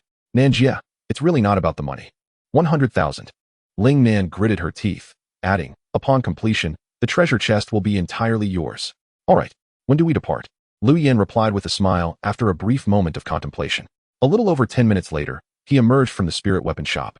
Having sold the 3-star water spirit guard forging blueprint for 50,000 beast core crystals, along with an additional 20,000 as a deposit from Ling Nan. They agreed to set off 3 days hence, a time frame proposed by Lu Yan, as he estimated that with full effort, he could help his fiery spirit reach its maximum level within that period. Simultaneously, Qing Hun and Xiao Tong would also have the opportunity to improve their levels, thereby bolstering his confidence for the exploration of the 5-star beast nest. Can this young man truly succeed? After all, it is a 5-star beast nest. Even your brother may hesitate to approach it lightly. After Lu Yan's departure, the spirit weapon shop owner and Ling Min stood side by side at the shop entrance, watching his retreating figure, and he sighed softly. Having expended such a significant sum, what if, not to mention the outcome, but what if he is deceived? Observing Ling Nan's seemingly carefree demeanor, the shop owner hesitated before speaking. Deceived? Impossible. Ling Nan arched an eyebrow, her tone resolute. Impossible? How can you be so certain? The shop owner retorted. If it were me, I would have taken those 20,000 beast core crystals and fled without a second thought. What could you do about that? The shop owner scoffed dismissively. Is your vision so narrow? Is that what sets you apart? A mere 20,000 beast core crystals is worth such an endeavor? Ling Nan cast a glance at him, her voice calm. Do you believe Lu Yan values those 20,000 beast core crystals more than the treasures within the 5-star nest? I trust he understands the balance of worth. How can you be sure Lu Yan possesses the capability to aid you in exploring the 5-star beast nest? I see no remarkable qualities in the beasts he commands. Is it merely that turtle? The shop owner questioned, skepticism evident in his voice. The proprietor of the spirit artifact shop remained perplexed. In his eyes, Ling Man's decision today was excessively impulsive. Whether strong or not, I cannot ascertain. But it is evident that someone willing to part with a 3-star Guardian-class Beast Egg and to sell the forging blueprint for a 3-star Guardian-class Spirit artifact signifies something substantial. In recent days, I have consulted numerous individuals. Even my brother flatly refused upon hearing 5-star lair. Yet, Lu Yin did not. What does this signify? Do you still not comprehend? Ling Man retorted with a soft huff. What? That stone spirit turtle? Did he sell it to you? The spirit artifact shop owner was taken aback. He had long known that Ling Nan had tamed a stone spirit turtle and had once envied its defensive capabilities. However, he never anticipated that this stone spirit turtle originated from Lu Yan's hands. He instantly recognized the implications of this revelation. If Lu Yan merely sold Guardian-class spirit artifacts, it could perhaps be attributed to the scarcity of materials. However, the sale of a stone spirit turtle beast egg was an entirely different matter.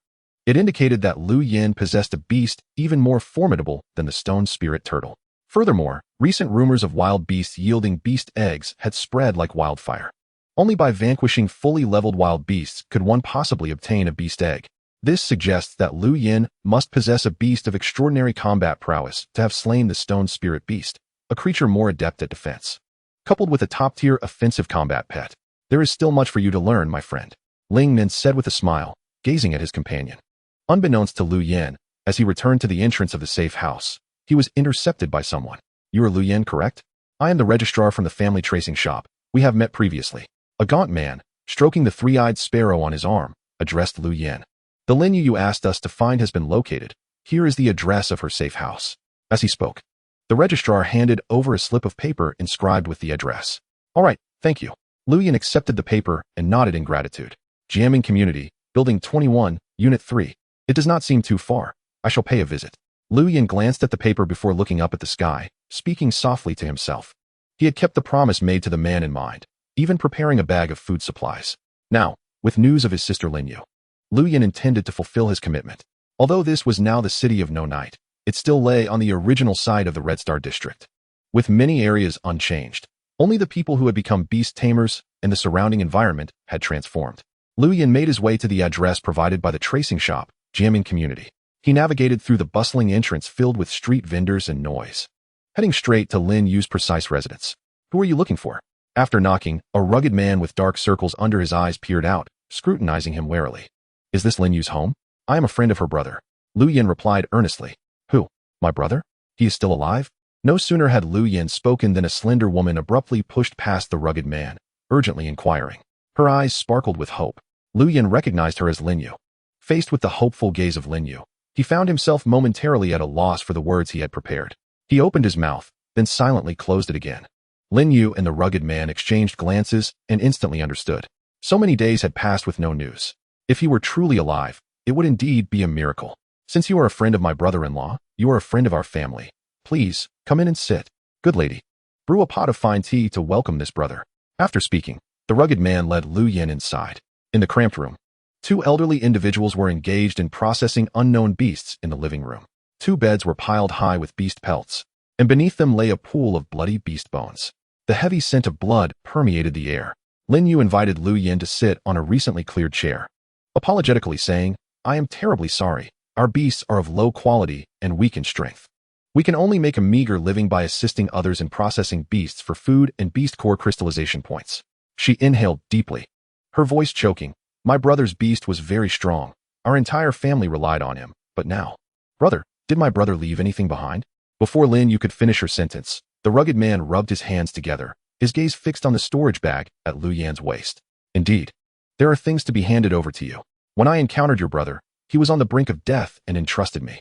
Lu Yin began to narrate the circumstances of that encounter to the two, while retrieving the storage bag filled with food supplies. In this world of beast tamers, every individual must choose their beast, an unchangeable fate.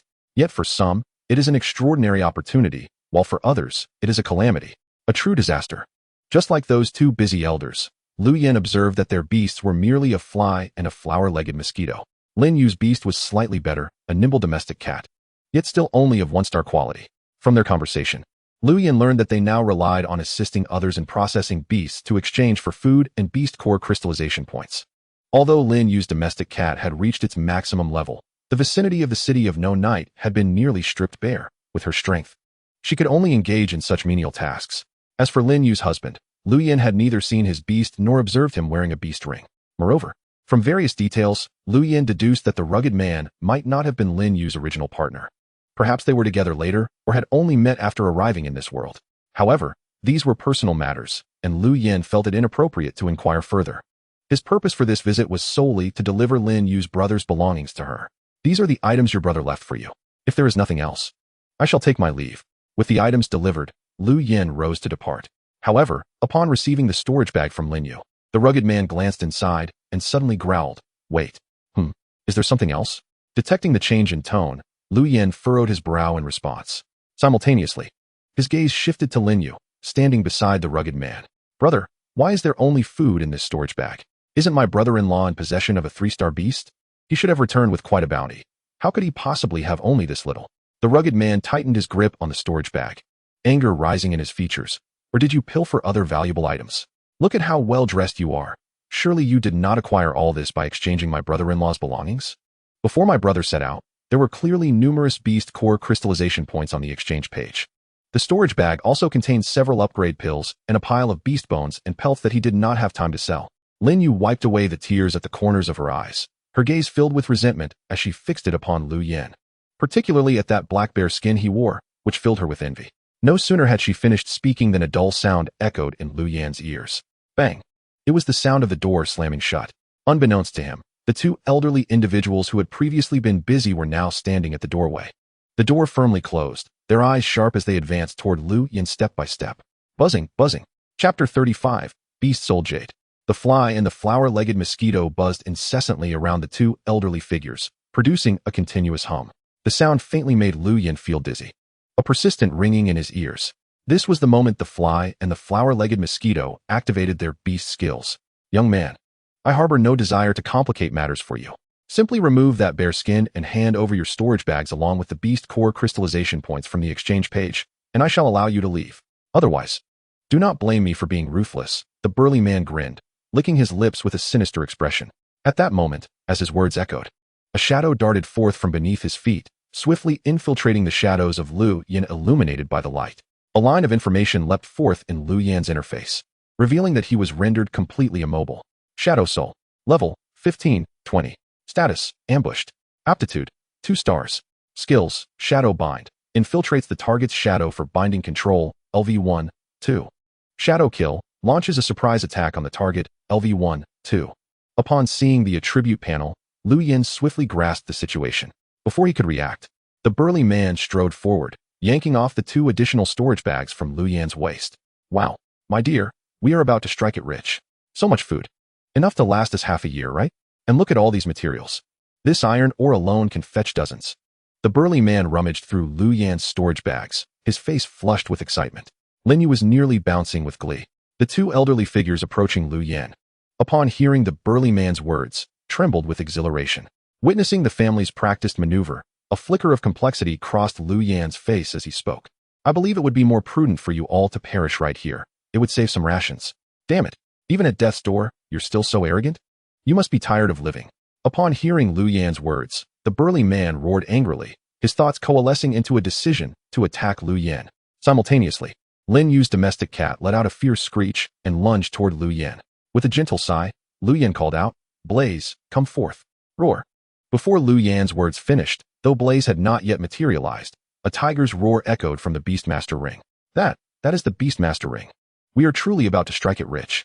The instant the tiger's roar resonated, the burly man caught sight of the Beastmaster ring on Lu Yan's wrist, his voice nearly drowning out the roar with excitement. But the next moment, everyone in the room froze, their expressions locked in shock. For a gigantic tiger had suddenly appeared within the confines of the room. Its presence unleashed a formidable aura, causing the previously leaping domestic cat, buzzing flies, and dancing mosquitoes to plummet to the ground. Even the shadow beneath Lu Yan's feet emitted a shattering sound. Then, with swift movements, Blaze sprang into action, and a series of shrieks filled the air. Minutes later, Lu Yan, with a stoic expression, pushed open the door and stepped out, gently brushing off the bloodstains from the edge of the bear's skin before departing without a backward glance. Blaze followed closely behind, a morsel of flesh dangling from its tongue, appearing rather bored. Bang, bang, bang. The sound of reprimands echoed through the corridor shortly after Lu Yan's departure. Qin Zibao was going door to door, collecting processed beast skins and bones. Heh, I can secretly pocket another 100 beast core crystallization points. Splendid. He grinned, checking his balance of beast core crystallization points on the exchange page. At that moment, a young subordinate, bundled in a cotton coat, rushed over, his face ashen. Xiaohua, what is the panic? Has the sky fallen? Qin Zibao glanced at him, snorting dismissively. Boss, something happened at Lin Yu's house. People are dead. The trembling subordinate whispered, leaning closer. What? Who dared to touch the goods of Lord Gu? Qin Zibao's face darkened, brows furrowing. No, the goods are still there. But everyone is dead, Xiaohua said, hastily unfastening his storage bag and handing it over to Qin Zibao. It contained the goods he had just collected from Lin Yu's household. Oh, people are dead, yet the goods remain. Qin Zibao raised an eyebrow, his eyes flickering. In that case, Xiaohua, you will handle this matter, he said, placing a hand on Xiaohua's shoulder as they made their way toward Lin Yu's residence. Before long, a piercing scream rang out, and Qin Zibao wiped the blood from his hands, shutting the door to Lin Yu's house. He glanced at the squirrel on his shoulder, licking the blood from its claws, and hummed a tune as he departed.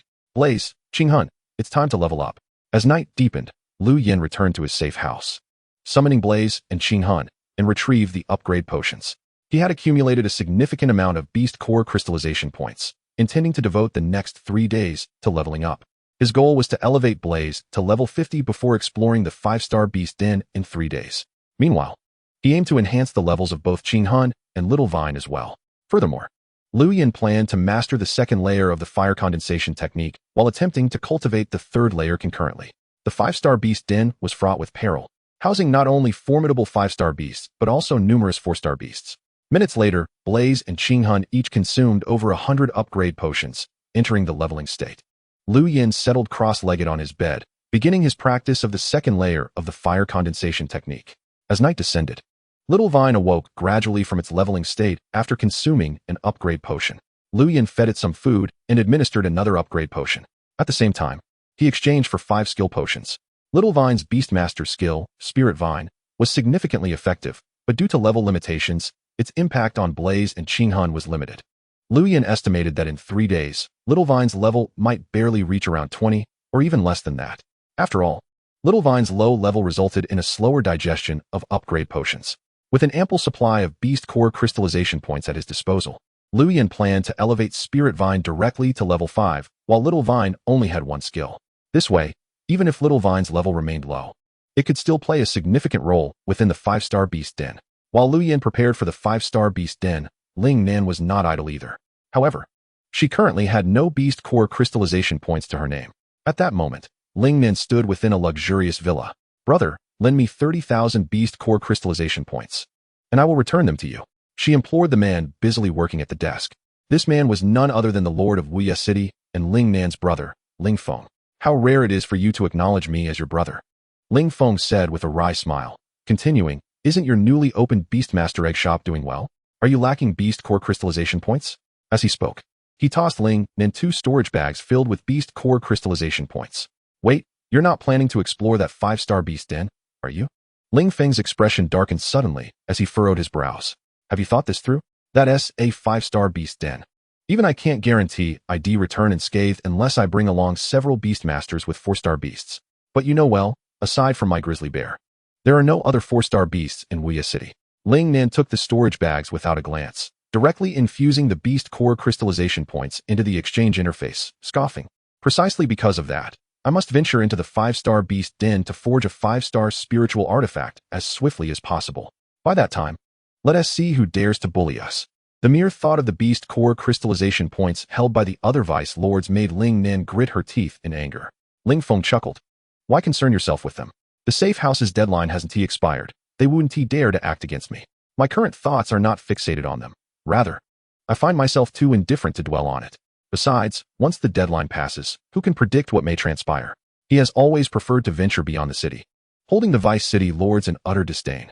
In any case, I must embark on this journey to the 5-star nest. I shall set out in 3 days, and I have already secured my companions, so fret not. After speaking, Ling Nan cast a glance at Ling Feng and turned to depart. Watching her retreating figure, Ling Feng sighed helplessly, yet curiosity about the companions his sister mentioned began to stir within him. He knew Ling Nan all too well. She never engaged in battle without adequate preparation. After borrowing 3 beast core crystals from Ling Feng, Ling Nan returned to her chamber, fully immersing herself in her enhancement training. 3 days swiftly passed. On a bright morning, Lu Yin stood by the window, gazing out at the bustling streets and the teams gradually departing the city. In the Soul Sea, flickers of flame could be discerned, the essence of the Fire Cloud Refinement Array. Originally, there existed only one Fire Cloud Refinement Array in the Soul Sea, but now it had coalesced into 2. Upon closer inspection, the 2 appeared distinctly different. Energy gradually permeated the Refinement Array, igniting the flames, and Lu Yin sensed a subtle enhancement of power within his Soul Sea.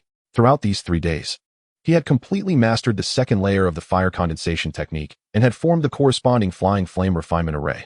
He could now execute the Flying Flame technique with considerable ease, enhancing his beast control abilities for a limited duration. As for the third layer, Lu Yin had also become generally familiar with it. Although he had yet to form the third layer refinement array, he could manage to utilize the accompanying fire rain, albeit clumsily and at a high energy cost.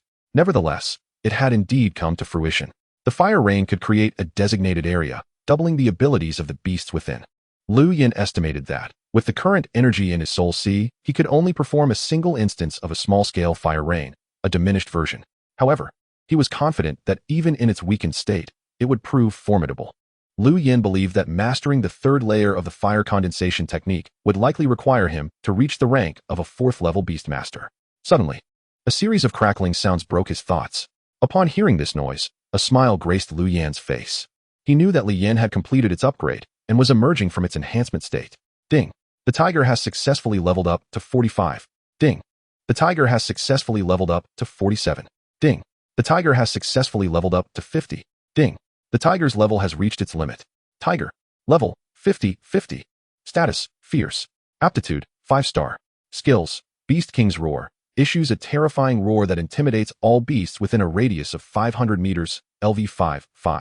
Blazing Claw, condenses intense flames in its claws, unleashing formidable attack power, LV 5. Beast King's Power, passive skill, significantly enhances its own strength, LV 5. Thunderous Leap, gathers energy to summon lightning, dramatically increasing speed and attack speed for a short duration, LV 5. Beast King's Body, accumulates energy to temporarily resist restraints and damage, subsequently succumbing to a weakened state, LV 5. As Lu Yan beheld the continuous stream of notifications on the interface, his smile broadened even further. The Beast King's Roar had reached its maximum level, and the Beast King's power had also been enhanced. Excellent. During the process of elevating Li Yan's level, Lu Yan had also fed it 3 skill pills. Ding! Detection shows that the tiger's level has reached its limit, initiating the Aptitude Evolution task. Ding! The tiger's 5-star aptitude has triggered the 6-star Evolution task. Ding! Required materials for the tiger to ascend to 6 stars. 25-star Beast Bones, 1 Bone Connecting Jade, 1 Beast Soul Jade, 1 Spirit Opening Stone, and 50,000 Beast Core Crystal Points. What? As Lu Yin examined the upgraded attributes of Li Yan, a new prompt appeared on the interface. Momentarily taken aback by the new information, Lu Yin read every word carefully, wary of missing any detail. Upon seeing the materials required for the tiger to ascend to 6 stars, Lu Yin paused again. Bone Connecting Jade? Beast Soul Jade? Lu Yin scoffed softly. He recalled acquiring a Bone Connecting Jade from a treasure chest obtained after slaying a skeleton in the stalactite nest. As for the Beast Soul Jade, he had exchanged for one when selling the Qingfeng sword 3 days prior. With this in mind, Lu Yan's heart filled with joy. It seemed that all he needed to do was locate the 5-star Beast Bones and the Spirit Opening Stone, gathering the 50,000 Beast Core Crystal Points should not be too daunting. He stroked his chin, murmuring to himself. Buzz. Chapter 36, Shield Mountain. Before long, as Lu Yin meticulously studied the details of Li Yan's Aptitude Evolution task, he suddenly felt a sharp pain in his brow. Lu Yin understood that this was the energy feedback from Li Yan after reaching its maximum level. Thus, he temporarily shifted his gaze from the interface and began to guide the tidal wave of energy surging within his Soul Sea. After more than 10 minutes, Lu Yin slowly exhaled and opened his eyes. Thankfully, I had already completed the second layer of the fire condensation technique and the Flying Flame Refinement Array. Otherwise, I might not have withstood this overwhelming feedback. Lu Yin silently rejoiced. The energy from Li Yan's ascension to its maximum level was exceptionally immense, resulting in a qualitative leap in Lu Yan's own strength. Crack.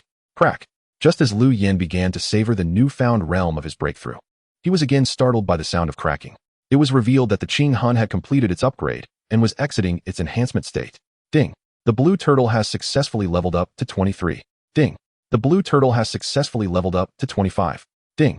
The blue turtle has successfully leveled up to 30. The blue turtle's shell has been upgraded to level 5, and its fearless level has also risen to level 2.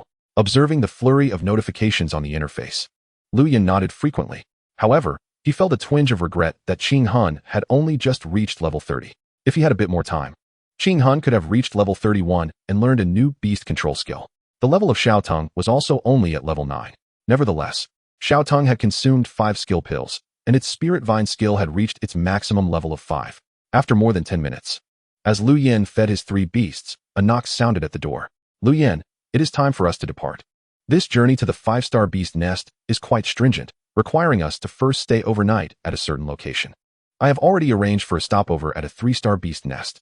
Outside the gates of Wuyi City, Ling Nan, clad in a sharp outfit, briefly outlined their itinerary to Lu Yin. Lu Yin glanced at Ling Nan's attire, and his eyes brightened slightly. What captivated him was not merely Ling Nan's striking and graceful figure, but rather the subtle sheen that shimmered on her attire.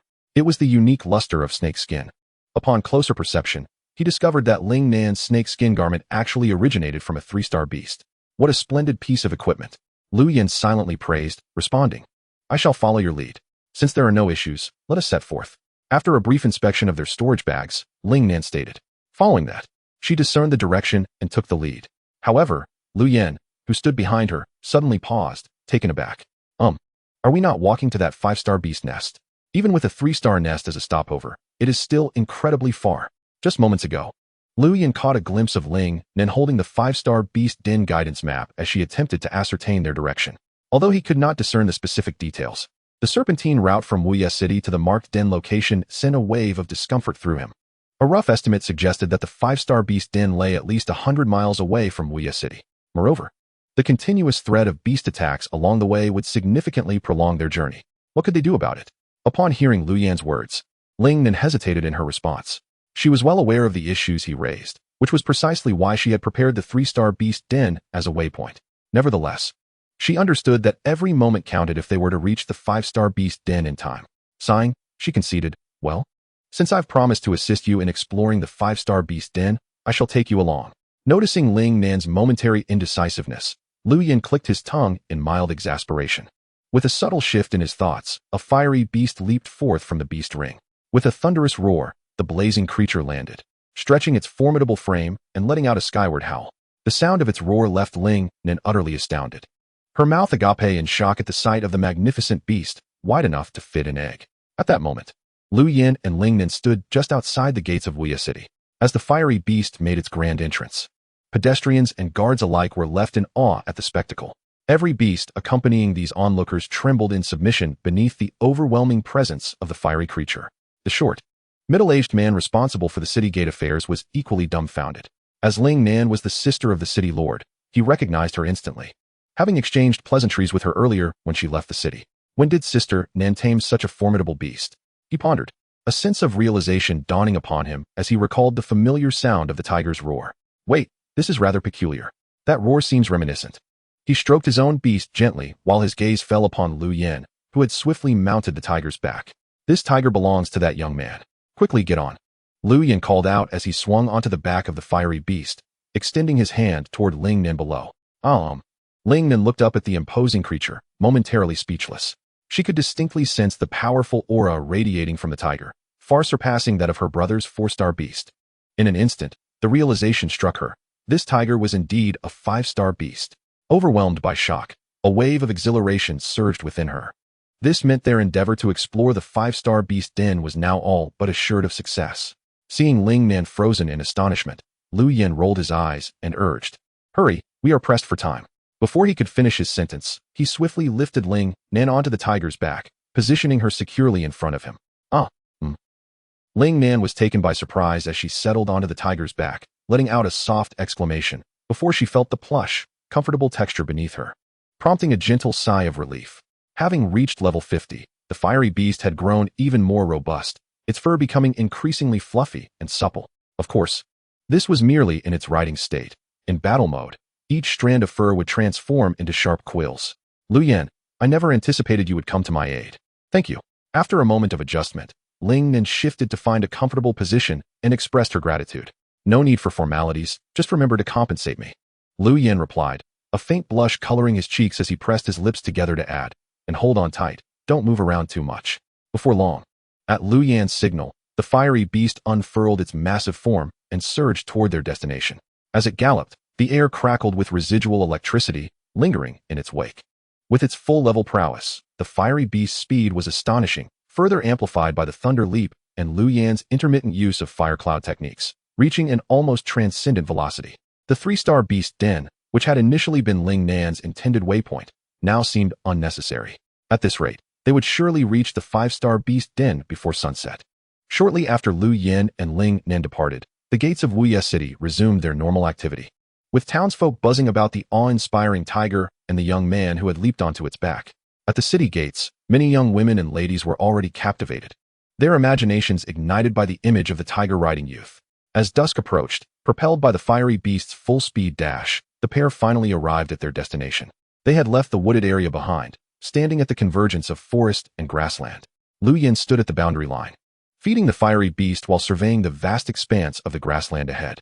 The grass here was neither the blood-red variety Lu Yin had previously encountered nor the ordinary green grass, but rather a peculiar, entirely black grass that seemed to shimmer with a dark hue, as if it could ooze ink at any moment.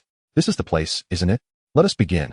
Ling Nan, holding the five-star den guidance map amidst the black grass, observed the map's flickering lights before turning to Lu Yin. With a nod of agreement from Lu Yin, Ling Nan began channeling energy into the guidance map. Throughout their journey together, she had come to view Lu Yin as her steadfast ally.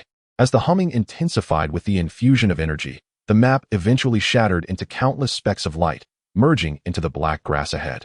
In an instant, a vortex emerged in the previously even grass, rapidly expanding to several meters wide, revealing a crimson passage beneath. Lu Yin, it's here. Ling Nan called out as a serpent, thick as a thigh, coiled around her, its forked tongue flickering. With a swift motion, she drew out a snow-white whip, readying herself for confrontation. Flower Scale Serpent. Level, 30. Status, Brave. Quality, 3-star. Skills, Spirit Binding. Temporarily restrains enemies. LV2, 3. Sweeping Strike. Powerful Sweep. LV3, 3. Sonic Petrification. Soundwave Petrification. LV2, 3. White Jade Golden Bell. A jade segment with a golden bell. The whip crackled with an enchanting resonance. Quality, 3-star. Lu Yin advanced alongside the fiery beast, a gust of foul wind sweeping through the black grass, akin to surging waves. Though this display was unprecedented, it was entirely within Lu Yan's expectations. He focused his gaze, knowing that with the fiery beast's capabilities greatly enhanced at full level, its field of vision had extended to a remarkable 500 meters. 4-star beasts. As he scanned the surroundings, information flashed before his eyes. Thunder Crane. Level, 30. Status, Fierce. Quality, 3-star. Skills, Triple Thunder Strike. Thunderous Assault, LV2, 3. Thunder Flash, Self-Enhancement, LV3, 3. Thunder Punishment, Thunderous Explosion, LV2, 3. Two-Winged Fox. Level, 38-40. Status, Sly. Quality, 4-star. Skills, Swift Assault, Rapid Attack, LV2, 4. Wing Leap, Speed Enhancement, LV2, 4. Glandular Disorientation, Stun from Odor, LV2, 4. Phantom, Clones for Ambush, LV4, 4. Fire Ape. Level, 40. Status, Agile. Quality, 4-star. Skills, Fiery Double Fist, Flame-Infused Punches, LV3, 4. Fury, Rage Enhancement, LV3, 4. Flame Wound, Burn Damage, LV2, 4. Incarnation, Flame Embodiment, LV1, 4. In the blink of an eye, the window of information appeared, and the horde of beasts had already breached the 500-meter range, rapidly approaching. Their swiftness caught Lu Yin off guard, eliciting a quiet gasp of surprise. Ling Nan's expression turned grave as she observed the charging horde of beasts. While she had anticipated the 5-star den would attract ferocious creatures, she had not expected their assault to be so relentless. Just as she prepared to respond, the mighty tiger beside Lu Yin let out a thunderous roar. The ferocious beast came to a sudden halt, responding to the commanding roar of the Flame Beast King. Observing this, Ling Nan murmured, "You deal with that fox beast, and leave the rest to me." Lu Yin sharply admonished, simultaneously drawing the frost bow. The bowstring resonated with a thundering sound, as a ghostly blue arrow pierced through the air, aimed directly at the thunderous crane, which was momentarily stunned. Although the crane perched high in the sky was beyond the immediate reach of the Beast King's roar, in Lu Yan's eyes. A 3-star qualified avian was hardly a noteworthy adversary. Lu Yan made the first move, prompting Ling Nan to act as well, targeting the twin-winged fox. In an instant, the sounds of tiger roars and serpent hisses entwined with the whistling arrows, enveloping the entire ebony plain.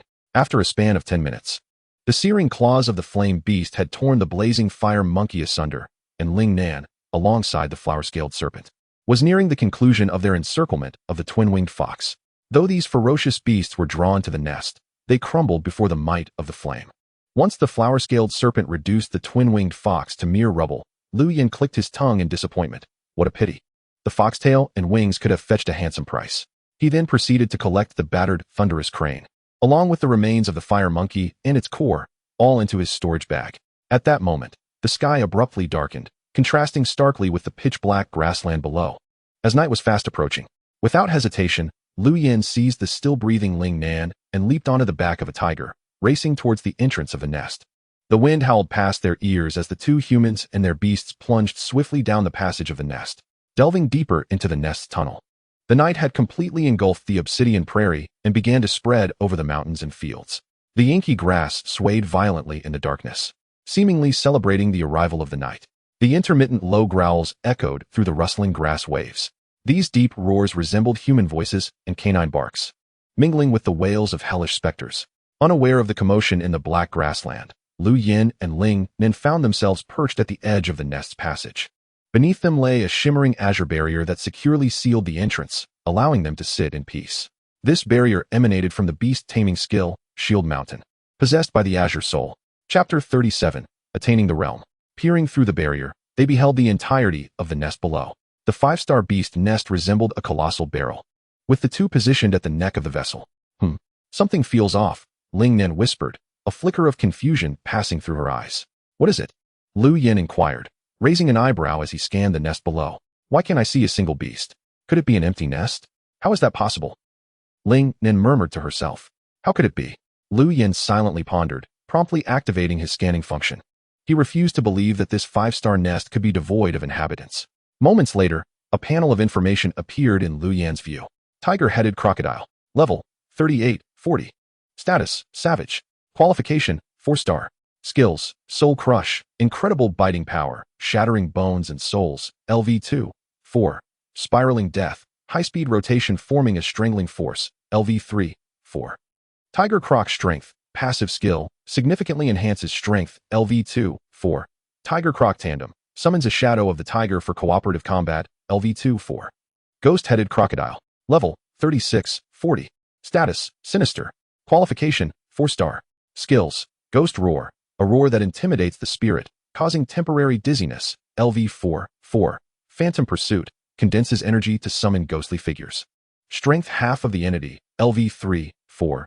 Ghost Croc Strength, passive skill, greatly enhances capabilities, LV2, 4. Underworld, passive skill, attacks inflict spectral poison, LV4, 4. Upon seeing the beast information on the panel, Lu Yan could not help but curse under his breath. The number of tiger-headed and ghost-headed crocodiles was astonishingly 7 or 8. What does it mean to face 7 or 8 4-star beasts? Moreover, there was still that yet to appear 5-star beast. The collective strength of this 5-star beast nest was utterly terrifying. Since Lu Yan had traversed into this beast-taming world, this was his first encounter with such a formidable horde of beasts. What's wrong? Ling Nan, startled by Lu Yan's exclamation, wore a look of disappointment on her face, initially thinking it was merely an empty nest. Nothing. It's just that the beasts within this nest are exceptionally strong. Lu Yan replied, the corners of his mouth twitching. Ling Nan was utterly perplexed. But in the next moment, when she saw Lu Yan pulling out 7 or 8 pieces of wild dog meat and tossing them in various directions within the nest, her face flickered with shock, elation, and concern. As Ling Nan's expression shifted, the previously silent nest erupted into chaos. Thunderous roars reverberated, threatening to topple the very roof of the nest. Hiss, roar, roar. Under Lu Yan's bait of wild dog meat, the crocodiles stirred restlessly. What now? Ling Nan hesitantly inquired, gazing at the frenzied and powerful crocodiles within the nest. She was acutely aware that each crocodile's aura far surpassed that of her flower-scaled serpent. Though she had mentally prepared herself for the presence of 4-star beasts in the 5-star nest, these minor adversaries still instilled a sense of dread within her. The sight of the crocodile's gaping jaws, their razor-sharp fangs longer than her fingers, and the ghostly figures floating in midair made cold sweat bead on Ling Nan's forehead. Simultaneously, she turned her gaze to Lu Yin. What? Are we still going to fight? Just to be clear, if we do, it's going to cost more. Lu Yin met Ling Nan's gaze, smirking. All right, leave it to me. As soon as he spoke, the previously bewildered Ling Nan's eyes brightened. She knew that Lu Yan's confidence was rooted in his absolute assurance. Ling Nan silently rejoiced, grateful that she had sought out Lu Yin for this venture. Otherwise, they might not have even made it past the entrance of the nest, and would have had to retreat. Flame, let us get to work. A few minutes later, Lu Yin swiftly assigned targets to Ling Nan before reaching for the Beast Taming ring on his wrist. As his words fell, the flame responded immediately, and simultaneously, the Azure Soul shifted slightly, retracting the barrier that had been blocking the passage, propelling Lu Yin and his companions downward at great speed. Bang! Moments later, the Azure Soul landed with a heavy thud. Under the cover of the Shield Mountain barrier, a tiger-headed crocodile was crushed into a pulp. As soon as Flame touched down, it charged out of the air. The resonating tiger roars echoed throughout the entire nest, and the previously rampaging crocodile horde was instantly subdued. Seeing this, Ling Nan wasted no time, following Lu Yan's instructions, and alongside her flower-scaled serpent, she swung her whip and engaged in a fierce battle with a tiger-headed crocodile. Lu Yin was also not idle. Upon landing, he leaped into the air, knocking an arrow, and loosed a volley of arrows entwined with ghostly flames. With the support of the ghostly flames and the operation of the fire condensation technique, Lu Yan's consumption of the frost bow was minimal. In its full-powered state, Flame was unstoppable. The seemingly sturdy armor of the crocodile was as fragile as paper beneath its fiery claws, tearing apart effortlessly. At this moment, under Lu Yan's command, Flame unleashed its full might. To ensure it could face the yet-to-appear five-star beast in peak condition, Lu Yin held nothing back. He simultaneously assisted Flame's assault with the frost bow while frequently employing the cloud flying technique. Flame's ferocious offensive left Ling Nan utterly astounded. Even her flower-scaled serpent was frantically chasing the remnants of Flame's shadow. Thud! Just as Ling Nan was caught in the moment, a dull sound rang in her ears. She discovered that the tiger-headed crocodile she had been battling fiercely had been flung away by Flame with a single paw. The tiger-headed crocodile crashed heavily against the rocky edge of its lair like a kite severed from its string, embedding itself within, struggling to break free for the moment. Is this truly a tiger? It is nothing short of a harbinger of death, Ling Nan exclaimed in astonishment as he witnessed this spectacle. Under the relentless purge of the flames, the four-star beasts within the lair were completely annihilated. However, just as Lu Yin summoned the little vine to activate the spirit vine mode to restore energy to the flames, a chilling laughter suddenly echoed from within the lair. Hee hee hee, hee hee hee. The ethereal and eerie laughter sent shivers down the spines of Lu Yin and Ling Nan, and even the flames trembled. This is bad. That sound carries a. Lu Yin felt a sudden wave of dizziness and nausea, his vision swirling with golden stars. The flames also convulsed, stumbling unsteadily. Qing Hun. Lu Yin instantly snapped to attention, shouting urgently. Buzz. The ever-vigilant Qing Hun erupted in azure light at Lu Yan's call. Immediately, a circular barrier manifested on Qing Hun's shell, enveloping both him and their battle companions within. This was the new effect showcased by the Shield Mountain after being empowered by the Fearless. Previously, Qing Hun's Shield Mountain could only form a barrier atop its shell, but now it could cover an entire area, achieving absolute defense. Buzzing. The moment the barrier was raised, Lu Yin felt a lightness in his body, with only the humming of the barrier's vibrations remaining in his ears. Clearly, that ethereal sinister laughter had been completely isolated outside by Qing Hun's barrier. Yet, before the incessant buzzing of the barrier, Lu Yin realized that even the newly empowered Shield Mountain under the Fearless seemed unable to fully resist the onslaught of that prior eerie laughter. Without hesitation, he pointed his sword and sent a fiery light directly toward Qing Hun. Swish, crack. Before the sound faded, a circle of ghostly blue radiance emerged around Qing Hun. It was indeed the flying flame technique that Lu Yin had cast. With the flying flame technique bestowed upon it, Qing Hun's momentum surged, and the previously trembling Shield Mountain barrier stabilized. Meanwhile, Ling Nan, still basking in the afterglow of victory, turned pale at this sudden turn of events, blood seeping from the corners of his lips. The flower-scaled serpent coiled around him also thrashed violently, indicating that the sinister laughter had inflicted significant harm upon both Ling Nan and the serpent. Once Lu Yin steadied the situation, noticing Ling Nan kneeling with no major injuries, he directed his gaze once more around the lair. A few minutes later, as he scrutinized the beast information that leaped from the window, his expression grew increasingly grave. The emergence of a five-star beast was not something that could be dealt with through mere price increases. Forest Demon. Level, 50/50. Status, Hell Soul. Qualification, 5-star. Skills, Soul Summoning Howl. Summon souls with a sinister laughter, LV5, 5. Forest Shadow, passive skill, greatly enhances strength, creates an illusion of the target. The illusion's strength equals that of the target and possesses rage, LV5, 5. Purgatory, creates a purgatory space within a certain range, LV5, 5. 100 Ghosts Assault, gathers energy to summon 100 ghosts to strike, LV5, 5. Death Devour, unleashes terrifying power, conjuring a black hole of death to consume enemies, LV5, 5. This forest demon, with its levels and skills fully maxed out, possesses 5-star qualifications and is in a Hell Soul state. Hell Soul state? Lu Yin pondered, feeling its aura overwhelmingly surpass that of the flames. Even more troublesome was its ultimate skill, Death Devour, which could directly consume enemies. How should one respond to this? Lu Yin mused internally.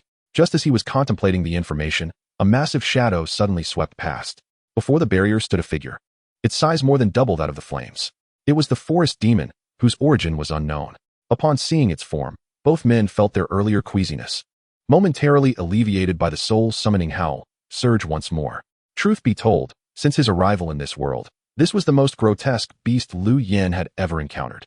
Its entire body resembled rotting sludge, with its surface riddled with pits from which black, murky streams continuously gushed forth.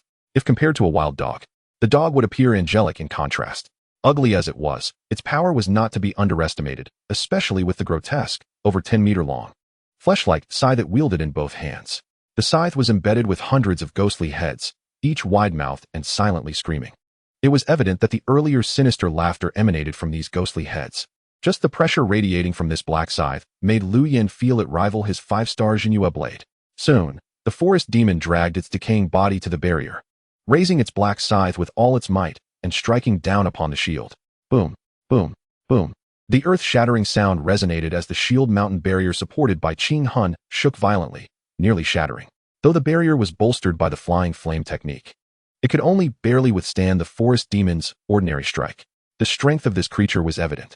Even more alarming was that after the forest demon struck, hundreds of gray shadows suddenly appeared around the barrier. These shadows wielded various weapons, swords, axes, and halberds, simultaneously launching an assault on the barrier. Just as the barrier had recently been stabilized by Qing Han, it now reverberated with the sound of shattering. Crack, crack, crack. Lu Yin noticed the surface of the shield rapidly becoming ensnared in a web of cracks. The eerie laughter echoed once more. Ling Nan's face darkened as he immediately summoned the stone spirit turtle, constructing another gray light screen within the barrier supported by Qing Han. We cannot remain idle. Lu Yin pressed down on Ling Nan's shoulder, forming hand seals with both hands, consecutively casting the fire cloud technique and flying flame technique upon the flames. The little vine condensed several spirit leaves to attach to the flames, aiding in its recovery. In the face of such formidable foes, it was imperative to keep the flames in peak condition. Despite Qing Hun's exceptional qualifications, the vast level disparity made it difficult to contend, even with the flying flame technique. At this moment, only the flames could confront the forest demon head-on. Moments later, Lu Yin commanded Qing Han to withdraw the barrier. The three of them, along with the flames, were simultaneously adorned in ancient battle armor. The three azure turtle armors shone together, their blue light merging into a cohesive brilliance that illuminated most of the forest demon's body. Charge! Lu Yin stifled the pungent stench and let out a furious roar. The enhanced flames unleashed a thunderous roar, causing the surrounding 100 gray shadows to freeze in place.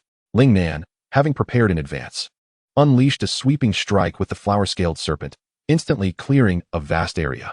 With the piercing hiss of the serpent, the petrified gray shadows collapsed onto the rocky ground. Ling Nan swallowed hard against the metallic taste in her throat, dashing in under the protection of her armor, her long whip cracking with a series of sharp sounds as the gray shadows exploded into fragments. She understood that she must swiftly eliminate these minions to allow Lu Yin to focus on the primary adversary. Let us see whose scythe is sharper, yours or my Jinhua blade. As the flames lunged toward the forest demon wielding its flesh scythe, Lu Yin flipped his hand to reveal the Jinhua blade. Casting a glance at Ling Nan, who was busy eradicating the gray shadows, and without hesitation, he struck at the grotesque black scythe.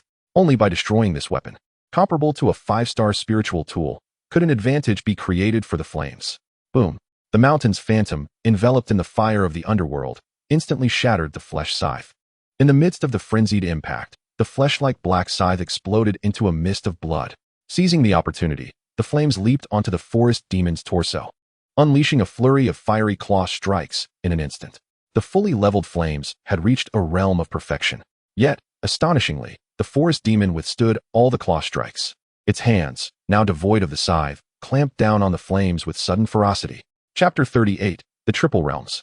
Its speed was no less than that of the flames. Just as the flames were ensnared, a rapidly spinning black hole began to coalesce above its head. Crack! The green turtle armor fractured under the immense gravitational pull of the black hole, its shards continuously drawn into the void. The somber gray stones of Yan's shattered form met the same fate, consumed by the black hole.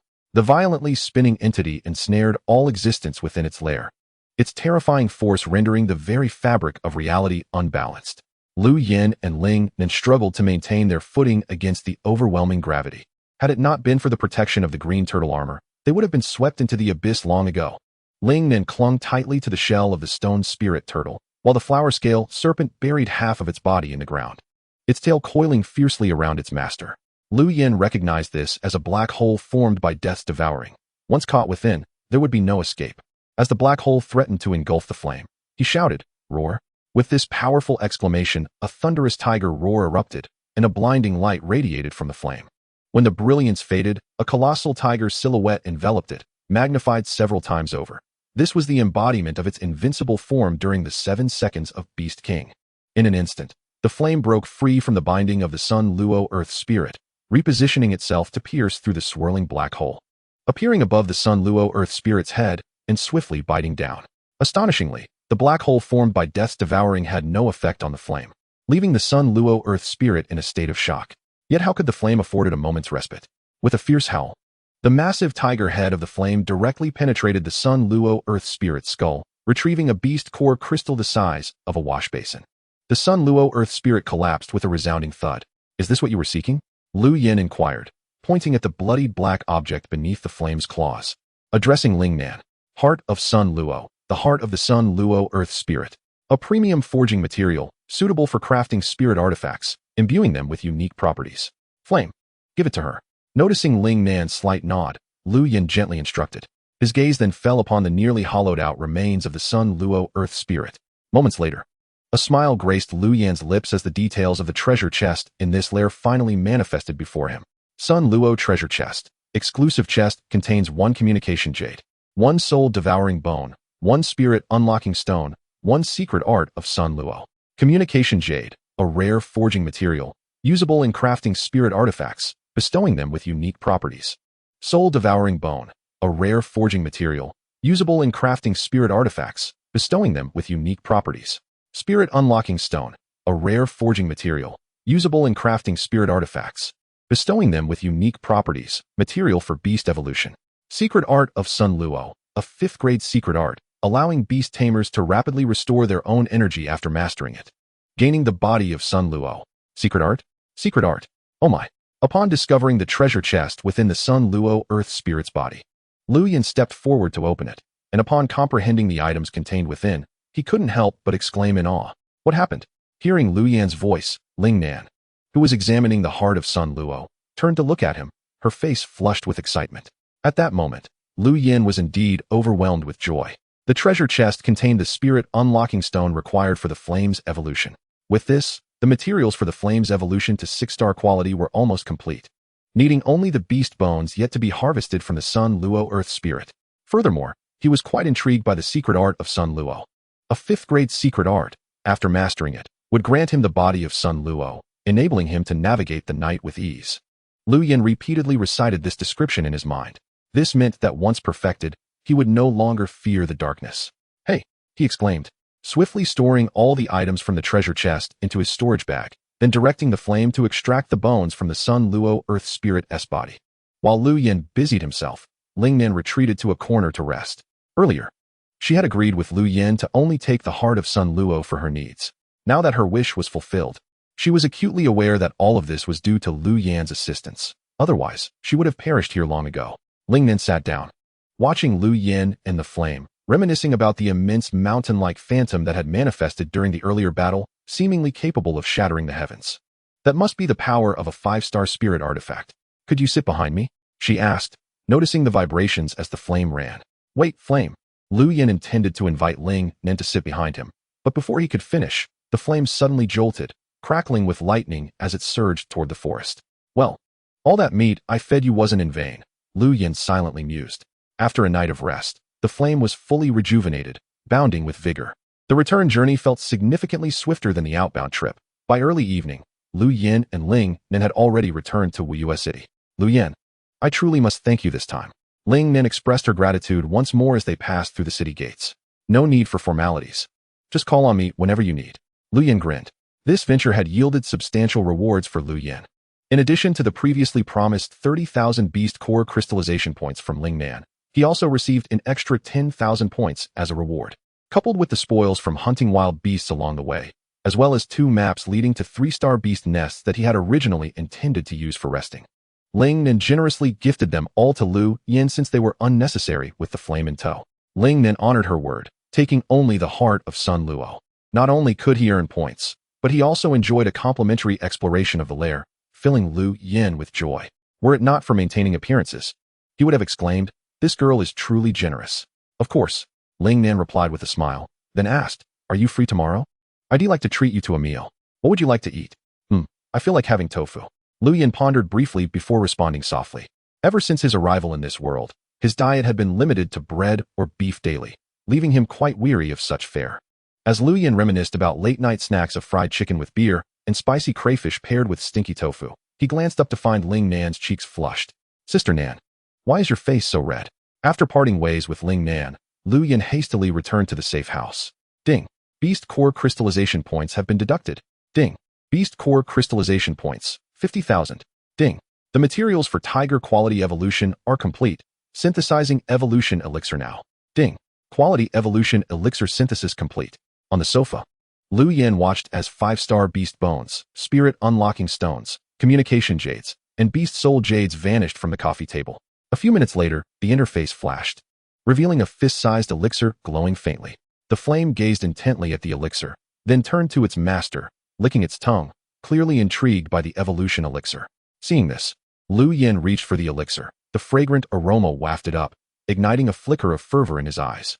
Ever since his arrival in this realm, every late night spent leveling up, each evolution of the flame brought forth remarkable changes.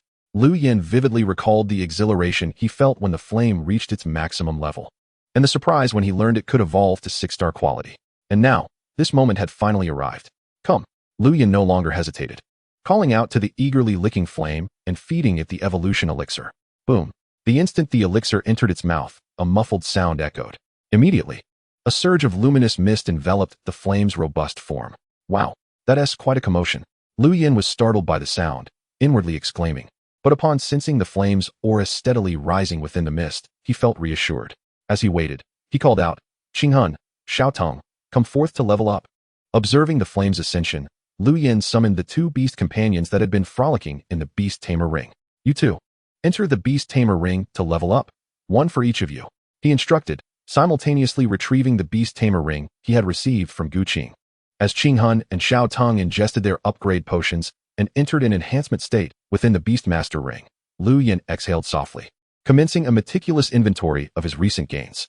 With a subtle shift of thought, the exchange interface unfolded before his eyes. Exchange. Remaining Beast Core Crystal Points, 38,252.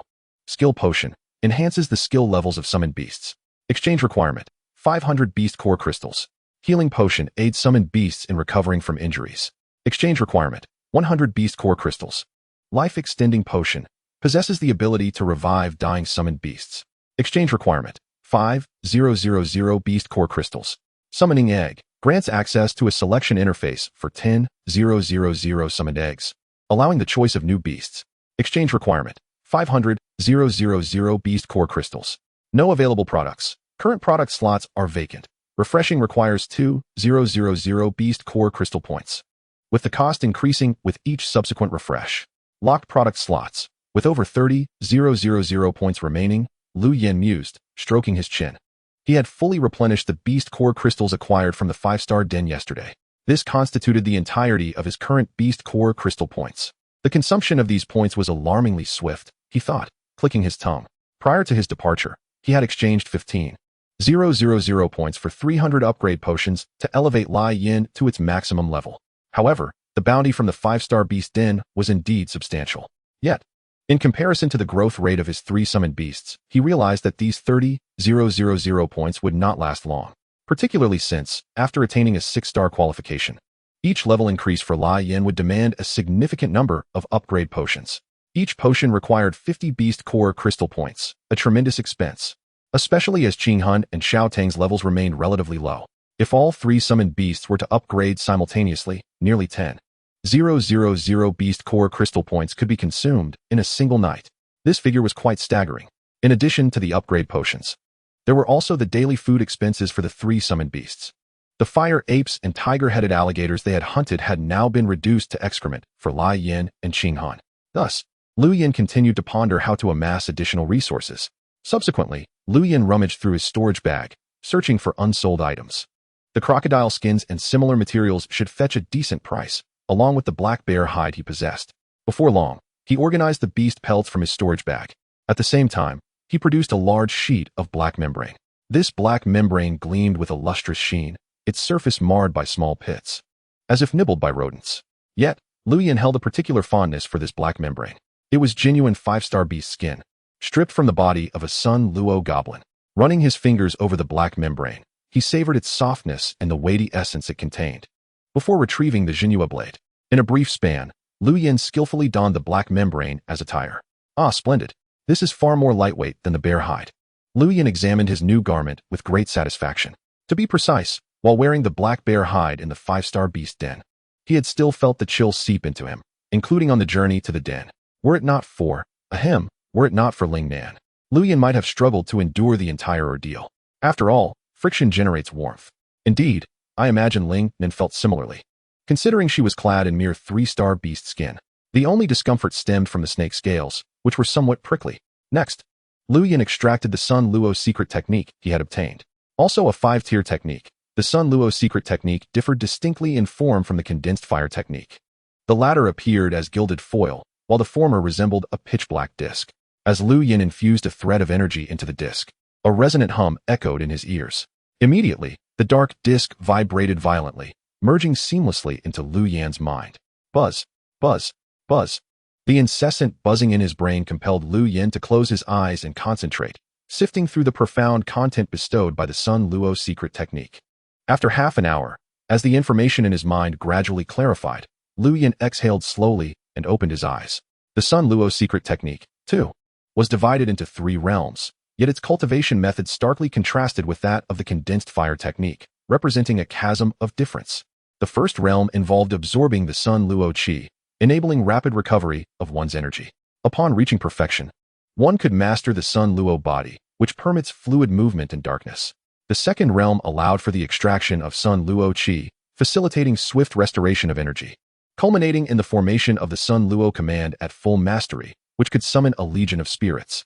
The third realm entailed devouring Sun Luo Qi, significantly enhancing one's energy recovery, and, upon perfection, could condense into the myriad manifestations of Sun Luo, which grants the target immense Sun Luo power.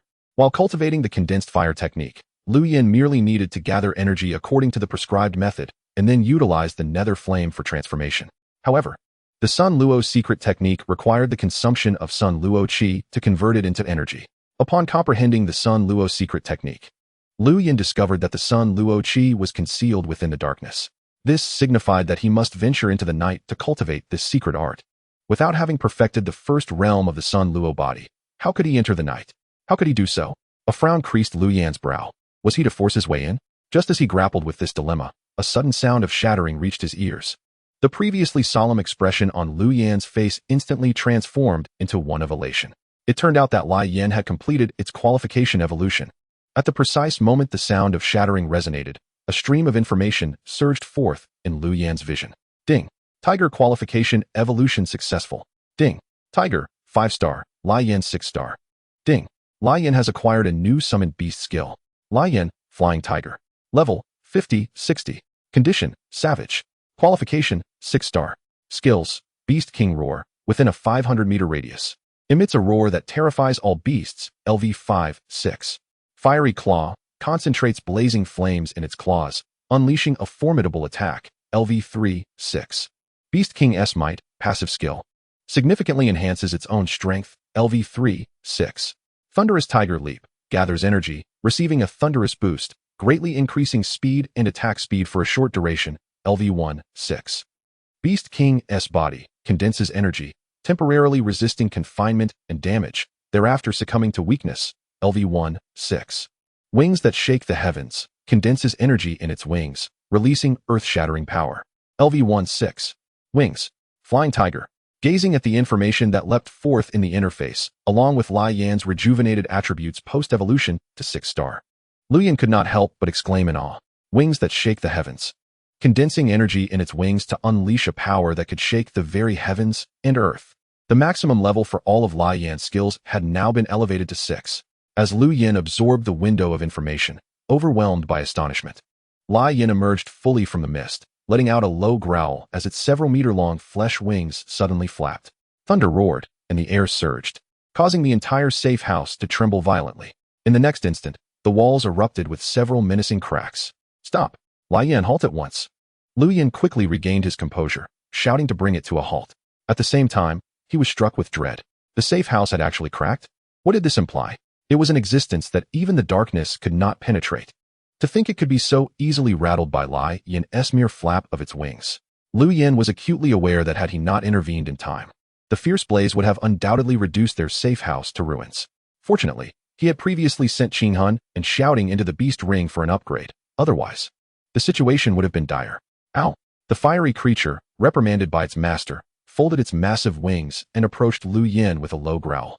Those wings, when closed, nearly enveloped its entire back, adorned with intricate patterns that mirrored its own body. The sole distinction was that even in repose, the wings shimmered with crackling electricity. As the fiery beast drew near, Lu Yan opened his arms, embracing its colossal head.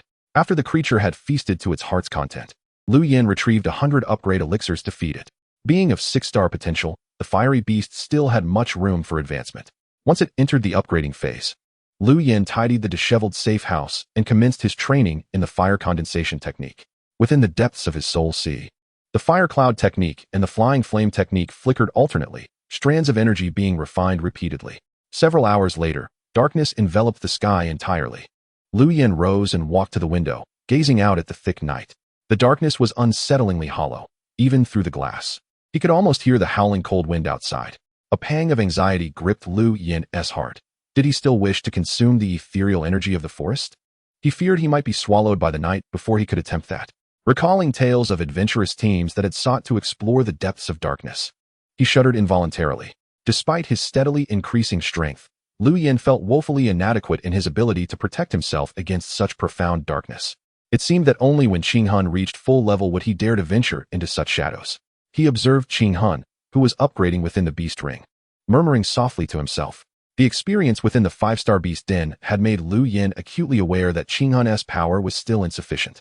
When faced with lower-tier, lower-potential beasts, Qing Hun's defenses were more than adequate, yet against the 5-star forest goblins, it struggled considerably. This thought brought to mind the scene of the shield mountain barrier shattering, and the blue tortoise armor crumbling inch by inch before the devouring black hole. He resolved to fully devote himself to elevating Qing Hun's level until it reached its pinnacle. By tomorrow morning, Qing Hun should be able to reach level 32, right?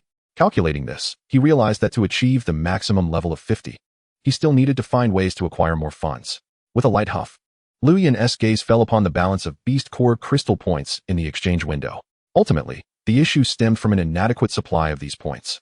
After a while, he set aside his distractions and lay down to rest. This ordeal had left him utterly fatigued, necessitating a thorough recuperation. Ding. The blue tortoise has successfully upgraded to level 31. Ding. The blue tortoise has successfully upgraded to level 32. Ding. The blue tortoise has successfully upgraded to level 33. Ding. The blue tortoise has exceeded level 30, gaining a new Beast Master skill. Blue tortoise, level 33, 50. Status, steadfast. Potential, 5-star. Skills, blue tortoise shell, condenses energy to form blue tortoise armor, LV5, 5. Shield mountain, condenses a massive mountain shield on its back, capable of blocking all attacks within range. LV1, 5. Fearless, passive skill, significantly enhances defensive skill effects, LV2, 5. As solid as a rock, imbues itself with holy light, substantially increasing defense while forcing targets to attack itself, LV1, 5. After leveling up, it can taunt multiple targets. In the morning, bright sunlight streamed through the window, awakening the slumbering Lu Yin with the sound of system notifications echoing in his mind. Lu Yin opened his eyes to see a message in the window announcing Qinghun's level increase. Level 30, as solid as a rock, grants self-holy light effects, significantly enhancing defense and imposing taunts. How intriguing. Seeing Qinghun's new Beastmaster skill, Lu Yin couldn't help but smile. Particularly, the taunt effect described in as solid as a rock astonished him. Forcing the target to attack itself not only alleviated pressure from other beasts, but also allowed Qinghun to better protect designated targets. Quite splendid.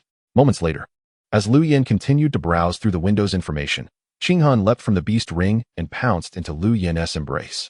Now, however, Qinghun's size was nearly double that of Lu Yin, and the impact sent him tumbling back onto the bed. Ouch, ouch.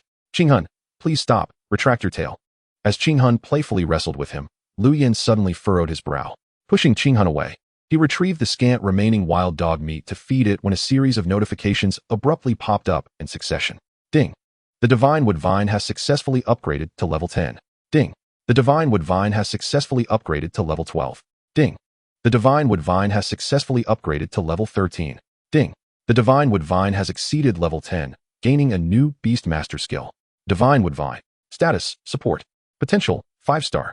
Skills, Spirit Vine. Divides Vine leaves to act on targets, swiftly restoring their expended energy, LV 5/5. Healing. Divides Vine leaves to act on targets, healing injuries and restoring a small amount of expended energy over a short time, LV 1/5. Healing, which can both mend wounds and restore energy. With this healing skill, Shouting's auxiliary capabilities have become even more comprehensive. Lu Yin gazed at Shouting's attribute panel, nodding repeatedly. Whoosh. Before Lu Yin could finish his thought, a sound of rushing air filled the room. A white vine, about the thickness of a finger and over a meter long, suddenly appeared, swiftly wrapping around Lu Yin's arm. This was Shouting, emerging from the beast ring. Wow, you've grown so much. Lu Yin chuckled at the vine coiling around his arm. Soon after, Shouting opened its mouth at the tip of the vine, appearing quite famished. You should eat meat too, right? If you don't, Lu Yin flipped his hand to retrieve a wild boar leg, intending to feed it to Shouting. Before he could finish his sentence, the entire leg, meat and bone alike, was instantaneously devoured by Shouting, leaving Lu Yin with merely a small piece of bone. Previously, when feeding Shouting, Lu Yin had used the remaining Chao Ji green liquid from Gu Qing's storage bag, but now that supply was exhausted. Originally concerned about Shouting's food situation, it now seemed there was no need for worry. He had given a considerable number of upgrade elixirs to the fiery beast. As Lu Yin prepared to head out, the fiery creature remained in its upgrading state. Therefore, he carefully returned it to the beast ring. Considering Qinghun's size, he also allowed it to enter the beast ring. With Shouting in tow, Lu Yin pushed the door open and stepped outside. Brother Yin, you're back, exclaimed Xiang Tianyun, who had also just emerged. I haven't seen you for several days. Xiang Tianyun appeared to be in high spirits, and his meteor dog was close to reaching its maximum level, having already attained level 28. Ah, I returned just yesterday, Lu Yin replied with a smile. What is up? Where are you headed so early? I want to see if there are any den guide maps for sale. After what happened last time, I plan to form my own exploration team and personally select the members. Brother Yin, would you like to join me? Xiang Tianyun said, scratching his head with a smile. You want to buy a den guide map? I just happen to have one, but it's for a 3-star beast den. Xiang Tianyun finished speaking, and Lu Yin raised an eyebrow in response. He promptly retrieved the guide map to the 3-star beast den that he had obtained from Ling Nan from his storage pouch. 3 stars? Splendid. I was intending to purchase a 3-star one. A 4-star den is still too formidable for me at this stage. Upon seeing Lu Yin produce the guide map, a look of delight spread across Xiang Tianyun's face, but he hesitated and inquired, Brother Yin, how much does this 3-star guide map cost? I've never purchased one before, so I'm not familiar with the market. The market price is approximately 4,000 per piece. You can have it for 3,005. I have 2 copies here. How many would you like? Lu Yin replied candidly. When Ling Nin had handed him the map yesterday, Lu Yin had casually inquired about the price, to which Ling Nin had mentioned it was 3,005, while the market price was around 4,000, depending on the type of 3-star beasts. Thank you so much. Brother Yin, I'll take one for now. I need to upgrade the stars in the coming days, and my supply of beast core crystals is rather limited. Once I return from my exploration, I will seek you out for the second one. As Xiang Tianyun spoke, he reached out to prepare the payment in beast core crystals. All right, Lu Yin nodded in agreement. Brother Yin, I shall take my leave now to gather my teammates at the assembly hall. After completing the payment, Xiang Tianyun bid farewell to Lu Yin, clutching the 3-star Beast Den guide map. Goodbye, Lu Yin responded, watching as Xiang Tianyun departed. After Xiang Tianyun left, Lu Yin turned and made his way toward the commercial street leading to the city gate.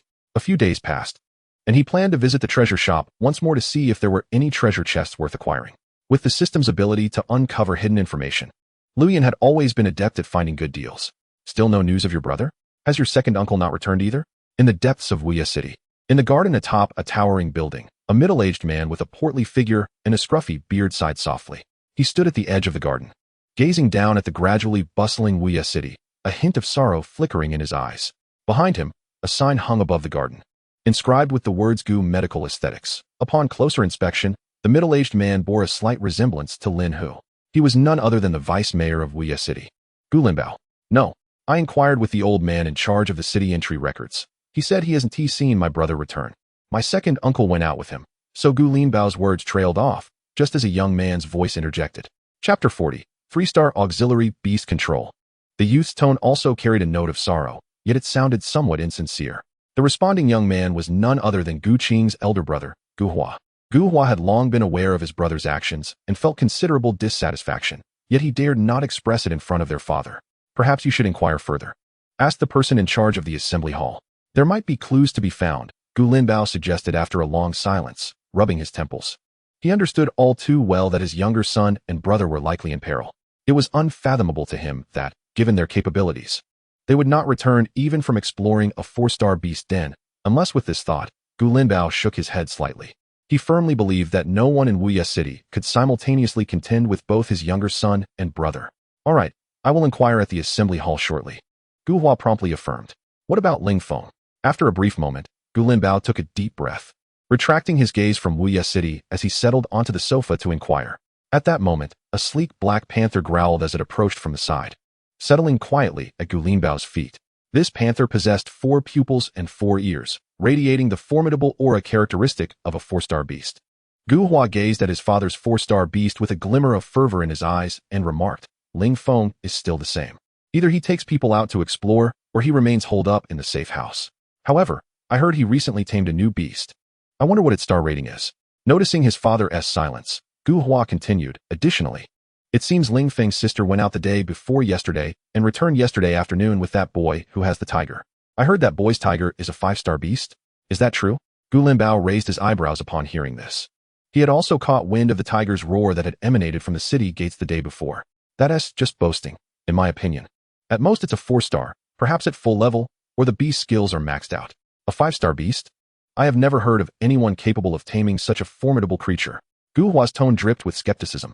Well, even if it is a 4-star beast, it would still serve as a rare asset for us and would be beneficial for our development. You should send someone to probe the situation. If that fails, offer some special services. Young people are often swayed by such things.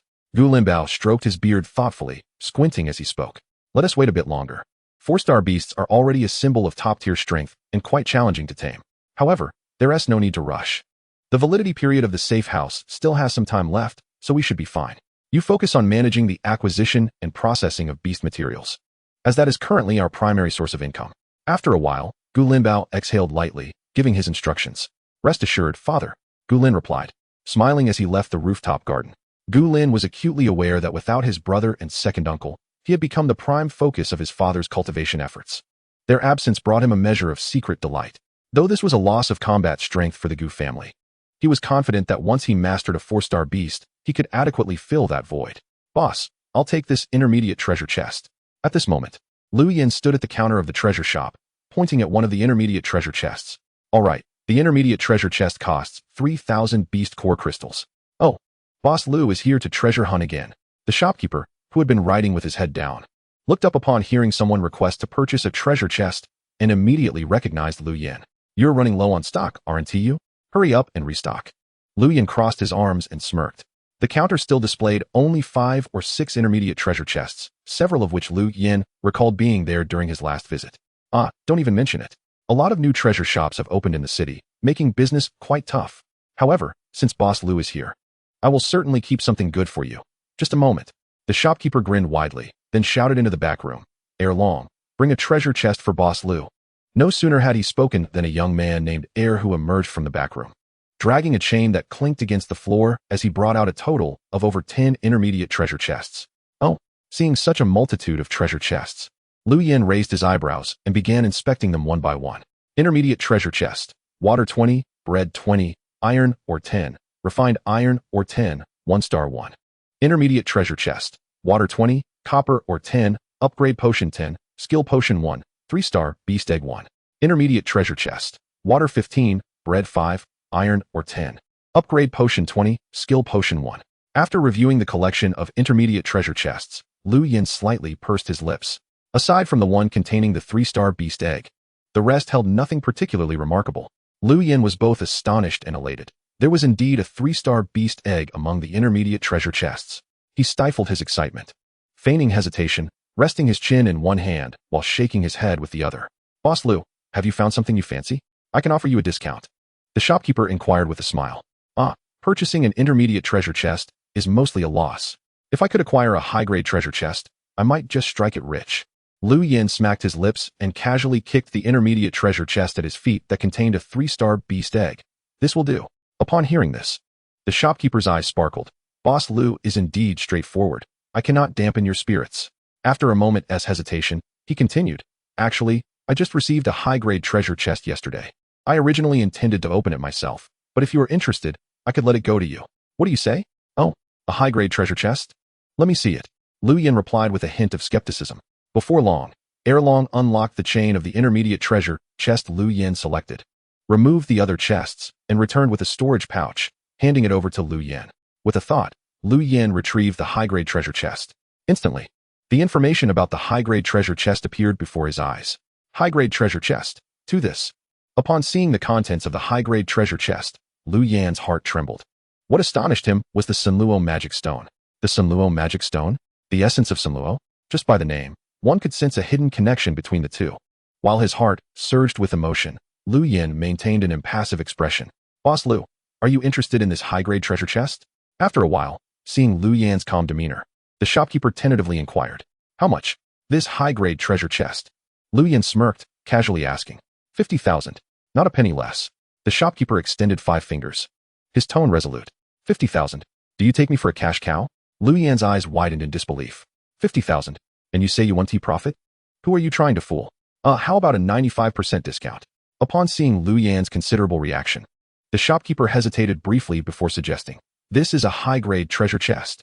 If it yields a 3-star crafting diagram, it will cover the cost. If it's a defensive item, making 10,000 beast core crystals would be a breeze. Moreover, the materials inside are all valuable. 95% discount. Plus those 2 intermediate treasure chests. Lu Yin plopped down atop the high-grade treasure chest, crossing his legs, letting out a dismissive hum. He paid no heed to the shopkeeper's boasts. A 3-star crafting diagram?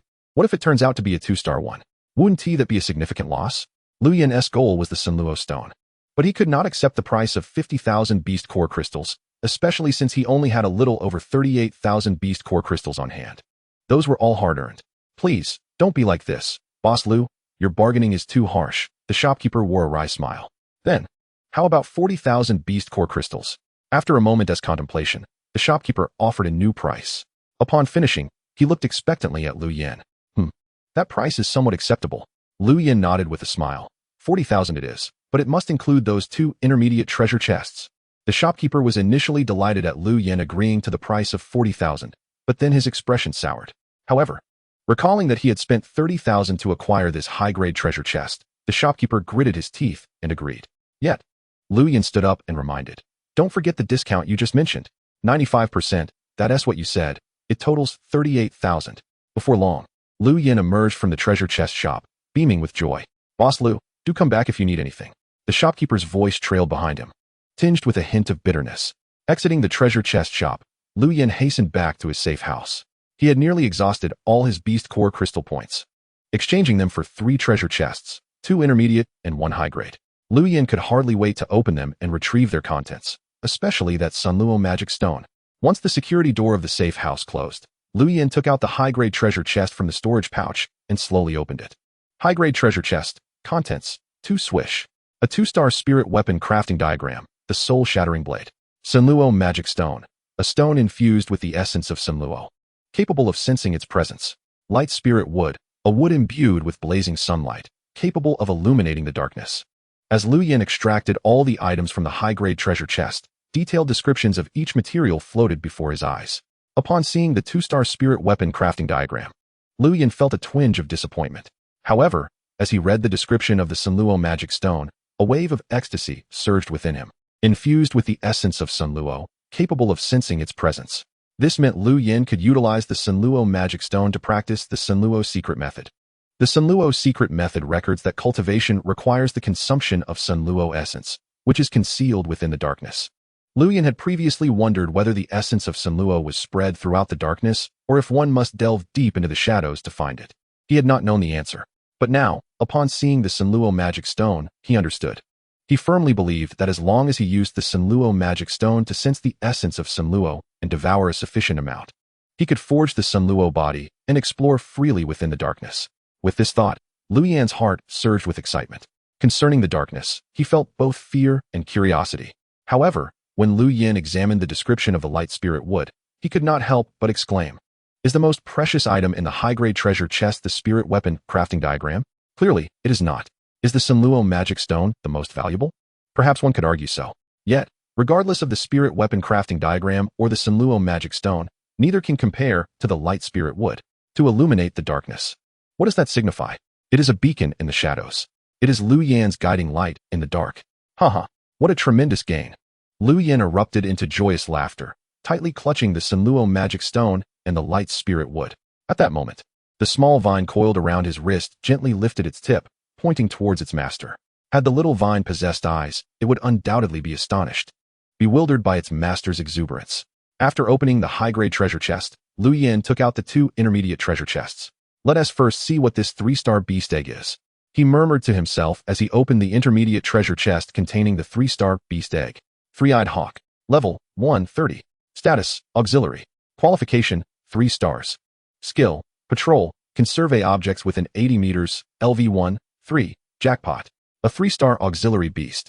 Upon seeing the detailed information of the beast egg, Lu Yin squinted his eyes and chuckled. He recalled that he had sold his stone spirit turtle beast egg for 45,000 beast core crystal points. It seemed that this auxiliary beast would certainly fetch a good price as well. The vision detection of beasts is entirely different from that of a beast master, particularly for those that can fly and have a wide field of vision. Lu Yin remembered Luo Yu's hawk swallow. It had aided him significantly by locating nests, saving him a great deal of time. Moreover, he recalled that Luo Yu's hawk swallow was not solely for auxiliary purposes. Thus, one could deduce that the 2 skills of the 3-eyed hawk upon leveling up would also lean towards reconnaissance and search. Its auxiliary effects would undoubtedly be even more remarkable. Not long after, Lu Yin safely stored the 3-star beast egg and proceeded to open the first intermediate treasure chest he had previously selected. Inside, in addition to several precious ingredients, there were a total of 20 skill pills. Indeed, 20 skill pills. Each skill pill could be exchanged for 500 beast core crystal points. Chapter 41. Just in case. This truly is a bountiful harvest. Lu Yin glanced at the blazing flames still upgrading within the beast ring, quickly organizing the resources from the treasure chest. He then ventured out once more. At present, he had ample resources on hand and needed to convert them into beast core crystal points as swiftly as possible. Otherwise, the upgrade of the beasts would be delayed tonight. Lu Yin made his way to the Beast Product Shop, a store specializing in purchasing beast pelts and related products. His visit this time primarily aimed at selling off the 4-star alligator hides, along with a collection of 3-star beast skins he had amassed, including wild boar and black bear pelts.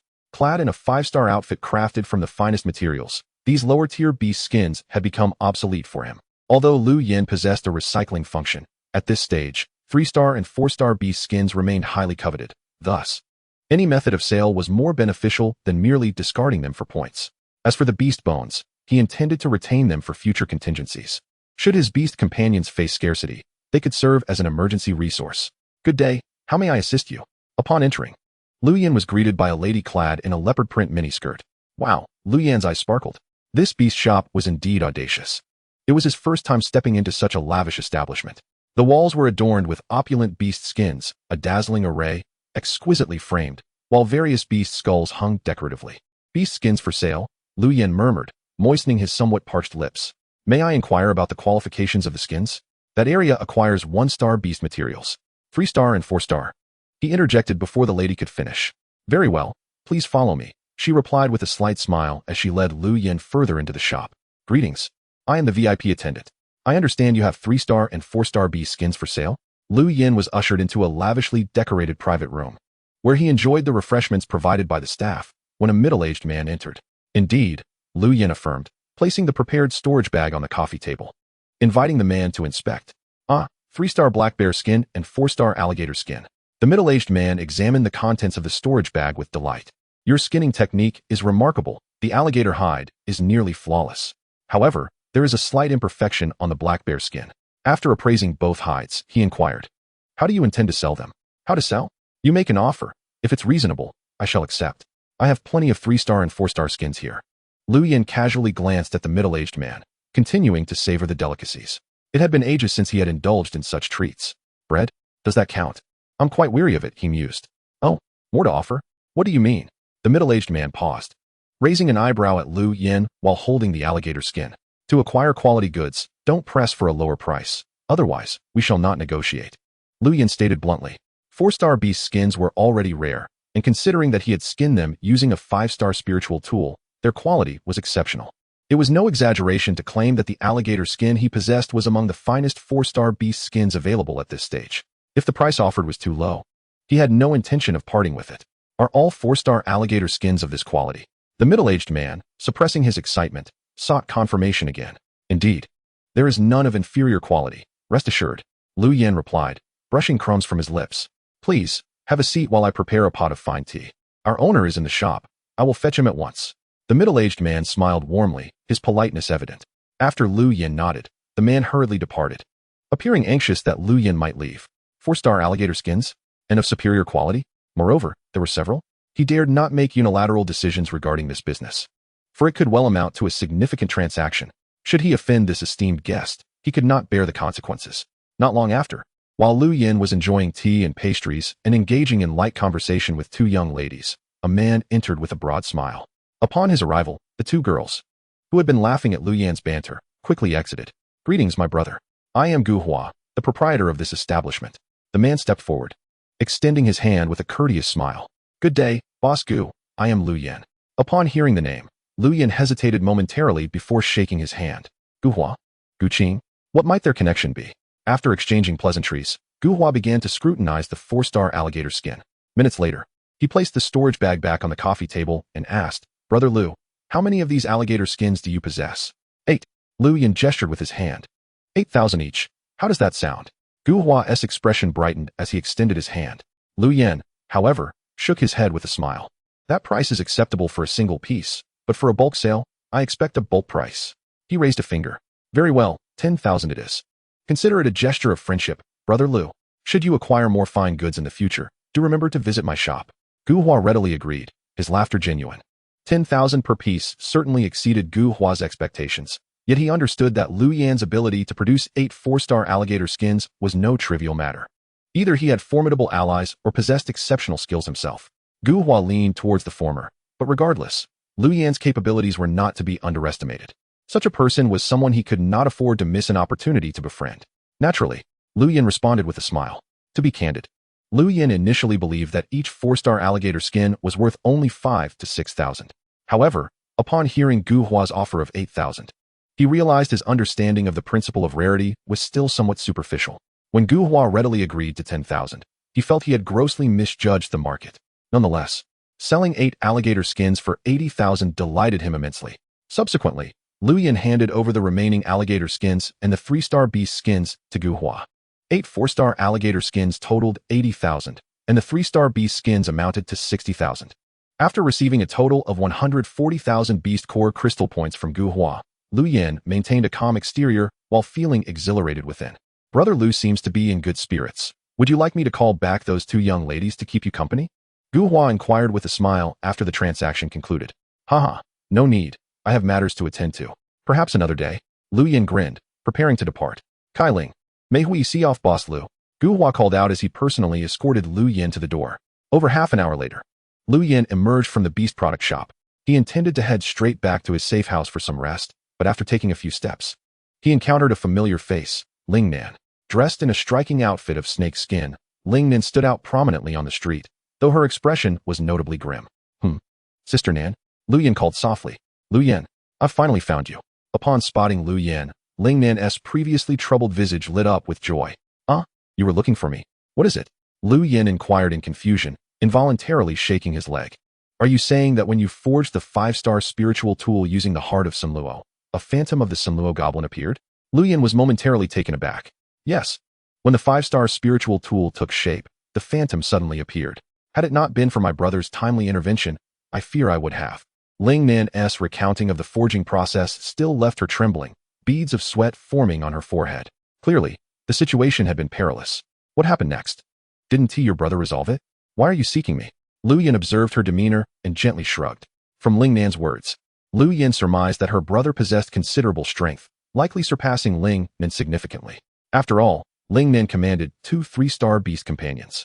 Could her brother be a 4-star beast master? Although my brother dealt with the phantom, he was subsequently invaded by a dark energy. Now, Ling Nan's words trailed off as Lu Yan's brow furrowed, interrupting her. What? Invaded by dark energy?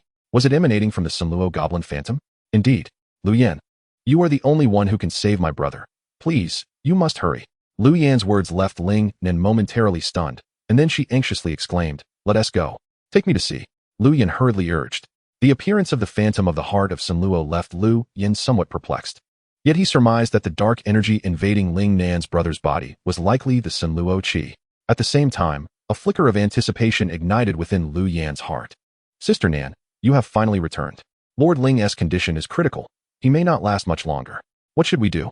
After more than half an hour, Lu Yan followed Ling Nan to a park, where a figure came running, shouting. Lord Ling? Your brother is the Lord of Wuyue City?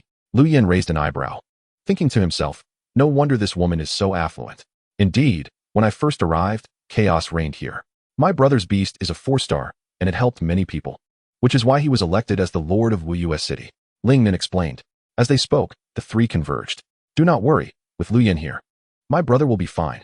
Ling Nan reassured, glancing at Lu Yan. Lu Yan, this is my brother's friend, Shi Tianche. Lu Yan nodded in acknowledgement, and the trio proceeded deeper into the garden. A few minutes later, within the villa courtyard at the garden's heart, Shi Tianche remarked. I rushed over as soon as I received the news. I intended to carry your brother into the room, but that dark energy is too strange. Even my beast has sustained severe injuries. He pointed to a figure sitting cross-legged at the entrance. Ling Nan then understood why her brother's position had changed, and said to Lu Yan, I beg you. From the moment they stepped through the villa's entrance, Lu Yan had noticed the figure sitting in front of the door. At that moment, Ling Nan's brother was shrouded in a thin veil of black energy.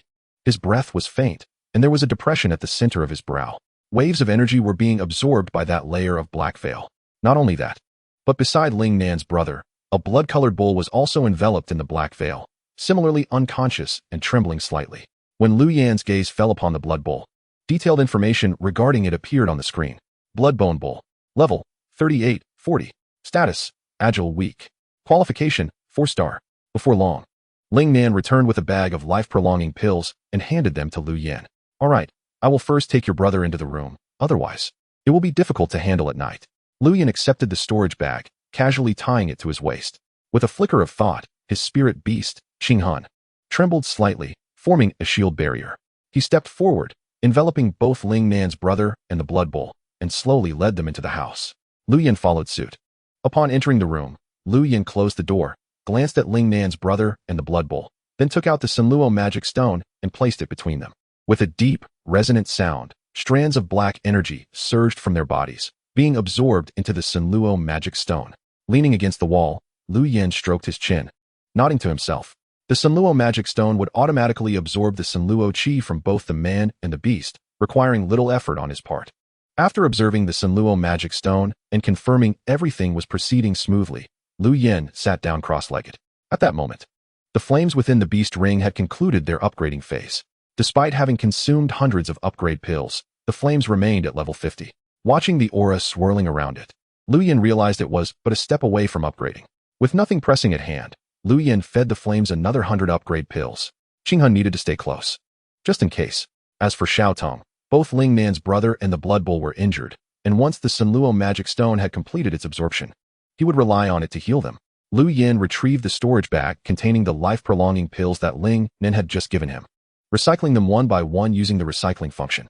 Watching the points for Beast Core crystals soar on the exchange page, a deeper smile crept across Lu Yan's lips. Previously, he had earned 14,000 Beast Core crystal points from selling beast skins, which seemed substantial. Yet Lu Yan knew it was hardly enough for upgrading all three of his beasts simultaneously. Chapter 42, Shadow of Magic Rings. Moreover, he estimated that once Qing Han reached its full level, coupled with the feedback from the flames in Xiao Tong, he might be able to break through again. By that time, he would need to select new beast eggs, which would require 500,000 Beast Core crystal points. Contemplating this, Lu Yan felt that being a wealthy individual was indeed somewhat beyond his means. Outside the room, Ling Nan was restless, frequently approaching the door to listen for sounds, and then pacing back and forth. Sister Nan, do not worry too much. Lu Yan is incredibly powerful. Shi Tianxie consoled from the side. Having seen Lu Yan's beast carry Ling Feng and the Bloodbone Bull into the room, Shi Tianxie was filled with admiration. It is worth noting that he had attempted the same previously, yet his beast was still recuperating within the beast ring. He understood well how dangerous that enveloping dark energy was. Fortunately, he had reacted quickly at the time. Otherwise, he too would have been affected. Hearing Shi Tianxi's words, Ling Nan temporarily sat down on the sofa, but her gaze remained fixed on the closed door. What on earth was that dark energy? How did it suddenly become like this? Before long, Shi Tianxie asked again, is this something I should be concerned about? It's all my fault. I was backlashed while synthesizing a 5-star spiritual weapon. If it weren't for my brother's help, I might be lying in there now. Ling Nan sighed, a bitter expression crossing her face. I never expected it would come to this. Thankfully, Lu Yan is here.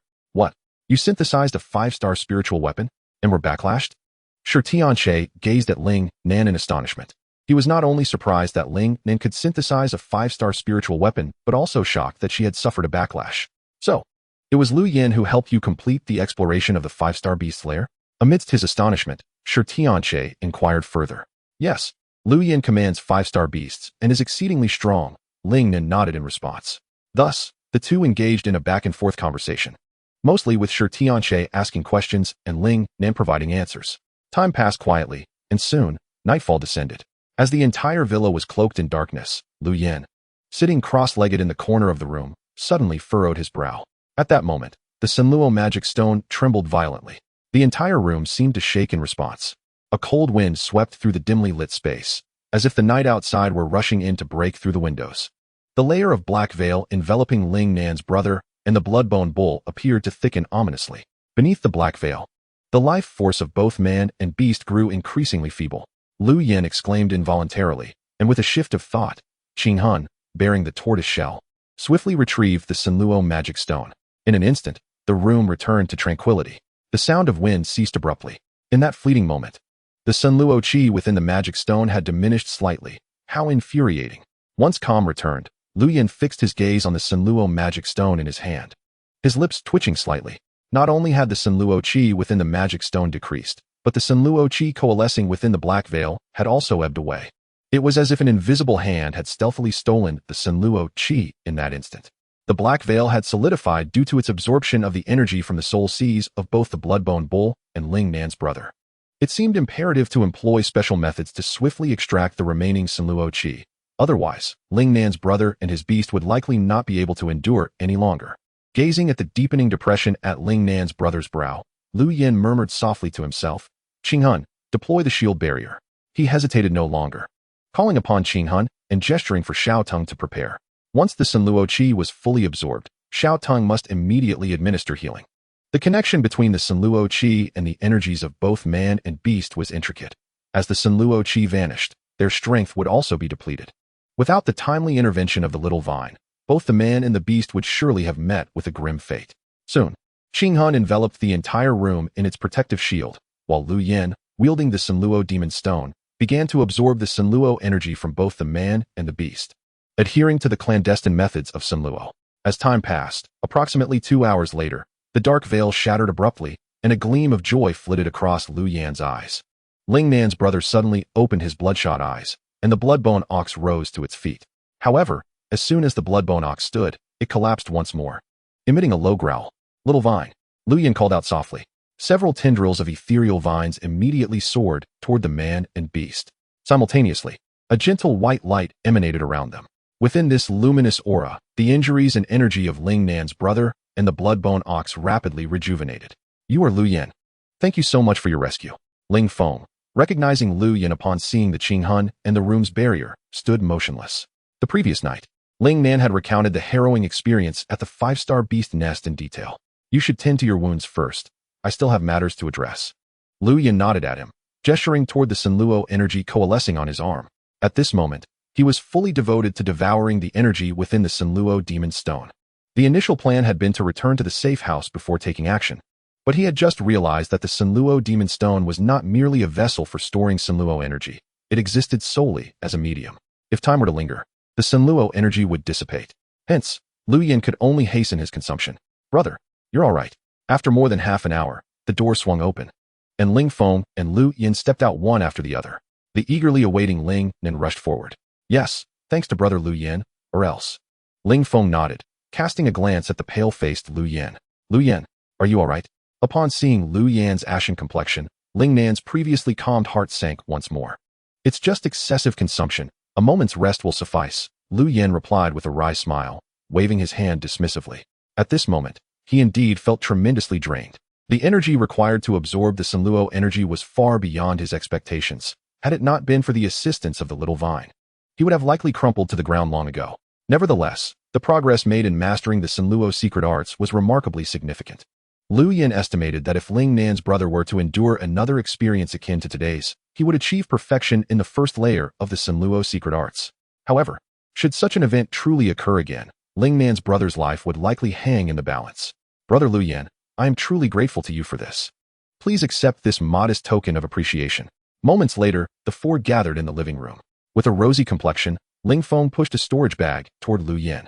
At this time, not only had Ling Feng healed completely, but even the energy that had previously been depleted had returned to its former state. The Bloodbone Ox had also regained its vitality. All of this was thanks to the little vine. You are too kind, Lu Yin responded with a smile, his gaze sweeping over the storage bag, inwardly marveling at the substantial offering. The bag brimmed with beast cores, accompanied by a map guiding to the beast nest. Upon further inspection, Lu Yin discovered that it was, in fact, a guide to a five-star beast nest. This item was worth far more than that heap of beast cores.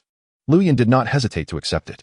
After a brief exchange of pleasantries, Ling Feng's friend, Shi Tian Su, had prepared a lavish dinner. After a hearty meal, Lu Yin returned to the guest room prepared by Ling Nan. He still needed to focus on replenishing the energy he had expended. Once the matters concerning Ling Feng were resolved, Lu Yin, as was his custom, allowed Qing Hun and the little vine to upgrade. Possessing the condensed fire technique, Lu Yin could swiftly recover energy by utilizing the Yin flame, rendering assistance from the little vine unnecessary for the time being. However, he refrained from using excessive upgrade elixirs. As the night had grown quite late, observing Qing Hun and the little vine entering their upgrading state within the beast ring, Lu Yin did not immediately activate the condensed fire technique, but instead rolled up the sleeve of his right arm. He then activated the Sinluo secret arts. His entire arm turned a shade of black. After operating the Sinluo secret arts, Lu Yin gazed at his vividly colored arm, a smile gracing his lips. Could this be the Sinluo right arm? This was indeed the transformation following the consumption of Sinluo energy. Lu Yin stood up and pushed open the window, extending his arm into the biting cold wind. Ah, this Sinluo body is truly extraordinary. His arm, exposed to the frigid night air, felt no discomfort.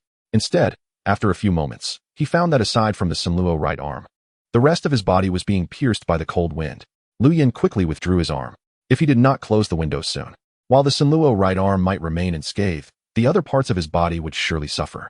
Initially, he had intended to use his Sinluo arm to hold the Sinluo demon stone and absorb the Sinluo energy, but he immediately dismissed that thought. After this initial trial of the Sinluo body, Lu Yin grew increasingly eager to explore the complete Sinluo body. Tomorrow, he might delve into the five-star spirit artifact of Ling Nan, uncovering its mysteries. Lu Yin paused his operation of the Sinluo secret arts, gently stroking his chin in contemplation. He then picked up the storage bag gifted by Ling Feng. Guide to the five-star beast nest, five-star fire flood dragon cave. The five-star fire flood dragon cave, oh, the flood dragon, is considerably more perilous than the previous Sinluo goblin nest. Lu Yin mused as he focused on the route depicted on the guide. But it matters not. The flame now knows how to fly. A smile danced on Lu Yin's lips. The flame, having broken through to the six-star level, had sprouted a pair of fleshy wings. Riding the beast into the sky should be quite exhilarating, indeed.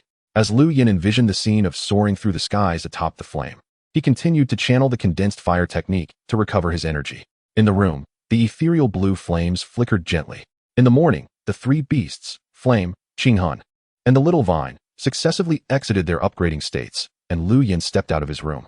At that moment, the Flame had elevated to level 51. Qinghan had reached level 34, and the Little Vine had advanced to level 15. Consequently, Lu Yin calculated that before venturing to the 5-star Fire Flood Dragon Cave, he needed to elevate Qinghan to level 41 and the Little Vine to level 21. Lu Yin understood that despite having prior experience exploring 5-star beast nests, thorough preparation was still essential. After all, each beast nest presented unique challenges, and in the face of emergencies, formidable strength remained the fundamental assurance. Brother Lu Yin, come quickly. Breakfast is ready. As Lu Yin entered the living room, Ling Feng emerged from the kitchen to call out, while Ling Nin appeared to be roasting something over the fire. The living room was filled with swirling smoke. Shi Tiansu had already departed in advance. Sister Nan, let me handle this. If you continue like this, the villa might just catch fire. After exchanging greetings with Ling Feng, Lu Yin hastily intervened to halt Ling Nan's culinary display. After all, how delectable could beef roasted over an open fire truly be? No, I'm so sorry. Lu Yin, I've really never cooked before. But this beef will be ready shortly. You're the guest. How could I let you do the work? Ling Nin replied, a hint of embarrassment in her voice upon hearing Lu Yan's words. Ling Feng also bore an apologetic expression. This sibling duo truly had little experience in the kitchen. All right, you both go find 2 pots, one large and one small. Do you have any? We're having hot pot. Lu Yin, gazing at the dozen or so pieces of beef awaiting roasting, rolled his eyes at the two. Faced with this pair of siblings in their 30s, Lu Yin felt a wave of exasperation wash over him. If they delayed any longer, the fine ingredients would be thoroughly ruined. Hot pot. Hot pot. Can we have it without electricity? Upon hearing Lu Yan's words, the siblings were momentarily taken aback. Nevertheless, they complied with Lu Yin's request, each bringing back a pot, one large and one small, perfectly nested together. Water. Lu Yin extended his hand toward Ling Feng. Ling Feng promptly retrieved several bottles of water from his storage bag and handed them over. Continuing on, Lu Yin filled the pot with water and rummaged through his storage bag to retrieve a package of hot pot base he had previously scavenged from the abandoned building, pouring it entirely into the pot. Subsequently, he dragged the large pot aside, his fingers flickering slightly, as a surge of energy enveloped the bottom of the pot. With a bubbling sound, he poured scalding magma from his storage bag. The series of actions left the brother and sister dumbfounded. In truth, Lu Yin had longed to enjoy hot pot, but had lacked the appropriate cookware until now. At the dining table, he sipped beer acquired from Xiang Tianyan, indulging in beef dipped in various seasonings. The siblings also savored their meal with great enjoyment. By the way, Sister Nan, could you show me your 5-star spirit tool? Just to avoid any potential issues in the future, Lu Yin proposed, clinking glasses with Ling Feng before downing his drink and addressing Ling Nan. All right. Ling Nan hurriedly swallowed 2 slices of beef and produced a spiked double ring, handing it to Lu Yin. Demonic Shadow Double Ring. The double ring was thrown with a heavy magic shadow. Quality, 5 stars. Lu Yin glanced at the attributes of the spiked double ring and carefully examined it in his hand. He then took out a Sunluo magic stone and lightly tapped it against the double ring, but the stone showed no reaction. Lu Yin pursed his lips and returned the double ring to Ling Nan. By the way, Lu Yin, I heard Nan mention that the phantom resembles the beast you encountered in the lair. What's the story behind that? Ling Feng inquired. Chapter 43, Divine with Spirit Vine. I am uncertain, but judging by last night, it may be related to the darkness, Lu Yin replied, shaking his head briefly. Related to the darkness? Ling Nin murmured, brother, didn't you send out several teams? Did they all go missing in the dark? Yes, and those teams were quite capable. After those incidents, I no longer dare to allow anyone to act during the night. The mention of the darkness instilled a sense of dread in Ling Feng as well. Listening to the conversation between the siblings, Lu Yin remained silent. Let's not dwell on this. The safe house is still operational. We must hasten our strength to prepare for the arrival of the night. Ling Feng sighed softly, looking at Lu Yin. Lu Yin, what are your plans moving forward? As you suggested, we should focus on enhancing our strength. My beast taming level is still too low. Lu Yin shrugged. He understood that Ling Feng wanted to invite him to venture outside, but Lu Yin politely declined. Previously, he had heard some matters regarding Ling Feng from Ling Nan. Nowadays, Ling Feng frequently led numerous individuals outside the city to explore, both to gather resources and seek new shelters. After all, once the safe house becomes ineffective and the darkness descends, no one would be able to escape. However, Lu Yin had his own plans. He aimed to find more Sunluo essence or opportunities to acquire it as quickly as possible. Lu Yin harbored no lofty ideals.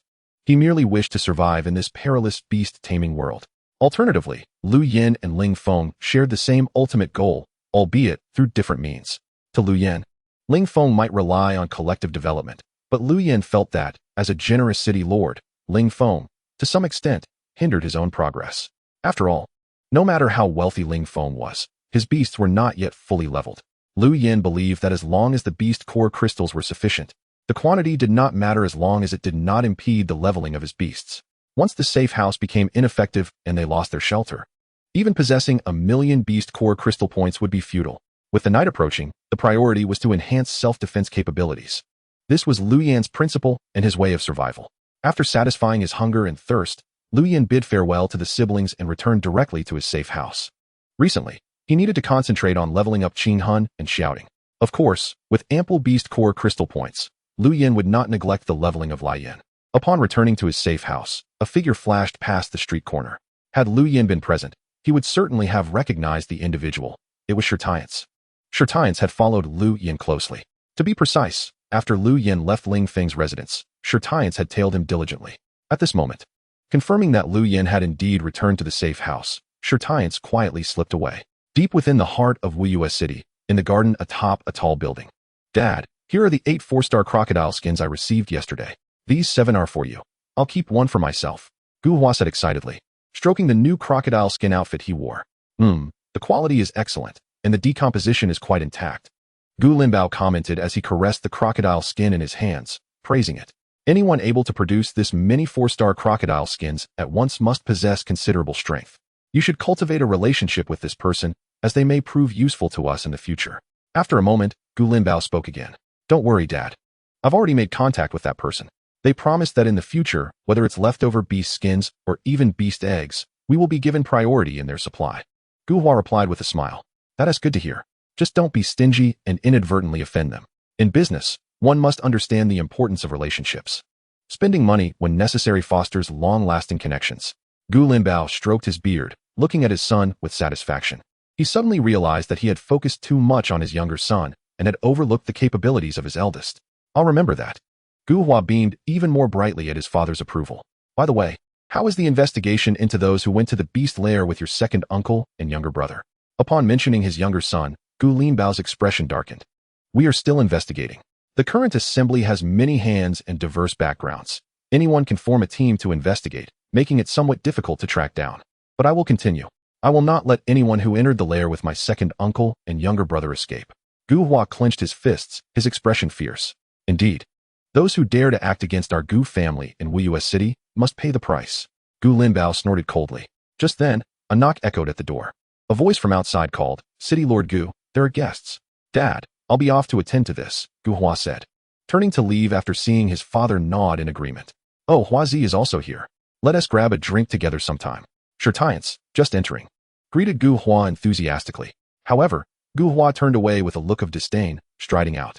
He disapproved of Shirtiance's character, but out of respect for his father, he refrained from saying much. Gu Hua's coldness left Shirtiance feeling awkward, but he quickly regained his enthusiasm and approached Gu Linbao. I'm leaving. I'm in a bad mood and going home to sleep. Exiting the rooftop garden, Gu Hua wrapped an arm around a woman clad in leopard print, scoffing. Huh? Weren't you going to the assembly to gather information? The woman arched an eyebrow, questioning. Not in the mood. Besides, what's more important than going home to sleep, right? Gu Hua grinned, his hands becoming a bit unruly. Lu Yan? I've never heard of anyone by that name in Wuyue City. Gu Linbao exclaimed in surprise.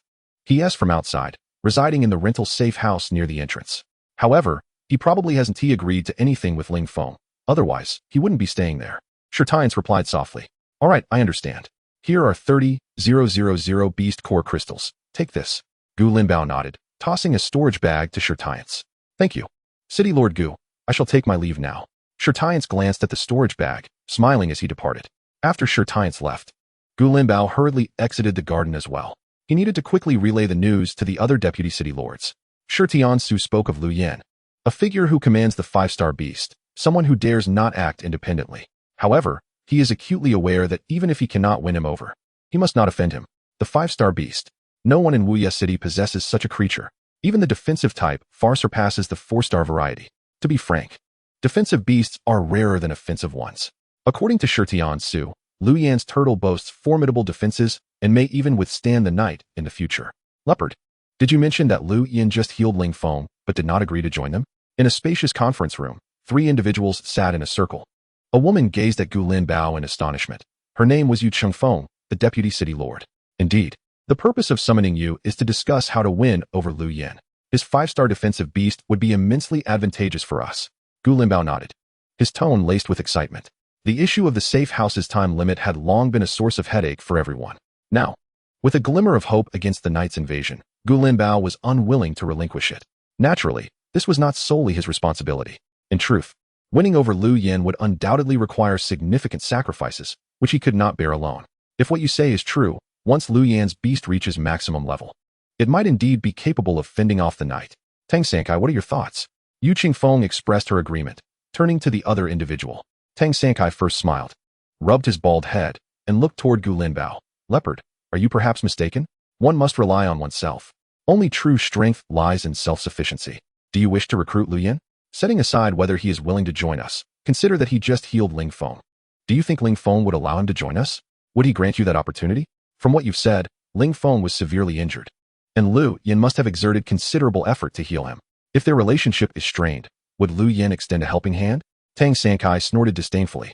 Sankai, why do you speak in such a cryptic manner? Do you know something?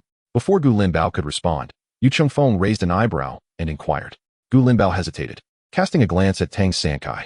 I heard that your Shao Qing ventured to explore a nest with someone who carried a turtle beast. As for whether this turtle belongs to Lu Yan, I cannot say. Tang Sankai surveyed the two with a slight smirk. What? Such a development exists?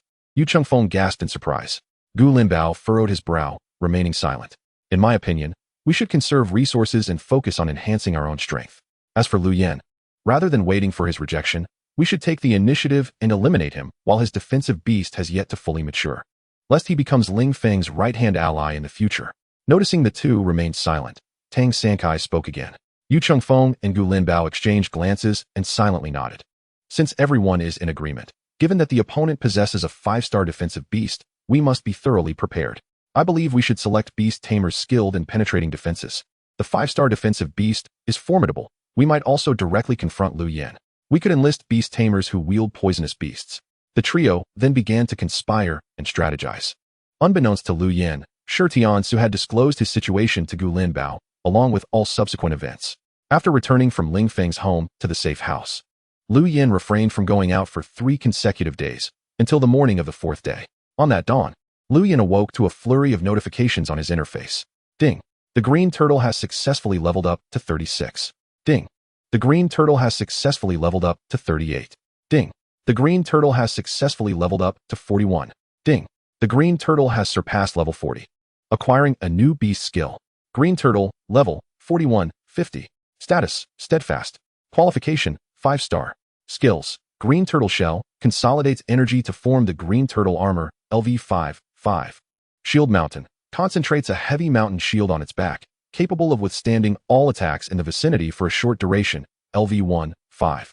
Fearless, passive skill. Significantly enhances the effects of defensive skills, LV2, 5.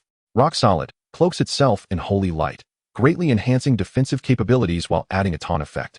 Compelling enemies to focus on it, LV1, 5.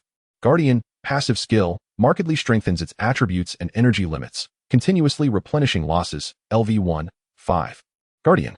A passive skill that increases its attributes and energy limits while continuously replenishing consumption. Truly remarkable. As Lu Yan perused the interface detailing the green turtle's new skills, a smile crept upon his lips. At that moment, the green turtle shifted, appearing on the ground. Its size had significantly increased compared to before. Its color had transitioned from green to deep green, with the patterns on its shell and body becoming increasingly distinct, exuding a sense of stability and weightiness.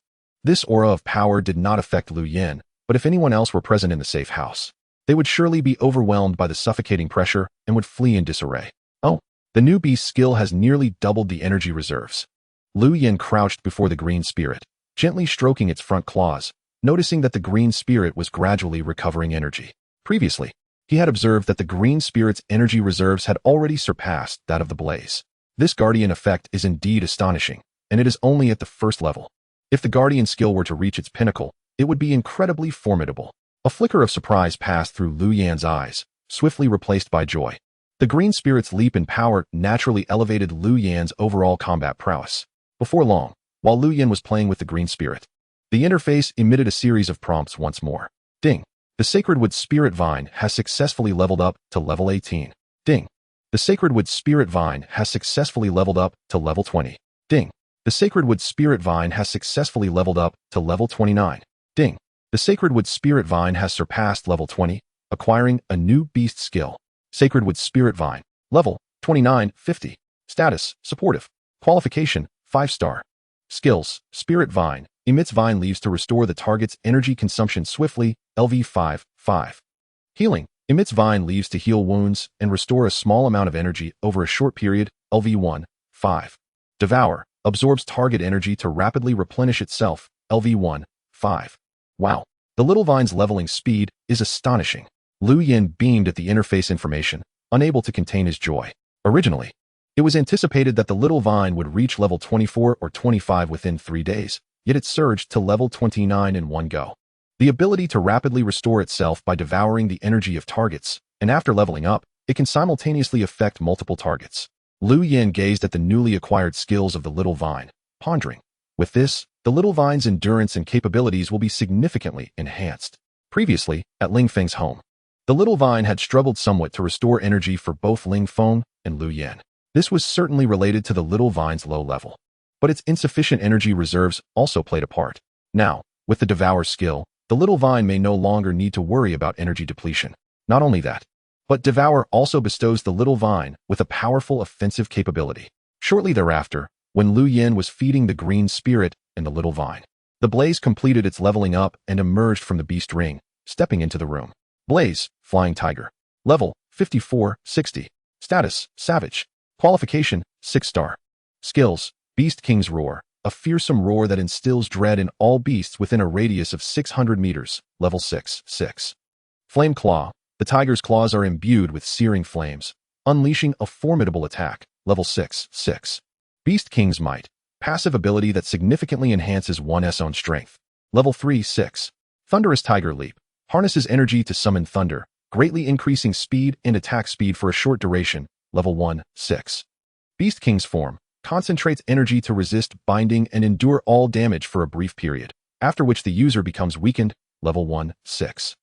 Wings that shake the heavens. Wings gather energy, unleashing a power that shakes the earth. Level 1. Observing the fiery attribute panel, Lu Yin nodded repeatedly. In the past few days, Flame has reached level 54, and both Beast King's Roar and Flame Claw have reached their maximum levels. Splendid. Over the last 3 days, Lu Yin had fed numerous experience and skill potions to Flame.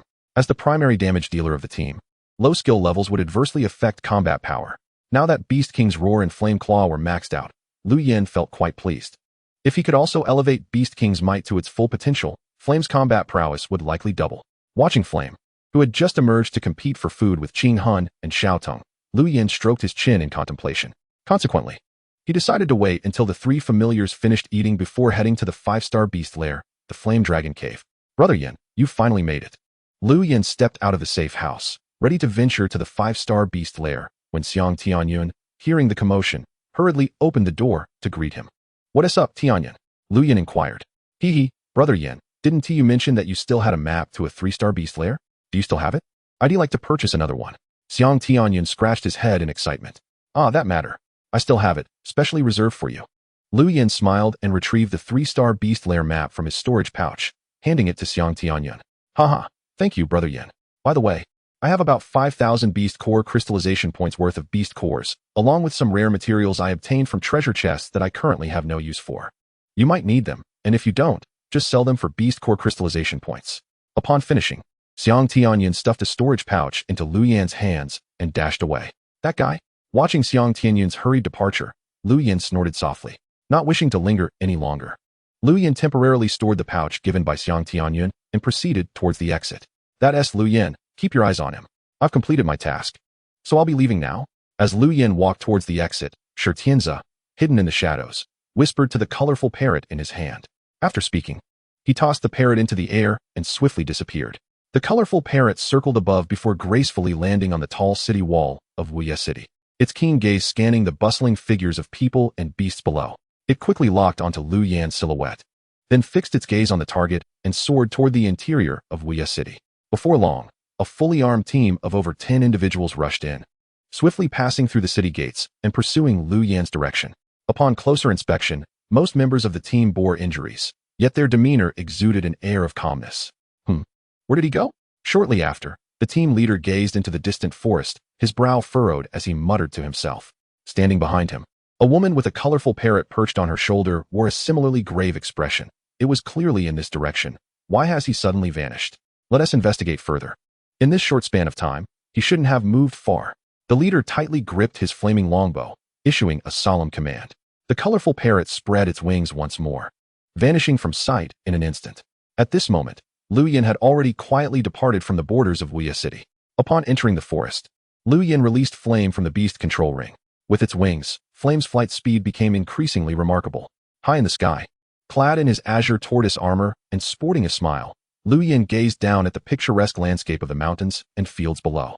Although utilizing the beast control skills of both Flame and Qing Hun would consume some energy, the speed of their travel rendered such expenditure negligible for Lu Yan. Moreover, with Xiao Tong by his side, even without it, Qing Hun could regenerate any expended energy autonomously. Around 1 or 2 o'clock in the afternoon, Lu Yan reached the heart of the Black Grassland. Riding low on Flame, he held the 5-star Beast Lair map, meticulously searching for the precise location of the entrance. Flame, fly over there. There's a mountain, and the entrance to the lair is within it. After confirming the direction, Lu Yan directed Flame to ascend swiftly. Before long, an abrupt high mountain emerged amidst the vast black grassland. Looking ahead, the mountain appeared as a burning flame, strikingly eerie against the dark backdrop. Flame locked onto its target, its body crackling with lightning as it sped forth. This is the spot. Not long after, Lu Yan stood at the foot of the mountain, holding the lair map and beginning to infuse it with energy. The crimson mountain exuded waves of heat, its warmth rising and falling in the chilling wind as if the mountain itself were breathing. Beside him, Flame and Qing Hun took up defensive positions, standing ready for confrontation. Despite being close to the mountain, the surrounding temperature had not increased. In fact, Lu Yan, who was currently channeling energy into the map, felt that the heat emanating from the mountain was precisely what made the surrounding temperature drop even further. Such an indescribable sensation was truly peculiar. Buzz, crack, sounds echoed as the lair map shattered. Simultaneously, the entire mountain trembled violently. Rumble, rumble. Amidst the cacophony, fiery stones tumbled down from halfway up the mountain. Observing this, Lu Yan immediately retreated with the 2 beasts. After about 10 minutes, the falling stones gradually ceased, revealing an opening several meters wide in the mountainside. At that moment, Lu Yan saw the entrance exhaling visibly scorching air. The heat surged like waves from above. As Lu Yan scrutinized the entrance, his brow twitched slightly, and he let out a soft exclamation. He realized something peculiar. During these 10 minutes, no wild beasts had rushed out from the cave. Usually, when a beast lair is opened, frenzied beasts would emerge, yet this time, there were none. What could be the reason? Lu Yan glanced around and activated his scanning ability to cover the area, yet he still found no trace of any beasts. Confused, Lu Yan and his companions, Flame and Qing Hun, surveyed their surroundings warily. Subsequently, Lu Yan approached the mountainside. At the foot of the mountain, strewn with fiery red debris, Lu Yan looked up at the cave entrance halfway up the mountain and called out to Flame. He then instructed Qing Hun to return to the beast control ring before leaping onto Flame's back and flying towards the cave entrance. Although Lu Yan found it strange that no frenzied beasts appeared upon opening the lair, he did not dwell on it excessively. Since the entrance was already open, the absence of rampaging beasts was of little consequence. He merely felt a tinge of regret at the lack of beast materials. Before long, as Lu Yan stepped into the lair entrance at the mountainside, the black grassland at the foot of the mountain suddenly began to tremble violently. Following that, patches of black grass fell rhythmically. If Lu Yan were to glance back from the entrance at this moment, he would witness an eerie visage emerging from the grassland. One that was neither fully human nor beast. Qing Hun, lead the way. This heat wave is unbearable. In the passage, Lu Yan wiped the sweat from his brow while calling out to Qing Hun beside him. At this moment, Lu Yan truly experienced the sensation of being caught between ice and fire. The entrance passage and the foot of the mountain felt like 2 entirely different worlds. The flames appeared restless amidst the sweltering heat, completely drenched, as if it had just emerged from the depths of water. Buzz, a tremor coursed through the azure spirit, and a barrier manifested from its shell, swiftly expanding to encompass the entrance of the passage. The azure spirit then advanced with haste, taking the lead. This brought a sense of relief to both the flames and Lu Yan. This nest passage was unlike any encountered before. The entire entrance was remarkably spacious. And besides the oppressive heat, Lu Yin noticed some stones radiating a fierce, incandescent glow. These stones resembled glowing embers, pulsating with a rhythmic luminosity akin to breathing. Consequently, the passage was exceptionally well lit. Flames, excavate these stones and bring them back for illumination. Lu Yin commanded, casting a glance at the stones, which showed no abnormalities on the window display, yet he still issued the directive. Having traversed into this Beastmaster's realm, there was no electricity to be found. Apart from sporadic candles and other meager sources of light, nothing else existed. Yet, as time flowed on, even the candles had long since burned out. The flames complied, deftly using its claws to extract the special stones from the walls of the passage. Lu Yin followed closely behind, stowing them away in his storage bag. As the passage grew dimmer, the two of them and their 3 beasts finally reached the end. Lu Yin secured the storage bag and turned his gaze towards the interior of the nest. However, upon fully perceiving the layout of the nest, he was momentarily taken aback. How could this be? Lu Yin scrutinized the scanned information, murmuring to himself. Fire Flamingo. Level, 40-40. Status, Agile 2. Aptitude, 4 stars. Skills, Flame Assault. Charge energy to strike foes. Imbued with Flame Power, LV 3-4. Fire Feather. Passive skill. Increases defense, LV 2-4. Self-immolation. Ignite and Rampage. Doubling strength, LV 3-4. Fire Ape. Level, 40-40. Status, Berserk. Aptitude, 4 stars. Skills, Flame Fist. Gather energy. Fists imbued with flame. Relentless Burn, LV 4-4. Heavy Hammer. Passive skill. Increases strength. Double Hit, LV 2-4. Ape's Roar. Disturbing Cry, LV 3-4. Fire Dragon. Level, 50-50. Status, Malevolent. Aptitude, 5 stars. Skills, Burning Entanglement. Transform into a weapon, ensnare foes. Irresistible Strike. Relentless Burn, LV 5-5. Flying Claw. Claw Strike. Shield Breaking Blow, LV 2-5. Rising Dragon. Passive skill. Greatly increases strength, LV 4-5. Dragon Shadow. Charge energy to summon a Dragon Shadow, LV 2-5. As Lu Yin surveyed the scene, he absorbed the comprehensive information regarding the beasts within the nest. Yet, it was not the beasts that left him astounded, but rather the nest itself. Specifically, the style of this nest, which he had never encountered before. Previously, there had been stalactite caves, or nests resembling bottles, or hollowed-out dead trees, each varying in shape, yet conforming to the general notion of a nest. At this moment, before Lu Yin's eyes, the 5-star beast's nest, the Fire Dragon Cave, resembled an ancient palace. Indeed, it was a palace. Furthermore, to Lu Yin's knowledge, this palace's design was peculiar, never before seen in history. The entire structure seemed to be hewn from colossal stones. Amidst the roiling heat, Lu Yin caught a glimpse of the palace's window panes gently swaying. At the farthest point, a structure reminiscent of a hall hung upon the stone walls, resembling the eyes of the palace, gazing down upon the entire nest. Unlike before, where the strongest beasts, be they 3-star, 4-star, or 5-star, would always conceal themselves here. Lu Yin immediately spotted the 5-star fire dragon lounging at the entrance of the palace's grand door. Initially, Lu Yin activated his scanning ability, locking onto this fire dragon at first glance. It lay coiled upon the ground, flames flickering around it, with antennae the thickness of a thumb atop its head, and its abdominal claws yet to fully form. Flames, first clear out those 4-star beasts. Lu Yin commanded decisively, summoning the frost bow into his hands. Roar! The flames let out a fierce roar and charged into the nest. In an instant, the azure spirit cloaked the flames in its protective shell. Chapter 45, Fire Python Dragon. With wings unfurled, the flames surged in speed. Almost simultaneously with the roar and the azure light, the flames pounced upon a wandering fire ape, striking down from above, shattering its skull with a single claw. The flames' ferocious assault startled 7 or 8 fire flamingos, which took to the skies in a flurry, converging upon the flames. However, under Lu Yin's instruction, the flames ignored these lesser foes and continued to assault the enraged fire ape. The spectacle of the fire flamingos pursuing the flames was quite breathtaking. Observing this, Lu Yin wasted no time and bent down to draw his bow, unleashing a volley of ethereal fire arrows that soared through the air towards the fire flamingos. Whoosh, whoosh, whoosh. The arrows whistled, and the fire flamingos fell one after another. The nest echoed with the lamentations of the fallen fire flamingos. Though Lu Yin's frost bow was merely a 3-star spirit artifact, under the might of his formidable energy and ethereal flames, its power was astonishing. While a single arrow may not have been fatal, the searing ethereal flames proved unbearable for the fire flamingos, causing them to falter and collapse upon attempting to rise. Occasionally, A fire flamingo would narrowly evade the arrows, darting towards the passage's entrance where Lu Yen stood, only to be intercepted by the Azure Spirit's barrier. Before Lu Yen could strike again, the little vines surged through the barrier, completely piercing through the fire flamingo. Just as Lu Yen and his three beasts collaborated to hunt, the previously motionless fire dragon suddenly erupted into action, letting out a skyward howl. Roar. Its roar reverberated through the air, nearly drowning out the flame's tiger roar. Lu Yen had initially intended to deal with this fire dragon last, but with it now taking the initiative, he naturally would not allow the flames to waste time on the lesser minions.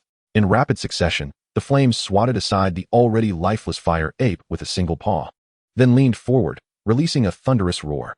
Roar. The mighty tiger's roar, infused with the power of the Beast King's howl, surged towards the hovering fire dragon.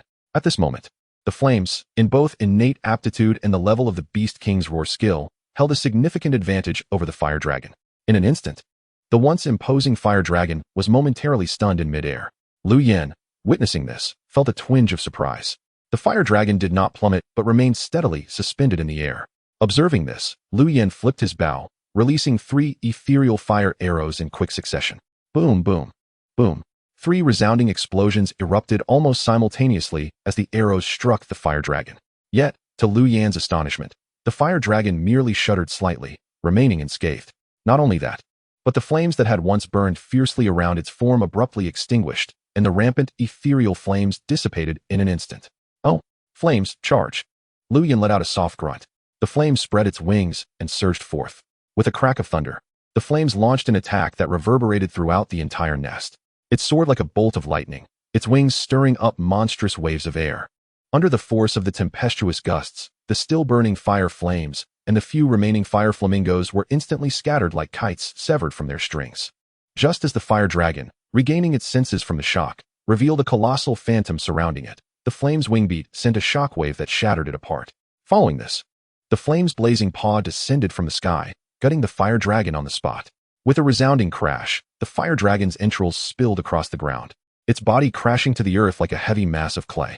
Following this lethal strike, the flames showed no hesitation, swiftly turning to pursue the fleeing minions. Before long, the nest was enveloped in silence once more. At this juncture, the little vine assisted the flames in clearing the battlefield, while Lu Yen stood before the palace's grand entrance. Gazing upwards in contemplation, the grand entrance of the palace seemed to emanate from the very essence of a blazing dragon, continuously exhaling flames. As Lu Yen surveyed his surroundings, he found no trace of beasts within the lair or the palace. Yet, standing before the palace gates, his heart raced incessantly, not out of fear, but rather an instinctual thrill. It was only when Qing Han enveloped him in a layer of azure turtle armor that this sensation dissipated entirely. What secrets lay within the palace? The treasure chest of the lair remained undiscovered. Initially, Lu Yen, adopting a philosophy of caution, had no intention of entering the palace. However, upon the return of the flames and the little vine, they had found nothing but the remnants of beasts and crystallized cores. While it was permissible to forego the beast that unlocked the lair, the treasure chest was non-negotiable, especially since this was a treasure chest from a 5-star beast lair. Returning empty-handed was simply not an option. If he truly found nothing, Lu Yen would suffer a significant loss from this venture. Had he known this would be the case, he might as well have sold the map to the 5-star lair. Cursing under his breath, after a moment of contemplation, Lu Yen resolved to explore the palace. At the very least, he could find the treasure chest, seize it, and leave without lingering any longer. With his decision made, Lu Yen set forth. But he had no intention of entering through the main gate. Its oppressive aura felt decidedly unwelcoming.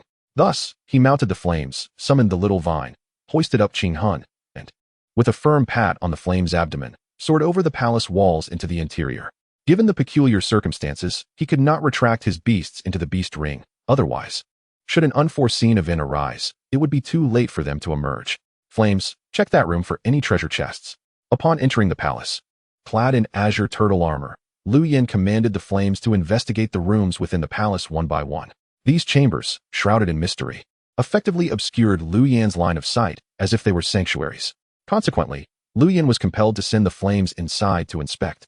Although each room had a door, they were markedly different from the grand entrance. At least they did not spew fire. After more than half an hour, under Lu Yan's guidance, the flames had explored 30 or 40 rooms, yet each was utterly devoid of any treasures. All empty, Lu Yen murmured to himself, lifting his gaze toward the hall suspended high upon the stone wall. There were no steps, no means of leverage, that hall hung in the air, isolated. Throughout the entire palace, Lu Yin had yet to discover a treasure chest. Only the suspended hall remained unexplored. At this moment, turning to leave, Lu Yin felt a pang of regret. Let us go up and take a look. Given the circumstances, he had no choice but to ascend. With a commanding voice, Lu Yin directed the flames to lower itself, catching him as they soared toward the lofty hall. With a creak, the force of the flame's wings pushed the hall's door open. Before him stood a vast chamber, dominated by a dragon-shaped totem. The totem's dragon form was strikingly lifelike, as if it were a living creature. Suddenly, Lu Yin felt as though the dragon upon the totem had moved. What was happening? He instinctively gasped. However, upon closer inspection, the totem appeared entirely unchanged.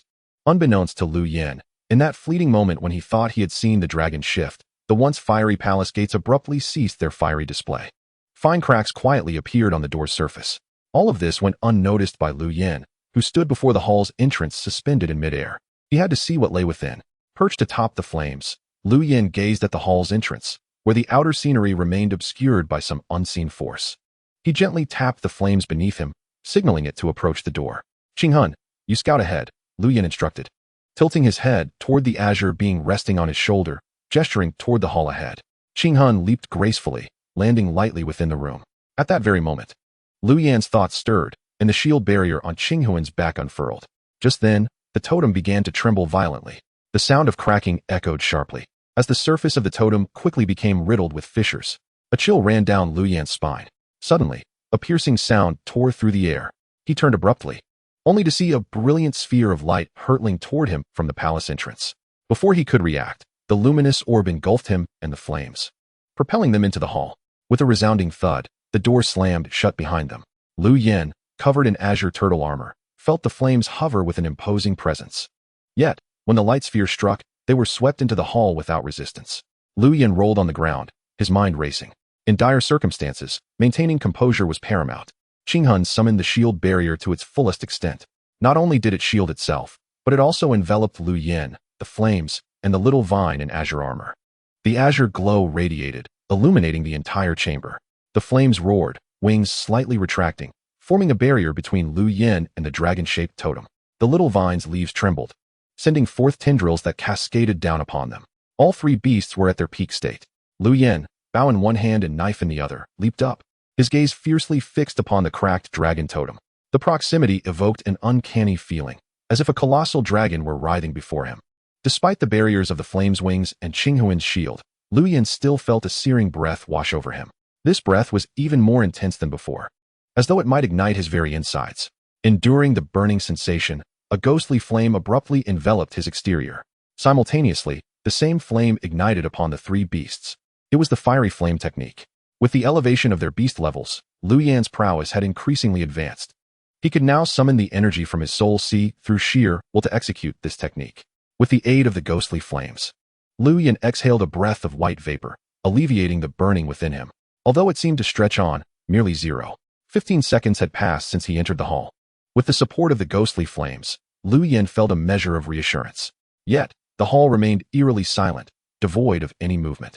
Unable to contain himself, Lu Yin murmured softly. No sooner had he spoken than the dragon totem trembled once more. At the same time, lines of information materialized before his eyes. Fire dragon totem. Fiery dragon incinerates the heavens. Totem cracks the earth. Grade, unknown. Skill, infusing energy can activate the fire dragon's phantom.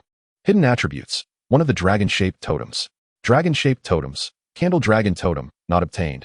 Inglong totem, not obtained. Azure dragon totem, not obtained. Song long totem, not obtained. Xiao long totem, not obtained. Fire dragon totem, not activated. Black dragon totem, not obtained. Rain, cloud, dragon totem, not obtained. Pan long totem, not obtained. Lu Yin gazed at the information, a flicker of astonishment crossing his brow. Fire dragon totem, fire dragon phantom, 10 stars, ancestral dragon. A cascade of information etched itself into his mind like a blade. In that instant, Lu Yin trembled with excitement. Moments later, he suppressed his emotions and refocused on the display. Among the totem descriptions, only the fire dragon totem remained in an unactivated state. How could he activate it? Lu Yin pondered silently. Tentatively, he directed a pure stream of energy toward the dragon-shaped totem. The instant the energy surged in, flames erupted within the hall. Simultaneously, Lu Yin felt a sharp pain in his brow as a torrent of energy was frantically siphoned from him by the fire dragon totem. Huh. Lu Yan's expression shifted slightly, a soft grunt escaping his lips. Yet, as the soul sea energy was drawn away, the burning sensation that had plagued him suddenly vanished. He glanced again at the fire dragon totem, and the display now indicated that it was in the process of activation. Thus, Lu Yan withdrew his defenses and sat cross-legged, channeling the essence of flame technique. Soon, the blaze, the azure spirit, and the little vine joined him, collectively channeling energy into the totem. With the assistance of the three beasts, particularly the involvement of blaze and azure spirit, the brilliance emanating from the fire dragon totem became as radiant as a blazing sun. As time flowed by, Lu Yan and the three beasts continued to pour their energy into the fire dragon totem, causing the dragon depicted upon it to grow ever more lifelike. Outside the lair, the night intertwined and separated from the dark grassland, and a silent night passed. Near midday, a sudden sound akin to a dragon's roar echoed in Lu Yan's ears. Immediately, the energy within his soul sea at his brow surged. Subsequently, the fire dragon totem, connecting him to the three beasts, rose from the ground, slowly rotating in midair. Lu Yan's eyes snapped open, only to find the surrounding light and shadow rapidly dissipating. In less than a breath, the original hall had vanished without a trace, and even the palatial structures beyond had transformed into twinkling starlight, fading into oblivion. As everything within the lair gradually disappeared, Lu Yan and the three beasts gently descended back to the uneven ground of the lair, where a treasure chest awaited. At this moment, Lu Yan noticed a treasure chest materializing beside the fire dragon totem. His face lit up with joy, and as his gaze fell upon the chest, he felt an even greater exhilaration. Exclusive treasure chest. 3. Exclusive treasure chest. 3 ding. 4-star beast egg, fire python dragon. Fire python dragon. Level 140. Status, malevolent. Qualification, 4-star. Skill, incinerate, deals damage to enemies and inflicts continuous burning, LV1, 4. Ding. 3-star spirit artifact forging manual, fire python axe. Chapter 46. Are you tired of living? Fire Dragon Hall Ring. Contains the ring of the Fire Dragon Hall, capable of storing the Fire Dragon totem and serving as a storage space, providing a resting abode for the beasts. Lu Yan stepped forward, opened the treasure chest, and meticulously examined the items within. A 4-star beast egg? The Fire Python Dragon. Is it a simplified form of the Fire Dragon? Excellent, splendid. Upon this realization, Lu Yan's face beamed with delight. This was his first time acquiring a 4-star beast egg. How many beast core crystallization points could a 4-star beast egg be exchanged for? Cradling the Fire Python Dragon beast egg, Lu Yan gently stroked his chin in contemplation. Rarity lends value, and this time he intended to delve deeper into the market trends. Subsequently, Lu Yan bypassed the 3-star spirit artifact manual for the Fire Python axe and picked up the Fire Dragon Hall ring. Presently, 3-star spirit artifacts were not uncommon in the market, but the materials required for each forging manual varied, with some rare materials holding considerable value. He had just the right amount of precious materials accumulated. Indeed, shortly after, while inspecting the Fire Dragon Hall ring, Lu Yan discovered the hidden space within. The internal layout of the ring's space was identical to that of the palace he had seen before, with the storage capacity being perfectly aligned. This revelation left Lu Yan in awe. Consequently, he no longer needed to bear numerous storage bags, and moreover, Blaze, Azure Spirit, and Little Vine.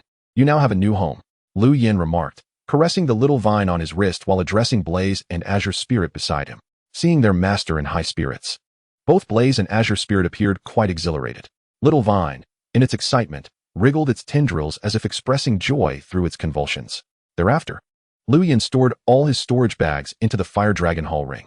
However, just at that moment, Lu Yan suddenly felt a wave of dizziness. The next instant, he was astonished to find himself within the internal space of the Fire Dragon Hall ring. No, why has my body become ethereal? Within the ring's space, Lu Yan raised his arm, scrutinizing his form.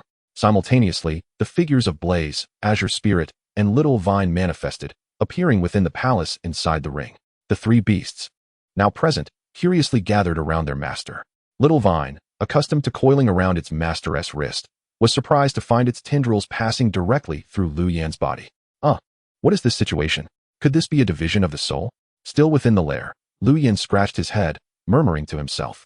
This experience filled him with novelty, as if possessing two consciousnesses simultaneously, yet feeling entirely unified.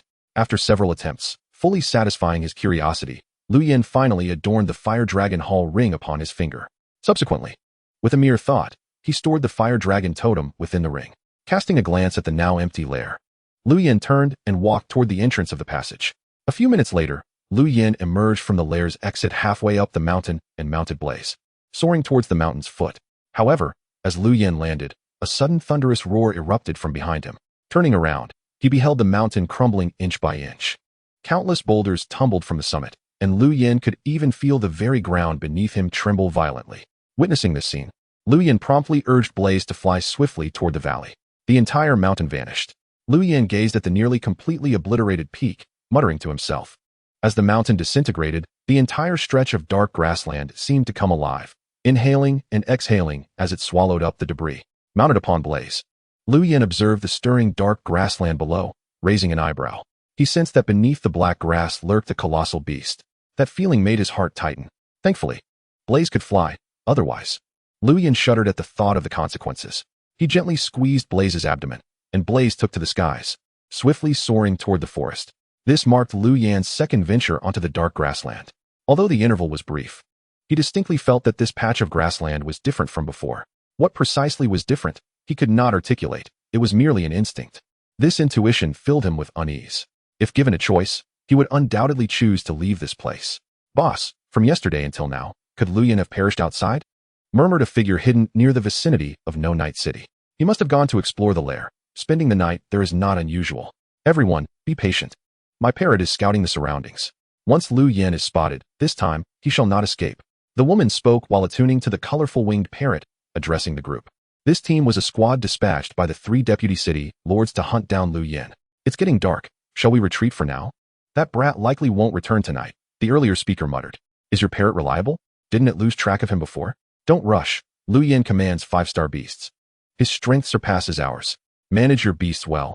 Do not let them stray and ruin our plans. The middle-aged man leading the group scanned everyone with a stern gaze. Boss, target sighted. Just as the middle-aged man finished speaking, the woman's expression tightened, and she immediately reported. The waiting figures instantly perked up, holding their breath. They were aware that Lu Yin commanded 5-star beasts, but those were defensive types. With their numerical advantage, coupled with various spirit artifacts, their success was assured this time. Why are there so many people squatting over there? Are they lurking to ambush wild beasts? What wild beasts could possibly exist near No Night City? As Lu Yin approached No Night City, he dismounted from Blaze. Earlier, in the lair, all 3 beasts had exhausted themselves to channel energy into the fire dragon totem. Especially for the fiery Blaze, there was little respite as he hurried back. Fortunately, Little Vine occasionally retrieved spirit vine leaves, which sustained Blaze's flight home. Upon entering the vicinity of No Night City, with daylight still lingering, Lu Yin instructed Blaze to enter the Fire Dragon Palace ring to eat and rest. As he dispatched a wisp of his soul, Lu Yin walked while keeping the 3 beasts in the Fire Dragon Palace company during their meal. However, when Lu Yin lifted his gaze to survey the surroundings, he noticed a group of individuals several hundred meters away. He shrugged and turned to walk in another direction, not wishing to intrude upon their hunt. Yet, just as Lu Yin had chosen his path towards No Night City, he suddenly sensed that the group was rapidly advancing towards him. Damn, do they see me as prey? Lu Yin raised an eyebrow, and soon spotted a colorful winged parrot flapping its wings towards him. Parrot, level 2930. Status, support. Aptitude, 3 stars. With a shift in thought, the fire dragon totem, previously played with by Little Vine within the fire spirit ring, abruptly materialized before him. Buzz. The moment the totem appeared, it emitted a low rumble. As the sound wave spread, the crowd and beasts attacking the shield mountain barrier momentarily froze. The pressure emanating from the totem was so overwhelming that even Lu Yin felt it surging uncontrollably. Lu Yin's strength already surpassed that of all the beast masters present, rendering the others utterly incapable of contending with such a formidable aura. In an instant, everyone felt a scorching heat, causing their beasts to also wilt in vigor. The fire dragon totem displayed such might upon its initial manifestation, filling Lu Yin with joy. He flipped his palm to channel energy. A torrent of power coursing through his arm and into the totem. A pillar of fire shot skyward from the totem, followed by a resounding roar. Roar. Amidst the flames, the enlarged silhouette of a dragon emerged from the totem. None present had ever witnessed such a spectacle. Some collapsed to the ground, while weaker beasts emitted wisps of white smoke. Dragon flame, Lu Yin murmured, and as he spoke, the towering dragon's silhouette suddenly lashed its tail, fire engulfing the air. With a single strike from the dragon apparition, all people and beasts, along with everything surrounding them, were reduced to ashes. The cold wind swept away sparks and heat waves. Qing Hun's form wavered as he retracted the shield mountain barrier. Lu Yin gazed at the fire dragon totem, repeatedly expressing his admiration. Yet, such a display of power had drained his soul sea of energy. Although Lu Yin had long known the fire dragon totem was extraordinary, he had not anticipated its formidable strength. If a mere shadow possessed such ferocity, what realm would the ancestral dragon, requiring the convergence of 9 great totems and possessing 10-star aptitude, attain? Lu Yin dared not dwell on it. As he pondered, he noticed a sound that caught his attention.